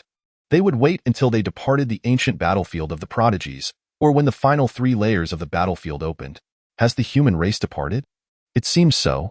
Let us go see what has transpired. Sensing the shift, various factions stirred. Previously, the humans had been numerous, and other races feared potential schemes, thus refraining from approaching. Now that a large contingent of humans had vacated, they dared to reveal themselves, albeit still cautiously. From a distance, they beheld Lu Yi, seated as usual, meditating quietly, the enlightenment tree swaying gently, its luminescence radiating softly. Upon closer inspection, signs of battle and bloodstains were evident. Conflict had indeed erupted, and the outcome was clear. Lu Yi had emerged victorious. The demon race, ghost race, and divine race were all perplexed. What was the meaning of this? The humans had arrived with overwhelming force, only to depart in dejection. The demon and Buddhist factions sighed in relief, realizing that it was not their weakness, but rather Lu Ye's formidable strength that had caused this outcome. It was he who killed Tu Wuying with a single sword strike. The son of the demon emperor, Yian, murmured. It is he. The demon warriors exclaimed in astonishment. No wonder the enlightenment tree stood here. In the face of such a treasure, Yian had repeatedly warned his kin not to provoke the humans beneath it. Seemed they had been left with a psychological scar. What shall we do about this extraordinary prodigy from the human race? Everyone understood the peril posed by such a paragon. The rise of such an existence would inevitably be accompanied by rivers of blood and flames. If this paragon belonged to the humans, it was evident that the bloodshed would be borne by the other races. There is but one choice. Yi Yan's eyes glinted with ruthless determination. What choice is that? Once the final 3 layers of the ancient battlefield of the prodigies open, the true powerhouses of our races shall unite to eliminate this threat. Surely the human stronghold will intervene to protect him? Yi Yan scoffed. Have you not realized? He prefers to act alone. We shall strike with such swiftness that the humans will be unable to provide aid. Master is astute. Yi Yan cast a long, contemplative glance at Lu Yi. If such a being were to remain alive, it would mean sleepless nights for the other races from that point onward. He would now reach out to rally all forces, awaiting the opening of the final 3 layers of the ancient battlefield of the prodigies. At this moment, Lu Yi felt a slight conflict within. What realm was he in now? The 12th layer of the breakthrough stage. Within his dantian, the diminutive Lu Yi had transformed into a small giant. If he desired to break through to the void refinement stage, he could do so at any moment. Yet, he was apprehensive about the unknown toxins that might arise next. Once he broke through, this power, unblemished by time, would erupt forth. He contemplated waiting until the final 3 layers opened, seizing the blood sea pure pearl and delivering a decisive blow to the ancient prodigy ranking. Such a strike would surely be well received by the ranking, granting him abundant power, which he could then utilize to advance into the void refinement stage. Regrettably, within the ancient battlefield of the prodigies, there was no means to condense the last piece required for the 3rd life. A treasure known as the Withered Man Wood, by gathering the Withered Man Wood, the blood sea pure pearl, and the golden sunflower, he could forge the 3rd life. In this lifetime, he was not inclined to expend another life. Just as he had deceived by Chulon upon his resurrection, if he truly reached the ultimate path of enlightenment, uniting 9 lives into one, he might become one of the most powerful saints in history. With myriad thoughts swirling in his mind, he had gleaned nearly all that could be understood from this experience. His own path was already quite mature and complete. Coming here was merely to gain a fresh perspective on the scenery. Now, he had seen it all. As Lu Yi prepared to depart, a branch gently settled on his shoulder. The enlightenment tree swayed lightly, expressing a silent request for him to take it away. Chapter 061. Shangguan Huanling, do you wish to accompany me? Lu Yi inquired. The enlightenment tree emitted a faint consciousness, affirming his query. Quite astute of you. Very well, let us depart. Lu Yi extended his hand, and the enlightenment tree radiated a misty glow, shrinking until it was no larger than the palm of his hand, resting delicately within it. With a single hand, Lu Yi formed a seal, conjuring a rune that soared towards the enlightenment tree, merging seamlessly with it. A subtle connection was forged between the man and the tree as the enlightenment tree integrated into Lu Ye's skin. Cultivation was Lu Ye's primary avenue of advancement, yet he had reached a plateau where no further progress was possible. Thus, it was time to seek out resources. The treasures of the celestial heroic battlefield were generally of modest rank. However, some, in their sapling stages, were exceedingly precious, their value burgeoning once they matured. Lu Yi possessed knowledge of what held the greatest worth and where such items could be found. For instance, within the 5th layer of the battlefield lay a sapling of the fusong tree and a single fusong fruit, both of which could incite a frenzy among countless formidable beings. Should one pursue the path of the fusong, they would be hailed as a supreme fire element practitioner. As Lu Yi traversed the area, those who recognized him hastily made way, while the oblivious met their demise at his hands. The term tyrannical was aptly embodied in Lu Yi at that moment. However, his brow soon furrowed in concern. He discovered that many coveted treasures had already been claimed by others. The absence of 1 or 2 items could be deemed normal, as everyone possessed their own fortunes and opportunities. Yet, the majority of the treasures Lu Yi sought had been taken. This was decidedly unusual. Who could it be? Eventually, Lu Yi arrived at Mount Wanzhong. The mountain resembled a colossal bell, resonating with ethereal sounds when the wind swept through it. In truth, it was a spiritual treasure. Following the demise of its master, it had merged with the mountain over time. In this realm, treasures were distinctly categorized: magical implements, spiritual treasures, postnatal spiritual treasures, innate spiritual treasures, postnatal supreme treasures, and innate supreme treasures. In the first heaven, the most esteemed sects primarily possessed postnatal spiritual treasures, while those with innate treasures were exceedingly rare and revered. Upon Lu Ye's arrival at Mount Wanzhong, the entire mountain quaked violently. Large boulders tumbled, revealing a bronze metallic luster within. A figure clad in black robes was seen performing hand seals to collect the resonant bells. Observing this black-clad individual, Lu Yi felt an unsettling familiarity. Who could it be? It was impossible not to recognize her. His hand glided gently before his eyes, his pupils transforming to a golden hue, and he discerned her presence. Shangguan Huanling. Sensing a ripple of energy, Shangguan Huanling turned, her expression shifting drastically upon encountering Lu Yi. In an instant, he unleashed a blade of qi. Dare you covet my treasures? You have chosen the path to your own demise. The sword qi sliced through the air with a terrifying shriek. Huanling dared not underestimate him. No one understood Lu Ye's formidable nature better than the 8 of them. Thus, she transformed into a cloud of blood mist in an instant. Boom! The crimson glow vanished at a speed akin to teleportation. Lu Yi, taken aback, pondered, "Ah, the blood demon transformation. To evade even my strike, such a decisive application of the blood demon transformation left him momentarily bewildered. In the midst of battle, to forego engagement and resort to such a drastic measure was perplexing. He finally comprehended why the treasures he coveted had vanished. Most had been spirited away by Shangguan Huanling in advance. He did not pursue her, for he could not hope to catch up unless he too utilized the blood demon transformation. Even then, controlling its direction would prove challenging. Nonetheless, the bell should rightfully belong to him. As the earth trembled, Lu Yi secured the bell and continued his search. In a cave, Shangguan Huanling's complexion was ashen, her aura significantly diminished. She hastily affixed a series of concealment talismans at the cave's entrance, lowering her aura to the utmost degree before sighing in relief. How did he emerge from beneath the enlightenment tree? She mused. She could not afford to gather any more treasures. If she encountered Lu Yi again, her survival was uncertain. Yet, her bounty had been substantial enough it was time to cultivate. Numerous treasures manifested, enveloping Shangguan Huanling. Streams of spiritual light surged from these treasures, entering her being. This technique, known as the heaven-swallowing canon, allowed her to absorb the essence of all things. The treasures she had acquired were of exceptional quality. The more abundant the essence, the swifter her cultivation progressed. In a short time, Shangguan Huanling reached the 6th level of the breaking infant stage. Then, the 7th, the 8th, the 9th. Suddenly, her hand seals underwent a transformation, and her realm began to plummet. The 8th level, the 7th, the 6th. As she oscillated between these levels, her aura stabilized further. Upon concluding her cultivation, her realm officially attained the 8th level of the breaking infant stage, an astonishing rate of progress. Humph! I told you, without you, I can still become an emperor, perhaps even surpassing my previous life. Shangguan Huanling reveled in the potent fluctuations of true essence within her, a smirk creeping onto her lips. Perhaps some had regretted betraying Lu Yi, but she felt no remorse in her previous life. She had always perceived Lu Ye's assistance as a form of bondage. She could have reached formidable heights on her own, yet Lu Ye's stubborn attachment had ensnared her, confining her without escape. She had indeed loved Lu Yi, but in time, his affection had become suffocating.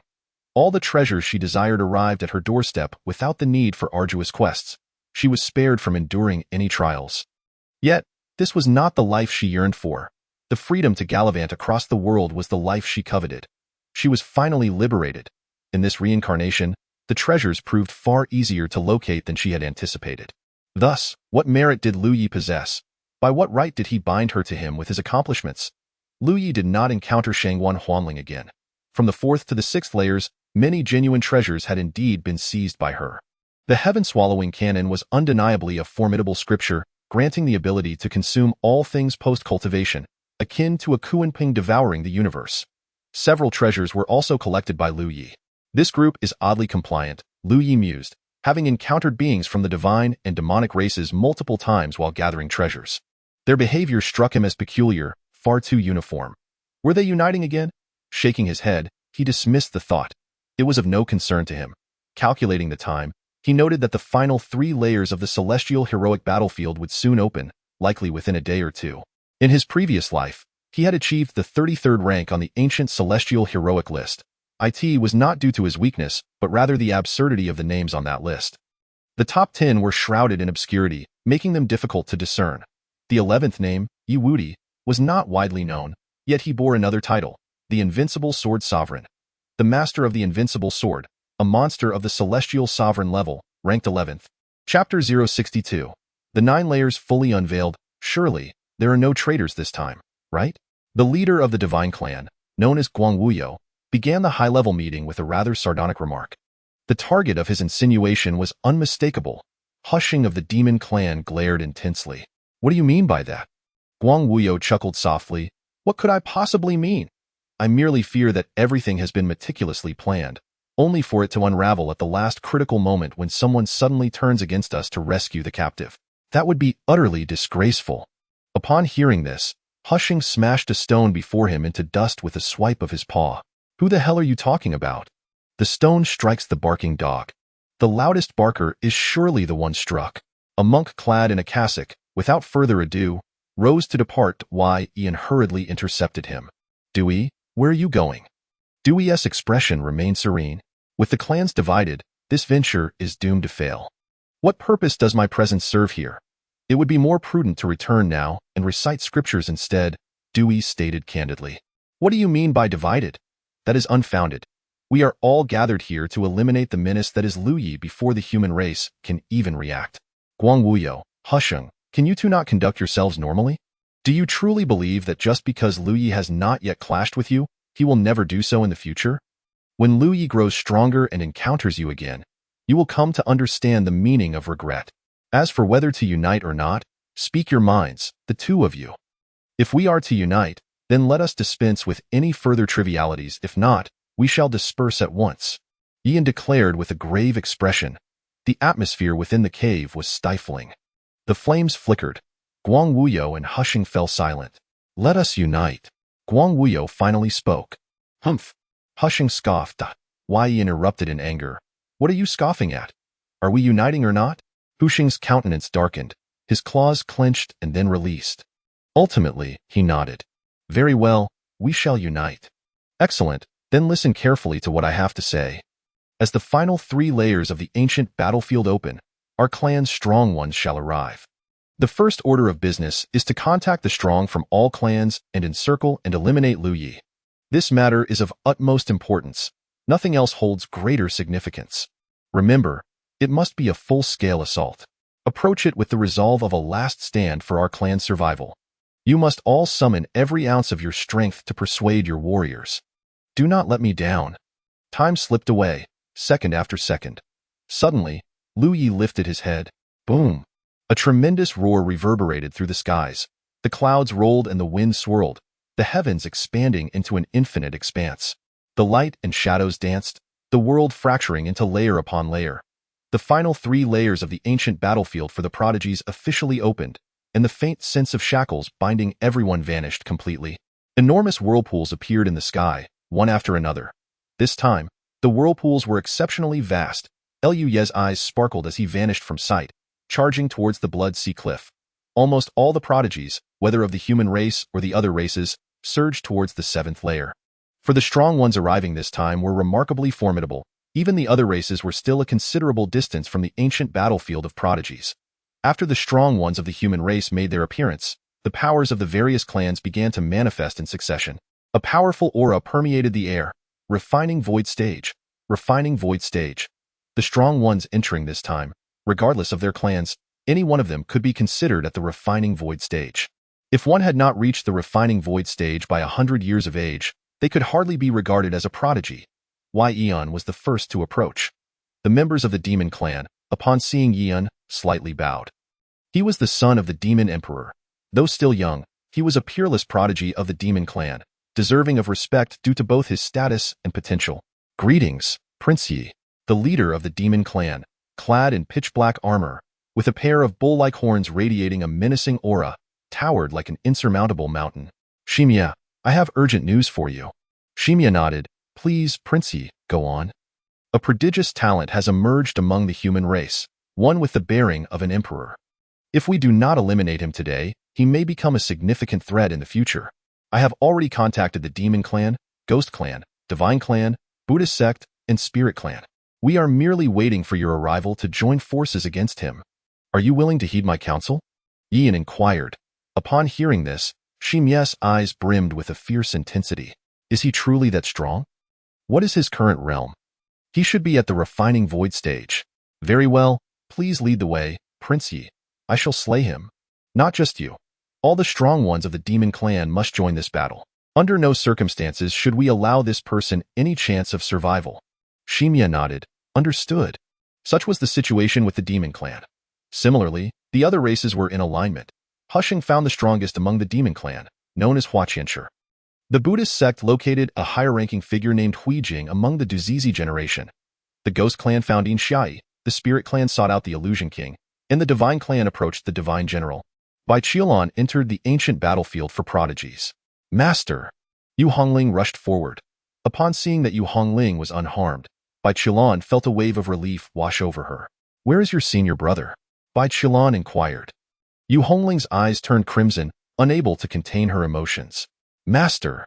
Her voice was thick with suppressed sobs. Bai Qilan's heart sank. What had happened? Yu Hongling dove into Bai Qilan's embrace, only to be chilled to the bone. Master! Yu Hongling looked up at Bai Qilan with red-rimmed eyes. Why are you so cold? What has happened to you? It's nothing. My lunar divine power has yet to stabilize after the breakthrough. It will be fine in a while, Bai Qilan reassured her. And you? Why do you appear so sorrowful? Yu Hongling could no longer hold back, tears cascading down her cheeks like pearls. Master, I misunderstood my senior brother. I misunderstood him. Bai Qilan. Feng Wuxia was merely a trap. My senior brother stepped into that snare resolutely for my sake, and he lost his life for it. I have wronged him, Master. I am unworthy of my senior brother. I can never atone for my mistakes. I deserve to die, Master. Wah wah wah. Yu Hongling wept bitterly, her cries echoing with despair. Bai Qilan could not help but close her eyes. Another misunderstanding, yet another. Why must it be like this? Everything they had done had gone awry in such a short span of time. Sun Ruowei's ears perked up like antennas. She feigned indifference, yet she absorbed every word spoken by Yu Hongling, analyzing them meticulously. Each word was familiar to her, but strung together, she found them utterly incomprehensible. Senior brother refers to Lu Yi. Who is Feng Wuxia? Lu Yi lost his life. Does not everyone possess but a single life? Could it be that Lu Yi is dead? Oh heavens, surely not. No, no, if Lu Yi were dead, how could there be talk of Yu Hongling seeking forgiveness? Then what does this all mean? What? Strange, why are all the clans moving towards the same location at this moment? A young elder from the Great Tao sect, holding a divination instrument, remarked in confusion. Chapter 063. The coming storm. The members of the Great Tao sect turned their gazes to Ian Feng Tianqi's hand. A compass revealed wisps of ethereal light darting across its surface, displaying hues of black, green, white, and gray. This compass was designed to trace and seek energy, with each glow representing different peculiar energies such as demonic and ghostly auras. They are hastening towards the 8th layer of space, Bai Qilan remarked. Are they forsaking the treasures and blessed grounds of the 7th layer? Feng Tianqi inquired with curiosity. Bai Qilan fell into contemplation. The movement of a single alien race was inconsequential. However, the simultaneous motion of so many was indeed peculiar. I shall investigate, Bai Qilan decisively stated.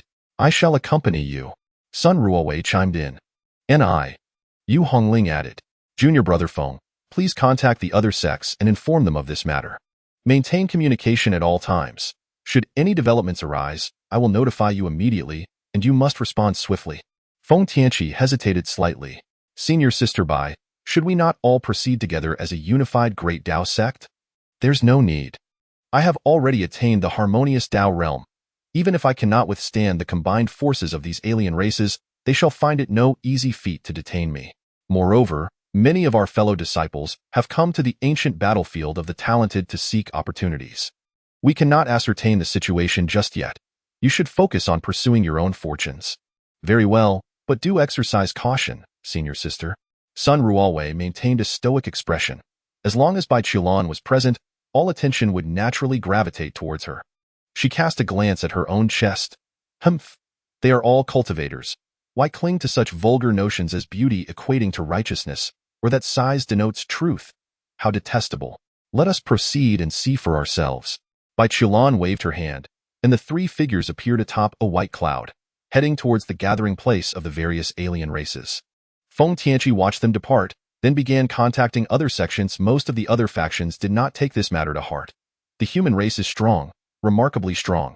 Even if the alien races initiate conflict, they might gain some initial advantage, but once the human race reacts, they would inevitably have to relinquish 10-fold, 100-fold, or even 1,000-fold of their gains. For many human cultivators, the acquisition of treasures remains the foremost priority. They must employ every means possible to swiftly elevate their strength, reaching their pinnacle before heading to the Blood Sea Cliff, inscribing their names upon the Eternal Talents ranking. The Eternal Talents ranking does not merely consider who possesses the strongest punch. Rather, it is a composite ranking based on one's realm, age, talent, and various other elements. Some in the Yuan Dan realm may strike out to place 999th, while others in the Refining Void realm may not even make a ripple on the Eternal Talents ranking with a single blow. Of course, given the same age, provided one does not engage in reckless cultivation, the stronger one is, the greater the likelihood of attaining a higher rank. Generations of talented individuals have left their names upon the Eternal Talents ranking, leading to a ceaseless cycle of competition and evolution. Thus, nowadays, even entering the top 100 can send shockwaves throughout the first heaven, garnering immense respect from the upper heavens. Strive. Strive with all your might. Lu Yi traversed past the battlefield of the 8th layer, arriving at the 9th layer. His goal was clear. The Blood Sea's immaculate stone. It would be preposterous to hesitate or falter in this second life. What meaning would rebirth hold if one were to remain indecisive? Before him lay the Blood Sea. It stretched endlessly, yet it bore no foul stench, instead emanating an inexplicable sweetness. Perhaps it was because the blood within this sea flowed from the fallen talents, merging into the ocean over time. However, this blood was unusable. It harbored terrifying obsessions. Various thoughts had intensified rather than diminished with the passage of time.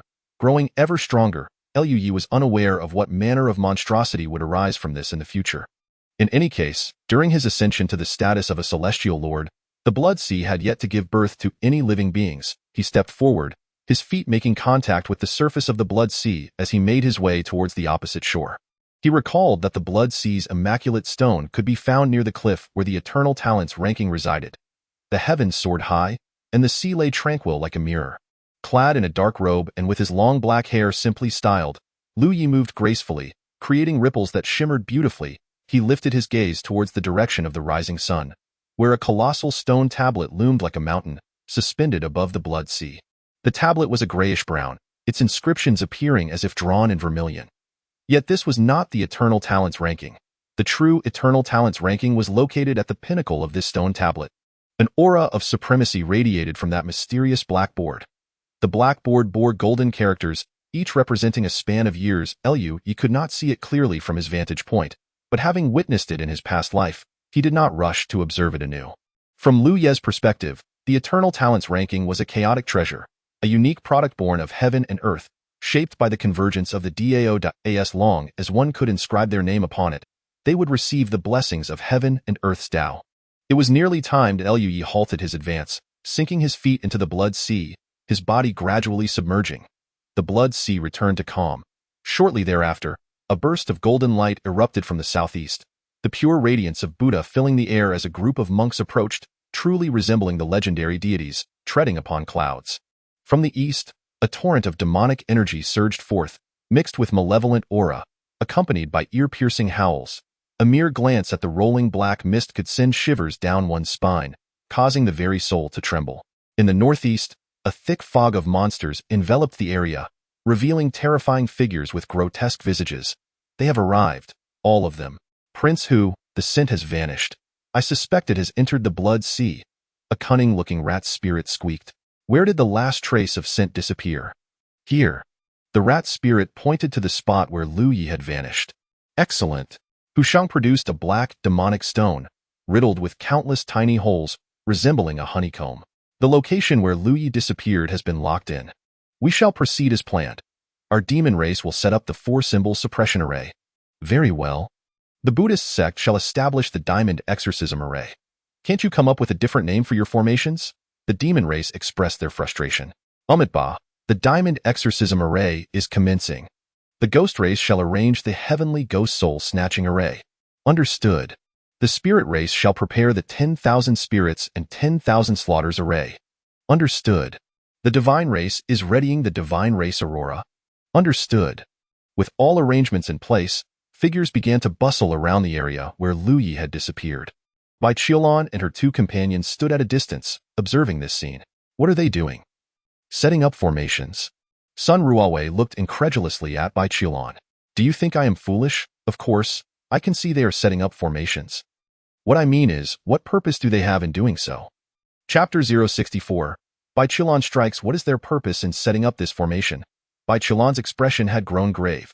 She exchanged a glance with Yu Hongling, and simultaneously, a shared thought emerged in their minds. Lu Yi. Only Lu Yi could incite such a widespread mobilization among the alien races, uniting them to expend tremendous resources in crafting such a formation across the vast expanse of the ancient battlefield of the prodigies. Master, it's time to act, Yu Hongling declared decisively. The formation had not yet been fully established, and with so many formidable beings involved, even her senior brother could find himself ensnared in an extreme predicament. Although Bai Qilan was reluctant to maintain such an abnormal relationship with Lu Yi, he remained her disciple nonetheless. Strike! Bai Qilan commanded without hesitation. She formed intricate seals with her hands, dark clouds gathering ominously in the sky. As a chilling wind swept across the realm, the temperature plummeted. In mere moments, the sky darkened ominously. The Blood Sea, unique in its nature, remained unfrozen, yet its temperature had dropped to a terrifying degree. The alien races, witnessing this, exchanged glances of alarm. There is a harmonization realm presence. Ba. A Buddhist chant resonated, as a colossal golden hand descended upon the ominous clouds above. The intricate patterns on the golden palm were distinctly visible, radiating with boundless Buddhist light. As the golden hand approached, the brilliance dimmed, encrusted with countless frost formations that began to freeze it. It began to rain. From within the clouds, ice crystals emerged, first one, then a second, third, fourth. An infinite cascade of ice crystals descended like a celestial river, overwhelming the alien races below. A wolf's howl echoed through the heavens. A massive white wolf opened its maw wide, devouring a torrent of ice crystals, becoming encrusted in frost and shivering uncontrollably. Dozens of enormous ice shards appeared, as thin as a cicada's wing. A piercing sound of shattering filled the air as various divine abilities unleashed their might upon the ice crystals. Yet, upon shattering, they transformed into countless minuscule shards. These minute ice shards indiscriminately assaulted the alien races, inflicting grievous harm.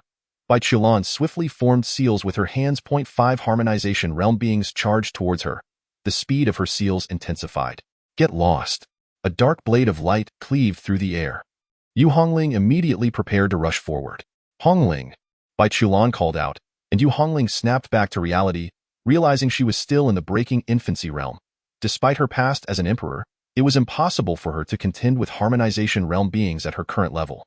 Sun Ruowei took action, conjuring an ancient zither between her hands, the melodious notes resonating as various lights surged forth to confront the dark blade. Crack, crack, crack. The dark blade shattered all obstacles in its path. Go! Bai Qilan completed her final seal. In an instant, vast expanses of white mist surged forth towards the alien races. The dark blade was frozen in place, and the attacks from other harmonization realm beings were likewise immobilized, as the white mist roiled ominously. How can this be so powerful? All the alien powerhouses were taken aback. It was one thing for them to possess harmonization realm strength, but how could one individual suppress an entire group of them? Moreover, her aura suggested she intended to dominate all the alien beings present. Ba. The Buddhist sect intervened. A colossal golden bell, immense in size, enveloped all of the alien races in its embrace. Crack, crack, crack. The golden bell began to fracture extensively. At that moment, the ghost race made its move, brandishing a seemingly decrepit large umbrella. Boom! The golden bell shattered under the frost. The ghost race's harmonization realm practitioner, In Xiai, wielded the broken umbrella, and in an instant, all the white mist surged toward it. Yet, in that brief moment, at least dozens of alien prodigies were frozen into solid ice. Return what is yours. In Xiai bellowed, as the broken umbrella closed in on Bai Qilan, the mist transforming into beams of light, surging towards her. Bai Qilan formed seals once more, as gentle white light dissipated the beams. The beams rapidly transformed into a soft white glow, growing ever more radiant, until they entirely vanished before reaching Bai Qilan. Bai Qilan brought her hands together, gathering all the white light into a sphere between her palms. The sphere shot forth violently, only to return again. A massive elephant leaped into the fray, brandishing a black shield. The shield expanded rapidly, becoming as formidable as a city wall, standing resolutely above the Blood Sea. Assist me! One harmonization realm after another surged to the rear of the gigantic shield. They placed their hands upon it, channeling their power into it. Boom! The shield trembled violently, yet, composed of an unknown material, it did not shatter. Bai Qilan's expression darkened. With a wave of her hand, hundreds of needle-thin silver needles shot forth. Pift, pift, pift. The silver needles pierced through the wall, entering the bodies of the harmonization realm practitioners behind. In that moment, all those struck by the needles felt an overwhelming chill permeating their being, freezing their nascent souls into a shade of blue. What kind of ghastly cold is this? It is far too terrifying. What is happening? Why does humanity consistently produce such prodigies, and why can't they be granted one in return? How unjust the heavens are. Oh, great heavens, why do you treat me so harshly? Do not mind us, continue to establish the formation. I refuse to believe that no matter how many prodigies humanity possesses, the alien races are destined to be suppressed. I refuse to accept it. For every prodigy that humanity produces, we shall slay one. As long as our lineage does not perish, it shall be our turn to rise. Continue to set the formation. The colossal elephant roared, its massive arms straining. The enormous wall surged forward with earth-shattering force, crashing towards Bai Qilan's position. Bai Qilan furrowed her brow. She waved her hand, unleashing successive enormous and divine hands towards the giant shield. The shield began to crumble, yet it continued to advance. Bai Qilan unleashed her full strength of divine energy, her long black hair transforming into a shimmering silver hue. Although it seemed that this battle held no significance, for Bai Qilan, it was of utmost importance. Chaos light. The chilling force spread wildly in all directions. Sun Ruowei's eyelids twitched violently. She felt her very soul freeze at that moment, desperately pulling Yu Hongling away. The power of transformed into the most resplendent radiance, vast and awe-inspiring, surging towards the giant shield. This time, the shield collapsed. The 4 harmonization realm practitioners behind it were enveloped in brilliant light, their bodies rapidly transforming into ice sculptures, their eyes reflecting sheer terror. Suddenly, a glimmer appeared before Bai Qilan. A dark dagger shot forth like lightning. There was no grand display, only this raw, unembellished thrust. Bai Qilan's expression shifted. The energy coalesced into a protective barrier. Yet, the black dagger was unaffected, piercing through her palm. The shadow's body stiffened for a moment as the dagger severed Bai Qilan's arm, delivering another horizontal cut. The energy surrounding Bai Qilan exploded, sending the shadow flying, yet her neck was sliced open by a quarter. At that moment, Lu Yi discovered the Blood Sea's unblemished stone. Chapter 065. Transforming the void into reality in the midst of the fierce battle above, Lu Yi could sense a faint disturbance. However, as the Blood Sea turned icy, he realized that Bai Qilan had likely made her move. The Blood Sea was peculiar, perhaps due to its viscous nature or the chaotic energies within the blood itself, making it difficult for Lu Yi to discern the situation above. Yet, it mattered little. There was no pressing need for clarity. Grasping the Blood Sea Purity Stone, Lu Yi ascended toward the surface, eager to discover whom Bai Qilan was battling and whether he might seize an opportunity to intervene. His body surged upward with remarkable speed, and the higher he ascended, the colder the air became. Bai Qilan was truly ruthless. The overwhelming force of the lunar energy suggested that the chaotic and malevolent essence would likely proliferate further. Splendid! He hoped Bai Qilan would engage in more skirmishes. The more she fought, the healthier she would be, and if she fell, there would be no one to aid her. How poetic! As Lu Yi finally breached the surface, he was met with a startling transformation. The Blood Sea had suddenly solidified, becoming as unyielding as divine iron. Dazzling beams of light erupted forth, intertwining into intricate patterns, with formidable alien warriors taking their positions. Layer upon layer, 1, 2, 3. For Lu Yi gazed in bewilderment at the increasingly intricate formations, his expression betraying a moment of confusion. He was genuinely perplexed. In his past life, as the leader of a temporary alliance for humanity, he had led his kin against the alien races, earning their enmity. This was entirely understandable. Yet, in this life, what was his current predicament? What had he done? He had cultivated in the celestial spirit pool, yes, and had slain a few monks, but they had initiated the conflict. Indeed, he had also taken down a few more monks beneath the enlightenment tree, who had similarly sought trouble, and there was the matter of defeating the ruthless Wu Ying. Beyond these alien foes, the rest were mere cannon fodder. He had not gained any notoriety nor vanquished any extraordinary talents, and as for the specters, deities, and spirit races, his system could attest that he had scarcely even encountered them. Lu Yi could not fathom why this assembly of beings had descended into the Blood Sea to arrange such elaborate formations with the intent to eliminate him. After a moment of silence, he arrived at a conclusion. This was an egregious affront. Boom! The alien warriors did not even bother to exchange words with him. The beam of divine light from the celestial race siphoned the immense power from at least 20 of their kind, coalescing into a terrifying radiance that hurtled toward Lu Yi with ferocity. The very void appeared to shimmer under the impact of the beam. In an instant, Lu Yi unsheathed his sword. The stone blade cleaved upward, his feet sinking deeply into the iron-like blood sea. The beam split into two as it detonated on either side of his form, the destructive energy causing his essence to tremble. A piercing howl echoed. Laden with anguish, Lu's body trembled momentarily before he unleashed a punch toward the grotesque celestial demon, its screech escalating in intensity. Boom! A clash ensued between a tiger's claw and his fist. The claw shattered, while the imprint of his punch dimmed considerably but still struck the demon, throwing it into disarray. The four symbols, azure dragon, white tiger, vermilion bird, and black tortoise, materialized around Lu Yi. The celestial demon reappeared, its figure significantly dimmed. I told you we must eliminate him. Night Dark roared in fury. What a terrifying presence! What realm was he in? A single punch could shatter a tiger's claw and nearly obliterate the celestial demon. If such a human were not slain, the alien races would surely face ruin. Roar! The four symbols surged toward Lu Yi simultaneously. The Vajra pestle radiated an overwhelming Buddhist light, poised for action. Lu Yi sliced forth with his sword. The azure dragon was cleaved in two, yet it paid no heed, being composed of pure energy, capable of rejuvenation with ease. His form darted through the fray, unleashing a flurry of sword lights. The four symbols continuously shattered and reformed, relentlessly assaulting, giving Lu Yi a headache. Each assault from the four symbols possessed the might of the harmonization realm. Even Lu Yi had to mitigate their force. To withstand them head-on would surely inflict injury. Their offensive power was formidable, with sword lights that could rend the unbreakable, and the celestial fist was terrifyingly potent. The demon-subduing pestle seized an opportunity, flashing before Lu Yi. Without turning, he delivered an elbow strike. Bang! A thunderous sound erupted, causing Lu Yi to stagger.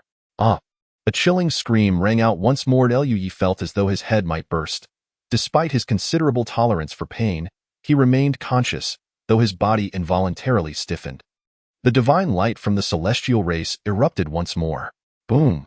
A beam that connected heaven and earth struck Lu Yi with tremendous force. His fists had already clenched, yet he barely missed the moment to retaliate. Hubby! Senior brother! Bai Qiulan and Yu Hongling exclaimed simultaneously. Sun Ruawei? Her mouth gaped open, yet no sound emerged. She questioned whether her ears deceived her or if the intensity of the battle had muddled her mind. Had she truly heard Bai Qiulan call out what? Hubby?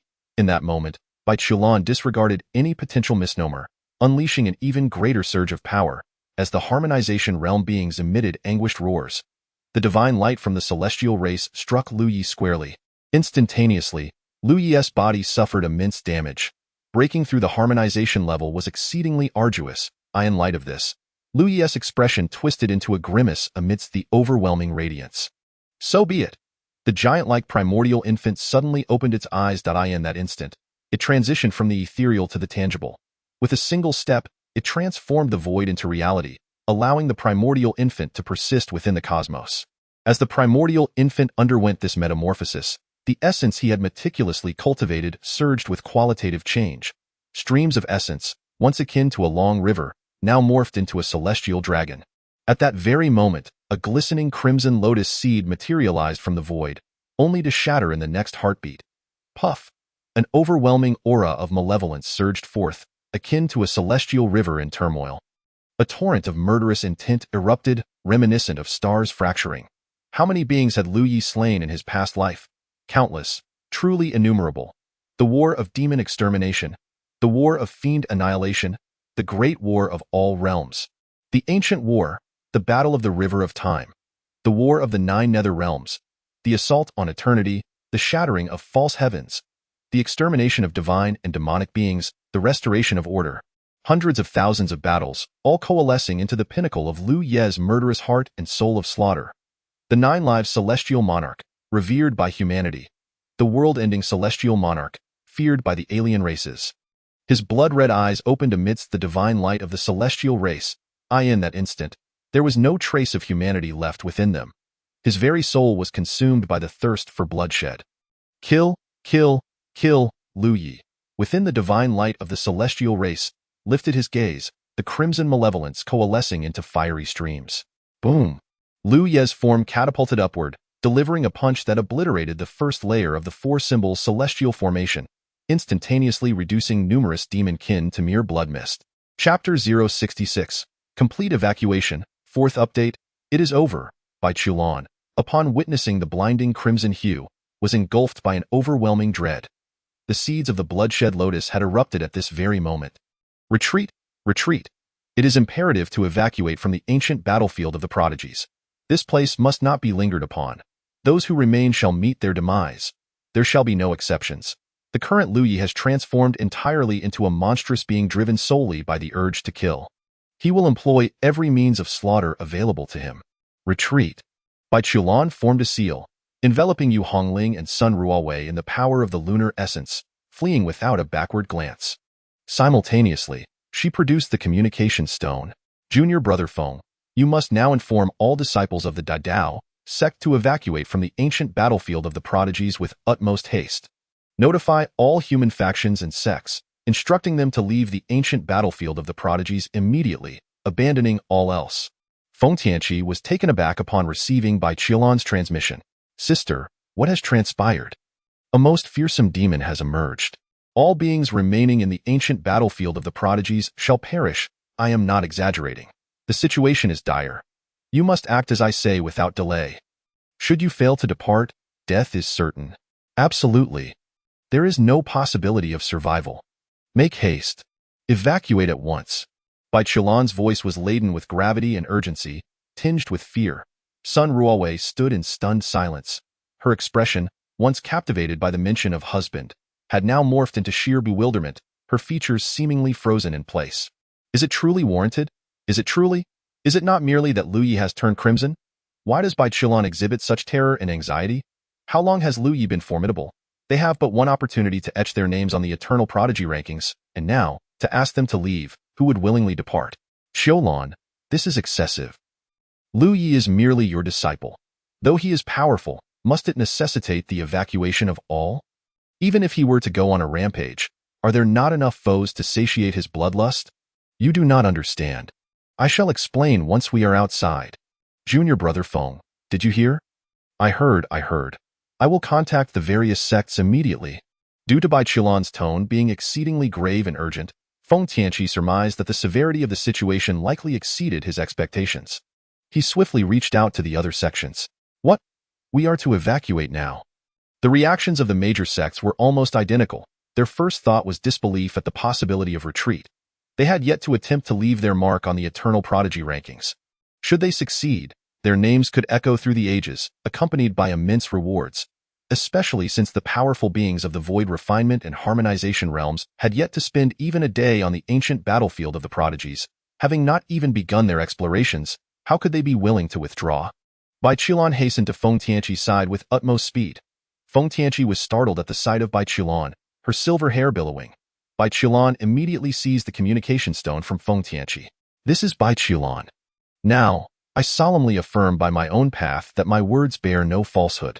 I implore all prodigious experts of every sect, regardless of their confidence, to leave the ancient battlefield of the prodigies within 15 minutes, or face certain death. I am not jesting, nor am I deceiving. Trust me. Should you remain, death is inevitable. Sister Bai, what on earth has happened? Please elucidate why remaining will lead to death. Even if a demon has emerged, how strong could a demon be that arises in the ancient battlefield of the prodigies? Surely, we are not without means to confront it. Indeed, even if one alone cannot contend, could we not unite our strengths? Even united, we are no match. We would all meet the same fate. Bai Chulan's voice was filled with fervor. Everyone, believe me, evacuate the ancient battlefield of the prodigies, at once. Silence ensued from the communication stone. The others remained mute. Some suspected Bai Chulan had lost her sanity, yet she was a harmonization realm cultivator. To provoke such despair in a harmonization realm expert must signify a terrifying existence.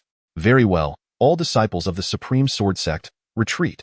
Someone from the Supreme Sword Sect declared. Yes, senior brother. All disciples of the Robbery Sect, all disciples, retreat. Senior brother, I wish to remain here. I want to attempt the Eternal Prodigy rankings. You, alas, do take care. All cultivators of the Central State Dynasty, evacuate. Understood. Sister Bai, may I ask, is it him? The voice of Shangguan Huanling chimed in. Indeed. Very well, all cultivators of the Supreme Divine Dynasty, evacuate. What gives you the right to command the cultivators of the Supreme Divine Dynasty? A disdainful male voice interjected. The Supreme Divine Dynasty need not withdraw. I wish to see what manner of demon could instill such fear in this assembly of cowardly cultivators. The Julie Celestial Dynasty shall retreat. Those who wish to remain may do so. The Yinyang Law Sect permits those wishing to withdraw to do so, yet I doubt the opponent could breach our Yinyang Universe array. I shall not depart. The Mountain River Pagoda Sect. Very well, the Mountain River Pagoda Sect shall retreat. The majority of human factions place their trust in Bai Qilan's judgment as a harmonization realm expert. The panic exhibited by even a harmonization realm cultivator was sufficient to attest to the impending dread. Additionally, please strive to notify all wandering cultivators of the human race to evacuate. Bai Qilan's figure vanished. Her resounding voice echoed across the heavens and the earth. An unparalleled demon has emerged, slaughtering all.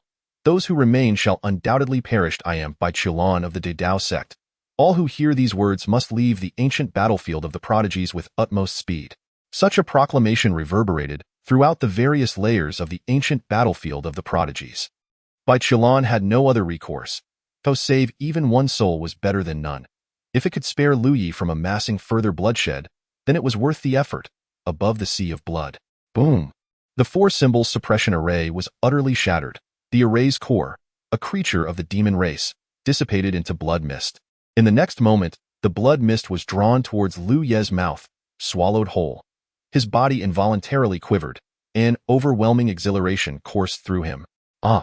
The celestial demon shrieked again as Lu Yi cleaved through myriad beams of light, grasping the celestial demon's head. Boom! The celestial demon's skull was crushed, and Lu Yi opened his maw wide, forcefully shoving the celestial demon into his mouth. Streams of sword light manifested incessantly. 1, 10, 100, 1,000, 10,000. Each beam of sword light was stained a deep crimson. A single word squeezed through his clenched Chapter 067. Carnage, Part 1. The Eye of the Formation. The sword energy transformed into a crimson tempest, emitting a piercing explosion as it surged toward the most vulnerable point of the formation. What formidable names like the Vajra demon-slaying array or the 10,000 spirits, 10,000 kill array boasted, were nothing but hollow echoes in Lu Ye's eyes, riddled with flaws and utterly fragile. Boom! Boom boom! At the eye of the formation, clouds of blood mist erupted violently. The Vajra pestle came crashing down with immense fury. Countless threads intertwined and converged. Lu Yi unleashed a punch, colliding with the Vajra pestle. For a brief moment, they were locked in a stalemate, yet Lu Yi remained steadfast, while the Vajra pestle was ground down into dust inch by inch.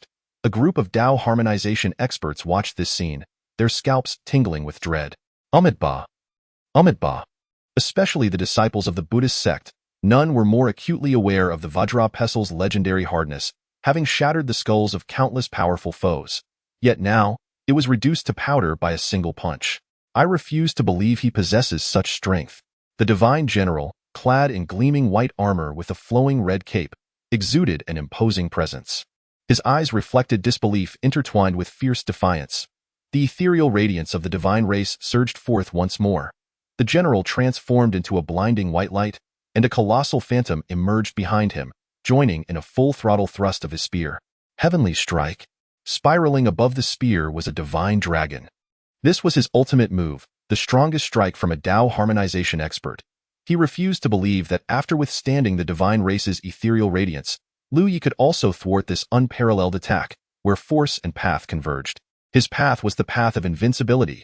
A smile, both sinister and bizarre, crept across Lu Ye's face. With a mere flick of his sword, he cleaved through the divine race's ethereal radiance. In the face of this cataclysmic spear thrust, he extended his palm, grasp. Crack! The divine general's advancing figure came to an abrupt halt. Lu Yi remained unmoving, his blood-red eyes locked onto the general, the smile on his face cruel and terrifying. You dare walk the path of invincibility? A malevolent aura seeped from Lu Ye's eyes, penetrating the divine general's body. In that moment, the general beheld mountains of corpses and seas of blood, witnessed the true fall of deities and Buddhas, and saw countless beings wailing in despair like ants. Upon closer inspection of those myriad beings, he was struck with profound horror, realizing that each of those minuscule lives possessed strength akin to his own. His eyes glazed over, a mix of confusion and utter terror. All of them have traversed the path of invincibility. Lu Yi gently tugged his palm, drawing the divine general closer. He raised his right leg, unleashing a torrent of overwhelming, tumultuous power. A knee strike erupted, and the divine general's body exploded on the spot, transforming into a thick, crimson mist. A pure white primordial infant fled, attempting to escape, only to be seized by Lu Yi. He opened his mouth and devoured it whole. Crunch, crunch, crunch. Blood trickled from the corner of Lu Ye's mouth as he surveyed the vast array of figures. All shall perish. Ah! With a sweeping stroke of his sword, thousands of sword lights detonated. The formation was obliterated with relentless force, and the alien beings were transformed into blood mist. The wails echoed incessantly. Demon! He is a demon. Please don't kill me. I beg you, spare my life. In this moment, the alien Tao harmonization experts were gripped by terror. Flee! Fear was indelibly etched into their hearts. The divine general had been effortlessly slain. How could they possibly stand against this demon? The Buddhists were the first to flee. The demon's terrifying might overshadowed them, and the Buddhist light dimmed. Now was the time to conserve their strength, awaiting the day when the Buddhist radiance would shine brightly again, to vanquish the demons and uphold the righteous path. As the crowd scattered, retreating for hundreds of miles, their figures suddenly vanished, reappearing not far from Lu Yi. The alien beings exclaimed, "There's a formation?" Night Anne's expression shifted dramatically. Why was there still a formation at the periphery? Who had set up this entrapment? Who was it? In the void, a young boy donned a cloak, his lips red and teeth white, yet the cloak concealed him so well that no one noticed his presence. The cloak resembled a cloak of invisibility. If Lu Yi were to see him now, he would undoubtedly strike him with a sword. If the awake Lu Yi were to see him, he would be astonished to recognize the boy as Li Huayu. His identity did not belong to the 5 great sects, nor to the 3 great dynasties or the eternal sect, but rather stemmed from an even more mysterious origin. He harbored little interest in cultivation, instead harboring a peculiar fondness for formations. However, he was rather dim-witted, much to his master's chagrin, who, in anger over his lack of ambition, had cast him into the ancient battlefield of heroes for trials. His comprehension of formations was indeed laborious, taking him several minutes to unravel a single formation. He had come here intending to rescue Lu Yi, as Lu Yi had aided him in the past. However, he soon realized that it seemed unnecessary. So powerful, so terrifying, more so than his senior brother. Based on Li Huayu's understanding, it was highly likely that Lu Yi could annihilate this entire group. Yet, if this group were to escape, thus, Li Huayu set up an entrapment formation. Hahaha. Lu Yi could not help but burst into wild laughter upon witnessing the scene. He glanced at Li Huayu, who shivered involuntarily, engulfed by an overwhelming tide of fear. He could actually see him? How could this be? His cloak was a congenital spiritual treasure, a means of protection bestowed by his master. Kill. The glint of swords flashed. Monks fell in a torrent of blood. The disciples of the Hui character lineage roared in fury, forming a battle formation, but in the next moment, the crowd erupted, limbs flying. Amitabha, Amitabha. The weeping chant of the Buddhist prayer resonated through the heavens and earth, akin to a mournful wail. Amitabha could not save them. Even the Buddha wept in this moment. Cursed, cursed, hurry, break the formation. We can't break it. What kind of demonic formation is this? Let us out. Who set this formation? Let us out. I do not wish to die. I have boundless prospects ahead of me, a great path awaiting my pursuit. I refuse to perish. Ah, this is all your fault. He did not provoke us. Why did we unite to slay him? Cursed demon, cursed demon. The elite of the ghost race let out desperate wails. Clearly, they had never interacted with Lu Yi. Why had they foolishly decided to join forces against him? Wails, blood, collapse. Li Huayu witnessed the most brutal scene in this world, a slaughter devoid of suspense, a struggle filled with agony. He panicked. The blood-red gaze of Lu Yi merely glanced at him, leaving an indelible imprint deep within his soul. causing his entire being to weaken. No, he must flee. Once Lu Yi finished slaughtering those inside, he would also be killed. Li Huayu's figure vanished swiftly. Upon returning to his sect, he would surely warn his senior brother to avoid provoking Lu Yi at all costs. Tiger Life observed the carnage unfolding. His expression gradually shifted, as if countless layers of eyes had emerged within his pupils. The first heavy heaven, and yet a person like this has appeared? Lu Ye's figure materialized before Tiger Life. Their blood-red eyes met the myriad layers of pupils. Come here, Lu Yi rasped. A peculiar smile emerged at the corner of Tiger Life's mouth. Very well. His head was shattered by a single punch. Chapter 068.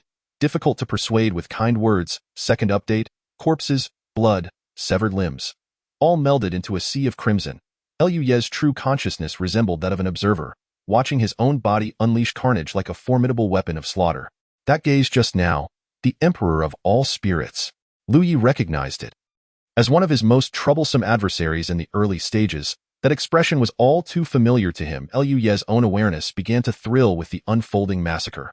He had almost forgotten the remarkable exploits of his previous life during his relentless cultivation after his rebirth. So, come and contend with me. Let us extinguish the final alien foe. The world fell into silence. Yet, his thirst for blood surged ever higher.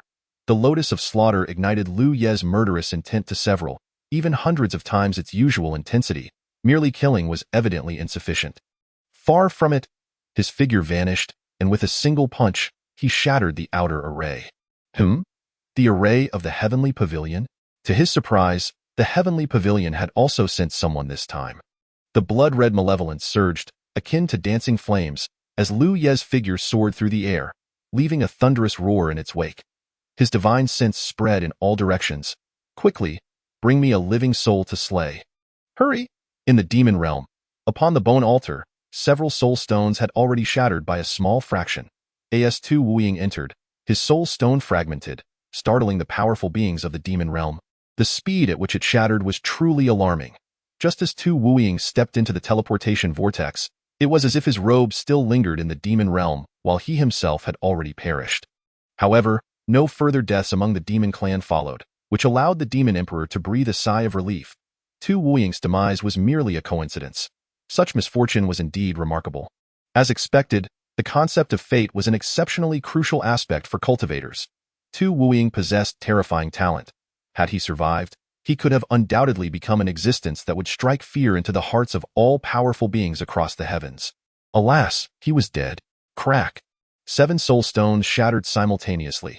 The powerful demons immediately turned their gazes, their expressions slightly grave. Fortunately, they were merely ordinary demons. Crack, crack, crack. In the next moment, other soul stones began to fracture, shattering at an alarming rate. What is happening? A demon powerhouse exclaimed in astonishment. Until even the soul stones of the harmonious Tao realm shattered, the entire demon realm was engulfed in a deathly silence.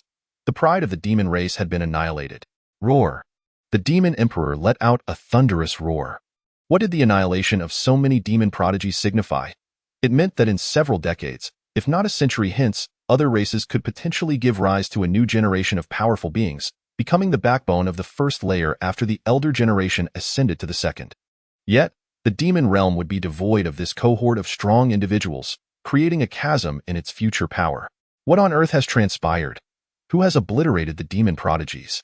Immediately contact other races. No, contact the Emperor of all spirits. He must know what has occurred. This was not only the plight of the demon realm. The spirit realm, divine realm, Buddhist realm, and ghost realm. These independent little worlds expelled from the great wasteland. Similar situations unfolded. Only the Emperor of all spirits understood what had transpired. He had left remnants within countless demon kin. Many appeared as independent beings, yet could be replaced at any moment by the Emperor of all spirits. The ancient battlefield of prodigies, the 8th level, a quarter of an hour prior, Shangguan Huanling received a message from Bai Qiulan and hastily inquired about Lu Yi. Despite referring to him merely as he, she and her companions understood that this he referred to Lu Yi. Thus, she immediately agreed to let everyone from the Supreme Empire depart. However, it seemed she had little authority within the Supreme Empire. Royal brother, we must leave. I am well acquainted with Bai Qiulan. The danger she speaks of is undoubtedly real. If we remain in the ancient battlefield of prodigies until that demon arrives, we will all perish. Shangguan Huanling urged. Shangguan Tianin raised an eyebrow. What, do you know this demon? Moreover, I don't recall you being acquainted with Bai Qilan. Bai Qilan was significantly older than they were. The Supreme Empire had little contact with the path of greatness. How could Shangguan Huanling know her? This is not the time for explanations, royal brother. The situation is genuinely urgent. We must allow everyone from the Supreme Empire to leave at once, or they will all perish. I know this demon. He is terrifying beyond measure. Shangguan Tianin paid her no heed. Then tell me, what is the name of this demon? I am quite familiar with both human and various alien powerhouses. I do not believe there exists a single individual capable of exterminating all the strong beings of the Supreme Empire. Shangguan Huanling. Even if she revealed Lu Ye's name, he had not been well known before. Shangguan Tianin would not believe that Lu Ye could annihilate everyone in the ancient battlefield of prodigies. What purpose would I have in deceiving you? Shangguan Huanling sighed. Shangguan Tianin chuckled lightly. Sister, the path of cultivation is fraught with peril. If one retreats at the first sign of danger, how can one ever achieve greatness? If you do not even understand this principle, your path of cultivation will come to an end before long. Shangguan Huanling was seething with indignation. In her previous life, she had reached the Emperor realm, yet now she had to be instructed on how to cultivate by a prematurely departed Shangguan Tianin. I will say this one last time. Those wishing to leave, follow me. With that, she turned to depart. A chorus of laughter erupted from behind. Shangguan Huanling. If they choose not to leave, so be it. My sister is a bit timid, but that is no matter. After all, she is a girl, and no one has high expectations of her. A little timidity is to be expected. However, Bai Qilan from the path of greatness seems exceedingly urgent, indicating that danger is indeed present. Thus, let us prepare a defensive array. We must be prudent. The second prince is wise. Shangguan Tianin's eyes gleamed with ambition. Let them all depart. Once everyone had left, the entire ancient battlefield of prodigies would belong to him. At that moment, his prestige within the Supreme Empire might even surpass that of the first prince. Becoming the crown prince was not out of the question. In the 7th level space, the Yinyang Law sect remained behind, also setting up arrays. Luo Yuan, as the saintess, found herself in a quandary. Yu Hongling had privately messaged her, urging her to leave. Yet, she was not entirely willing to yield. Coupled with the insistence of the Yinyang Law sect strongholds that they were unafraid of the demon, she ultimately decided to stay. Many were departing. Some harbored a sense of luck, while others believed themselves to be fearless. One by one, they withdrew. Within a quarter of an hour, the ancient battlefield of prodigies fell into an eerie quiet. Chapter 069. The Heart of an Third Update. In the Nine Dragons Valley, an unexpected surge of individuals erupted from within, leaving the powerful figures of various sects waiting outside the teleportation vortex in a state of bewilderment. Had the ancient battlefield for the talented concluded already? The throng was considerable, comprising representatives from numerous sections. Yet, how could it be that the final 3 layers of the ancient battlefield had only opened for less than a day, and it had ended so swiftly? What is happening? Why have you all emerged? An elder from the robbery sect grasped a disciple from his sect, inquiring urgently. Greetings, elder. We followed the words of Bai Qilan from the Great Path sect, who warned us that an unparalleled demon would emerge from the ancient battlefield, threatening to annihilate us all. Her declarations were emphatic and fervent. We heeded her counsel and chose to withdraw. What demon of unparalleled might? Have you attempted the Eternal Talents ranking? We have no knowledge of this demon, nor did we have the opportunity to try our hand at the Eternal Talents ranking. Nonsense. The elder's complexion shifted dramatically, and he bellowed. You would abandon the ancient battlefield based solely on words. Are you unaware of how rare and invaluable this opportunity is for you? The reverberations of the elder's voice were thunderous, resonating in the ears of all present. In the path of cultivation, are demons so scarce? If you flee at the mere mention of one, what then is the purpose of your cultivation? Should you not return home to till the fields, where you are guaranteed to encounter no demons? Disgraceful. Utterly disgraceful. What do you think we are called the robbery sect for? Can you tell us the origin of our name? We fear not calamities nor great tribulations. We can weather countless dangers, yet you have not even encountered a mere phantom of a demon and have chosen to retreat. The Great Path sect, you must provide an explanation to the robbery sect. Not only the robbery sect, but also other sects found this situation utterly absurd. Just because Bai Qilan claimed that an unparalleled demon would emerge, So many had chosen to withdraw. When had cultivators become so timid? Is there anyone still inside? Do not let them out. Employ every means to ensure they remain within. I am infuriated, utterly infuriated. Due to the ancient battlefield existing in a separate dimension, communication across this spatial divide posed significant challenges. Ordinary transmission stones could not convey messages over such distances. Fortunately, the Mountain River Tower sect possessed a prodigy wielding a remarkable artifact known as the Winged Book. I will notify them. The elder of the Mountain River Tower sect declared with urgency.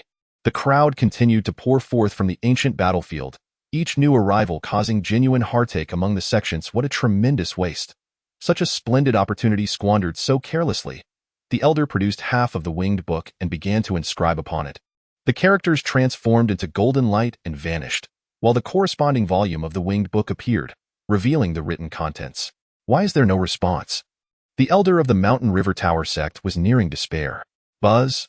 A golden radiance materialized, and a disciple from the Mountain River Tower sect within the ancient battlefield responded, indicating that they would cease their exodus.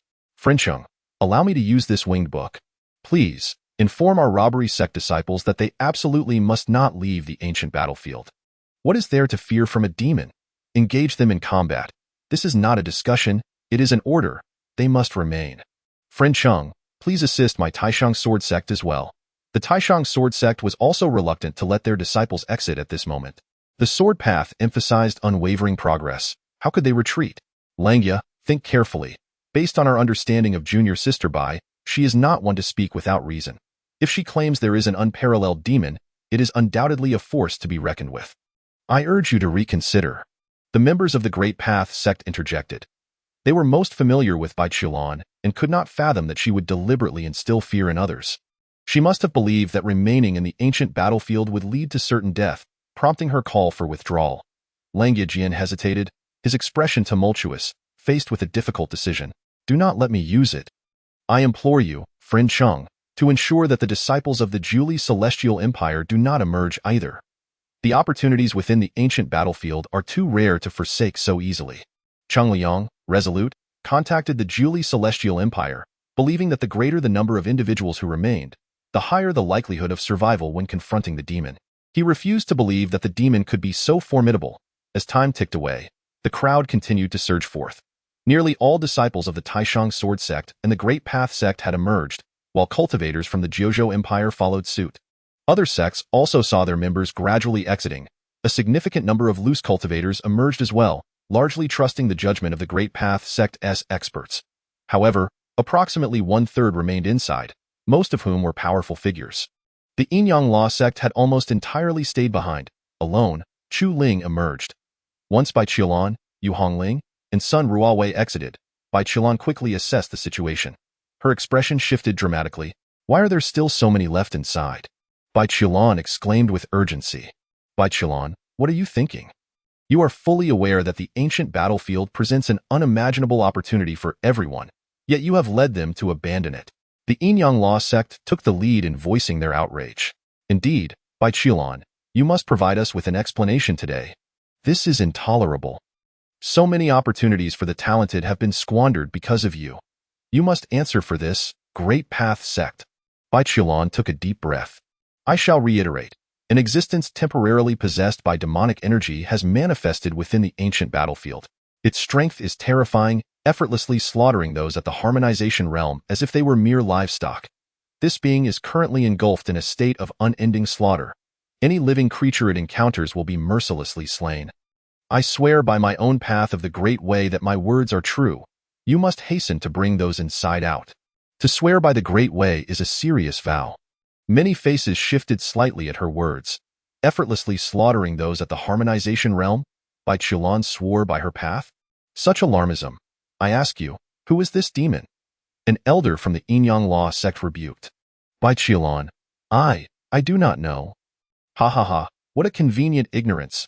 You claim to not even recognize it. Yet if what you say is true. He could not finish his sentence before a wail echoed from the direction of the Supreme Empire. Second Prince. All eyes turned toward the location of the Supreme Empire.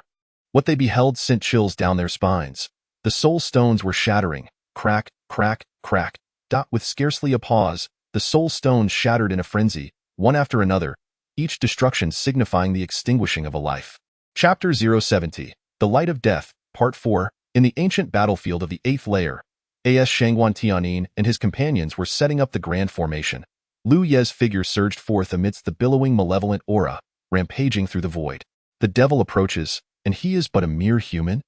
The members of the Wushang imperial dynasty were on high alert, for they were reminded by Bai Qilan, a name that carried significant weight.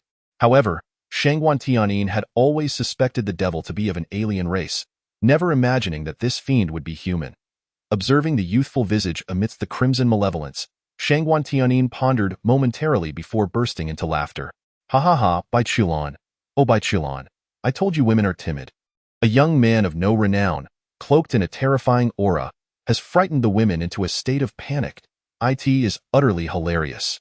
The other members of Wushang imperial dynasty also breathed a sigh of relief. Thank goodness, thank goodness. Hey, you devil! I command you to leave at once, or do not blame me for the Wushang imperial dynasty's eradication of evil. Shangguan Tianyin bellowed. Liu Yi lowered his head. The stone sword in his hand was raised. At that moment, the sky transformed into a vivid crimson. The clouds instantaneously morphed into blood-red formations. All the spiritual energy in the world began to converge frantically at that instant. A gigantic beam of blood-red sword light surged, expanding to several thousand zhang in an instant. What does this signify? With this sword, a city could be cleaved in twain with but a single strike. The elite members of the Wushang imperial dynasty below suddenly found their smiles frozen. Some wielded enormous sword lights that, though grand, were insubstantial and shattered upon contact. Others, however, grew more terrifyingly powerful with increasing size. Now, gazing at the blood-red sky and the awe-inspiring sword light that could instill fear in both heaven and earth, it was evident that this belonged to the latter in that moment. The elite of Wushang imperial dynasty were filled with trepidation. Could the formation they had laid truly withstand this strike? The sword light descended. A fierce wind howled, akin to an overwhelming tide. Boom! Dust soared into the sky, forming towering waves of dust that surged rapidly to either side. The sword struck the defensive formation with unrelenting force. Every focal point of the formation erupted, unable to endure such immense power. The formation shattered. The sword light dissipated as well. Liu Ye's figure landed upon the earth, advancing towards the Wushang imperial dynasty. The many elites of the dynasty were now terrified, their hearts racing. As Liu Yi approached, some displayed bravery, roaring as they charged at him. Poof! With a single punch, the adversary was reduced to a mist of blood. Liu Yi quickened his pace, sword energy whistling through the air. Gouts of blood mist erupted, unstoppable, annihilating all in their path. Do not kill me. I am Shangguan Wuyin. I am of the Wushang imperial dynasty. Poof! A beam of sword light cleaved Shangguan Wuyin in half. Liu Yi could not be bothered to spare him a glance, continuing his slaughter. If a nascent soul attempted to flee, he would seize and consume it. If a piece of the nascent soul was shattered, he would say nothing of it. In the blink of an eye, the world fell silent once more. The stone sword, stained with blood, was gripped tightly in Liu Ye's hand, daring not to emit a sound. Its current master was somewhat terrifying. It feared that should it emit a joyful sword cry, its master would snap it in half without hesitation. The system remained silent as well, fearing that should it make a sound, the currently frenzied Liu Yi might smash his own head in search of the source of the noise. Clean the battlefield. Clean the battlefield. Clean the battlefield. Liu Ye's subjective consciousness incessantly urged, attempting to influence himself. The battle was crucial, but so was the post-battle tidying. Yet, after Liu Yi finished his slaughter, he could not even be bothered to glance at the scattered corpses before vanishing in an instant. Searching, 7th layer. Boom! Liu Ye's feet struck the ground with force. He began to run, sprinting forward. The members of the Yin-Yang Law sect paled, activating their formation as the Yin and Yang swirled like the Tai Chi, intercepting Liu Ye's path. Liu Ye's speed intensified, his momentum growing fiercer, as heaven and earth melded with him in his wake. A single punch was thrown. The Yin-Yang diagram spun rapidly, meeting Liu Yi head-on. Boom! The Yin-Yang diagram was pierced through. Cries of anguish and shrieks erupted from behind the diagram, blood staining the earth. Luo Yuan watched as her sect's Taoist was turned to blood mist by this young figure's fist. She stood frozen in place. At that moment, she recalled the words of warning from Yu Hongling. Luo Yuan, you must leave the ancient battlefield of the prodigies. Regardless of whether the others of the Yin-Yang Law sect depart, If you wish to survive, you must leave at all costs. Should you remain, death is inevitable. Remember, it is certain death. She had not heeded the warning, and now, indeed, it was certain death. A bitter smile crept upon Luo Yuan's face, soon transforming into a look of pitiful despair. She tore a portion of her garment, not fully shredding it. She understood well that a hint of allure, seen yet not fully revealed, holds the greatest enchantment. The overwhelming stench of blood filled her delicate nose, shadows enveloping her. Tears welled in Luo Yuan's eyes as she timidly raised her gaze at a fist, larger than her own face, loomed ominously. Boom! Her skull shattered, blood gushing forth in Jilong Valley. The Yin-Yang Law sect erupted with gasps and wails. Panic ensued. The annihilation of both the Wushang Imperial Dynasty and the Yin-Yang Law sect was alarmingly rapid, from the onset to the complete obliteration occurring within mere minutes. What this signified was painfully clear. It indicated that their adversary was on an entirely different level, transforming it into a relentless massacre. Quick, summon everyone from our sect, hurry. An elder from the Shanha Baoda sect was in a state of utter panic. The Baiwing book began inscribing messages. The prince of the Zhuli Heavenly Dynasty rushed over. Cheng Daoyu, quickly, help me notify our Zhuli Heavenly Dynasty cultivators to evacuate. Cheng Daoyu, I implore you, let our sect's cultivators out. Panic engulfed them. Just 10 minutes prior, they had adamantly insisted their disciples remain hidden. Now, witnessing the swift demise of the Wushang Imperial Dynasty and the Yin-Yang Law sect, they were truly terrified. The Baiwing book sent message after message. A soul stone from the Taishang sword sect shattered. It was a sword cultivator unwilling to leave. Soon, the first disciple from the Shanha Baoda sect had their soul stone break. Crack, crack, crack. Shattered. Shattered, shattered. Some were teleported out, their eyes filled with terror. Half of the bodies that emerged were drenched in blood, devoid of any life force. The soul stones continued to shatter. Those who were teleported out still bore the echoes of fear. No, do not kill me. Do not kill me. The devil, he is a devil. Let me go, let me out. Wails, cries, and moans echoed. The pace of the soul stones shattering accelerated abruptly, as if the demons within sensed the fleeing souls and hastened their slaughter. Finally, no one emerged from the swirling vortex of teleportation. The vortex spun quietly, untouched by dust, serene and beautiful. Yet, in the eyes of all, it had transformed into the gaping maw of a demon, devouring all life. Chapter 071. The Parasitic Celestial Demon, 5th update. In the ancient battlefield of the Celestial Prodigies, on the first level, Lu Yi was drenched in blood, though, of course, it was the blood of others. The ground was strewn with dismembered corpses in chaotic disarray. Clutching a half-severed body, Lu Yi pulled it from the swirling vortex. His blood-red eyes fixated on the whirlpool. It seemed as though someone lurked behind it.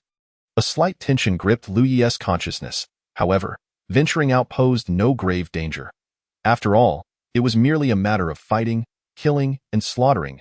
As he dispatched foes, he refined their primordial spirits, which alleviated any concerns regarding a lack of true essence. Lu Yi advanced toward the vortex, driven by an insatiable bloodlust that propelled his very soul. Just as he was about to enter the whirlpool, his footsteps abruptly halted. He turned his gaze in another direction, and the crimson glow in his eyes intensified. Boom! Lu Yi shot into the sky, racing toward the northwest. There, he sensed a multitude of life forces, many, many.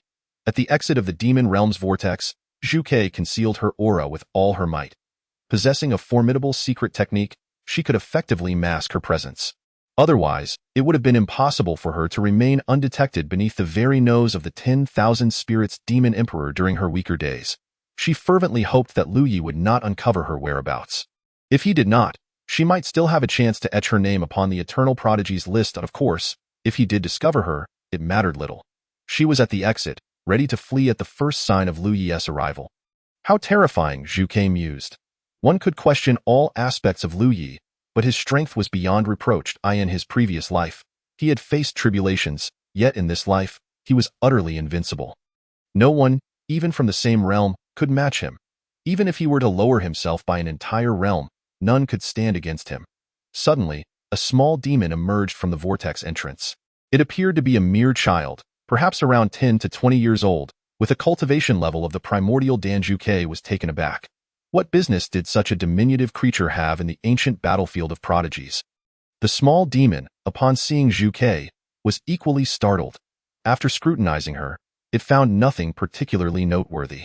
"Hey, what are you doing here in the ancient battlefield of prodigies? It's exceedingly dangerous. You should leave at once." Zhuke's belief was that there existed good and bad among humans, and likewise among demons. Luyi, having once used the name of the 10,000 Spirits Demon Emperor to slay countless weaker demons, was most certainly a villain. The small demon, however, paid Zhuke no mind. Unleashing a deafening roar, alarmed, Zhuke rushed to cover the little demon's mouth, only to realize her error. Not all demons were simply good or evil. Some were foolish and reckless. Just then, a second small demon entered the fray. Zhuke was left speechless. Then came a third, a fourth, and a fifth. The young demons seemed to erupt like a tide, continuously pouring in. Zhuke was bewildered. "What are you all doing? Who permitted your entry? Retreat at once. There's a killing god here. You'll perish." Different demons continued to appear, each one emitting a deafening roar, exerting all their strength. They were intentionally drawing Luyi's attention. Among them were even juvenile beasts. Zhuke was on the verge of madness.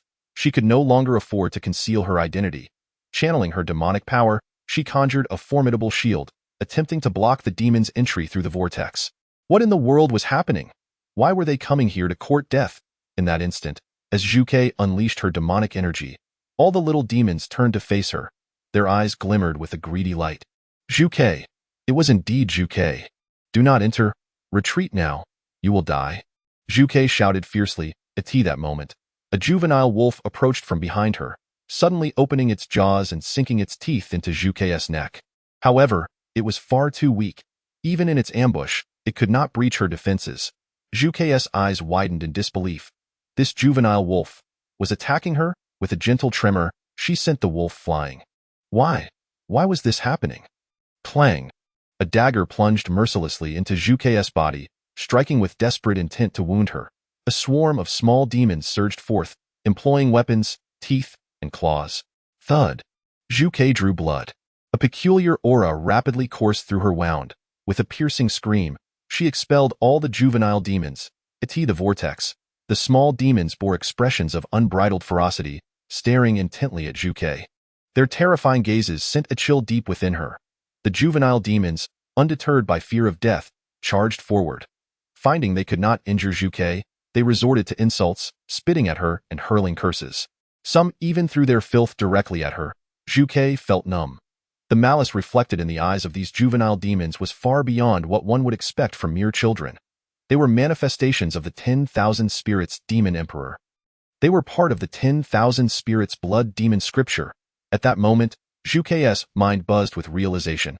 She retracted her power, observing the countless juvenile demons that resembled zombies entering the ancient battlefield of prodigies. They had grown tired of concealing themselves, all exhibiting the same demeanor.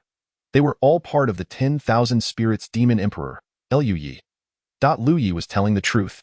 He had not deceived her in his previous life. All the demons he had slaughtered were part of the 10,000 Spirits Demon Emperor. Even the weakest among them, if possessed by the 10,000 Spirits Demon Emperor, could return with a vengeance. He had not lied, but how could the 10,000 Spirits Demon Emperor cultivate using the 10,000 Spirits Blood Demon scripture? This technique possessed no such means. Such a fearsome ability could only stem from an exceptionally formidable method. No, she was mistaken.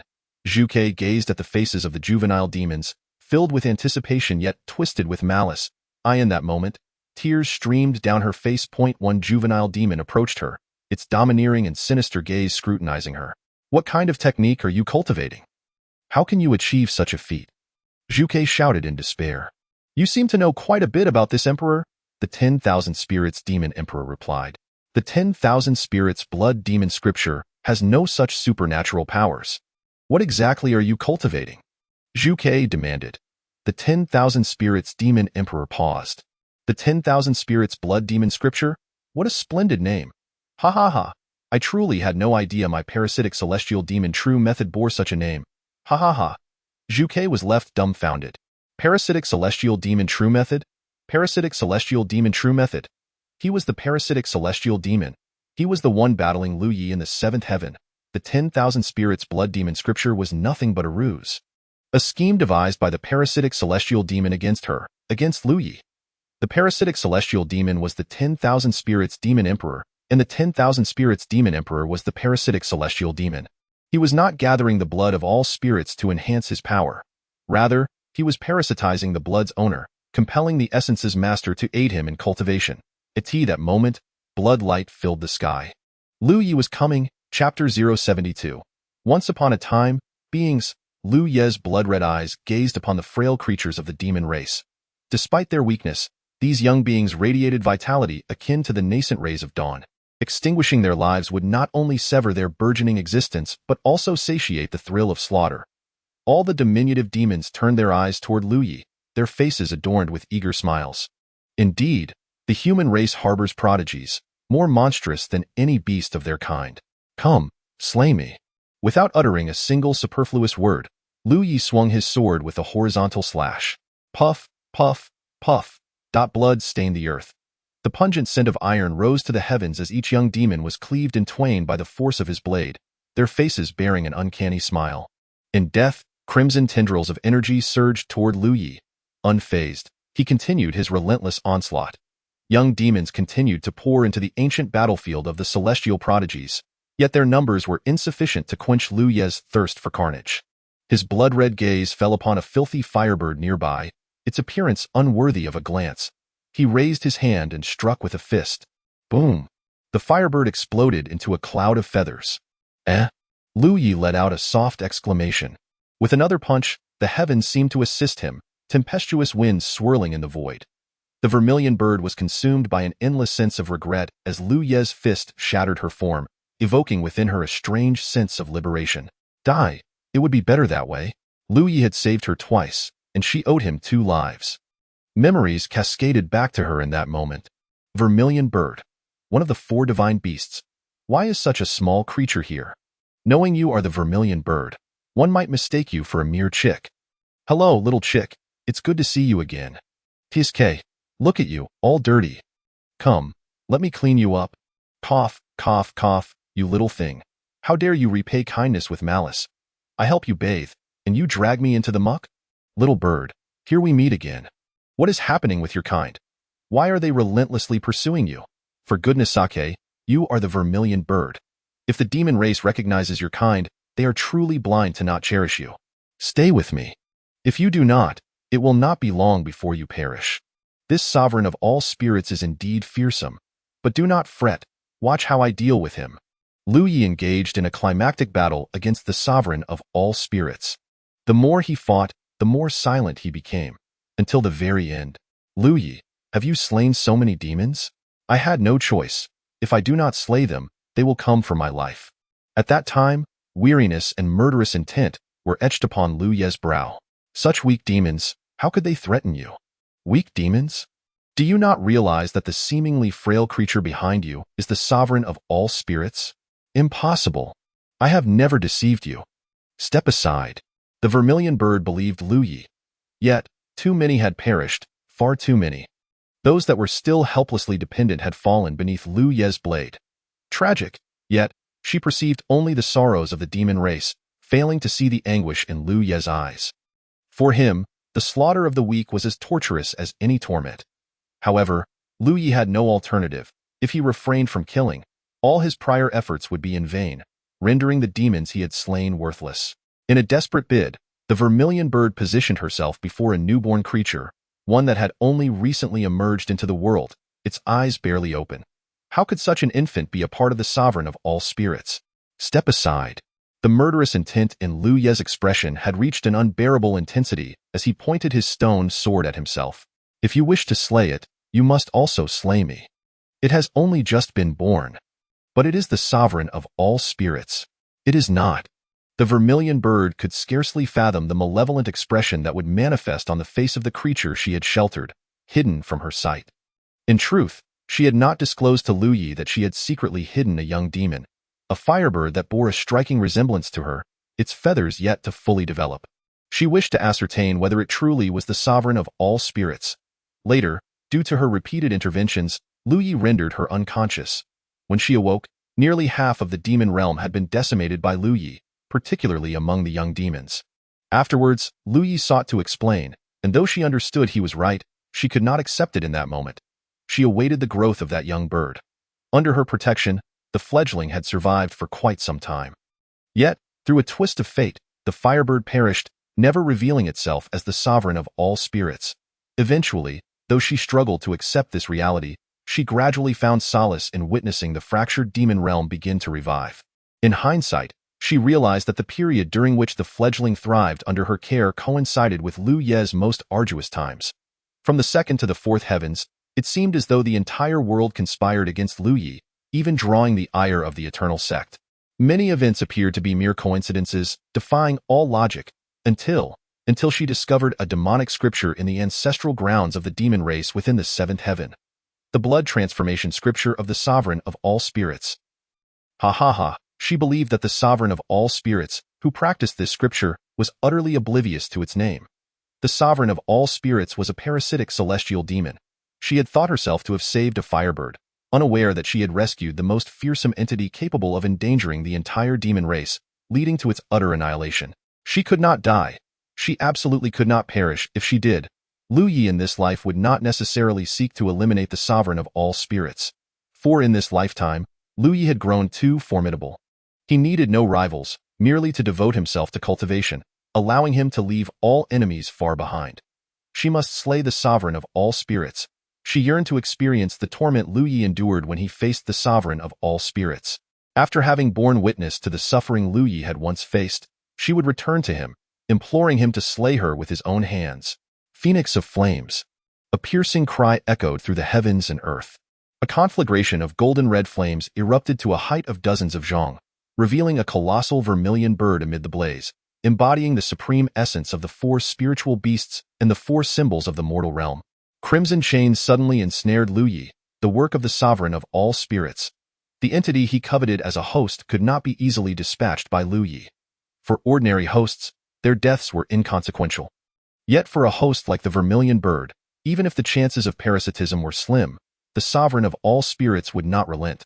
What if it succeeded? However, he had underestimated Lu Ye. The crimson chains posed no hindrance to him. With a single punch, the chains shattered. Boom! The true flames of the vermilion bird were extinguished by Lu Ye's forceful blow, a faint red light swiftly racing into the vortex of teleportation, vanishing within its depths. A multitude of young demons surged forth once more. Chapter 073. A mountain of corpses and a sea of blood. Kill, kill, kill. These feeble demons, in truth, could never satiate Lu Ye's bloodlust. Yet, he remained indifferent.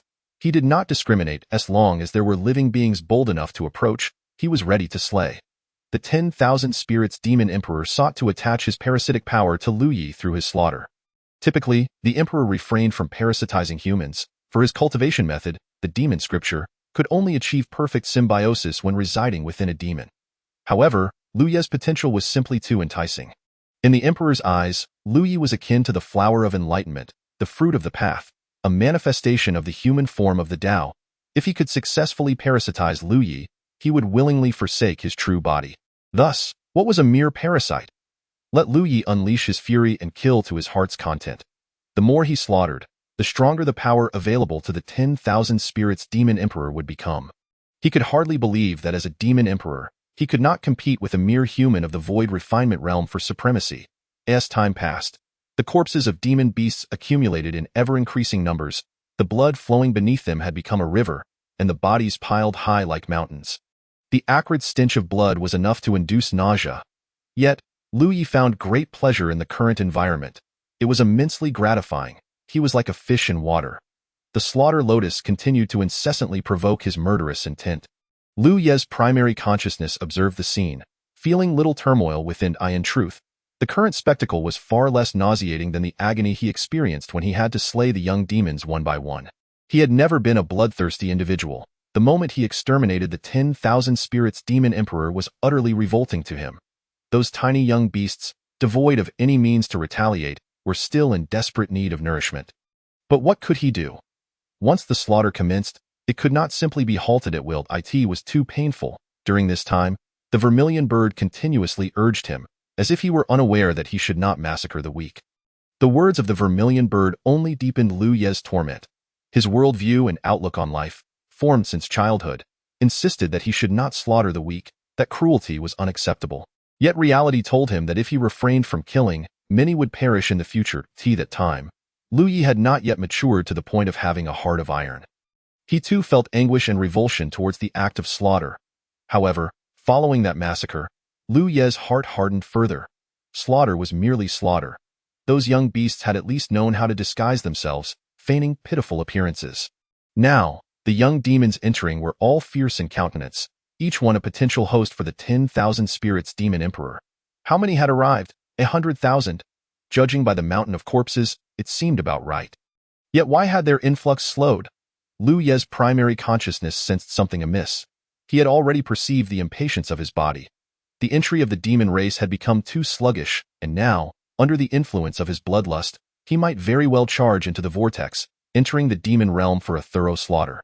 While it was no issue to kill the demons, the crux was that he had yet to inscribe his name on the ancient celestial heroes list. Earlier, as he watched his body slaughtering with delight, he nearly forgot one of his primary purposes for entering the ancient celestial battlefields. Lu Ye's blood-red eyes fixated on the vortex. With his current body's Navi yet earnest thoughts, he discerned that many beings lay beyond the vortex. Thus, he began to step forward. Was he truly going out? Lu Yi felt a tinge of helplessness. Well, if he was to go out, so be it. This was not something he could force. However, what Lu Yi did not anticipate was that while he was willing to exit, the 10,000 spirits Demon Emperor was decidedly unwilling to permit his departure. This body was of utmost importance to the Emperor. Until Lu Yi inscribed his name on the ancient celestial heroes list, the 10,000 spirits Demon Emperor would never allow this body to escape. Consequently, more demons surged forth. This time, many were under a century old, their cultivation weak, some even showing early signs of aging. And no longer limited to young beasts under 20, the options for demons had multiplied significantly. The prior choice of young beasts was due to their minimal investment. Their deaths could allow for the demon race to regenerate, incurring low sunk costs.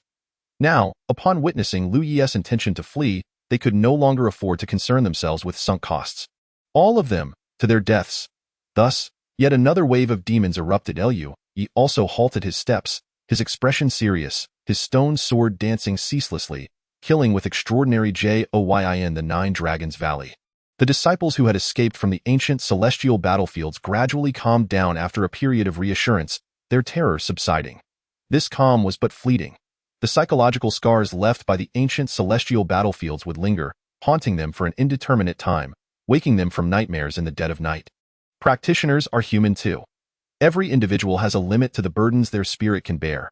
Observing their disciples regaining stability, the severely impacted sects felt immense sorrow. A rupture had occurred. Sects like the Yinyang Law sect and the Supreme Divine Dynasty found their younger generation of practitioners nearly in a state of disconnection. In the future, other sects would inevitably gain a new batch of powerful individuals. Merely adding their numbers could plunge a sect into a state of decline. Emoji, look at me. Do you remember who it was that killed your senior brothers? An elder from the Mountain and River Pagoda sect asked Suemos It was unimaginable that a practitioner of the Void Refinement realm could be frightened to such a degree. Su Emoji's eyes were hollow. The scene of a senior brother of the Harmonization realm summoning the Heavenly Shield, only to be obliterated alongside it by a single punch, replayed in his mind. The flesh and blood had turned to mush. All were dying. All were being shattered. He consumed nascent souls, devouring them one by one, while those souls bled profusely.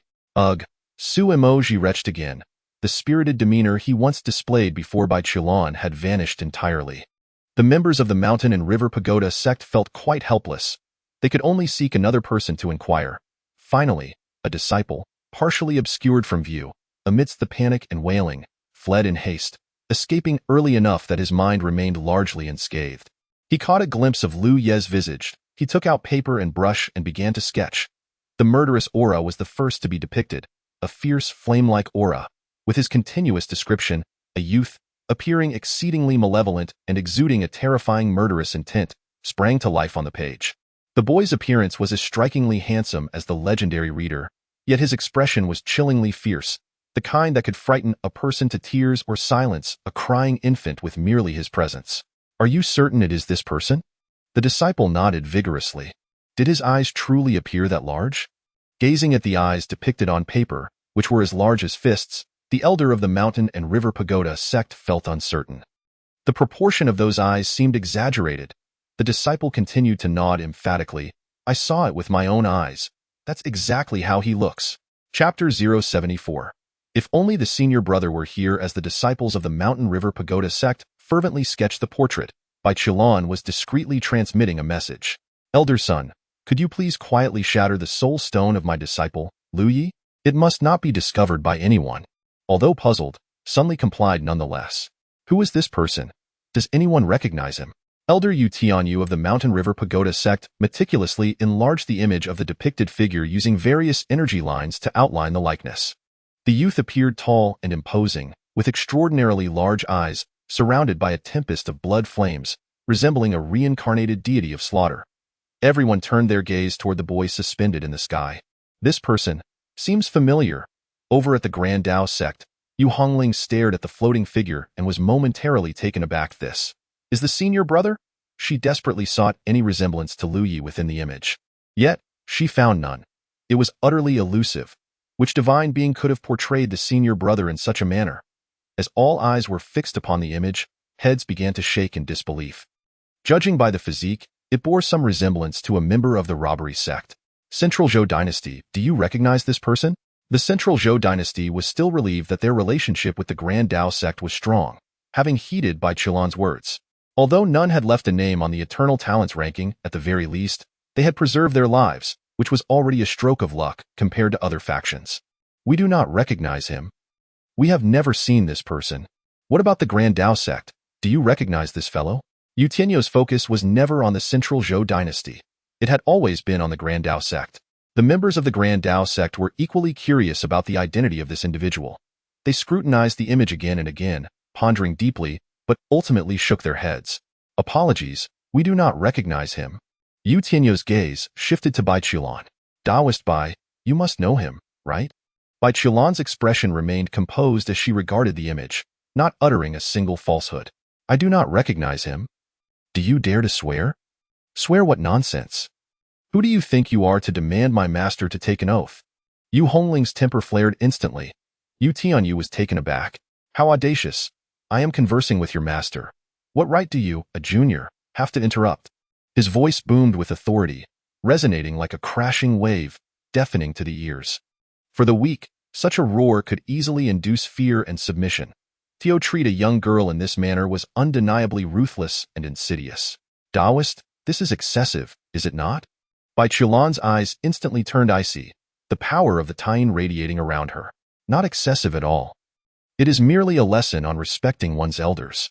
Yu Hongling's eyes reddened. You, an old and useless relic, dare to call yourself an elder? Achieving your level is merely a result of living a few more years. If I were of your age, you would not even be fit to carry my shoes. The moment this statement was uttered, the faces of the older members of the harmonious Dao turned grave. Hongling, mind your words. Bai Qilan immediately reprimanded Yu Hongling, then turned to Yu Tianyu. Elder Yu, you are indeed an elder and should not entangle yourself with juniors, losing face in the process. Today, I shall disregard face. My Mountain River Pagoda sect has lost so many disciples. I have led the way here, and if I do not exact revenge on the enemies for my disciples, what face do I have to return to the sect? Bai Qilan, you clearly know this fellow. He has committed heinous crimes. Why do you not dare to reveal his identity? With Yu Tianyu leading the charge, other severely afflicted sects stepped forward, unwittingly surrounding the Grand Dao sect. The powerful figures of the Grand Dao sect immediately gathered their momentum. Bai Shizi has already stated she does not recognize him. Why press her further? Indeed, Daoist Yu, do you truly believe our Grand Dao sect is afraid of you? Without a moment's hesitation, the members of the Supreme Sword sect approached the Grand Dao sect, their sword intent already howling. Is it that many bully the few? Then the Supreme Sword sect shall not merely stand by and watch. The Central Zhou dynasty hesitated for a moment, but also moved to stand in front of the Grand Dao sect. In an instant, the various sects formed two clearly defined factions, the atmosphere tense and charged. I am not unreasonable. Daoist Bai can take an oath upon her own Dao to save her people. I greatly admire this, and it is our ignorance that led to the demise of our disciples, and we cannot blame others. However, since Daoist Bai can save people with her own Dao, why does she not dare to take an oath to declare she does not recognize this fellow? Yu Tianyu spoke loudly. Enough. If you wish to fight, just say so. We are all in the harmonious Dao realm. What right do you have to demand others take an oath upon their Tao to prove their innocence? If you believe Taoist by knows this fellow, then present your evidence. The Supreme Sword Sect's Langus Sword rebuked. Humph. Not daring means knowing this fellow. Regardless, the many disciples I lead have perished. Returning to the sect would be a death sentence for me, so I might as well seek guidance from your techniques. Come. You need only show one move, and see if I do not strike you down. The situation was becoming increasingly fraught, as if a battle would erupt at any moment. Bai Qilan sighed deeply. She could not bear to witness the various sects of the great wilderness descend into civil strife, as it would only lead to widespread suffering. Everyone, please calm down. Since Taoist you has asked me to take an oath upon my Tao to prove my innocence, I shall comply, for all sects are one body and ought not to engage in conflict. Master! Yu Hongling cried out in alarm. This was an insult. Who could demand someone to take an oath based on mere accusations? Bai Qilan halted Yu Hongling's protests. I, Bai Qilan, swear upon my own Tao that I do not recognize this shadowy figure. Should I recognize him, may my Tao be severed. With the solemn oath established, Yu Hongling immediately burst into tears, feeling an overwhelming sense of grievance. Why? Why were they allowed to force her master to take an oath upon her Tao?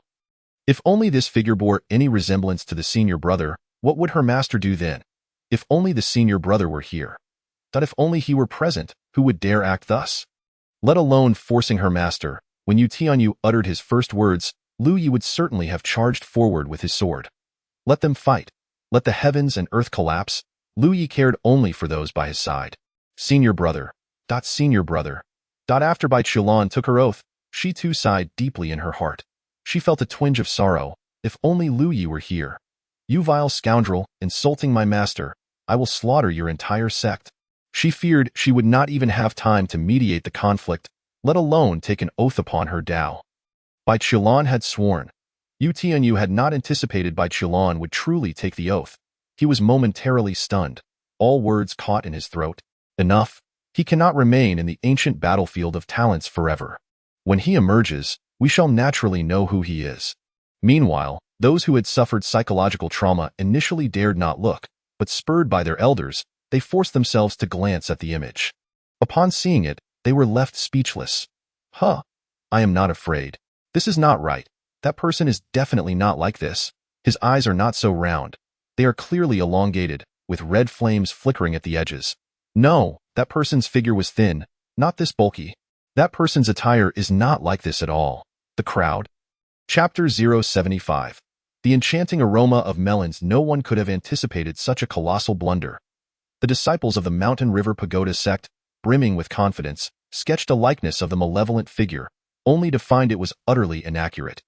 Yu Tianyu was filled with rage, delivering 2 resounding slaps to the disciple, leaving his face swollen.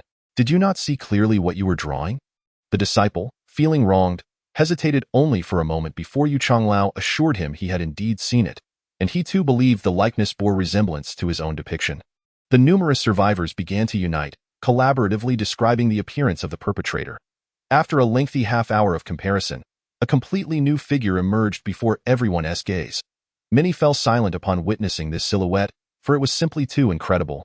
Not only the others, but even the members of the Tao sect felt incredulous at the sight. Ah, it appears that unless we engage in battle with your Tao sect, you shall not relent.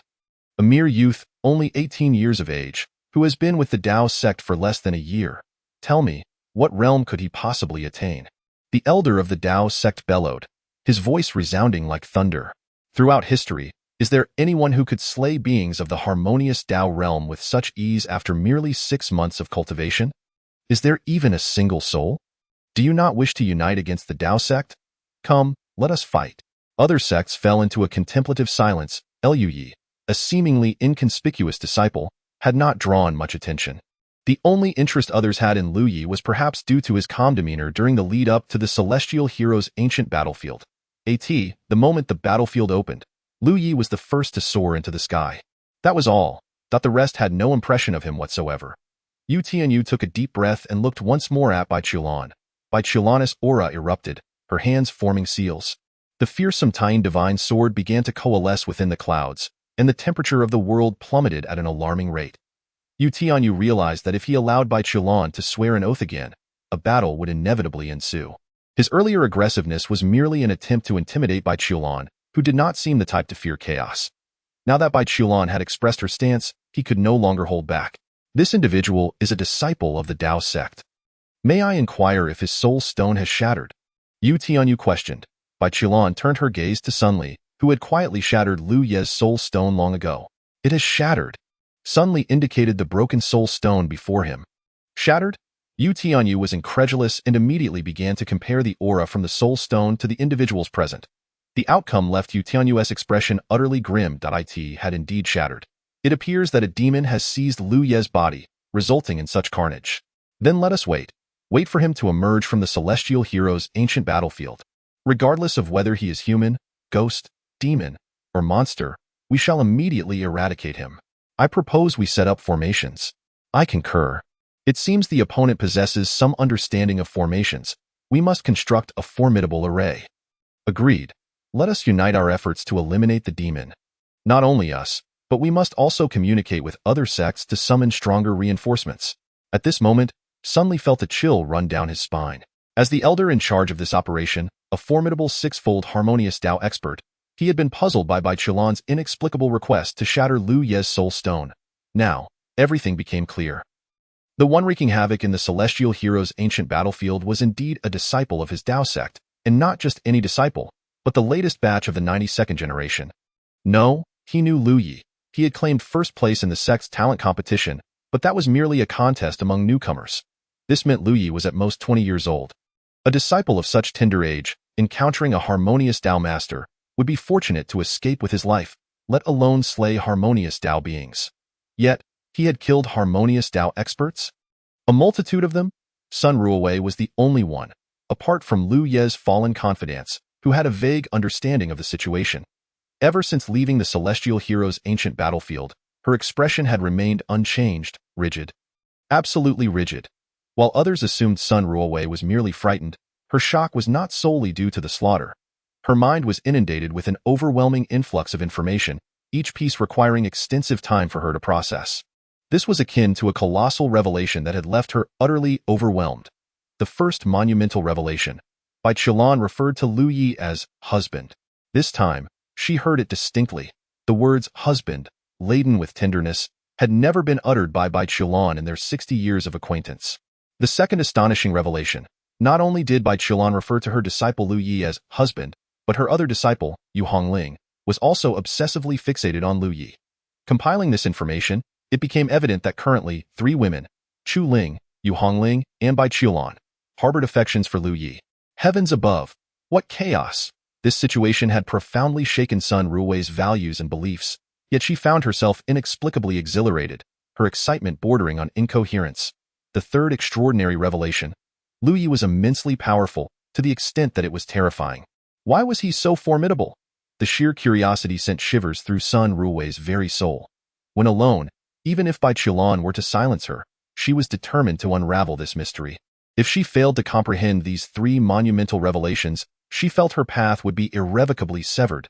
Oh my heavens! How could there be such deliciously enticing secrets surrounding me? I must indulge. Meanwhile, Lu Yi continued his slaughter. Corpses amassed into towering heaps, rivers of blood flowed forth, and Lu Yi stood atop the mountain of demon bodies, his crimson eyes fixed on the approaching demons. However, his gaze no longer bore the initial blood-red fervor. The effects of the killing lotus were waning, as Lu Ye's murderous intent began to subside. The demons that surged forward began to slow their advance. This time, Lu Yi did not rush. Instead, he awaited the demons to charge at him. As the last demon was cleaved in 2, its body collapsing upon the mound of corpses, Lu Yi ceased his movements. The wind could not stir his blood-soaked garments, and his hair had turned a deep crimson. At this moment, the celestial hero's ancient battlefield was left with only him as the living being. From the 9th layer to the 1st, he had cleansed it thoroughly. Good and evil, gratitude or resentment, all vanished in that instant. The world was reduced to this singular existence. The stone sword disappeared. A series of crimson lights coalesced into Lu Ye's form, flickering rapidly around him. The battle for supremacy begins. Chapter 076. The Contest of Paths. What is the Contest of Paths? It is a means more fearsome than the mere usurpation of a body. To usurp is to consume a soul and occupy a vessel. Yet, The fusion of body and spirit proves arduous, often elusive. In contrast, the contest of paths begins with the Tao, engendering a mutual compression of grand principles within the soul, ultimately merging under the Tao to establish the most suitable state of existence. The monarch of all spirits possesses unwavering confidence in his own path. With myriad avenues available, he asserts, the heavens and earth acknowledge my presence. The 5 elemental forces and the 9 heavens, ubiquitous in their essence. He cannot fathom how a mere youth, regardless of his formidable prowess in battle, could traverse far upon the grand road of the Tao. The immense power he has sacrificed is sufficient to draw Lu Yi into the realm of his most fitting path, utterly shattering and consuming him. The first path, the path of all living beings. I am the myriad beings. The myriad beings are I, entering the Tao. In that fleeting moment, both Lu Yi and the monarch of all spirits experienced a simultaneous blurring of consciousness, as a colossal ethereal figure manifested above Lu Ye's head. The monarch intended to deliver a minor shock to Lu Yi, envisioning the endless multitude of beings as reflections of himself. What state would Lu Yi find himself in upon this revelation? Would he begin to doubt himself, to question the Tao? Unable to comprehend how a mortal's path could attain such overwhelming strength. Clinging to this notion, the 2 paths intertwined, giving birth to a world of the Tao. The ethereal form in the sky began to reveal its true nature. What was it? It was the cosmos. Enormous stars floated in the boundless expanse of the universe, seemingly at rest, yet their motion was imperceptible due to the vastness of space. Each star was breathtaking in its enormity. Rings of various hues adorned them, evoking an indescribable spiritual awe. The monarch of all spirits was taken aback. He gazed at these colossal celestial bodies, contemplating the fate of his myriad beings. No, where were his myriad beings? His grand path was meant to evolve countless spirits, not transform into an infinite array of stars. The tree of enlightenment upon Lu Ye's arm trembled with excitement, its leaves quaking in unison. He had chosen the right master. Initially believing he had merely latched onto a powerful ally, he now realized that this was not just a mere connection. It was akin to grasping a celestial tree that touched the heavens. At that moment, the scene of the Tao transformed once more. The countless stars suddenly contracted, coalescing into a magnificent swirling vortex. The galactic river, an even more astonishing spectacle unfolded. With the emergence of the first galactic river, a second, third, and fourth followed suit. Each river resembled, was the most exquisite necklace, suspended in the infinite cosmos. Millions of galactic rivers converged, creating a breathtaking panorama. Such a sight would leave any observer in eternal awe, an indelible memory. How can this be?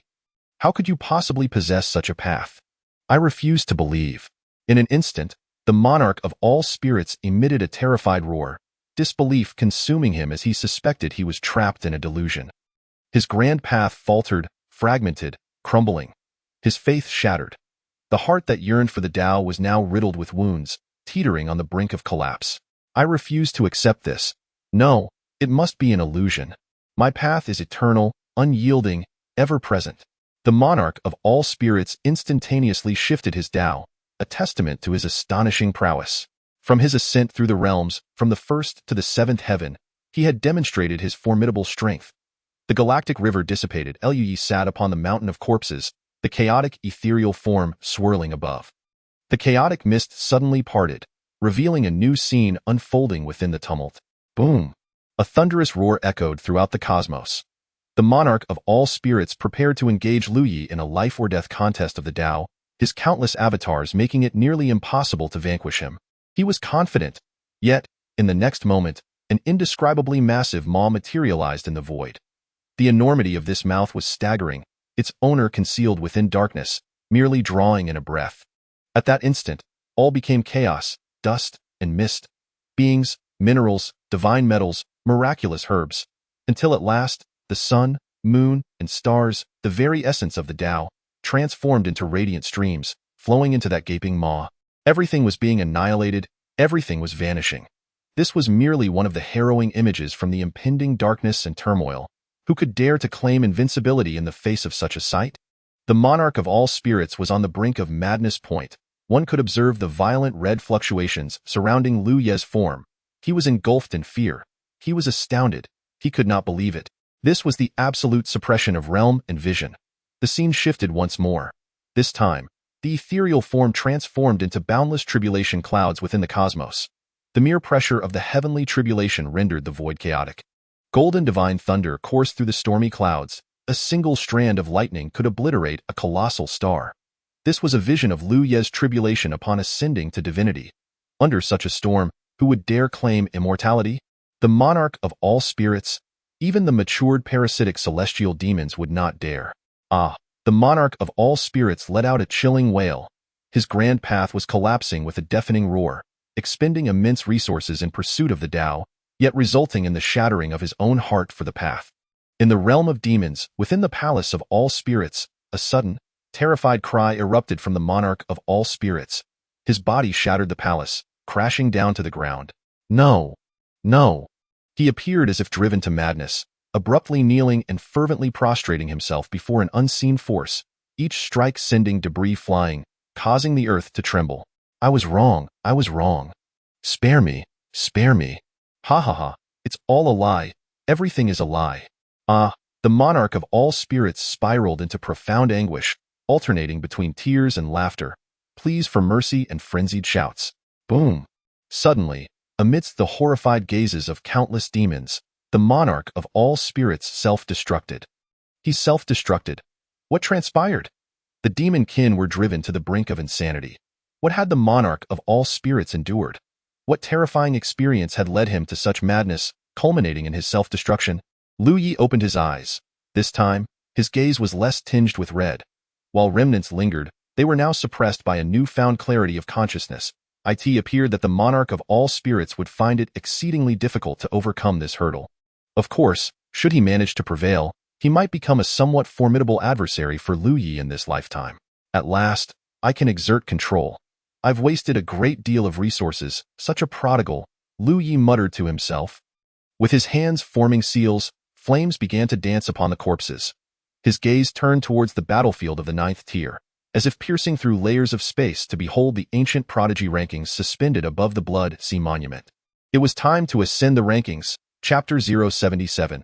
Ascend the rankings. The smoldering mountains of corpses and the blood-soaked seas ultimately transformed into a gleaming elixir. This pill, exuding an alluring fragrance and radiating a deep crimson hue, appeared to be a potent tonic. But what did it matter to Lu Yi, who was consumed by the bloodshed? Wasn't he his collection of divine fire intended for the crafting of pills and artifacts? Now, this fleshly elixir perfectly aligned with Lu Ye's ambitions. Without a moment's hesitation, he devoured it whole. Delightful. In truth, the process of pill refinement bore little difference from Chapter 078. Reflecting the celestial realms in this moment, Lu Ye's mood was remarkably serene. Gaining this accomplishment is a stroke of fortune, while losing my life is merely fate's whim. The mere opportunity to contend with the paragons of antiquity at this juncture is itself a blessing. The radiance continued to ascend, though its pace had diminished. The top 20 were all formidable figures, with the exception of those who had fallen midway. Each possessed at least the cultivation of an emperor.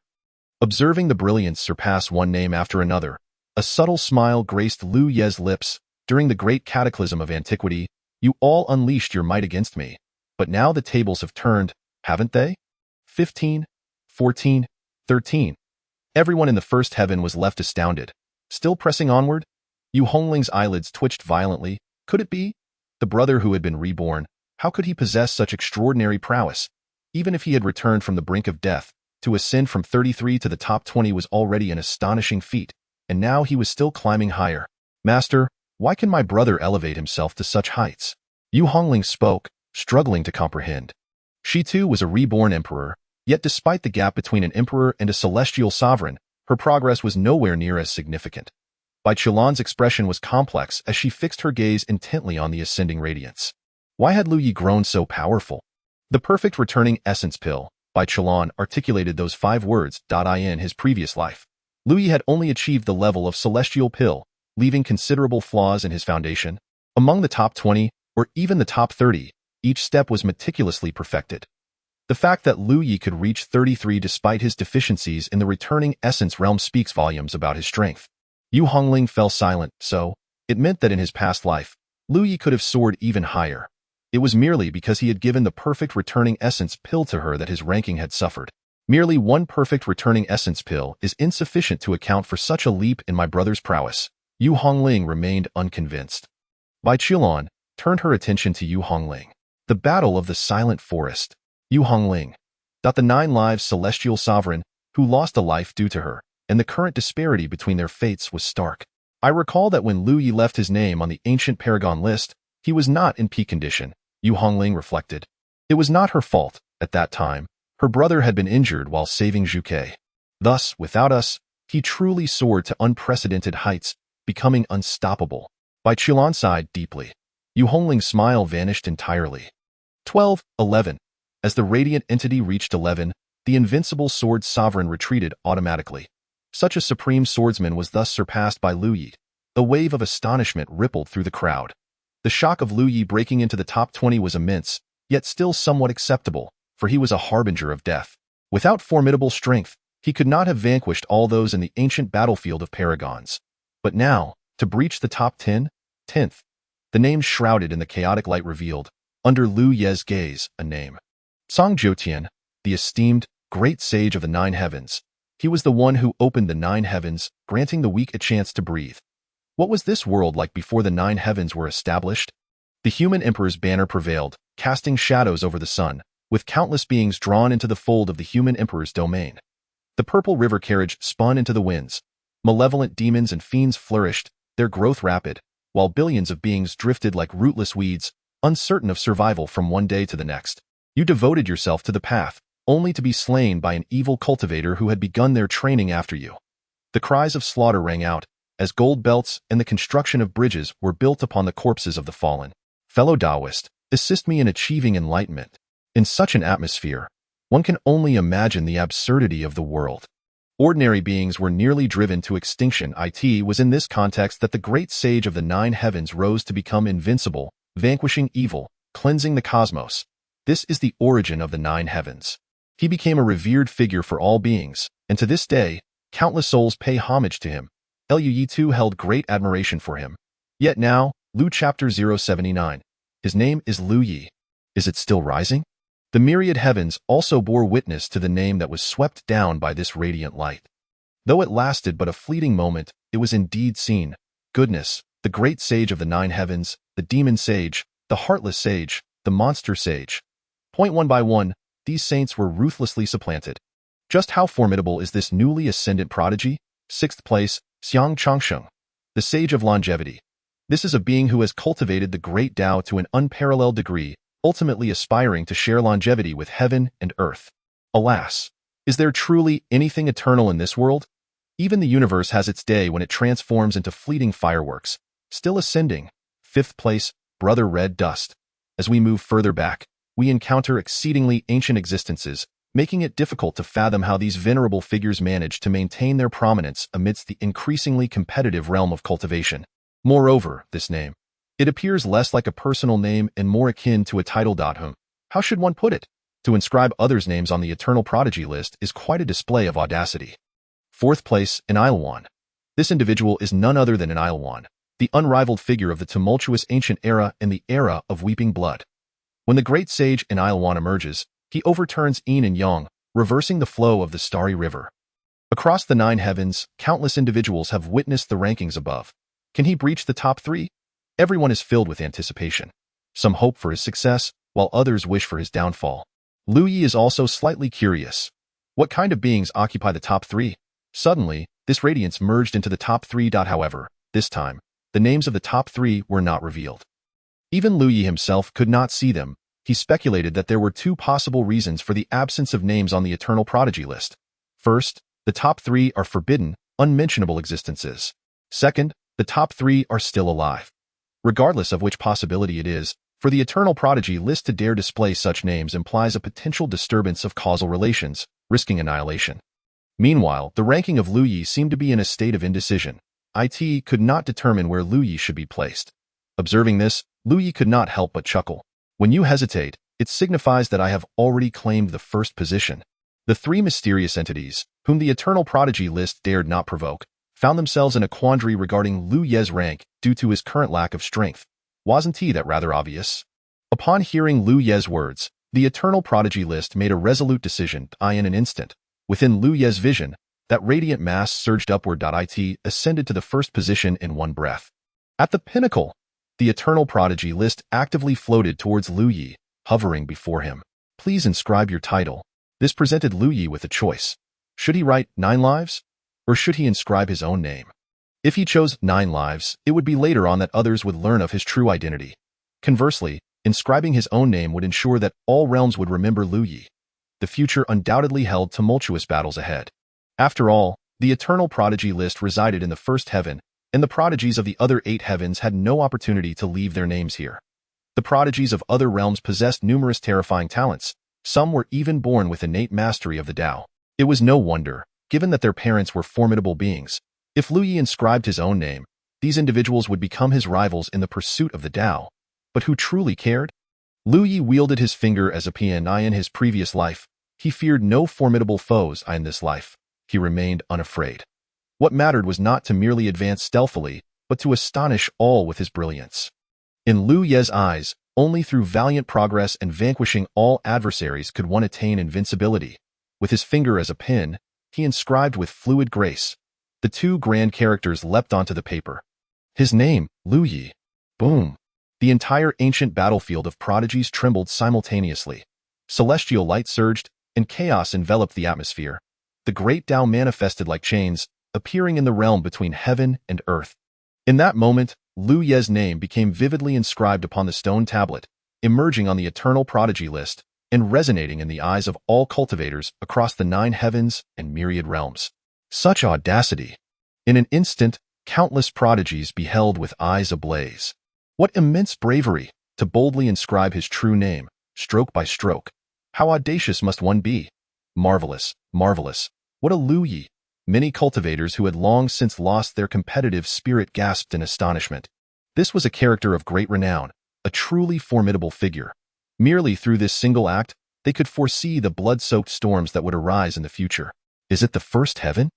Come forth quickly, I implore you, for I am eager to either vanquish you or be vanquished by you. Ah, why am I not the one? Why was I not born in the first heaven? Eternal prodigy list, dare you come forth? Truly, too audacious. Yet, I cannot help but be enamored. These were the voices of those unfamiliar with Lu Yi, expressing their interest. Meanwhile, in Jilong Valley, upon witnessing the name atop the prodigy stone tablet, the crowd collectively gasped. Lu Yi! He had surged to the pinnacle of the eternal prodigy list. Goodness! That is the first position. A multitude of saints, heavenly sovereigns, and emperors were trampled beneath his feet on the prodigy list. Jilong Valley fell into a prolonged silence. The disciples of the Grand Tao sect yearned to cheer at this moment. This was Lu Yi, their disciple. Their disciple had ascended to the top of the eternal prodigy list. Under normal circumstances, they would have erupted into jubilant cheers. Yet the issue lay in the fact that Lu Yi had recently slain many disciples from various sects, being viewed as a thorn in their side and a sworn enemy. To cheer would be inappropriate. To remain silent, however, was unbearable. The top position on the eternal prodigy list. The disciples of their Grand Tao sect felt an overwhelming sense of unparalleled honor at the thought.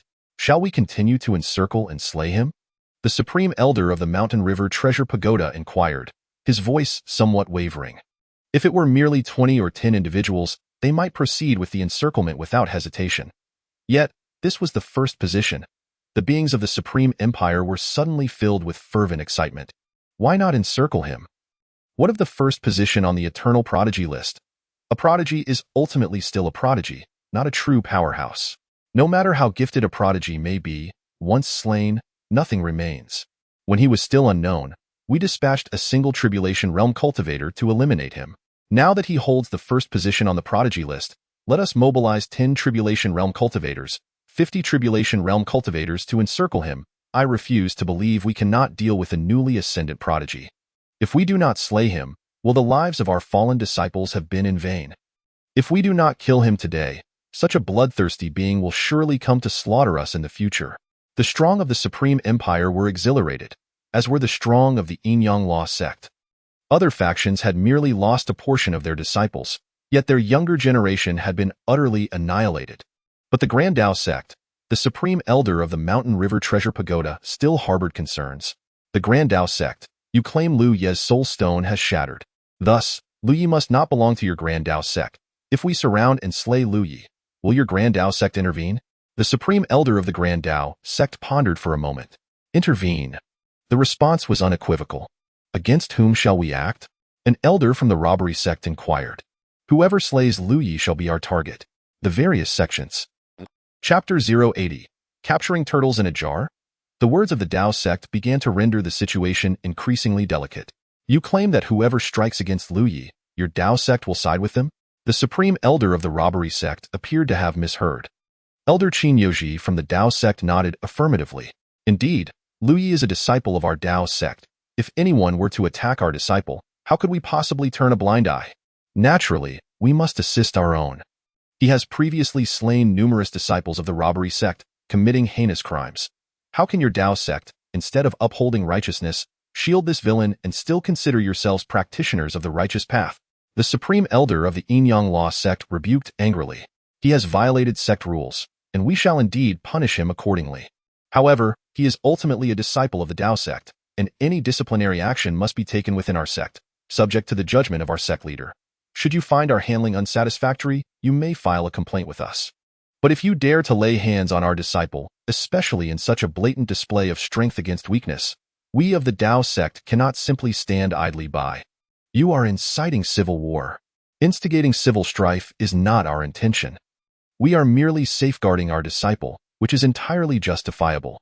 At this moment, the Tao sect exhibited an unexpected firmness. In truth, aside from those whose intelligence was sorely lacking and could not comprehend Lu Ye's significance to the sect, anyone with even a modicum of sense could clearly discern his value. He possessed the potential to catapult the Tao sect from a second-tier force to a top-tier power within the nine heavens. Even if it cost them dearly, the Tao sect was determined to protect Lu Yi at all costs. The Supreme Sword sect offered no further commentary, as all the powerful figures silently gravitated towards the Tao sect. If Lu Yi truly ascended to greatness, the Supreme Sword sect would undoubtedly reap considerable benefits. The Central Zhou dynasty also leaned towards the Tao sect. Without a doubt, if the Supreme Imperial dynasty opposed something, the Central Zhou dynasty would surely support it. There was no need for further contemplation. The Yin-Yang Law sect, the Robbery sect, the Mountain River Tower sect, the Supreme Imperial dynasty, and the Ninely Heavenly dynasty all wore grim expressions. If everyone united to assassinate Lu Yi, they believed the odds of success were substantial. Yet now, it was far from certain. The Robbery sect could not help but feel an overwhelming sense of regret. Their relationship with the Tao sect had been relatively amicable.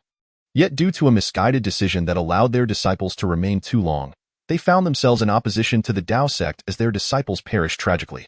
Reflecting on it now, Bai Qiulan had already sworn allegiance to the Tao. How could they have been so foolish as to disregard the inherent dangers? Bai Qiulan was no insignificant figure. Having barely reached 100 years of age, she had already attained the level of harmonization. Would she act without cause? One misstep led to another, culminating in the current awkward predicament. To take a life is to pay the price. This has been a long-standing principle. I of the Netherworld shall adhere to this principle. Since the Tao sect chooses to protect a murderer, let me see just how formidable the Tao sect's methods truly are. Suddenly, a chilling voice resonated. Black mist enveloped the area, devoid of any malevolent aura. Within the swirling darkness, 7 figures exuding a terrifying presence materialized within the Nine-Dragon Valley. And I, of the everlasting sect. More figures of peak harmonization and even tribulation-level experts emerged. Both the Netherworld and the everlasting sect aligned themselves with the faction seeking to eliminate Lu Yi. The countenance of the Tao sect's representatives turned increasingly grim. What a lively gathering! I never anticipated that my junior brother, renowned as a prodigy, would ascend to the pinnacle of the everlasting prodigy rankings. I am quite eager to test Lu Ye's caliber. A strikingly handsome young man, clad in a moon-white robe adorned with an intricate design of an unusual pavilion, stepped forth with a smile. The heavenly pavilion had also joined the fray. Unbeknownst to Lu Yi, who was currently in high spirits, the outside world was abuzz with commotion. First in the rankings, he had indeed become the top contender. Yet, were he aware of the tumult beyond, he would likely feel even more elated, as he still harbored some unfulfilled killing intent. Boom! A colossal beam of light descended from the heavens. The rewards associated with the everlasting prodigy rankings began to be dispensed. Perhaps due to Lu Ye's first-place standing, or perhaps because no one else had ascended to the rankings, this particular reward was unexpectedly bountiful. The spiritual energy of the entire 9-layer ancient battlefield surged forth, while within the ancient battlefield, the Tao resonated with a thunderous roar, flooding Lu Ye's mind with insights. Amidst this resonance, Lu Ye felt as though he were not alone in his pursuit of enlightenment. It was as if, throughout the ages, all the prodigies who had inscribed their names upon the everlasting prodigy rankings in the ancient battlefield were aiding him in his quest for understanding. Commence cultivation. Ding, initiated. Boom. A deep rumble echoed from within Lu Ye. An inexhaustible brilliance converged towards his nascent soul. His strength began to soar rapidly. Before long, he reached the second layer of the ethereal realm, the third layer, the fourth layer. Even in his previous life, achieving 33 levels had allowed him to break through 4 minor realms in a single breath. Now, as the first-ranked contender, the 5th layer, the 6th layer, the 7th layer, the 8th layer, the 9th layer, from his initial foray into the ethereal realm to the 9th layer, all within the span of a single reward, and even now, Lu Ye's aura continued to expand. The spiritual energy of the 9-layer ancient battlefield surged toward him, a testament to its richness. He even felt an unmistakable clarity. If he wished, he could easily break through to the harmonization realm at this moment. Of course, such a rapid ascension was impossible. First, his third life, including his current one, had yet to find the treasures needed for its consolidation, and the harmonization realm was the most suitable stage for this. Secondly, Lu Ye aimed to contend for the pinnacle of the Saint realm. He aspired to become the strongest being throughout history. How could he allow himself such a casual breakthrough? Compress. The terrifying rumbles echoed incessantly within Lu Ye, as minute bolts of lightning crackled around him, a result of the energy traversing too swiftly. His strength began to plummet. From the 9th layer, it dropped abruptly to the 4th layer. It simply could not descend any further. As his realm began to rebound, the expression on his nascent soul one of mild concern. From the 9th layer to the 4th layer, what did they think he was, a spring? It felt as though he were on the verge of bursting. Despite his stature of 6 feet tall, they insisted on forcing him back down to 5'3". This cycle continued.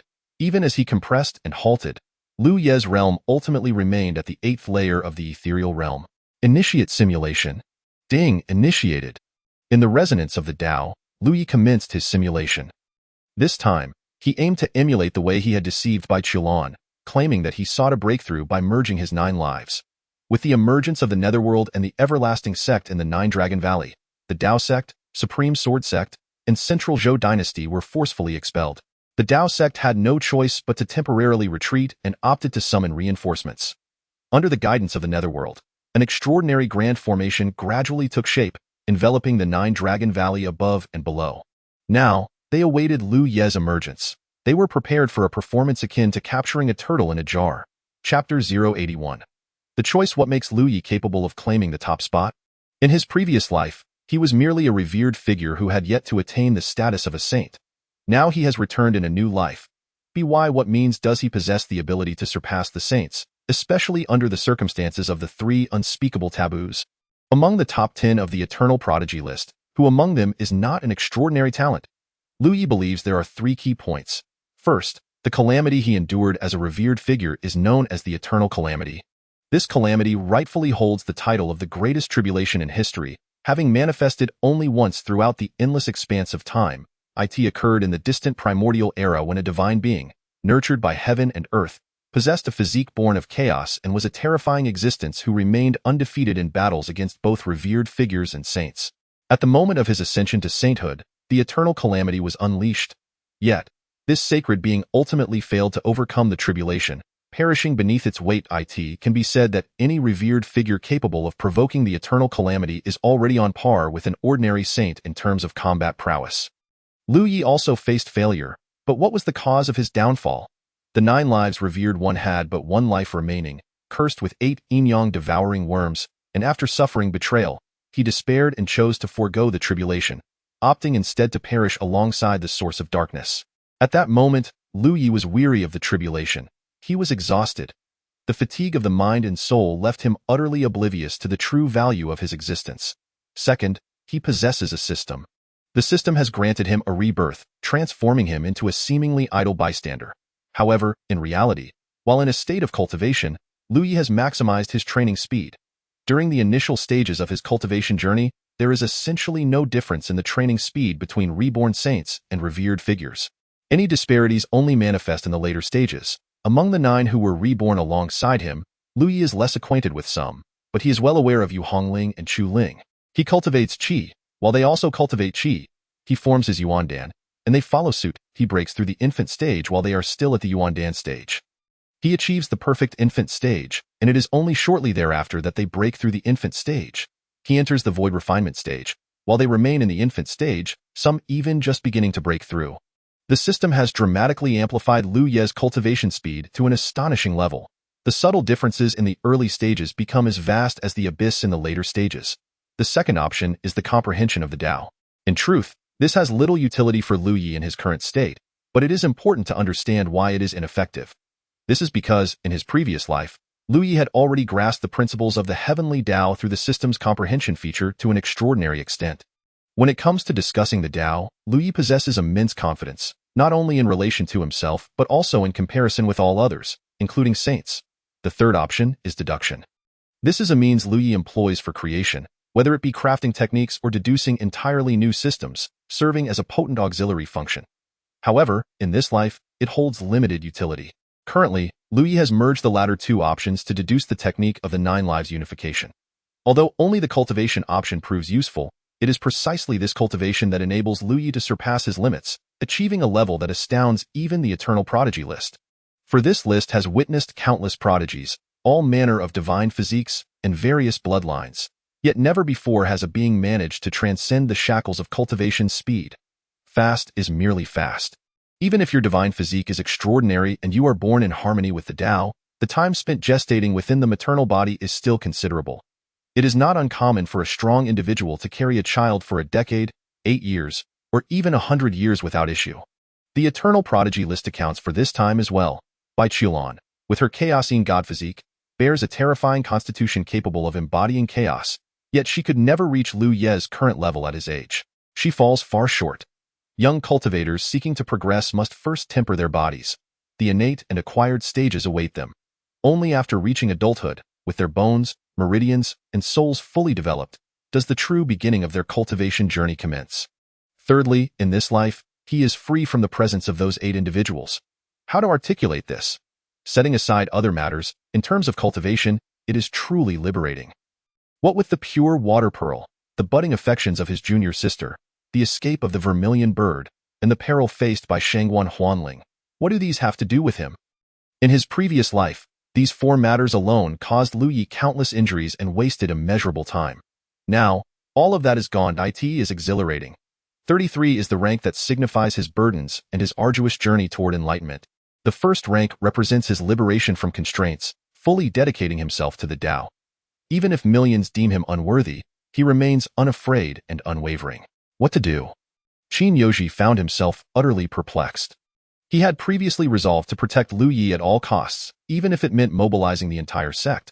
Yet now, not only had other sects of comparable standing to the Tao sect arrived, but the underworld and the Eternal Church were also joining the fray.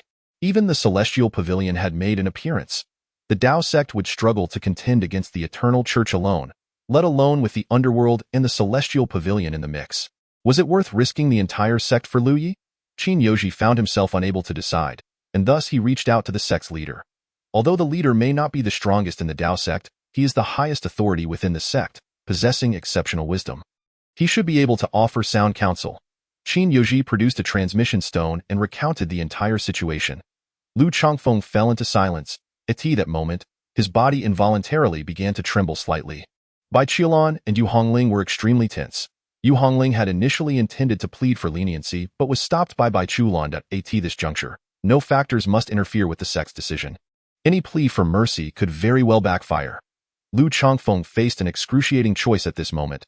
The first place on the eternal prodigy list. The sect leader's token he held was creaking under his grip. Failure presented a 40% possibility, leading to the annihilation of the Tao sect. A 100% chance of decline.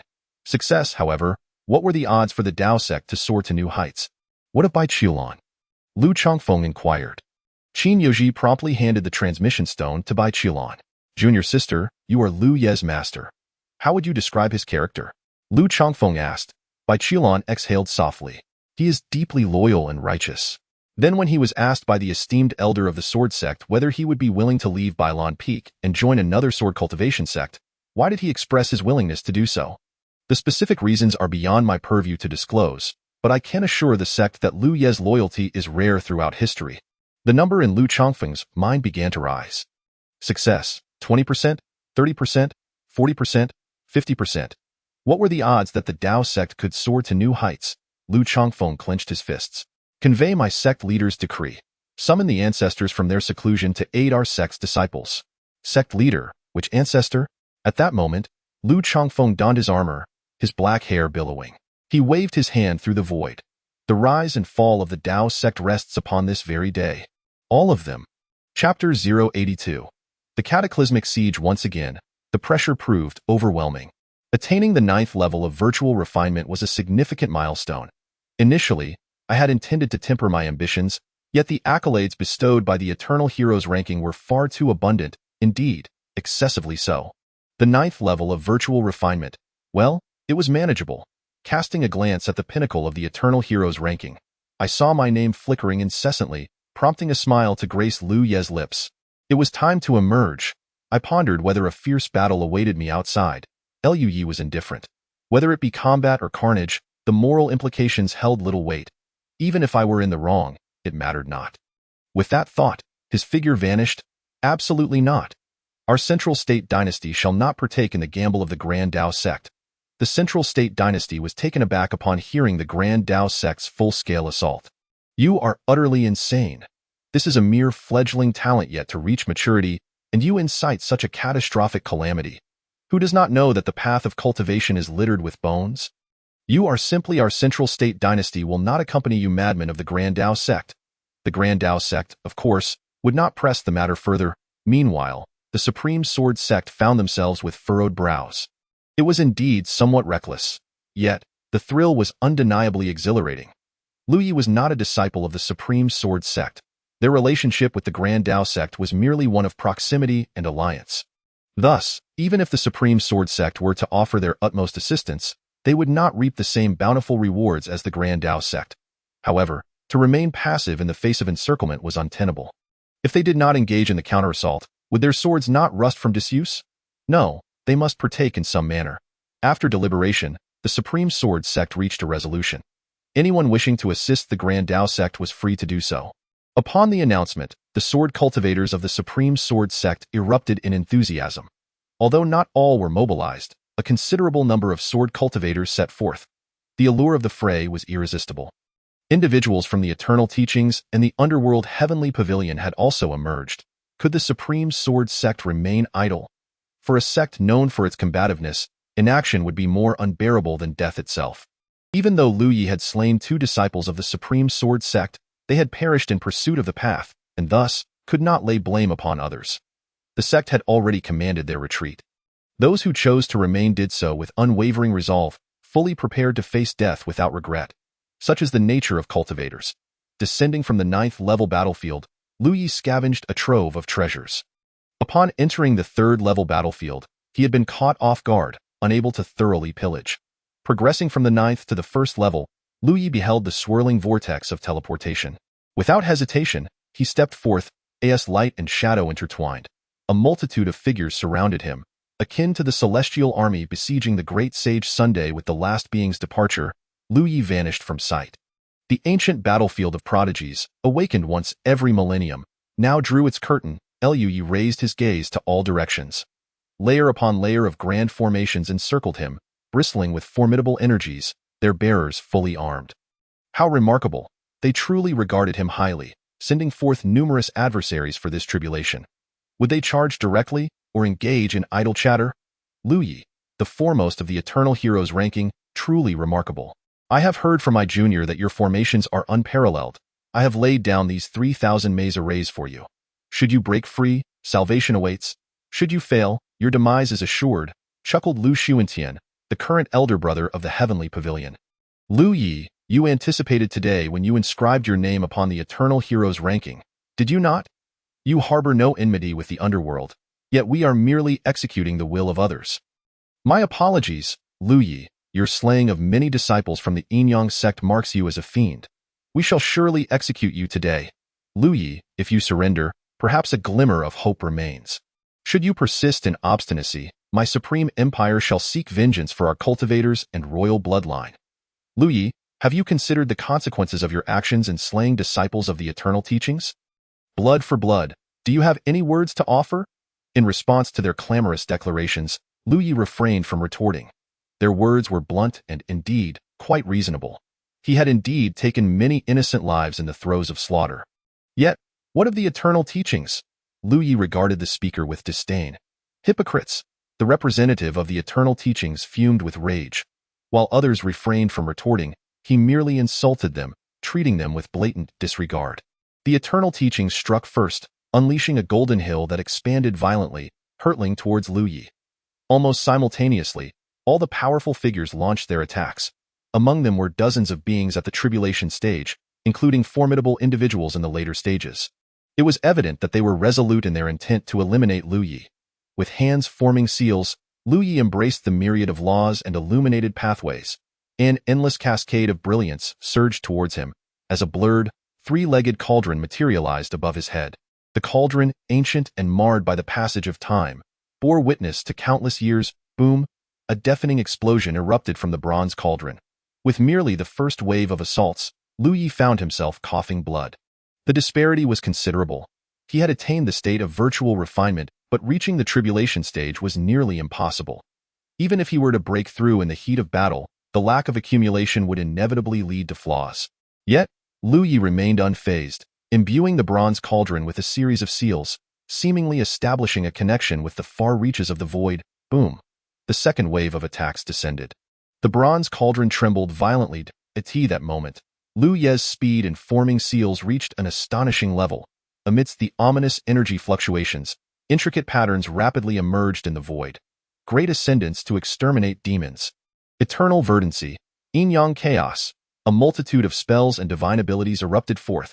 Lu Yi continually spat blood as the bronze cauldron swayed precariously, fissures appearing across its surface.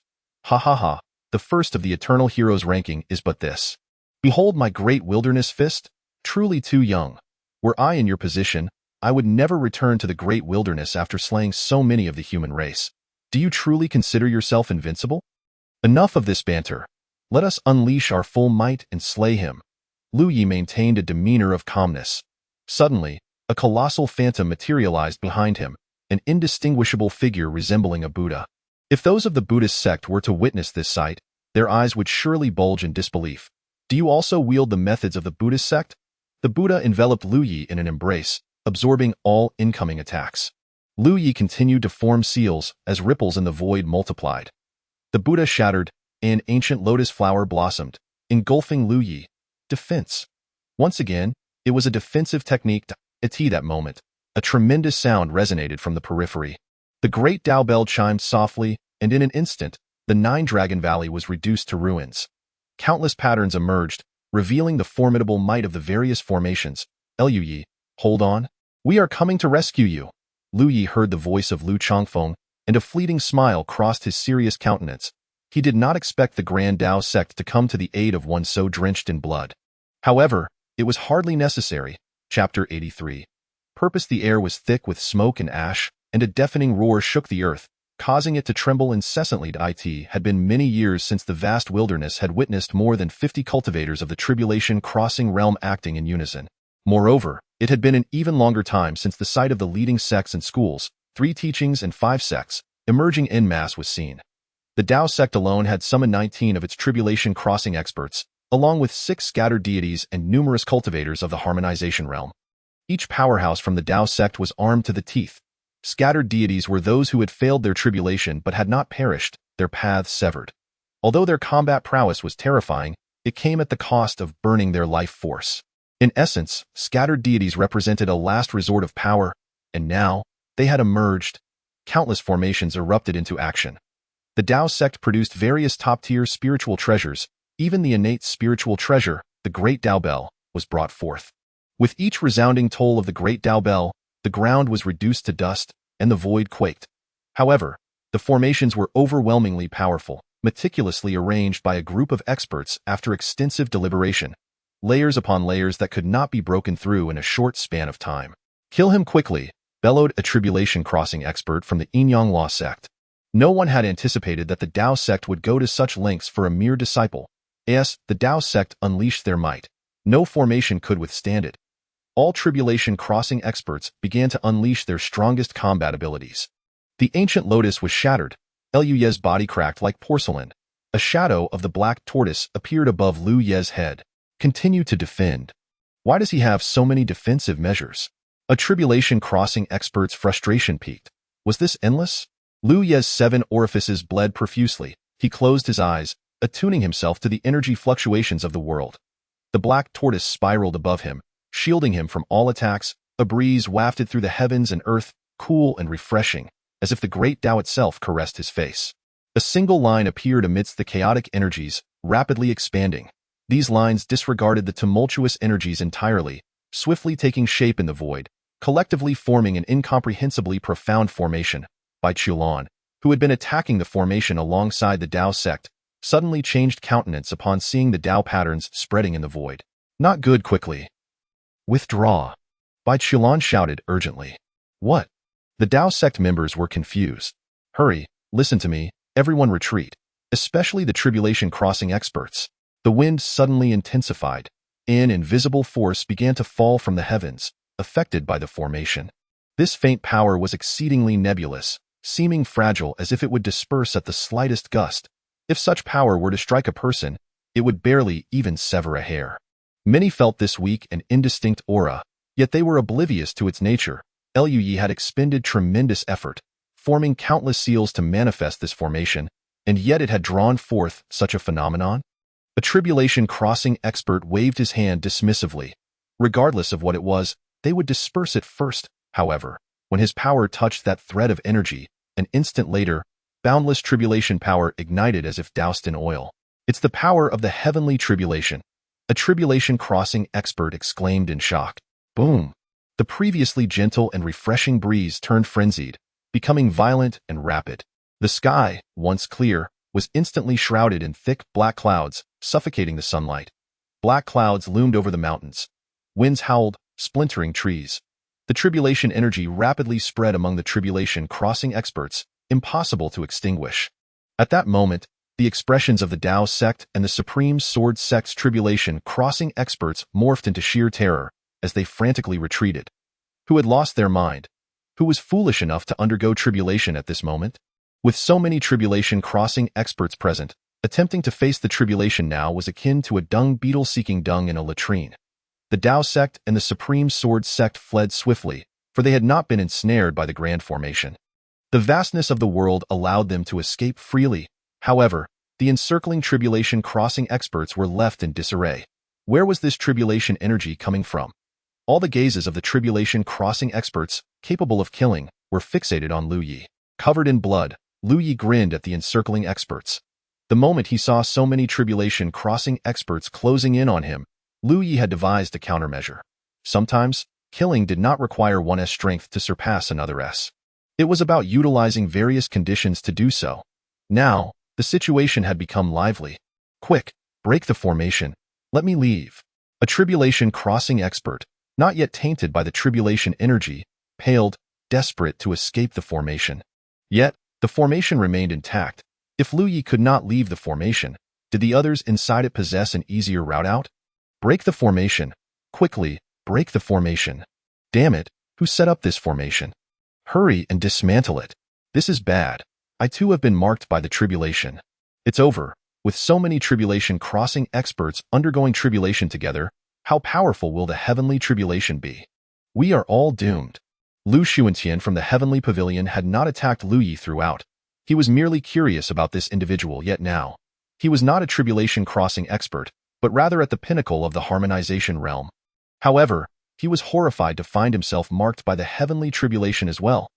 The tribulation energy was too dense. It had locked onto everyone in one breath, regardless of whether they were tribulation crossing experts, including Liu Yi. Liu Yi smiled with delight. Let us undergo the tribulation together. How lively would it be with 40 to 50 tribulation crossing experts facing the tribulation? Liu Yi looked up at the sky. The tribulation clouds, heavy and oppressive, completely obscured the light.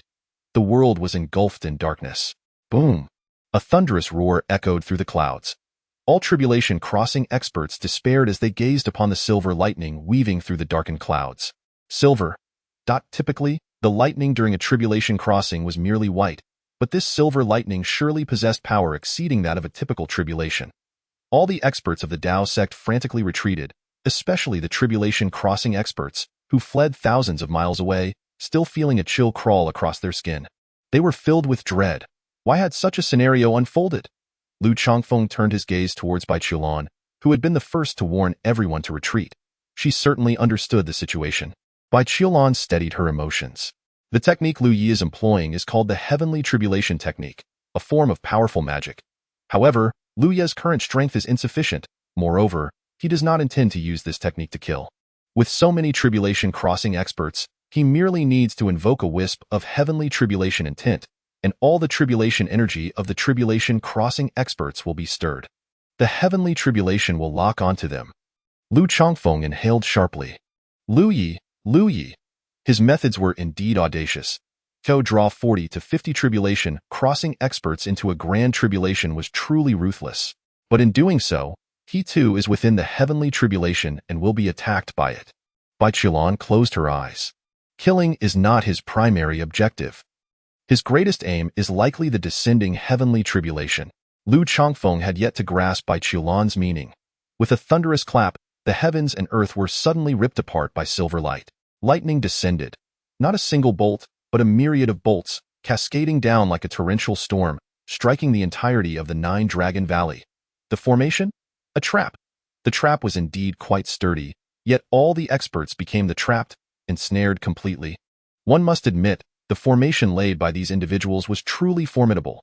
The first wave of densely packed silver lightning did not obliterate the entire formation. We must unite our strengths to withstand the heavenly tribulation. If we fight individually, we will all undoubtedly perish. A tribulation crossing expert from the eternal ancient sect was nearly driven to madness, bellowing. They had originally been confident of victory. Lu Yi had focused solely on defense. Just as they were on the verge of completely vanquishing Lu Yi, he had done nothing but defend, and from the very beginning, he had considered a solution. All those seals he had formed were not merely for defense, but were entirely to coalesce this formation. Boom! The second bolt of tribulation lightning descended. All formations were obliterated. Boundless tribulation energy surged forth. The concentration of lightning attribute spiritual energy reached its zenith. With stray bolts of lightning crackling everywhere, a massive shield was raised. This was a treasured artifact of the eternal ancient sect, an innate spiritual treasure known as the indestructible shield. Everyone, unite. Now, no one cared about Lu Yi. Although the black tortoise spiraling above him had grown dim, breaking through would still require a concerted effort. All tribulation crossing experts gathered behind the indestructible shield, infusing vast amounts of spiritual energy into it. One by one, shield images rapidly emerged, culminating in a total of 99 shield images. Lui closed his eyes, his hands swirling outside his dantian. A faint silver light began to flicker around him as the roaming lightning attribute's spiritual energy converged towards him. He had been cultivating his true essence. It was time to refine his body. Boom! The third bolt of tribulation lightning crashed down. Layers of shield light on the indestructible shield were obliterated. The entire indestructible shield sank, and the weaker tribulation crossing experts coughed up blood, their bodies suffering grave injuries from the overwhelming force. It's too powerful. Quickly, everyone, take out your defensive spiritual treasures.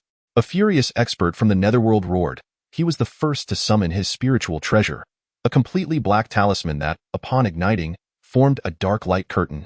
Others hastily followed suit. The fourth bolt of lightning descended. Boom! All defensive spiritual treasures shattered, turning to scrap. The indestructible shield, the strongest of them all, was pierced through in an instant. All the tribulation crossing experts were left charred black, suffering varying degrees of injury.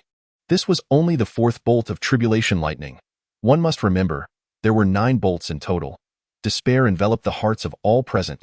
A tribulation crossing expert glared at Lu Yi, his eyes blazing with venom.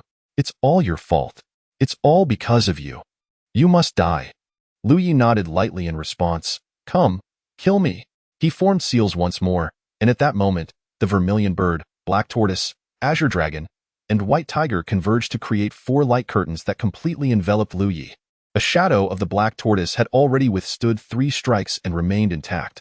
Now, Lu Yi had united the four symbols, their powers complementing each other into one. I want you dead. The tribulation crossing expert had completely lost his sanity, roaring as he charged at Lu Yi. The aura within him swelled with ferocity, his body expanding like a balloon. Lu Yi was taken aback. Self-detonation? If that was the case, even his four symbols unity might not withstand a self-detonation from a tribulation crossing expert. Go! The four symbols unity suddenly unfurled, enveloping the tribulation crossing expert, as Lu Yi's figure transformed into a beam of light. The secret technique, 9 steps of reincarnation, activated. With just a single step, Lu Yi's figure became indistinct. It was laughable. With the formation intact, he could not escape. But now that the formation had been destroyed, they could not stop him. Boom! A tremendous roar reverberated through the 9-Dragon Valley. The earth shook violently. The four symbols unity was immediately shattered. Lu Yi fled at great speed, yet was still affected to some extent, spitting out a mouthful of blood. His body was flung like a broken sack. The 5th bolt of tribulation lightning descended at that moment. Above, the tribulation lightning raged, while below, the tribulation crossing expert self-detonated, leaving the surrounding tribulation crossing expert stunned. Damn! Infinite celestial sovereign.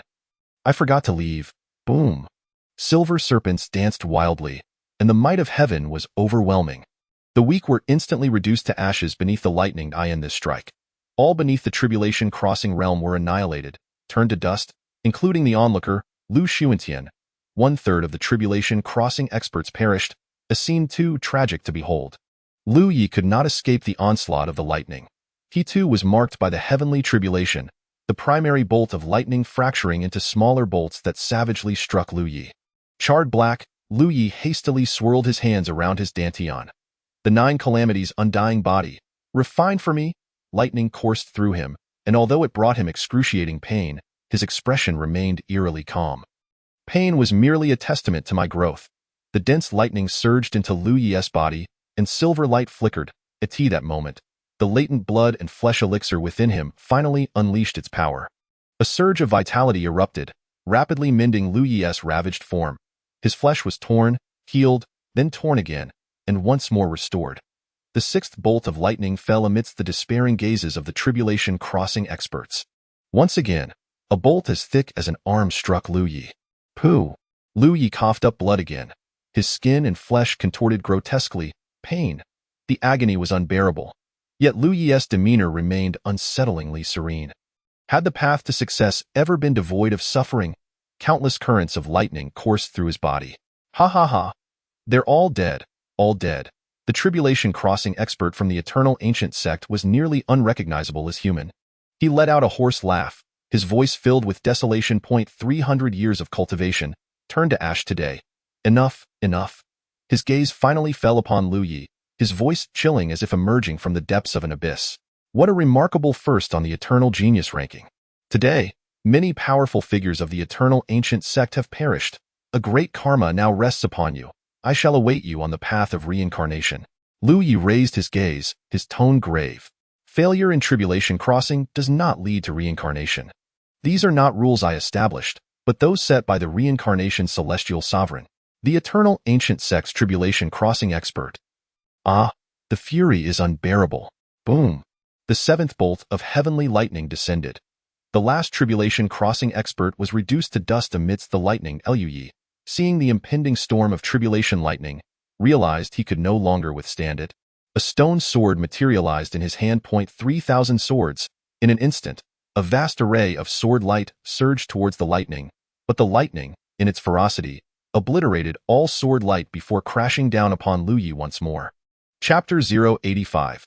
The indestructible body of 9 tribulations. The gaze of the multitude from the Tao sect was firmly fixed upon Lu Yi. No one had anticipated that he would resort to such a terrifying method. It was utterly astonishing. With a single breath, he had annihilated 4 to 5 dozen beings in the tribulation realm. From this day forth, tribulation realm practitioners in the great wilderness would become a rare commodity. However, could he withstand the horrific tribulation he had invoked? Although the main tribulation was primarily directed at that group of practitioners, even a mere 1% of its force would be sufficient to obliterate a being in the tribulation realm. Lu Yi appeared gravely injured. His body was charred, and waves of crimson light surged within him, causing blackened blood scabs to shed rapidly. The eighth bolt of tribulation lightning struck. It seemed that with the elimination of all the tribulation practitioners, the power of this eighth bolt had multiplied exponentially. Lu Yi assumed a defensive stance. In that moment, a unique rhythm of the Tao circulated around his body. Tai Chi, Yin and Yang, transformation. The cycle of Yin and Yang, the unceasing flow of life. Lu Yi met the bolt of lightning head-on, and as his hands intertwined, the lightning began to twist. In that instant, the thunder rolled around him like flowing water, and the essence of the Yin-Yang Tao transformed the most intense and rigid lightning into the gentlest and softest of waters that enveloped him. As the lightning swirled around Lu Ye's body, he rapidly absorbed its power. His form was continuously disintegrating, yet from that destruction, new life emerged. The lightning, through constant transformation, gradually dissipated, completely absorbed into his being.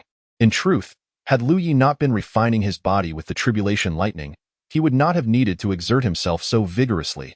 Nevertheless, all was for the sake of growth. Surrounded by darkness, Lu Yi was also enveloped by a ceaseless flow of thunder. His heart pulsed robustly, each beat infused with vibrant life force, sending waves of invigorating blood coursing through his entire body. At that moment, his physical form rapidly resurrected from the brink of annihilation, completing the first layer of the indestructible body of 9 tribulations. The final bolt of tribulation lightning, come forth. Lu Yi lifted his gaze in the heavens above. Dark clouds churned and coalesced ominously. The terrifying might of heaven loomed large. At this moment, heaven and earth became one with Lu Yi. The blackened blood scabs continuously fell away, revealing the pristine skin beneath, which even began to radiate a lustrous sheen. Boom! The bolt of tribulation lightning descended like a dragon. In an instant, Lu Ye's figure soared upward, agile and formidable. With a single punch, the world trembled. The heavenly sovereign fist, at this moment, his right fist, infused with resplendent light, struck like a meteor against the thunder. Boom! The fist collided fiercely with the lightning. A brilliant flash erupted, accompanied by a deafening roar. The silver-white lightning detonated, filling the sky with surging currents. Lu Ye's body staggered back, but before he could land, he halted in midair, his eyes crackling with electricity, his form resembling a dragon. Following that punch, he formed hand seals. Return. In an instant, the shattered lightning transformed into a torrent, and Lu Yi opened his mouth, drawing in all the lightning, which then manifested around him. He had swallowed the tribulation lightning. With the final bolt of tribulation lightning extinguished, the clouds dispersed, and the sky brightened. Julong Valley had been utterly leveled, with numerous craters dotting the scorched earth, a scene of devastation. Lu Yi hovered in the air, an immense vitality radiating from within him, his hair flowing wildly, resembling a deity or demon. The members of the Tao sect gazed at Lu Yi in awe, an inexplicable sense of reverence swelling within them. This was the reverence one holds for the mighty Lu Yi. Adjusted his storage ring, crafted from spatial stones renowned for their durability, impervious even to the tribulation lightning. With so many storage rings, he had undoubtedly profited immensely. The entire Tao sect had come to his aid, a gesture Lu Yi had never anticipated. However, since they had arrived, he felt a sense of camaraderie towards the Tao sect. In his previous life, the Tao sect had risen from a second-tier sect to a pinnacle holy land. Lu Yi soared toward the Tao sect. Disciple Lu Yi pays respects to the sect master, esteemed ancestors, and esteemed uncles. He greeted all present, yet had not yet met his master by Qilon. Lu Yi, splendid, truly remarkable, my Tao sect's prodigy. However, this time you have slain numerous powerful figures from various factions, inflicting severe losses, especially to the Netherworld and the Eternal sect. Let us return to the sect first and activate the protective array before discussing further. Lu Chongfeng's thoughts were clear. With tribulation practitioners perishing, word would soon spread. This enmity could not simply be overlooked, and soon there would be scattered divine beings arriving, potentially wielding formidable treasures. Enough! I shall return to the sect, but merely to bring calamity upon it. I only need to hide outside. They cannot harm me. Lu Yi replied with a smile. Lu Chongfeng's expression turned grave. What nonsense is this? The sect and you are forever on the same path. Do you truly believe that if you do not return, the Tao sect can remain uninvolved? Enough with the words, let us return to the sect first. Lu Yi remained indifferent, feeling unconcerned. He had already reached the 9th level of the void refinement stage and completed the first layer of the indestructible body of 9 tribulations. Few could threaten him at this stage. Returning to the sect would allow him to recuperate and inspect the storage rings of these individuals, keeping what he needed and donating the rest to the sect. Moreover, returning to the sect had its advantages. If a powerful figure from the eternal sect truly came bearing treasures, he could simply leave. This way, he could draw more attention to himself. Shadows darted through the air as they swiftly returned to the sect. Sect Master, may I first recover my injuries? Lu Yi clasped his hands in respect. Of course, recover first, and when you are well, come to the main hall to find me. Lu Yi nodded and vanished from sight. The protective array of the Dao sect was activated. The protective arrays of various sects could be said to be the most formidable formations of the first layer of heaven. Who among them had not expended immense manpower and resources to continually upgrade their protective arrays, forming an enormous super-array? Take the Myriad Dao sect, for example, with numerous mountains serving as the foundation of their array. The array enveloped an area of over 10,000 kilometers. Such a vast array required a massive consumption of spirit stones daily once activated, yet breaking through it was an arduous task. Ah, it is finally over. Yu Hongling could not help but exhale a long sigh. The battlefield of the eternal prodigies had left her with a sense of the unpredictable nature of life and the transience of existence. Bai Qilan also sighed softly, her once silver hair now transformed to black. Bai Qilan. Sun Ruowei's voice suddenly rose. Both Bai Qilan and Yu Hongling turned towards Sun Ruowei. You actually referred to Lu Yi as husband? How could you, Bai Qilan? I considered you my closest sister, yet you concealed this from me so deeply. What is the situation? Quickly tell me, why do you call Lu Yi husband? Could it be that you too? At this moment, the Watermelon King appeared, and Sun Ruowei's eyes sparkled with intense curiosity. In this world, such curious natures often led to trouble. Indeed, that had been the case.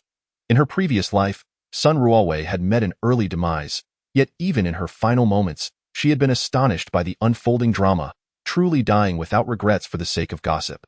Bai Qilan. You misheard. Chapter 086. Does she truly not know? You are speaking nonsense. Could I have misheard? You unequivocally referred to him as husband, and I heard you distinctly, without a hint of falsehood. Now, do hasten and clarify the situation. Our bond spans over 60 years.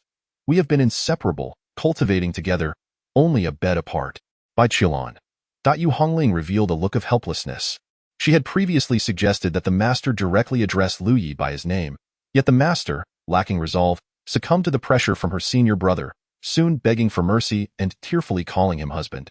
In contrast, Yu Hongling stood resolute, unwilling to refer to him as hubby despite enduring countless hardships. Eventually, the master became accustomed to this form of address, and it seems the truth has finally come to light. I assure you, you truly misheard. What I said was, go on, continue your fabrication. I am curious to see what else you can conjure. Sun Ruowei scoffed. Bai Qilan pondered deeply, a spark of inspiration illuminating her thoughts. What I stated was, a husband should embody virtue, cultivating oneself quietly and practicing frugality to nurture morality. Without detachment, one cannot clarify their aspirations. It was merely that the latter part was too faint for you to hear. In that moment, Sun Ruowei was left utterly speechless. You must be joking? Bai Qilan. I consider you a sister, yet you treat me as a fool? Sun Ruowei could not accept this. Regardless, I assure you, Lu Yi and I are entirely innocent. We are merely master and disciple, with no other relationship. Bai Qilan wore a demeanor of indifference, as if impervious to scrutiny. All right, Hongling, do you harbor feelings for your senior brother Lu Yi? Sun Ruowei shifted her focus onto Yu Hongling. The girl appeared somewhat naive and should be easier to manipulate. Yu Hongling, yes, I indeed have feelings for my senior brother, she confirmed. Would you accept your senior brother having more than one woman? Sun Ruowei pressed forward, sensing her opportunity. She had suspected Yu Hongling's simplicity. Had it been Bai Qilan, she would never entertain such a notion. I could, Yu Hongling replied with conviction. Not only could she had already formed camaraderie with those other women. Could you accept serving one husband alongside your master? Yu Hongling? Bai Qilan observed the two with a sense of helplessness, feeling increasingly stiff. She seemed unable to comprehend their conversation. Why was it becoming quieter? Bang! Bai Qilan suddenly collapsed straight to the ground. Both Yu Hongling and Sun Ruowei were taken aback. After all, Bai Qilan was a figure of the harmonious path, unharmed and yet had suddenly fallen. Master! Yu Hongling exclaimed in shock, hurriedly crouching to assist Bai Qilan. Cold, bone-chilling cold. Upon making contact, A wave of indescribable cold spread through her entire being, nearly causing her to withdraw her hand. Chulon. Sun Ruowei gasped in horror. She reached out. Why is she so cold? Didn't she claim she would recover swiftly? Quick, warm the master. Yu Hongling, aware of by Chulon's condition, urged. How to warm her? Sun Ruowei was equally anxious. Her hands turned crimson, exuding fiery energy as she placed them upon Bai Chulon, but it was futile. The warmth she emitted could not penetrate the cold. No, it was not merely a failure to expel it. It was an inability to even touch Bai Chulon's chill. Incompatible. Yu Hongling understood her master's situation, though not entirely, as Bai Chulon had always found it difficult to articulate. However, she had witnessed how her senior brother alleviated this biting cold for Bai Chulon before. Thus, she extended her hands to loosen Bai Chulon's garments. Sun Ruowei, bewildered, said nothing. There were only the three of them, and they were shielded by a barrier, making the surroundings safe. Soon, Bai Chulon was stripped down completely. Yu Hongling began to free herself. Sun Ruowei? The situation seemed to be unraveling in mere moments. Yu Hongling had removed all her restraints and embraced Bai Chulon. Instantly, the bone-chilling cold engulfed her, inducing immense suffering. It was a pain beyond human endurance. Yu Hongling's body trembled uncontrollably, instinctively urging her to flee. Yet, she refused to abandon her. Bai Chulon's body began to regain warmth, though still frightfully cold. It was not as frigid as before. In the end, Yu Hongling could no longer withstand it. She felt that if she continued, her body would succumb to frostbite. Her very soul would suffer harm. She released her hold on Bai Chulon and enveloped her tightly in thick blankets. What on earth is happening? Sun Ruowei inquired urgently. She too began to disrobe, mimicking Yu Hongling's actions to embrace Bai Chulon. In an instant, Sun Ruowei emitted a wail of extreme agony. She could not endure that excruciating cold. Merely a moment of contact was enough to compel her to let go. It was unbearably cold, far beyond what a body or soul could withstand. Bai Chulon's breathing steadied, her eyes tightly shut. The breath she exhaled showed no significant anomaly, yet her body was chilling to the extreme. Only my senior brother can help. I must find him. He will know what to do. Yu Hongling sprang to her feet, hastily donning her clothes. Sun Shirshu, stay here and watch over the master. I will fetch my senior brother immediately. Very well. Return swiftly. Yu Hongling's figure darted toward Lu Ye's location. She intended to burst into his room, but halted just shy of 10 centimeters from his door. See? I told you people can't be taught. They learn it all in one go. Senior brother, the master has fallen ill again and is now unconscious. You must come with me to save her. Yu Hongling's voice was filled with urgency. No sound emerged from within the room. Senior brother. Yu Hongling knocked vigorously on the door. This is a dire situation. You must come quickly. After all, she is our master, our only master. Despite Yu Hongling knocking with all her might, Lu Yi remained silent. Gritting her teeth, she prepared to force the door open when, at last, Lu Ye's voice came from inside. Is she sick again? Yu Hongling perked up. Yes, she has fallen into a deep coma and is exceedingly cold. Senior brother, please save our master. A peculiar tone lingered in Lu Ye's voice. How can I save her? However you choose to save her will suffice. Lu Ye's lips curled into a self-deprecating smile. However I choose to save her. After saving her, will I become the one who rebels against my master, harboring resentment? Yu Hongling, the master is unaware of the pain you endure. This cannot be blamed on her. Do you truly believe she does not know? Chapter 087. Respect for others' fate. Does Bai Chulon truly comprehend the intensity of the torment that Lu Yi endures? She feigns ignorance, yet what is the reality? The chaotic in poison. When this malevolent force strikes, it necessitates the active warmth of the flame of life to thaw the lethal chill. The terror of the chaotic in poison is far more insidious than mere coldness. It penetrates to the very marrow, to the soul itself. Lu Yi has lost a life to this affliction. Through relentless calculations, he discovered a sliver of hope only after paying the ultimate price. The remedy involves preemptively ingesting a dozen potent yang elixirs and using his own lifespan and cultivation as flames to forcibly neutralize the chaotic in poison. However, this method is not solely within Lu Ye's grasp. Should others develop those dozen or so potent yang elixirs and be indifferent to the costs of lost lifespan and diminished cultivation, they too could assist Bai Chulon in overcoming the poison. Yet, the complexity of these elixirs nearly caused the nascent system to malfunction during initial calculations. it was precisely due to these numerous elixirs that Lu Yi found himself rather disoriented while attempting to cure the poison, flipping Bai Chulan over and over, her eyes rolling back in distress. Master, you are unaware of his suffering. Yu Hongling could hardly believe that her esteemed master was such a hypocritical individual. Hearing the unwavering conviction in Yu Hongling's voice, Lu Yi couldn't help but chuckle. See? Nothing has changed. His words are perpetually met with disbelief, without a hint of inquiry, outright rejected, and his conjectures met with extreme certainty. He simply does not understand. Both he and Bai Chulan have shared countless experiences, having witnessed each other in their most candid forms, and Lu Yi, under the influence of the elixirs, displayed little pretense.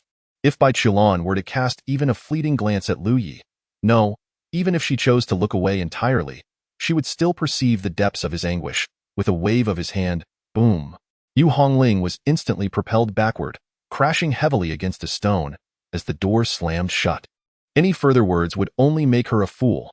After a visit to the ancient battlefield of the heroes, yielding considerable gains, coupled with the timely support from the Dao sect, Lu Yi felt a sense of warmth. Yet, just as his spirits lifted, he was once again met with revulsion. What a damnable situation! Rising from the ground, Yu Hongling spat out a mouthful of blood. Senior brother, please save our master. She is our only master. This time, Lu Yi chose to ignore her. Left with no other option, Yu Hongling hurried back to Bai Chulan's side. How is it? Has Lu Yi come? Sun Rualwei inquired urgently. Yu Hongling's face was etched with bitterness. He refuses to help, and it seems I have once again said something that angered him. What did you say? Truly, given your master's condition, how could you utter anything to provoke him? Sun Rualwei found it incomprehensible. Yu Hongling remained oblivious to her own misstep. Did my senior brother not save our master before? I simply remarked that master is unaware of his suffering, and then he struck me away. Sun Rualwei was taken aback. How could you possibly know that your master is unaware of his suffering? Yu Hongling. Sun Rualwei's question left Yu Hongling momentarily bewildered. How indeed did she know? It was something master had said. In that instant, her gaze fell upon Bai Chulan. Master had claimed that Lu Yi did not suffer as she believed, that he found joy in his plight. But was that truly the case? Master's words had led her to believe unequivocally, yet what of her senior brother's assertions? Had she ever afforded them any credence? Yu Hongling pressed a hand to her heart. It hurt. Oh, how it hurt. She could scarcely maintain her footing. Why did she always adopt such an attitude towards her senior brother? Though she felt remorse, why did she revert to this demeanor in his presence? At that moment, Yu Hongling even found herself resenting her own nature. She could not fathom what was amiss with her. Why did she persist in her unreasonable confidence when facing her senior brother, believing only what she wished to believe? Sun Rualwei let out a gentle sigh. She glanced at Bai Chulan, and Lu Ye's behavior underscored that the entanglement between Bai Chulan and Lu Yi was far more profound than she had imagined. What shall we do now? Yu Hongling asked, suppressing her heartache. Sun Rualwei fell into contemplation.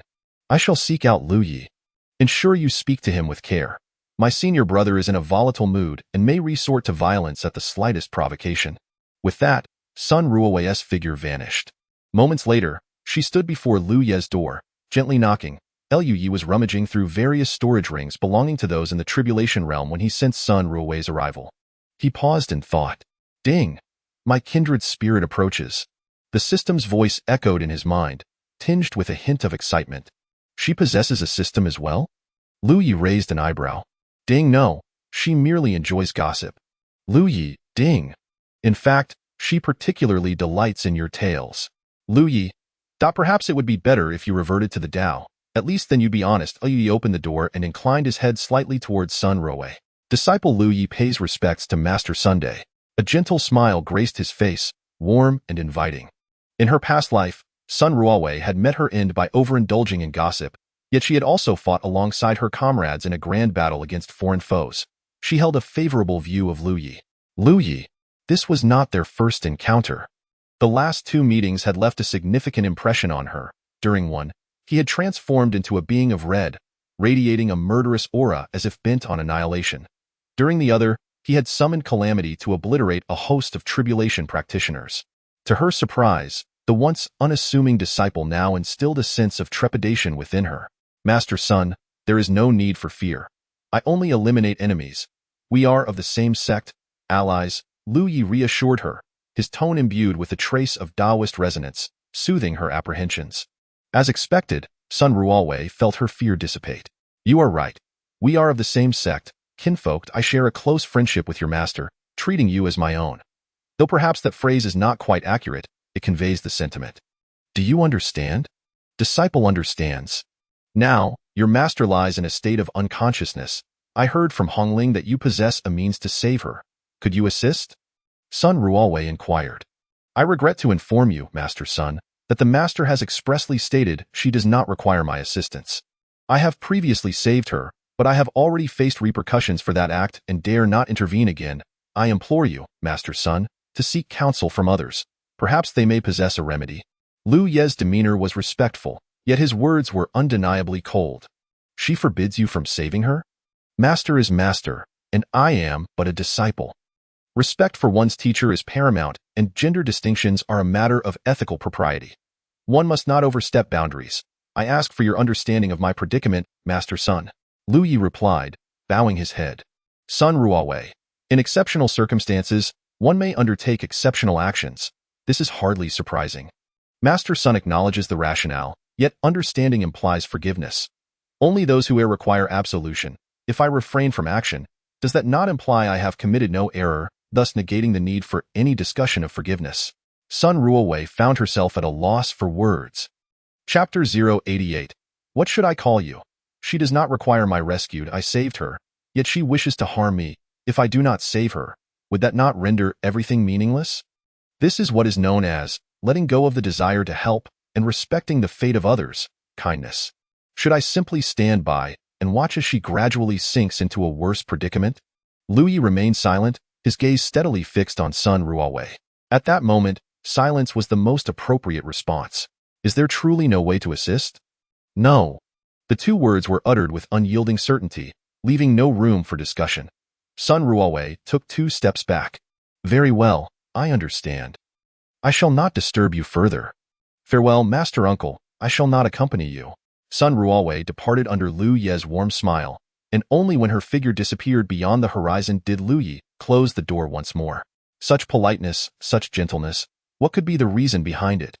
Oh no, I have habitually become a spectator, yet this is not the time for spectating. What should I do next? Ding, fellow traveler, I must see how this fellow traveler will proceed. Lu Yi? A glimmering screen materialized before Lu Yi, without his consent, Lu Yi. Damn it, this system is becoming increasingly insightful. If the system were to ask Lu Yi whether he wanted to watch, he would certainly be indifferent, yet the system initiated playback without his approval. What can he do? He cannot simply assault the system, can he? Him? After all, organizing treasures is not a tedious task. Glancing at it will not cause any harm. Lu Yi felt as though he had returned to his childhood on Earth, being fostered in an orphanage, where the orphanage had somehow acquired a bounty of cotton, unprocessed and still enclosed in its pods. The director summoned all the children, tasking them with stripping the cotton, as if to reward them with an outdoor movie. They peered at the screen while stripping cotton. That was indeed one of the rare, beautiful memories of Lu Ye's life. Now, there was a certain resonance. Sun Rualwei returned to Bai Qilan's residence, where Bai Qilan's countenance remained pale. How did it go? Upon noticing that Lu Yi had not followed Sun Rualwei, Yu Hongling's expression shifted to one of disappointment. He said that Qilan has explicitly informed him that she does not require his assistance. Just as expected. At that moment, Bai Qilan trembled slightly. She felt as though she were dreaming, envisioning herself plummeting into a deep abyss filled with ice-cold water, where not only was there the piercing chill, but also the overwhelming terror of drowning. She yearned to break free, to escape this abyss, however. The more she struggled, the deeper she became entrapped. In the past, at such times, a pair of warm hands would appear, grasping her own, accompanied by a fiery breath that made her hold on tightly. Those strong arms would embrace her, carrying her upward, leaving all coldness and drowning fears far behind. Yet this time, no such presence emerged to save her, regardless of how she sunk or how she fell. Husband, save me. Both Yu Hongling and Sun Rualwei turned their gazes toward Bai Qilan. Listening to her dreamlike whispers, both were left in silence. Her subconscious yearned for Lu Yi to rescue her. No one desires death. No, I refuse to believe that only Lu Yi can save Qilan. I shall seek out the sect leader. With so many talented individuals in the Didao sect, surely they can save her? Sun Ruowei could no longer endure this. Yu Hongling's eyes were filled with sorrow. It is futile in this vast universe. Among all the deities, only senior brother can save our master. Only he can? Then I shall request the sect leader to command Lu Yi to save her. Sun Ruowei exited in a huff, making her way toward the Da Dao Peak. Soon, she encountered Lu Chongfeng. Sect leader, Bai Qilan, is currently severely injured and unconscious, suspected of being poisoned. According to her disciple, Yu Hongling, only Lu Yi can save her. I have come to request a decree from the sect leader. Please grant it, commanding Lu Yi to save his master. Upon hearing this, Lu Chongfeng's heart tightened, the mindset of a lovesick fool taking precedence. How could junior sister Bai be poisoned? I shall go and see her. Changming, immediately order the healers from the medical peak and the alchemists from the pill peak to go to Qilan Peak. Sun Ruowei emphasized, sect leader, your visit will be of no use. The medical peak and pill peak will also be ineffectual. Only Lu Yi has the means to save her. Even I, who am proficient in healing, cannot help. You need only command Lu Yi to attend to this. Lu Chongfeng then remembered that Sun Ruowei was also an exceptionally skilled healer. However, when it came to Lu Yi, the thoughts occupied by infatuation were quickly usurped by the authority of the sect leader. He calmed himself. Junior sister Bai is Lu Ye's master. Why would he not save her? Lu Chongfeng asked. Sun Ruowei's expression stalled. How should she respond? To say that Lu Yi must chapter 089, deceiving oneself awakened, Bai Qilan has awakened. With a soft moan, Bai Qilan opened her eyes, and in that moment, her breath surged, elevating her two minor realms in a single breath. The Taiyin transformation scripture is indeed a formidable cultivation method. During her slumber, it operated autonomously, continuously dissolving the chaotic yin poison. Dissolving, the nascent soul absorbed, condensing. Once again, dissolving, the nascent soul absorbed, then condensing again. Of course, the speed of absorption by the nascent soul could not compare to the speed of its birth. After a while, Bai Qilan's body temperature had significantly stabilized. You are awake, exclaimed Yu Hongling and Sun Ruowei in unison, their faces alight with joy. Suddenly, Bai Qilan furrowed her brow, her expression shifting dramatically. Who touched my clothes? Master, it was me. I moved them, Yu Hongling hurriedly replied. Bai Qilan then breathed a sigh of relief. How do you feel now? What is the state of your constitution? How can you have reached the harmonization realm and still face such calamities? Sun Ruowei asked anxiously. It's nothing to worry about. I have my own methods to resolve this constitution issue. My fainting was merely a protective measure. I did not disturb anyone during my unconsciousness, did I? Bai Qilan inquired. Yu Hongling and Sun Ruowei exchanged glances. Ahem, no? Bai Qilan's face was filled with helplessness. Then tell me, who did you disturb? It was better not to mention this, but once it was brought up, Sun Ruowei was filled with indignation. Qilan, what on earth happened? Why are you surrounded by such men? One Lu Yi, no matter how we pleaded, even if we begged him to let go, whatever he did would not be blamed, yet he stubbornly refused to save you. Although Bai Qilan had already guessed, hearing of Lu Ye's indifference towards her still sent a chill through her heart. Fine, she admitted she was somewhat shameless. Clearly, she did not want Lu Yi to save her, yet when he truly did not, she found herself feeling despondent. It is indeed my own choice not to let him save me. I cannot blame him for this. Bai Qilan showed no signs of distress. Letting Lu Yi be is one thing, but you also said not to let him save you. What about Lu Chongfeng? Bai Qilan's expression changed dramatically. Did you allow Lu Chongfeng to attempt to save me? Though she could not abide the thought of any man apart from Lu Yi, traditional values made it impossible for her to accept anyone else. Her final destiny should be to walk alone on the path of the great Tao. No, how could I allow Lu Chongfeng to save you? Yu Hongling, understanding Bai Qilan's reaction, quickly clarified. Bai Qilan let out a sigh of relief. It was not to have him save you, but I commanded him to order Lu Yi to save you, yet he refused to give the order, even saying that I should not call him by name but rather refer to him as sect master. This is simply outrageous, Sun Ruowei expressed her displeasure. Bai Qilan understood Lu Chongfeng's intentions. She felt a pang of emotion. In this world, apart from Lu Yi from her previous life, there seemed to be no one who could treat her with such unwavering devotion. Yu Hongling hesitated. Bai Qilan looked at her. Is there something you wish to say? Well, master, do you truly not know the immense suffering your senior brother endures when he helps you? Yu Hongling asked. Bai Qilan was taken aback. Why do you ask this? I want to find senior brother to save you. and I told him you were unaware of the immense pain he would bear. Yet he replied that you do know. Bai Qilan fell silent, refraining from answering the question. I am tired and need to meditate for a while. You two may attend to your own matters, she finally stated. Her silence was the most deafening response. Yu Hongling was incredulous. Master truly knows? Did she not repeatedly claim ignorance? Why? Why did she know yet pretend otherwise? What could be the reason? She wanted to ask again, but was pulled away by Sun Ruowei. Bai Qilan gazed at the closed door, shutting her eyes, ultimately unable to restrain herself as a tear slipped down her cheek. She certainly understood the immense pain Lu Yi endured, yet she chose to forget. Especially after obtaining the Time Transformation Scripture, Lu Yi would no longer suffer. As time passed, she gradually forgot his past torment. However, she remembered his identity all too clearly. She was the master, and Lu Yi was the disciple. She was deceiving herself. How pitiful that she had convinced herself to believe it. This is hardly worth viewing.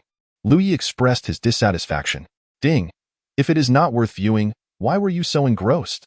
The system promptly retorted. Was I truly engrossed? Ding! You were. You must be mistaken. Indeed, you have no eyes, so it is understandable. Ding! I have eyes, many eyes. I can have as many as I desire. All are blind. Ding! Yours are the truly blind ones. Lu Yi and the system exchanged banter for a while, and after organizing his storage ring, his mood was quite pleasant. Speaking of which, it has been some time since I returned to the sect. Why have those factions not reacted yet? There has been no sign of movement. I must seek out the Withered Man Wood. The Withered Man Wood was a vital treasure for him to condense 3 lives. He knew its location. The reason he had not left the Dao sect was that he was waiting for the allied sects to assault the Dao sect, intending to depart under their very noses, drawing all fire upon himself. Since the Dao sect had returned, it had sealed its gates, and Lu Yi was unaware of the current situation outside. He had no inkling that all 46 Tribulation Realm experts had perished, and this news was spreading rapidly through the great wilderness. The speed of dissemination was alarmingly swift. The entire great wilderness was in an uproar. 46 Tribulation Realm, 57 Question Realm, all annihilated. Heavens, the heavenly mechanism report cannot be jesting with us, can it? The entire great wilderness. How many Tribulation Realm experts do all the factions combined possess? Take the Dao sect as an example. In order to save Lu Yi, they mobilized their entire force, sending 19 Tribulation Realm experts. The 5 great sects, 3 dynasties, and 1 eternal sect combined had at most 200 Tribulation Realm experts. The Dao sect's number of Tribulation Realm experts was certainly above average. Furthermore, aside from these top-tier forces, there were also first-rate factions, as well as the Hidden Underworld and Heavenly Pavilion. In other words, at least 1/7 of the Tribulation period experts in the entire First Heaven had been eliminated. A staggering 1/7 of the Tribulation Realm had perished. The Yin-Yang Law sect, the Supreme Empire, their strong experts were nearly wiped out. The Robbery sect and the Mountain River Pagoda sect were regretting their choices fiercely. Originally, their relationship with the Dao sect had been relatively amicable, as evidenced by Suimo delivering treasures to Bai Qilan. Yet now, it had turned into this. Not only had they become enemies with the Dao sect, but they had also lost so many strong experts, with the younger generation suffering numerous casualties, leaving their rear end and front lines in disarray. Without strong experts, potential was also lost. These factions felt utterly at a loss. Chapter 090. No longer waiting ha in the demon realm, the demon emperor laughed heartily, a black banner floating behind him, an endless surge of black mist swirling, as if billions of souls were howling in torment within. I never imagined, truly never imagined. The demon emperor was rendered almost foolish by his own laughter. And why goodness. 46 Tribulation Realm experts perished, all killed by a ruthless killer who, through some peculiar means, provoked the heavenly tribulation, wiping them all out in one fell swoop. Upon receiving this news, he nearly choked on his own breath, almost laughing himself to death on the spot. Surrounding the demon emperor, numerous Tribulation Realm demons displayed grotesque grins. Initially, they had been concerned, worried that with so many young demons slain, their lineage would find itself in a state of impotence. But now, there was no need for such worries, for the human race was no longer a force to be reckoned with. They had been rendered powerless to 46 Tribulation Realm experts, 46. The demon emperor kept repeating this number, as if the demon race had just rid themselves of a colossal adversary. Send forth my imperial decree. Contact all clans. The opportunity to invade the great wasteland and unify the first heaven has arrived. This time, I shall let my 10,000 souls banner feast upon the souls of the human race. Yes, similarly, among the other races, when the spies embedded within the human factions relayed this news, the powerful beings of those races erupted in excitement. The fall of 46 Tribulation Realm experts was akin to a festive celebration for them. They swiftly received the communique from the Demon Emperor, attack, attack, a once-in-a-lifetime opportunity. We must assault the great wasteland while it is in disarray. This is the perfect moment for us to strike. Let us ally. This time, we must make the human race pay dearly for their losses. I believe we should exercise some patience. The human race has already suffered significant losses in their tribulation realm. The emergence of a single tribulation expert requires considerable time. Now that internal strife has arisen among them, with Lu Yi, the top contender on the Eternal Talents list, having eliminated so many tribulation experts, how can the other sects possibly sit idly by while the Grand Dao sect aligns itself with Lu Yi? They will surely battle once more, and this clash will undoubtedly be monumental. Either the Grand Dao sect will be obliterated, or the other sects will suffer severe setbacks. There is no need to rush. Ba, you speak wisely. I too believe we should wait a while longer. Very well, then we shall wait, but we must gather our strength and be prepared to act at any moment. The various races began to deliberate. At this moment, a descendant of the water deity from the divine race, named Shui Liang, spoke up. Perhaps we can also reach out to the factions that have suffered the loss of numerous tribulation experts. How do you mean? The Supreme Divine Dynasty has contacted my divine race, claiming that if we can annihilate the Grand Dao sect and eliminate Lu Yi, they would be willing to coexist with us. The news that Shui Liang shared instantly piqued the interest of the powerful beings of the other races. Did the Supreme Divine Dynasty truly say that? Indeed, how intriguing. We should consider it. The Grand Dao sect. Waiting is no longer an option. Lu Yi suddenly rose to his feet. With no enemies approaching, remaining idle was nothing short of a waste of life. Lu Yi was unwilling to languish in inactivity. He sought to cultivate. His figure vanished. When he reappeared, he had already arrived at the Pill Peak. The name Lu Yi was already well known throughout the Grand Dao sect. The scene of him slaying tribulation experts was still vividly etched in everyone's memory, as if it had occurred yesterday. Disciple Lu Yi seeks an audience with the master of Qinghua Peak. Upon hearing that Lu Yi had arrived, the elders of Pill Peak did not dare to delay and immediately escorted him up the peak, notifying Daoist Qinghua. Before they had taken more than a few steps, Daoist Qinghua's laughter resonated. Ha ha ha, Lu Yi, you come to my Pill Peak, seeking elixirs? Whatever you require, do not hesitate to tell me. Lu Yi cupped his hands in respect towards Daoist Qinghua. I have come not to seek elixirs, but to borrow the 9-dragon fire furnace. I wish to refine a great elixir. Daoist Qinghua was instantly taken aback. You can refine elixirs? Indeed. There was no need for modesty here. Lu Yi's alchemical skills were indeed commendable. What elixir do you intend to refine? The elixir has no name, but if I must name it, I shall call it the Titan elixir. Daoist Qinghua appeared somewhat bewildered. An unnamed elixir. Did this imply that the elixir was created by Lu Yi himself? Nonsense. At such a young age, having cultivated to such a level is already remarkable. To master the art of alchemy requires years of dedication. Disciple understands that the peak master may not believe me, but it matters not.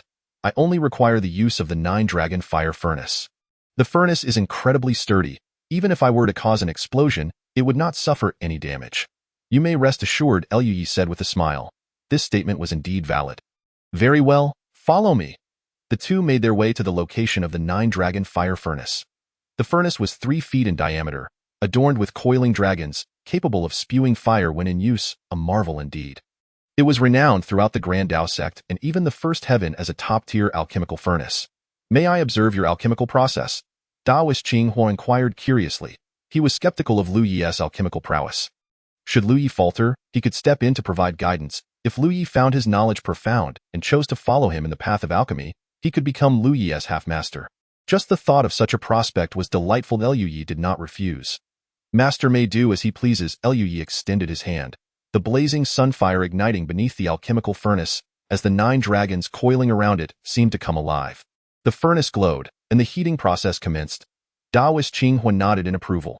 Lu Yi displayed considerable skill in heating and controlling the flames. Lu Yi produced a handful of spiritual herbs and tossed them directly into the furnace. Daoist Qinghua was momentarily stunned as Lu Yi had already thrown in the herbs before he could even discern what they were. What is this? Who tosses herbs in like that? The flames surged, and the heat quickly transformed the spiritual herbs into elixir liquid. Taoist Qinghua raised his hands, and had it not been for the embarrassment, he would have covered his ears by now. An explosion was imminent. A resounding crash echoed, yet the anticipated explosion did not occur. The furnace lid automatically opened, revealing 12 resplendent qi-boosting elixirs, each one full and round, with clear and even patterns. Incredible! Taoist Qinghua exclaimed in astonishment. This was completed just like that. Who refines elixirs by tossing all the herbs in at once? The potency of the ingredients varies. Conflicts are likely to arise. Yet, Lu Yi managed to pull it off. Lu Yi tested his hands, familiarizing himself with his current alchemical state, and found it satisfactory. Thus, he commenced. Suddenly, a multitude of spiritual herbs appeared in Lu Yi's hands, each exuding immense spiritual energy. After all, they were treasures of the tribulation realm. Lu Yi tossed dozens of varieties of spiritual herbs into the 9-dragon fire furnace all at once. Wait! Lu Yi turned his head, manipulating the flames while curiously asking, "What's wrong?"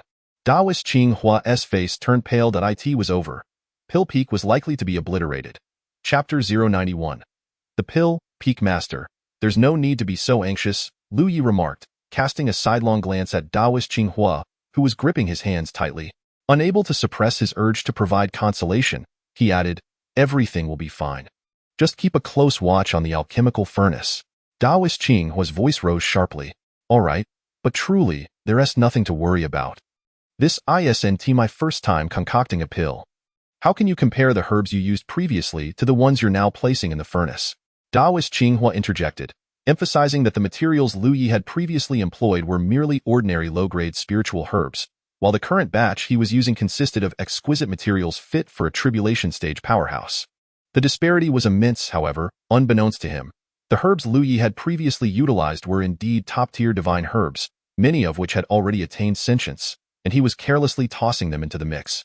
Roughly speaking, the principles of herbal properties are quite similar. They all fall within a few categories, Lu Yi countered. That couldn't be further from the truth. A minute difference can lead to a catastrophic failure. Even if the herbs are of the same type, their properties can vary significantly. Taoist Qinghua's admonition was abruptly cut short as Lu Yi tossed yet another handful of herbs into the furnace. Hey! Taoist Qinghua could no longer contain his anxiety. "Take your time, please. See? The furnace hasn't exploded," Lu Yi retorted, confidently tossing another large handful of herbs into the alchemical furnace, where the 9 dragons' fire continued to blaze, rapidly converting the materials into liquid essence. Once again, Lu Yi hurled another generous handful of herbs into the furnace, treating them as if they were mere clumps of weeds.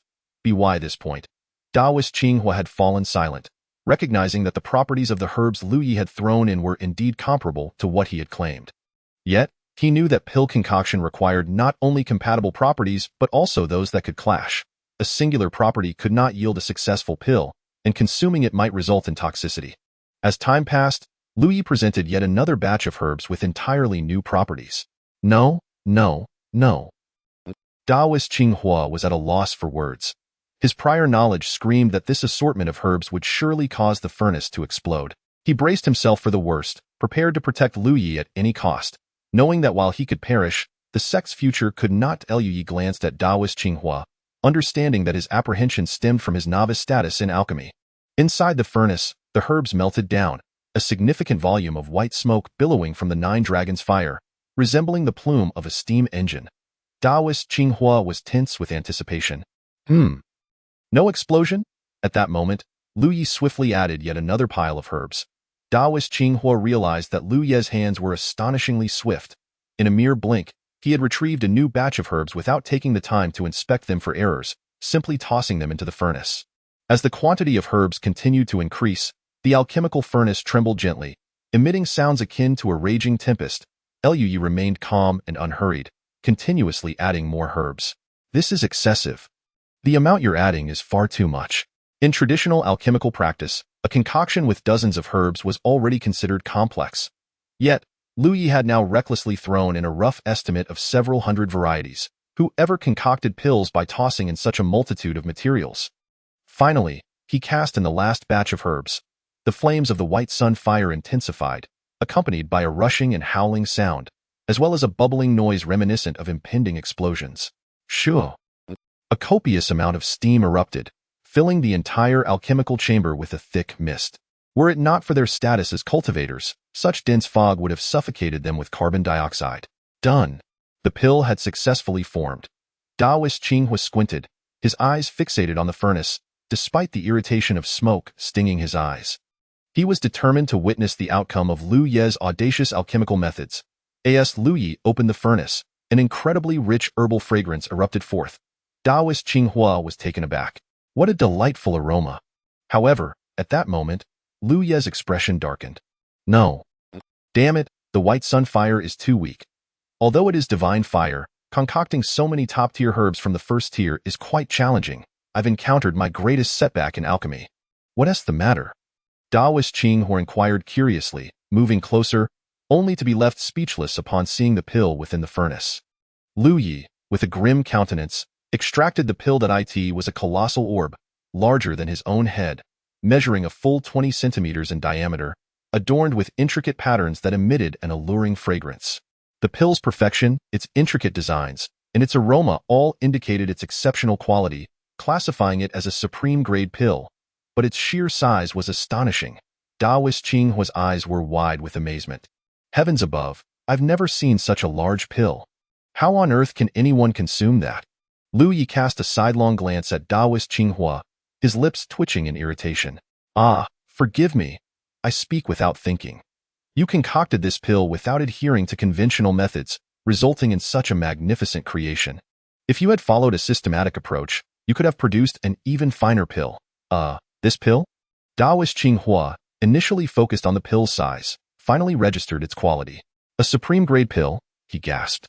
Indeed, I must thank you, Peak Master, for permitting the use of the Nine Dragons fire furnace. Never mind. Lu Ye produced a knife and cut a chunk from the colossal pill, offering it to Daoist Qinghua. Feel free to eat it or study it. I must take my leave. Daoist Qinghua stared blankly at the fist-sized piece of pill in his palm. He had just carved a piece out with a knife.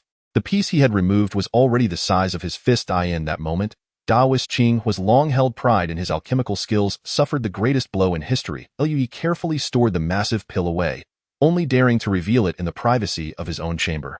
Ding ding ding. The system within his mind emitted a melodious laughter. Lu Ye contemplated whether to slice, scoop, or gnaw at the pill.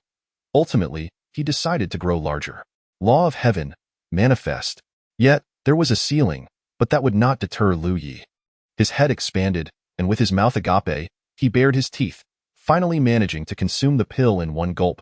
With a rush, the pill entered his stomach, and an overwhelming surge of energy rapidly spread throughout him.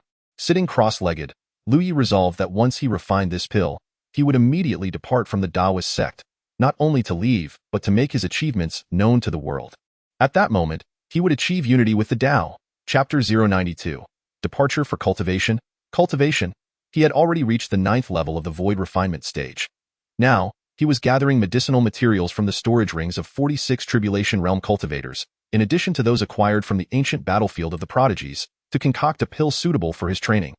The name of the pill was of little consequence. It merely needed to fulfill his requirements. His aspiration was to ascend to the highest echelon of the Void Refinement realm, and even further. The power of the essence was formidable. The terrifying medicinal force transformed into the purest energy, coursing through Lu Ye's body. The 9 lives undying scripture continued to operate, pushing the speed of his cultivation to its utmost limit. The surging energy coalesced into true essence, which then flowed into his nascent soul, promoting its growth. As the nascent soul expanded, it expelled a substantial amount of true essence to assimilate the medicinal properties. Lu Ye's body began to swell, however. This was inconsequential.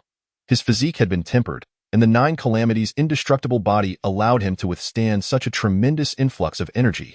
As he refined the essence, the total amount of true essence continuously increased, making the nascent soul ever more authentic, vibrant, and larger. Fortunately, the space within his dantian was boundless. No matter how large the nascent soul grew, it could be accommodated. With each increment of authenticity in the nascent soul, it signified his successful transformation from the void to the tangible. Thus, 3 days passed. The medicinal power was entirely consumed. Lu opened his eyes, devoid of the electric brilliance that flickered in the void, replaced instead by a serene tranquility that had come to fruition. This was sufficient. Lu Ye felt a sense of gratitude. His experiences in the Void Refinement Realm had been truly rewarding. Not long after breaking through to the Void Refinement Realm, he was bestowed with the blessings of the Eternal Prodigies list. The purity of that energy required no further embellishment. He had surged to the 9th level of Void Refinement in one breath. Following that, he had concocted this pill using such an abundance of top-tier Tribulation Realm medicinal materials. As for the rumors that cultivation must not rely on external aids? Nonsense that merely deceives the impoverished. If external aids were to be eschewed, why would the sacred land and divine sect occupy places of fortune? Why would they fight tooth and nail for resources? If you were a pauper, they would tell you that cultivation relies solely on hard work, that every bit of progress is earned through personal effort, and that is the true path. If you were affluent, they would extol the wonders of their pills, proclaiming that upon consumption, you could outpace your peers, gaining an advantage with each step. That is the competition of cultivators. It can only be said that Lu Yi had truly fared well. Concluding his cultivation, Lu Yi rose. He made his way to the peak of Great Tao. Disciple Lu Yi seeks an audience with the sect master. Upon hearing this, Lu Chongfeng's face broke into a smile as he personally came forth to greet Lu Yi. Hahaha, Lu Yi, how is your recovery? Do you require the sect to provide you with any spiritual elixirs for your restoration? Lu Yi returned the smile. Thank you for your concern, sect master. I am already well. I have come to discuss a new idea and hope for your approval. Oh, pray tell. I have now reached the peak of void refinement, and I am but a step away from achieving the Tao. Since there is no method for disciples to attain the Tao within the Great Tao sect, I need to venture outside. So urgent. Lu Chongfeng furrowed his brow. Cultivation must not be wasted. What do you require to break through to the Tao? Let me see if the sect has it. We are indeed at a critical juncture. I have received news that external tribes are stirring restlessly. Although other sects have yet to seek revenge, they certainly will not let it go easily. If you go out now and happen to be discovered, you may face not only the attacks of other sects, but also the might of foreign powers. Lu Chongfeng spoke the truth. Lu Ye's departure from the sect, without the protection of the Great Tao sect's defensive array, would indeed make him an enemy to the world if discovered. The treasure I seek is called Withered Man Wood, which can only be found in the western desolate Buddha desert. Withered Man Wood. Lu Chongfeng had never heard of this treasure before. The western desolate Buddha desert was once a sacred land of Buddhism. However, due to a Buddha known as the Buddha of Salvation, who aspired to enlighten the world and turn all into followers of Buddhism, the western holy land of Buddhism was turned into a desert. The entire Buddhist sect was expelled from the great wilderness, severing ties with the human race. As a result, the Buddhist sect no longer identifies with humanity, but instead yearns to return to the great wilderness and reignite the light of Buddhism. Do not rush. I will send someone to investigate. Lu Yi was well aware that the Great Tao sect did not possess this item. He had sought it in his previous life. Although he had ranked 33rd in his past life, he was still among the top prodigies in this life. Upon returning from the ancient battlefield of the prodigies to the sect, he had received the utmost respect from the sect that time. When he sought Withered Man Wood, he had also entrusted the Great Tao sect to search for it. When they found nothing, he eventually located the information through the Heavenly Mechanism Pavilion. Lu Chongfeng issued the order to search. He then engaged Lu Yi in conversation. If we truly cannot find it, there is no need for you to search personally. I can dispatch others to procure it for you. Lu Yi chuckled in exasperation. Sect Master, I am not an ignorant child. Every action I take is the result of careful deliberation. There is no need for others to seek it out. I am fully capable of acquiring it myself. If this also requires the assistance of others, then I might as well rely on them. Even if I were the number one on the Eternal Prodigies list, I would become a waste. Lu Chongfeng understood the validity of Lu Ye's statements. However, he deemed the situation too perilous. Soon, Ji Changming provided a reply. They had not found the Withered Man Wood. Lu Yi stood up and clasped his hands. Then I shall take my leave from the Great Tao sect. Rest assured, sect master. Though the great wilderness is vast, there are only 2 or 3 who could potentially retain me, and I will not give them the opportunity. Lu Chongfeng sighed. Very well, very well. Since you are insistent on departing, take the Great Tao Bell with you. Lu Yi, no need, farewell. Lu Yi departed. Lu Chongfeng pondered, contact Master Qingfeng, instruct him to secretly protect Lu Yi without his knowledge. Understood. Lu Chongfeng could do no more. He knew that from the moment Lu Yi stepped onto the Eternal Prodigies list, he would face one challenge after another. The 46 Tribulation Realm cultivators were merely the first hurdle. However, what does it mean to be atop the Eternal Prodigies list? fearless and undaunted, advancing relentlessly, overcoming each trial. That is the correct approach to the cultivation of prodigies. Even in death, there would be no regrets. Of course, that was Lu Ye's path, not Lu Chongfeng's. As the sect master, Lu Chongfeng was elected to lead the Great Tao sect to even greater glory. Lui exited the Great Tao sect. He furrowed his brows slightly. Master Qingfeng. That I must shake him off, otherwise it would hinder my escape. The troubles I have stirred up are surely beyond Master Qingfeng's resolution. Thus, half an hour later, the silver-haired yet youthful Master Qingfeng, with a hint of confusion in his eyes, looked around, surveying the heavens and the earth. He took out a communication stone. What is the matter? Lu Chongfeng inquired. I lost track of him. Lu Chongfeng? A scattered deity lost track of a void refinement cultivator. Lu Chongfeng understood. Lu Yi was doing this intentionally. What on earth was this lad planning? Chapter 093. The fish pond explosion. What is Lu Yi planning to do? No one knows. Yet, in an instant, the entire vast wilderness became aware. The Yinyang Holy Land. This place is characterized by its pristine mountains and clear waters, picturesque scenery, and two opposing peaks. One of purest white, resembling a mountain formed entirely of white jade, and the other a deep black, akin to ink or coal. Additionally, there are two lakes, reminiscent of the eyes of the Tai Chi symbol. The entire sacred ground exudes an endless aura of Tao. Lui has arrived. As per usual, he understood that without creating a significant commotion, how would others know he had departed from the Dao sect? He would shoulder the consequences of his actions alone. Should anyone seek vengeance due to the animosity from various sects, they would know where to find him. The disciples guarding the mountain beheld Lu Yi, suspended between heaven and earth. However, due to their limited strength, they did not recognize him. What are you doing? This is the entrance to the Yinyang sect. You cannot float in the air here. Return to the ground at once and state your purpose. Otherwise, do not blame us for capturing you. Even the disciples of the Yinyang sect maintain a certain authority over formidable beings. Just as the revered sword master pursued Chu Ling, despite his strength being at the breaking infancy stage, he still had to behave submissively before the disciples of the Yuan Dan Dao sect. Alas, Lu Yi was no ordinary sword master. With a gesture, he formed seals with his hands, and in an instant, the earth trembled as a colossal mountain peak materialized through immense magical power. Shadows gradually enveloped the entire Yinyang sect. The two guarding disciples exclaimed in disbelief. Boom! The massive mountain came crashing down upon the Yinyang sect. The protective formation of the sect activated automatically, and great boulders shattered, sending dust soaring into the sky. Woo! The resonant sound of the Yinyang horn echoed. Powerful energy surged rapidly from within the Yinyang sect. Such audacity! You dare to attack my Yinyang sect? You seek death. Lu Yi, having summoned the mountain peak, intended the insult to carry far greater weight than any actual harm.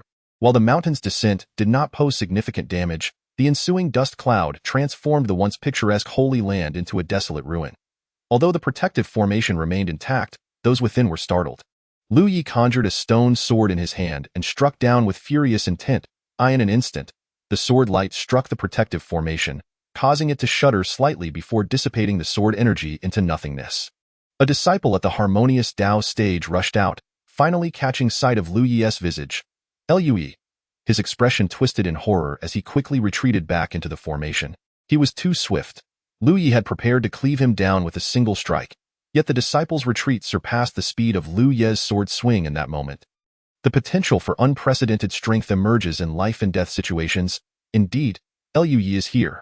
A bellow resounded. The entire Yinyang sect erupted in chaos. Even the ancestors were awakened, and those at the ascension stage and scattered spirits rushed out in a frenzy. Lu Yi, how dare you appear in my Yinyang sect? You seek your own demise. Those with discerning eyes recognized that Lu Yi's presence here surely held a purpose. It could not merely be a quest for death.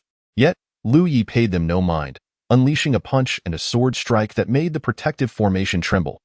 He then looked disdainfully at the furious spirits of the Yinyang sect and turned to flee. The winds howled fiercely. Be cautious of traps. If there are no traps, we must ensure his demise. The sect leader, the infinite Taoist, declared loudly. Lui ran swiftly, employing a technique known as the feather of floating sky, his form resembling a feather carried by the wind, elusive and unpredictable. However, the pursuers were indeed scattered spirits, and the distance between them steadily closed. Suddenly, Lu Yi plummeted downward, vanishing into the earth, his aura dissipating entirely. The two scattered spirits halted, conducting a meticulous search. This direction, though faint, his aura was still detectable. They continued their pursuit, only for the aura to suddenly split into 9 distinct paths, darting in different directions. The two spirits roared in fury, unleashing the luminous powers of yin and yang toward 2 of the fleeing auras, causing the earth to quake and massive pits to form. Yet, the pits revealed nothing. The remaining 7 auras swiftly fled, widening the gap between them and the 2 pursuers. Uncertain of which to follow, the 2 spirits were at a loss. After the 7 auras had traveled a considerable distance, the other 6 simultaneously vanished. This direction, the 2 spirits heightened their focus and gave chase. Such a fleeting aura could not be sustained for long. Lu Yi possessed numerous escape methods. In the realm of cultivation, those with greater strength often had more means of evasion. This was primarily because those with few escape options typically perished along the way. It has been humorously remarked in the cultivation community, any great emperor could be dubbed the Emperor of Escape. This reflects the truth of the matter. Even an emperor walking the path of invincibility can be overtaken by those 2 or 3 realms stronger than themselves, despite their unmatched prowess in their own realm. Lu Yi could undoubtedly shake off these 2 scattered spirits, but how would that create a sensational effect? In which direction is he fleeing? As the 2 scattered spirits pursued, they suddenly realized they had arrived near the imperial capital of the Julie Heavenly Dynasty. Lu Yi dashed into the capital, and at that moment, it was as if rain had returned to the sea. His aura vanished completely, without a trace released. The arrival of the 2 scattered spirits from the Yin-Yang sect alarmed the Julie Heavenly Dynasty, as scattered spirits awakened and flew toward the powerful figures of the Yin-Yang sect. Esteemed friends of the Yin-Yang sect, what brings you to Julie City? Lu Yi has entered your Julie City, the ancestor of the Yin-Yang sect, the solitary figure known as Gu Chengzi, stated. What? The voice of the Julie Heavenly Dynasty's elder suddenly soared. Simultaneously, a tremendous sword light shot into the sky. The terrifying sword intent erupted, causing the heavens to change color. That colossal sword loomed larger than the peaks, soaring toward the clouds. With a single strike, it aimed directly at the imperial palace of the Julie Heavenly Dynasty. The palace erected its great formation, and simultaneously, the entire Julie city activated its protective array. Boom! The earth trembled violently. In an instant, countless buildings in Julie City collapsed, and innumerable citizens screamed in terror, fleeing for their lives. A multitude of powerful figures emerged from the Julie Heavenly Dynasty, among them 4 scattered spirits. This was no jest. If Lu Yi unleashed a massacre within Julie City, the entire Julie Heavenly Dynasty would crumble. Tension enveloped the Julie Heavenly Dynasty. Fear not. His sword light did not breach the inner formation. Now, both the inner and outer formations of the Julie City are activated. He cannot escape. If we search diligently, we will surely find him. A scattered spirit of the Julie Heavenly Dynasty proclaimed loudly. Indeed, the formations of the Julie Heavenly Dynasty were formidable, with the outer formation serving both defensive and offensive purposes while the inner formation protected the palace, making it impregnable. A legion of soldiers began to traverse the city, searching every possible hiding place for Lu Yi and meticulously inspecting the residence. Meanwhile, Lu Yi's figure had already slipped into the inner formation. Reflecting on himself, having reached the status of a sovereign for so many years, he had nearly forgotten his expertise. While dismantling another S formation could indeed lead to feelings of humiliation, what follows after the humiliation? One can simply wash away the shame, pretending nothing has occurred. However, if he were to plunder another S treasury, one cannot merely return a few trinkets and feign that their treasures remain intact. Lu Yi's objective in entering was none other than the royal treasury of the Julie Heavenly Dynasty. Chapter 094. Encirclement. His technique for concealing his presence is known as the Heavenly Veil method. This particular skill is remarkably effective. In fact, he and the system spent an extensive period devising such a means of hiding one's aura. Just how effective is it? When he assisted the system in stealing from the Heavenly Tao, the Heavenly Veil method played a pivotal role. Thus, utilizing it to obscure his own presence now is an effortless endeavor. The royal treasury indeed heavily guarded. Various alarm formations are intricately layered, with one formation connected to the next. Triggering any one of them could set off a cacophony of alarms. Lu's eyes shimmered with a faint silver hue, transforming the world before him into simple lines and shapes. In a remarkably short span of time, Lu Yi employed a multitude of secret techniques, each more ingenious than the last. Bang bang. 2 swift strikes landed on the guards, infused with a hint of the primordial morning mist's essence. The 2 guards emitted not a sound. In an instant of excruciating agony, Their souls were rent asunder, and their lifeless bodies were stowed away in storage rings. Lui swiftly navigated the formations, prying open the treasury's grand doors and slipping inside. The treasury doors sealed shut behind him. Aside from the absence of 2 guards, the treasury remained wholly unchanged. Without hesitation, Lui began to gather, sweeping from the first floor to the third without a whisper of his presence escaping. Upon reaching the final floor, Lui had just stepped inside when he found himself face to face with an elderly man, his hair as white as snow yet youthful in appearance. Lui could only manage a polite smile in response. "Impudent thief!" The old man's voice thundered, and Lui's figure instantly retreated. The shrill sound of alarms erupted throughout the treasury as Lui dashed away. Every formation he approached would automatically disengage, while any movement from the old man would trigger another alarm. The treasury doors swung open and then shut with a resounding crash. Boom! In the next instant, the treasury doors were shattered. Lui had vanished without a trace. Where is he? The old man's furious roar echoed throughout the palace. Lui swiftly followed the predetermined escape route, racing out of the palace. A moment's delay would have resulted in the palace being completely surrounded. The formations posed no threat to Lui. Upon reaching the outer city, he breached the grand formation, reappearing in plain sight. He struck the grand formation with a resounding clap. Boom! The formation trembled slightly. All eyes of the powerful fell upon Lui. Seize him! In an instant, a multitude of shimmering lights surged toward Lui, who turned and sprinted away. What? Lui has assaulted the gate of the Inyang sect? Lu Chongfeng abruptly rose from his throne. Wasn't he supposed to be searching for the withered tree? Why would he suddenly attack the Inyang sect? Ji Changming couldn't help but chuckle wryly. Who knows? This is too dangerous. He likely has no idea how formidable the scattered gods are. We must take action. Immediately summon all sect members and prepare to assist Lui. Truly, how can a young man be so reckless? Why the urgency? Another 5 or 10 years of cultivation, and surely the Inyang sect wouldn't pose a threat. The powerful members of the Grand Dao sect had long been in a state of battle readiness. With a call to assemble, they quickly gathered at Grand Dao Peak.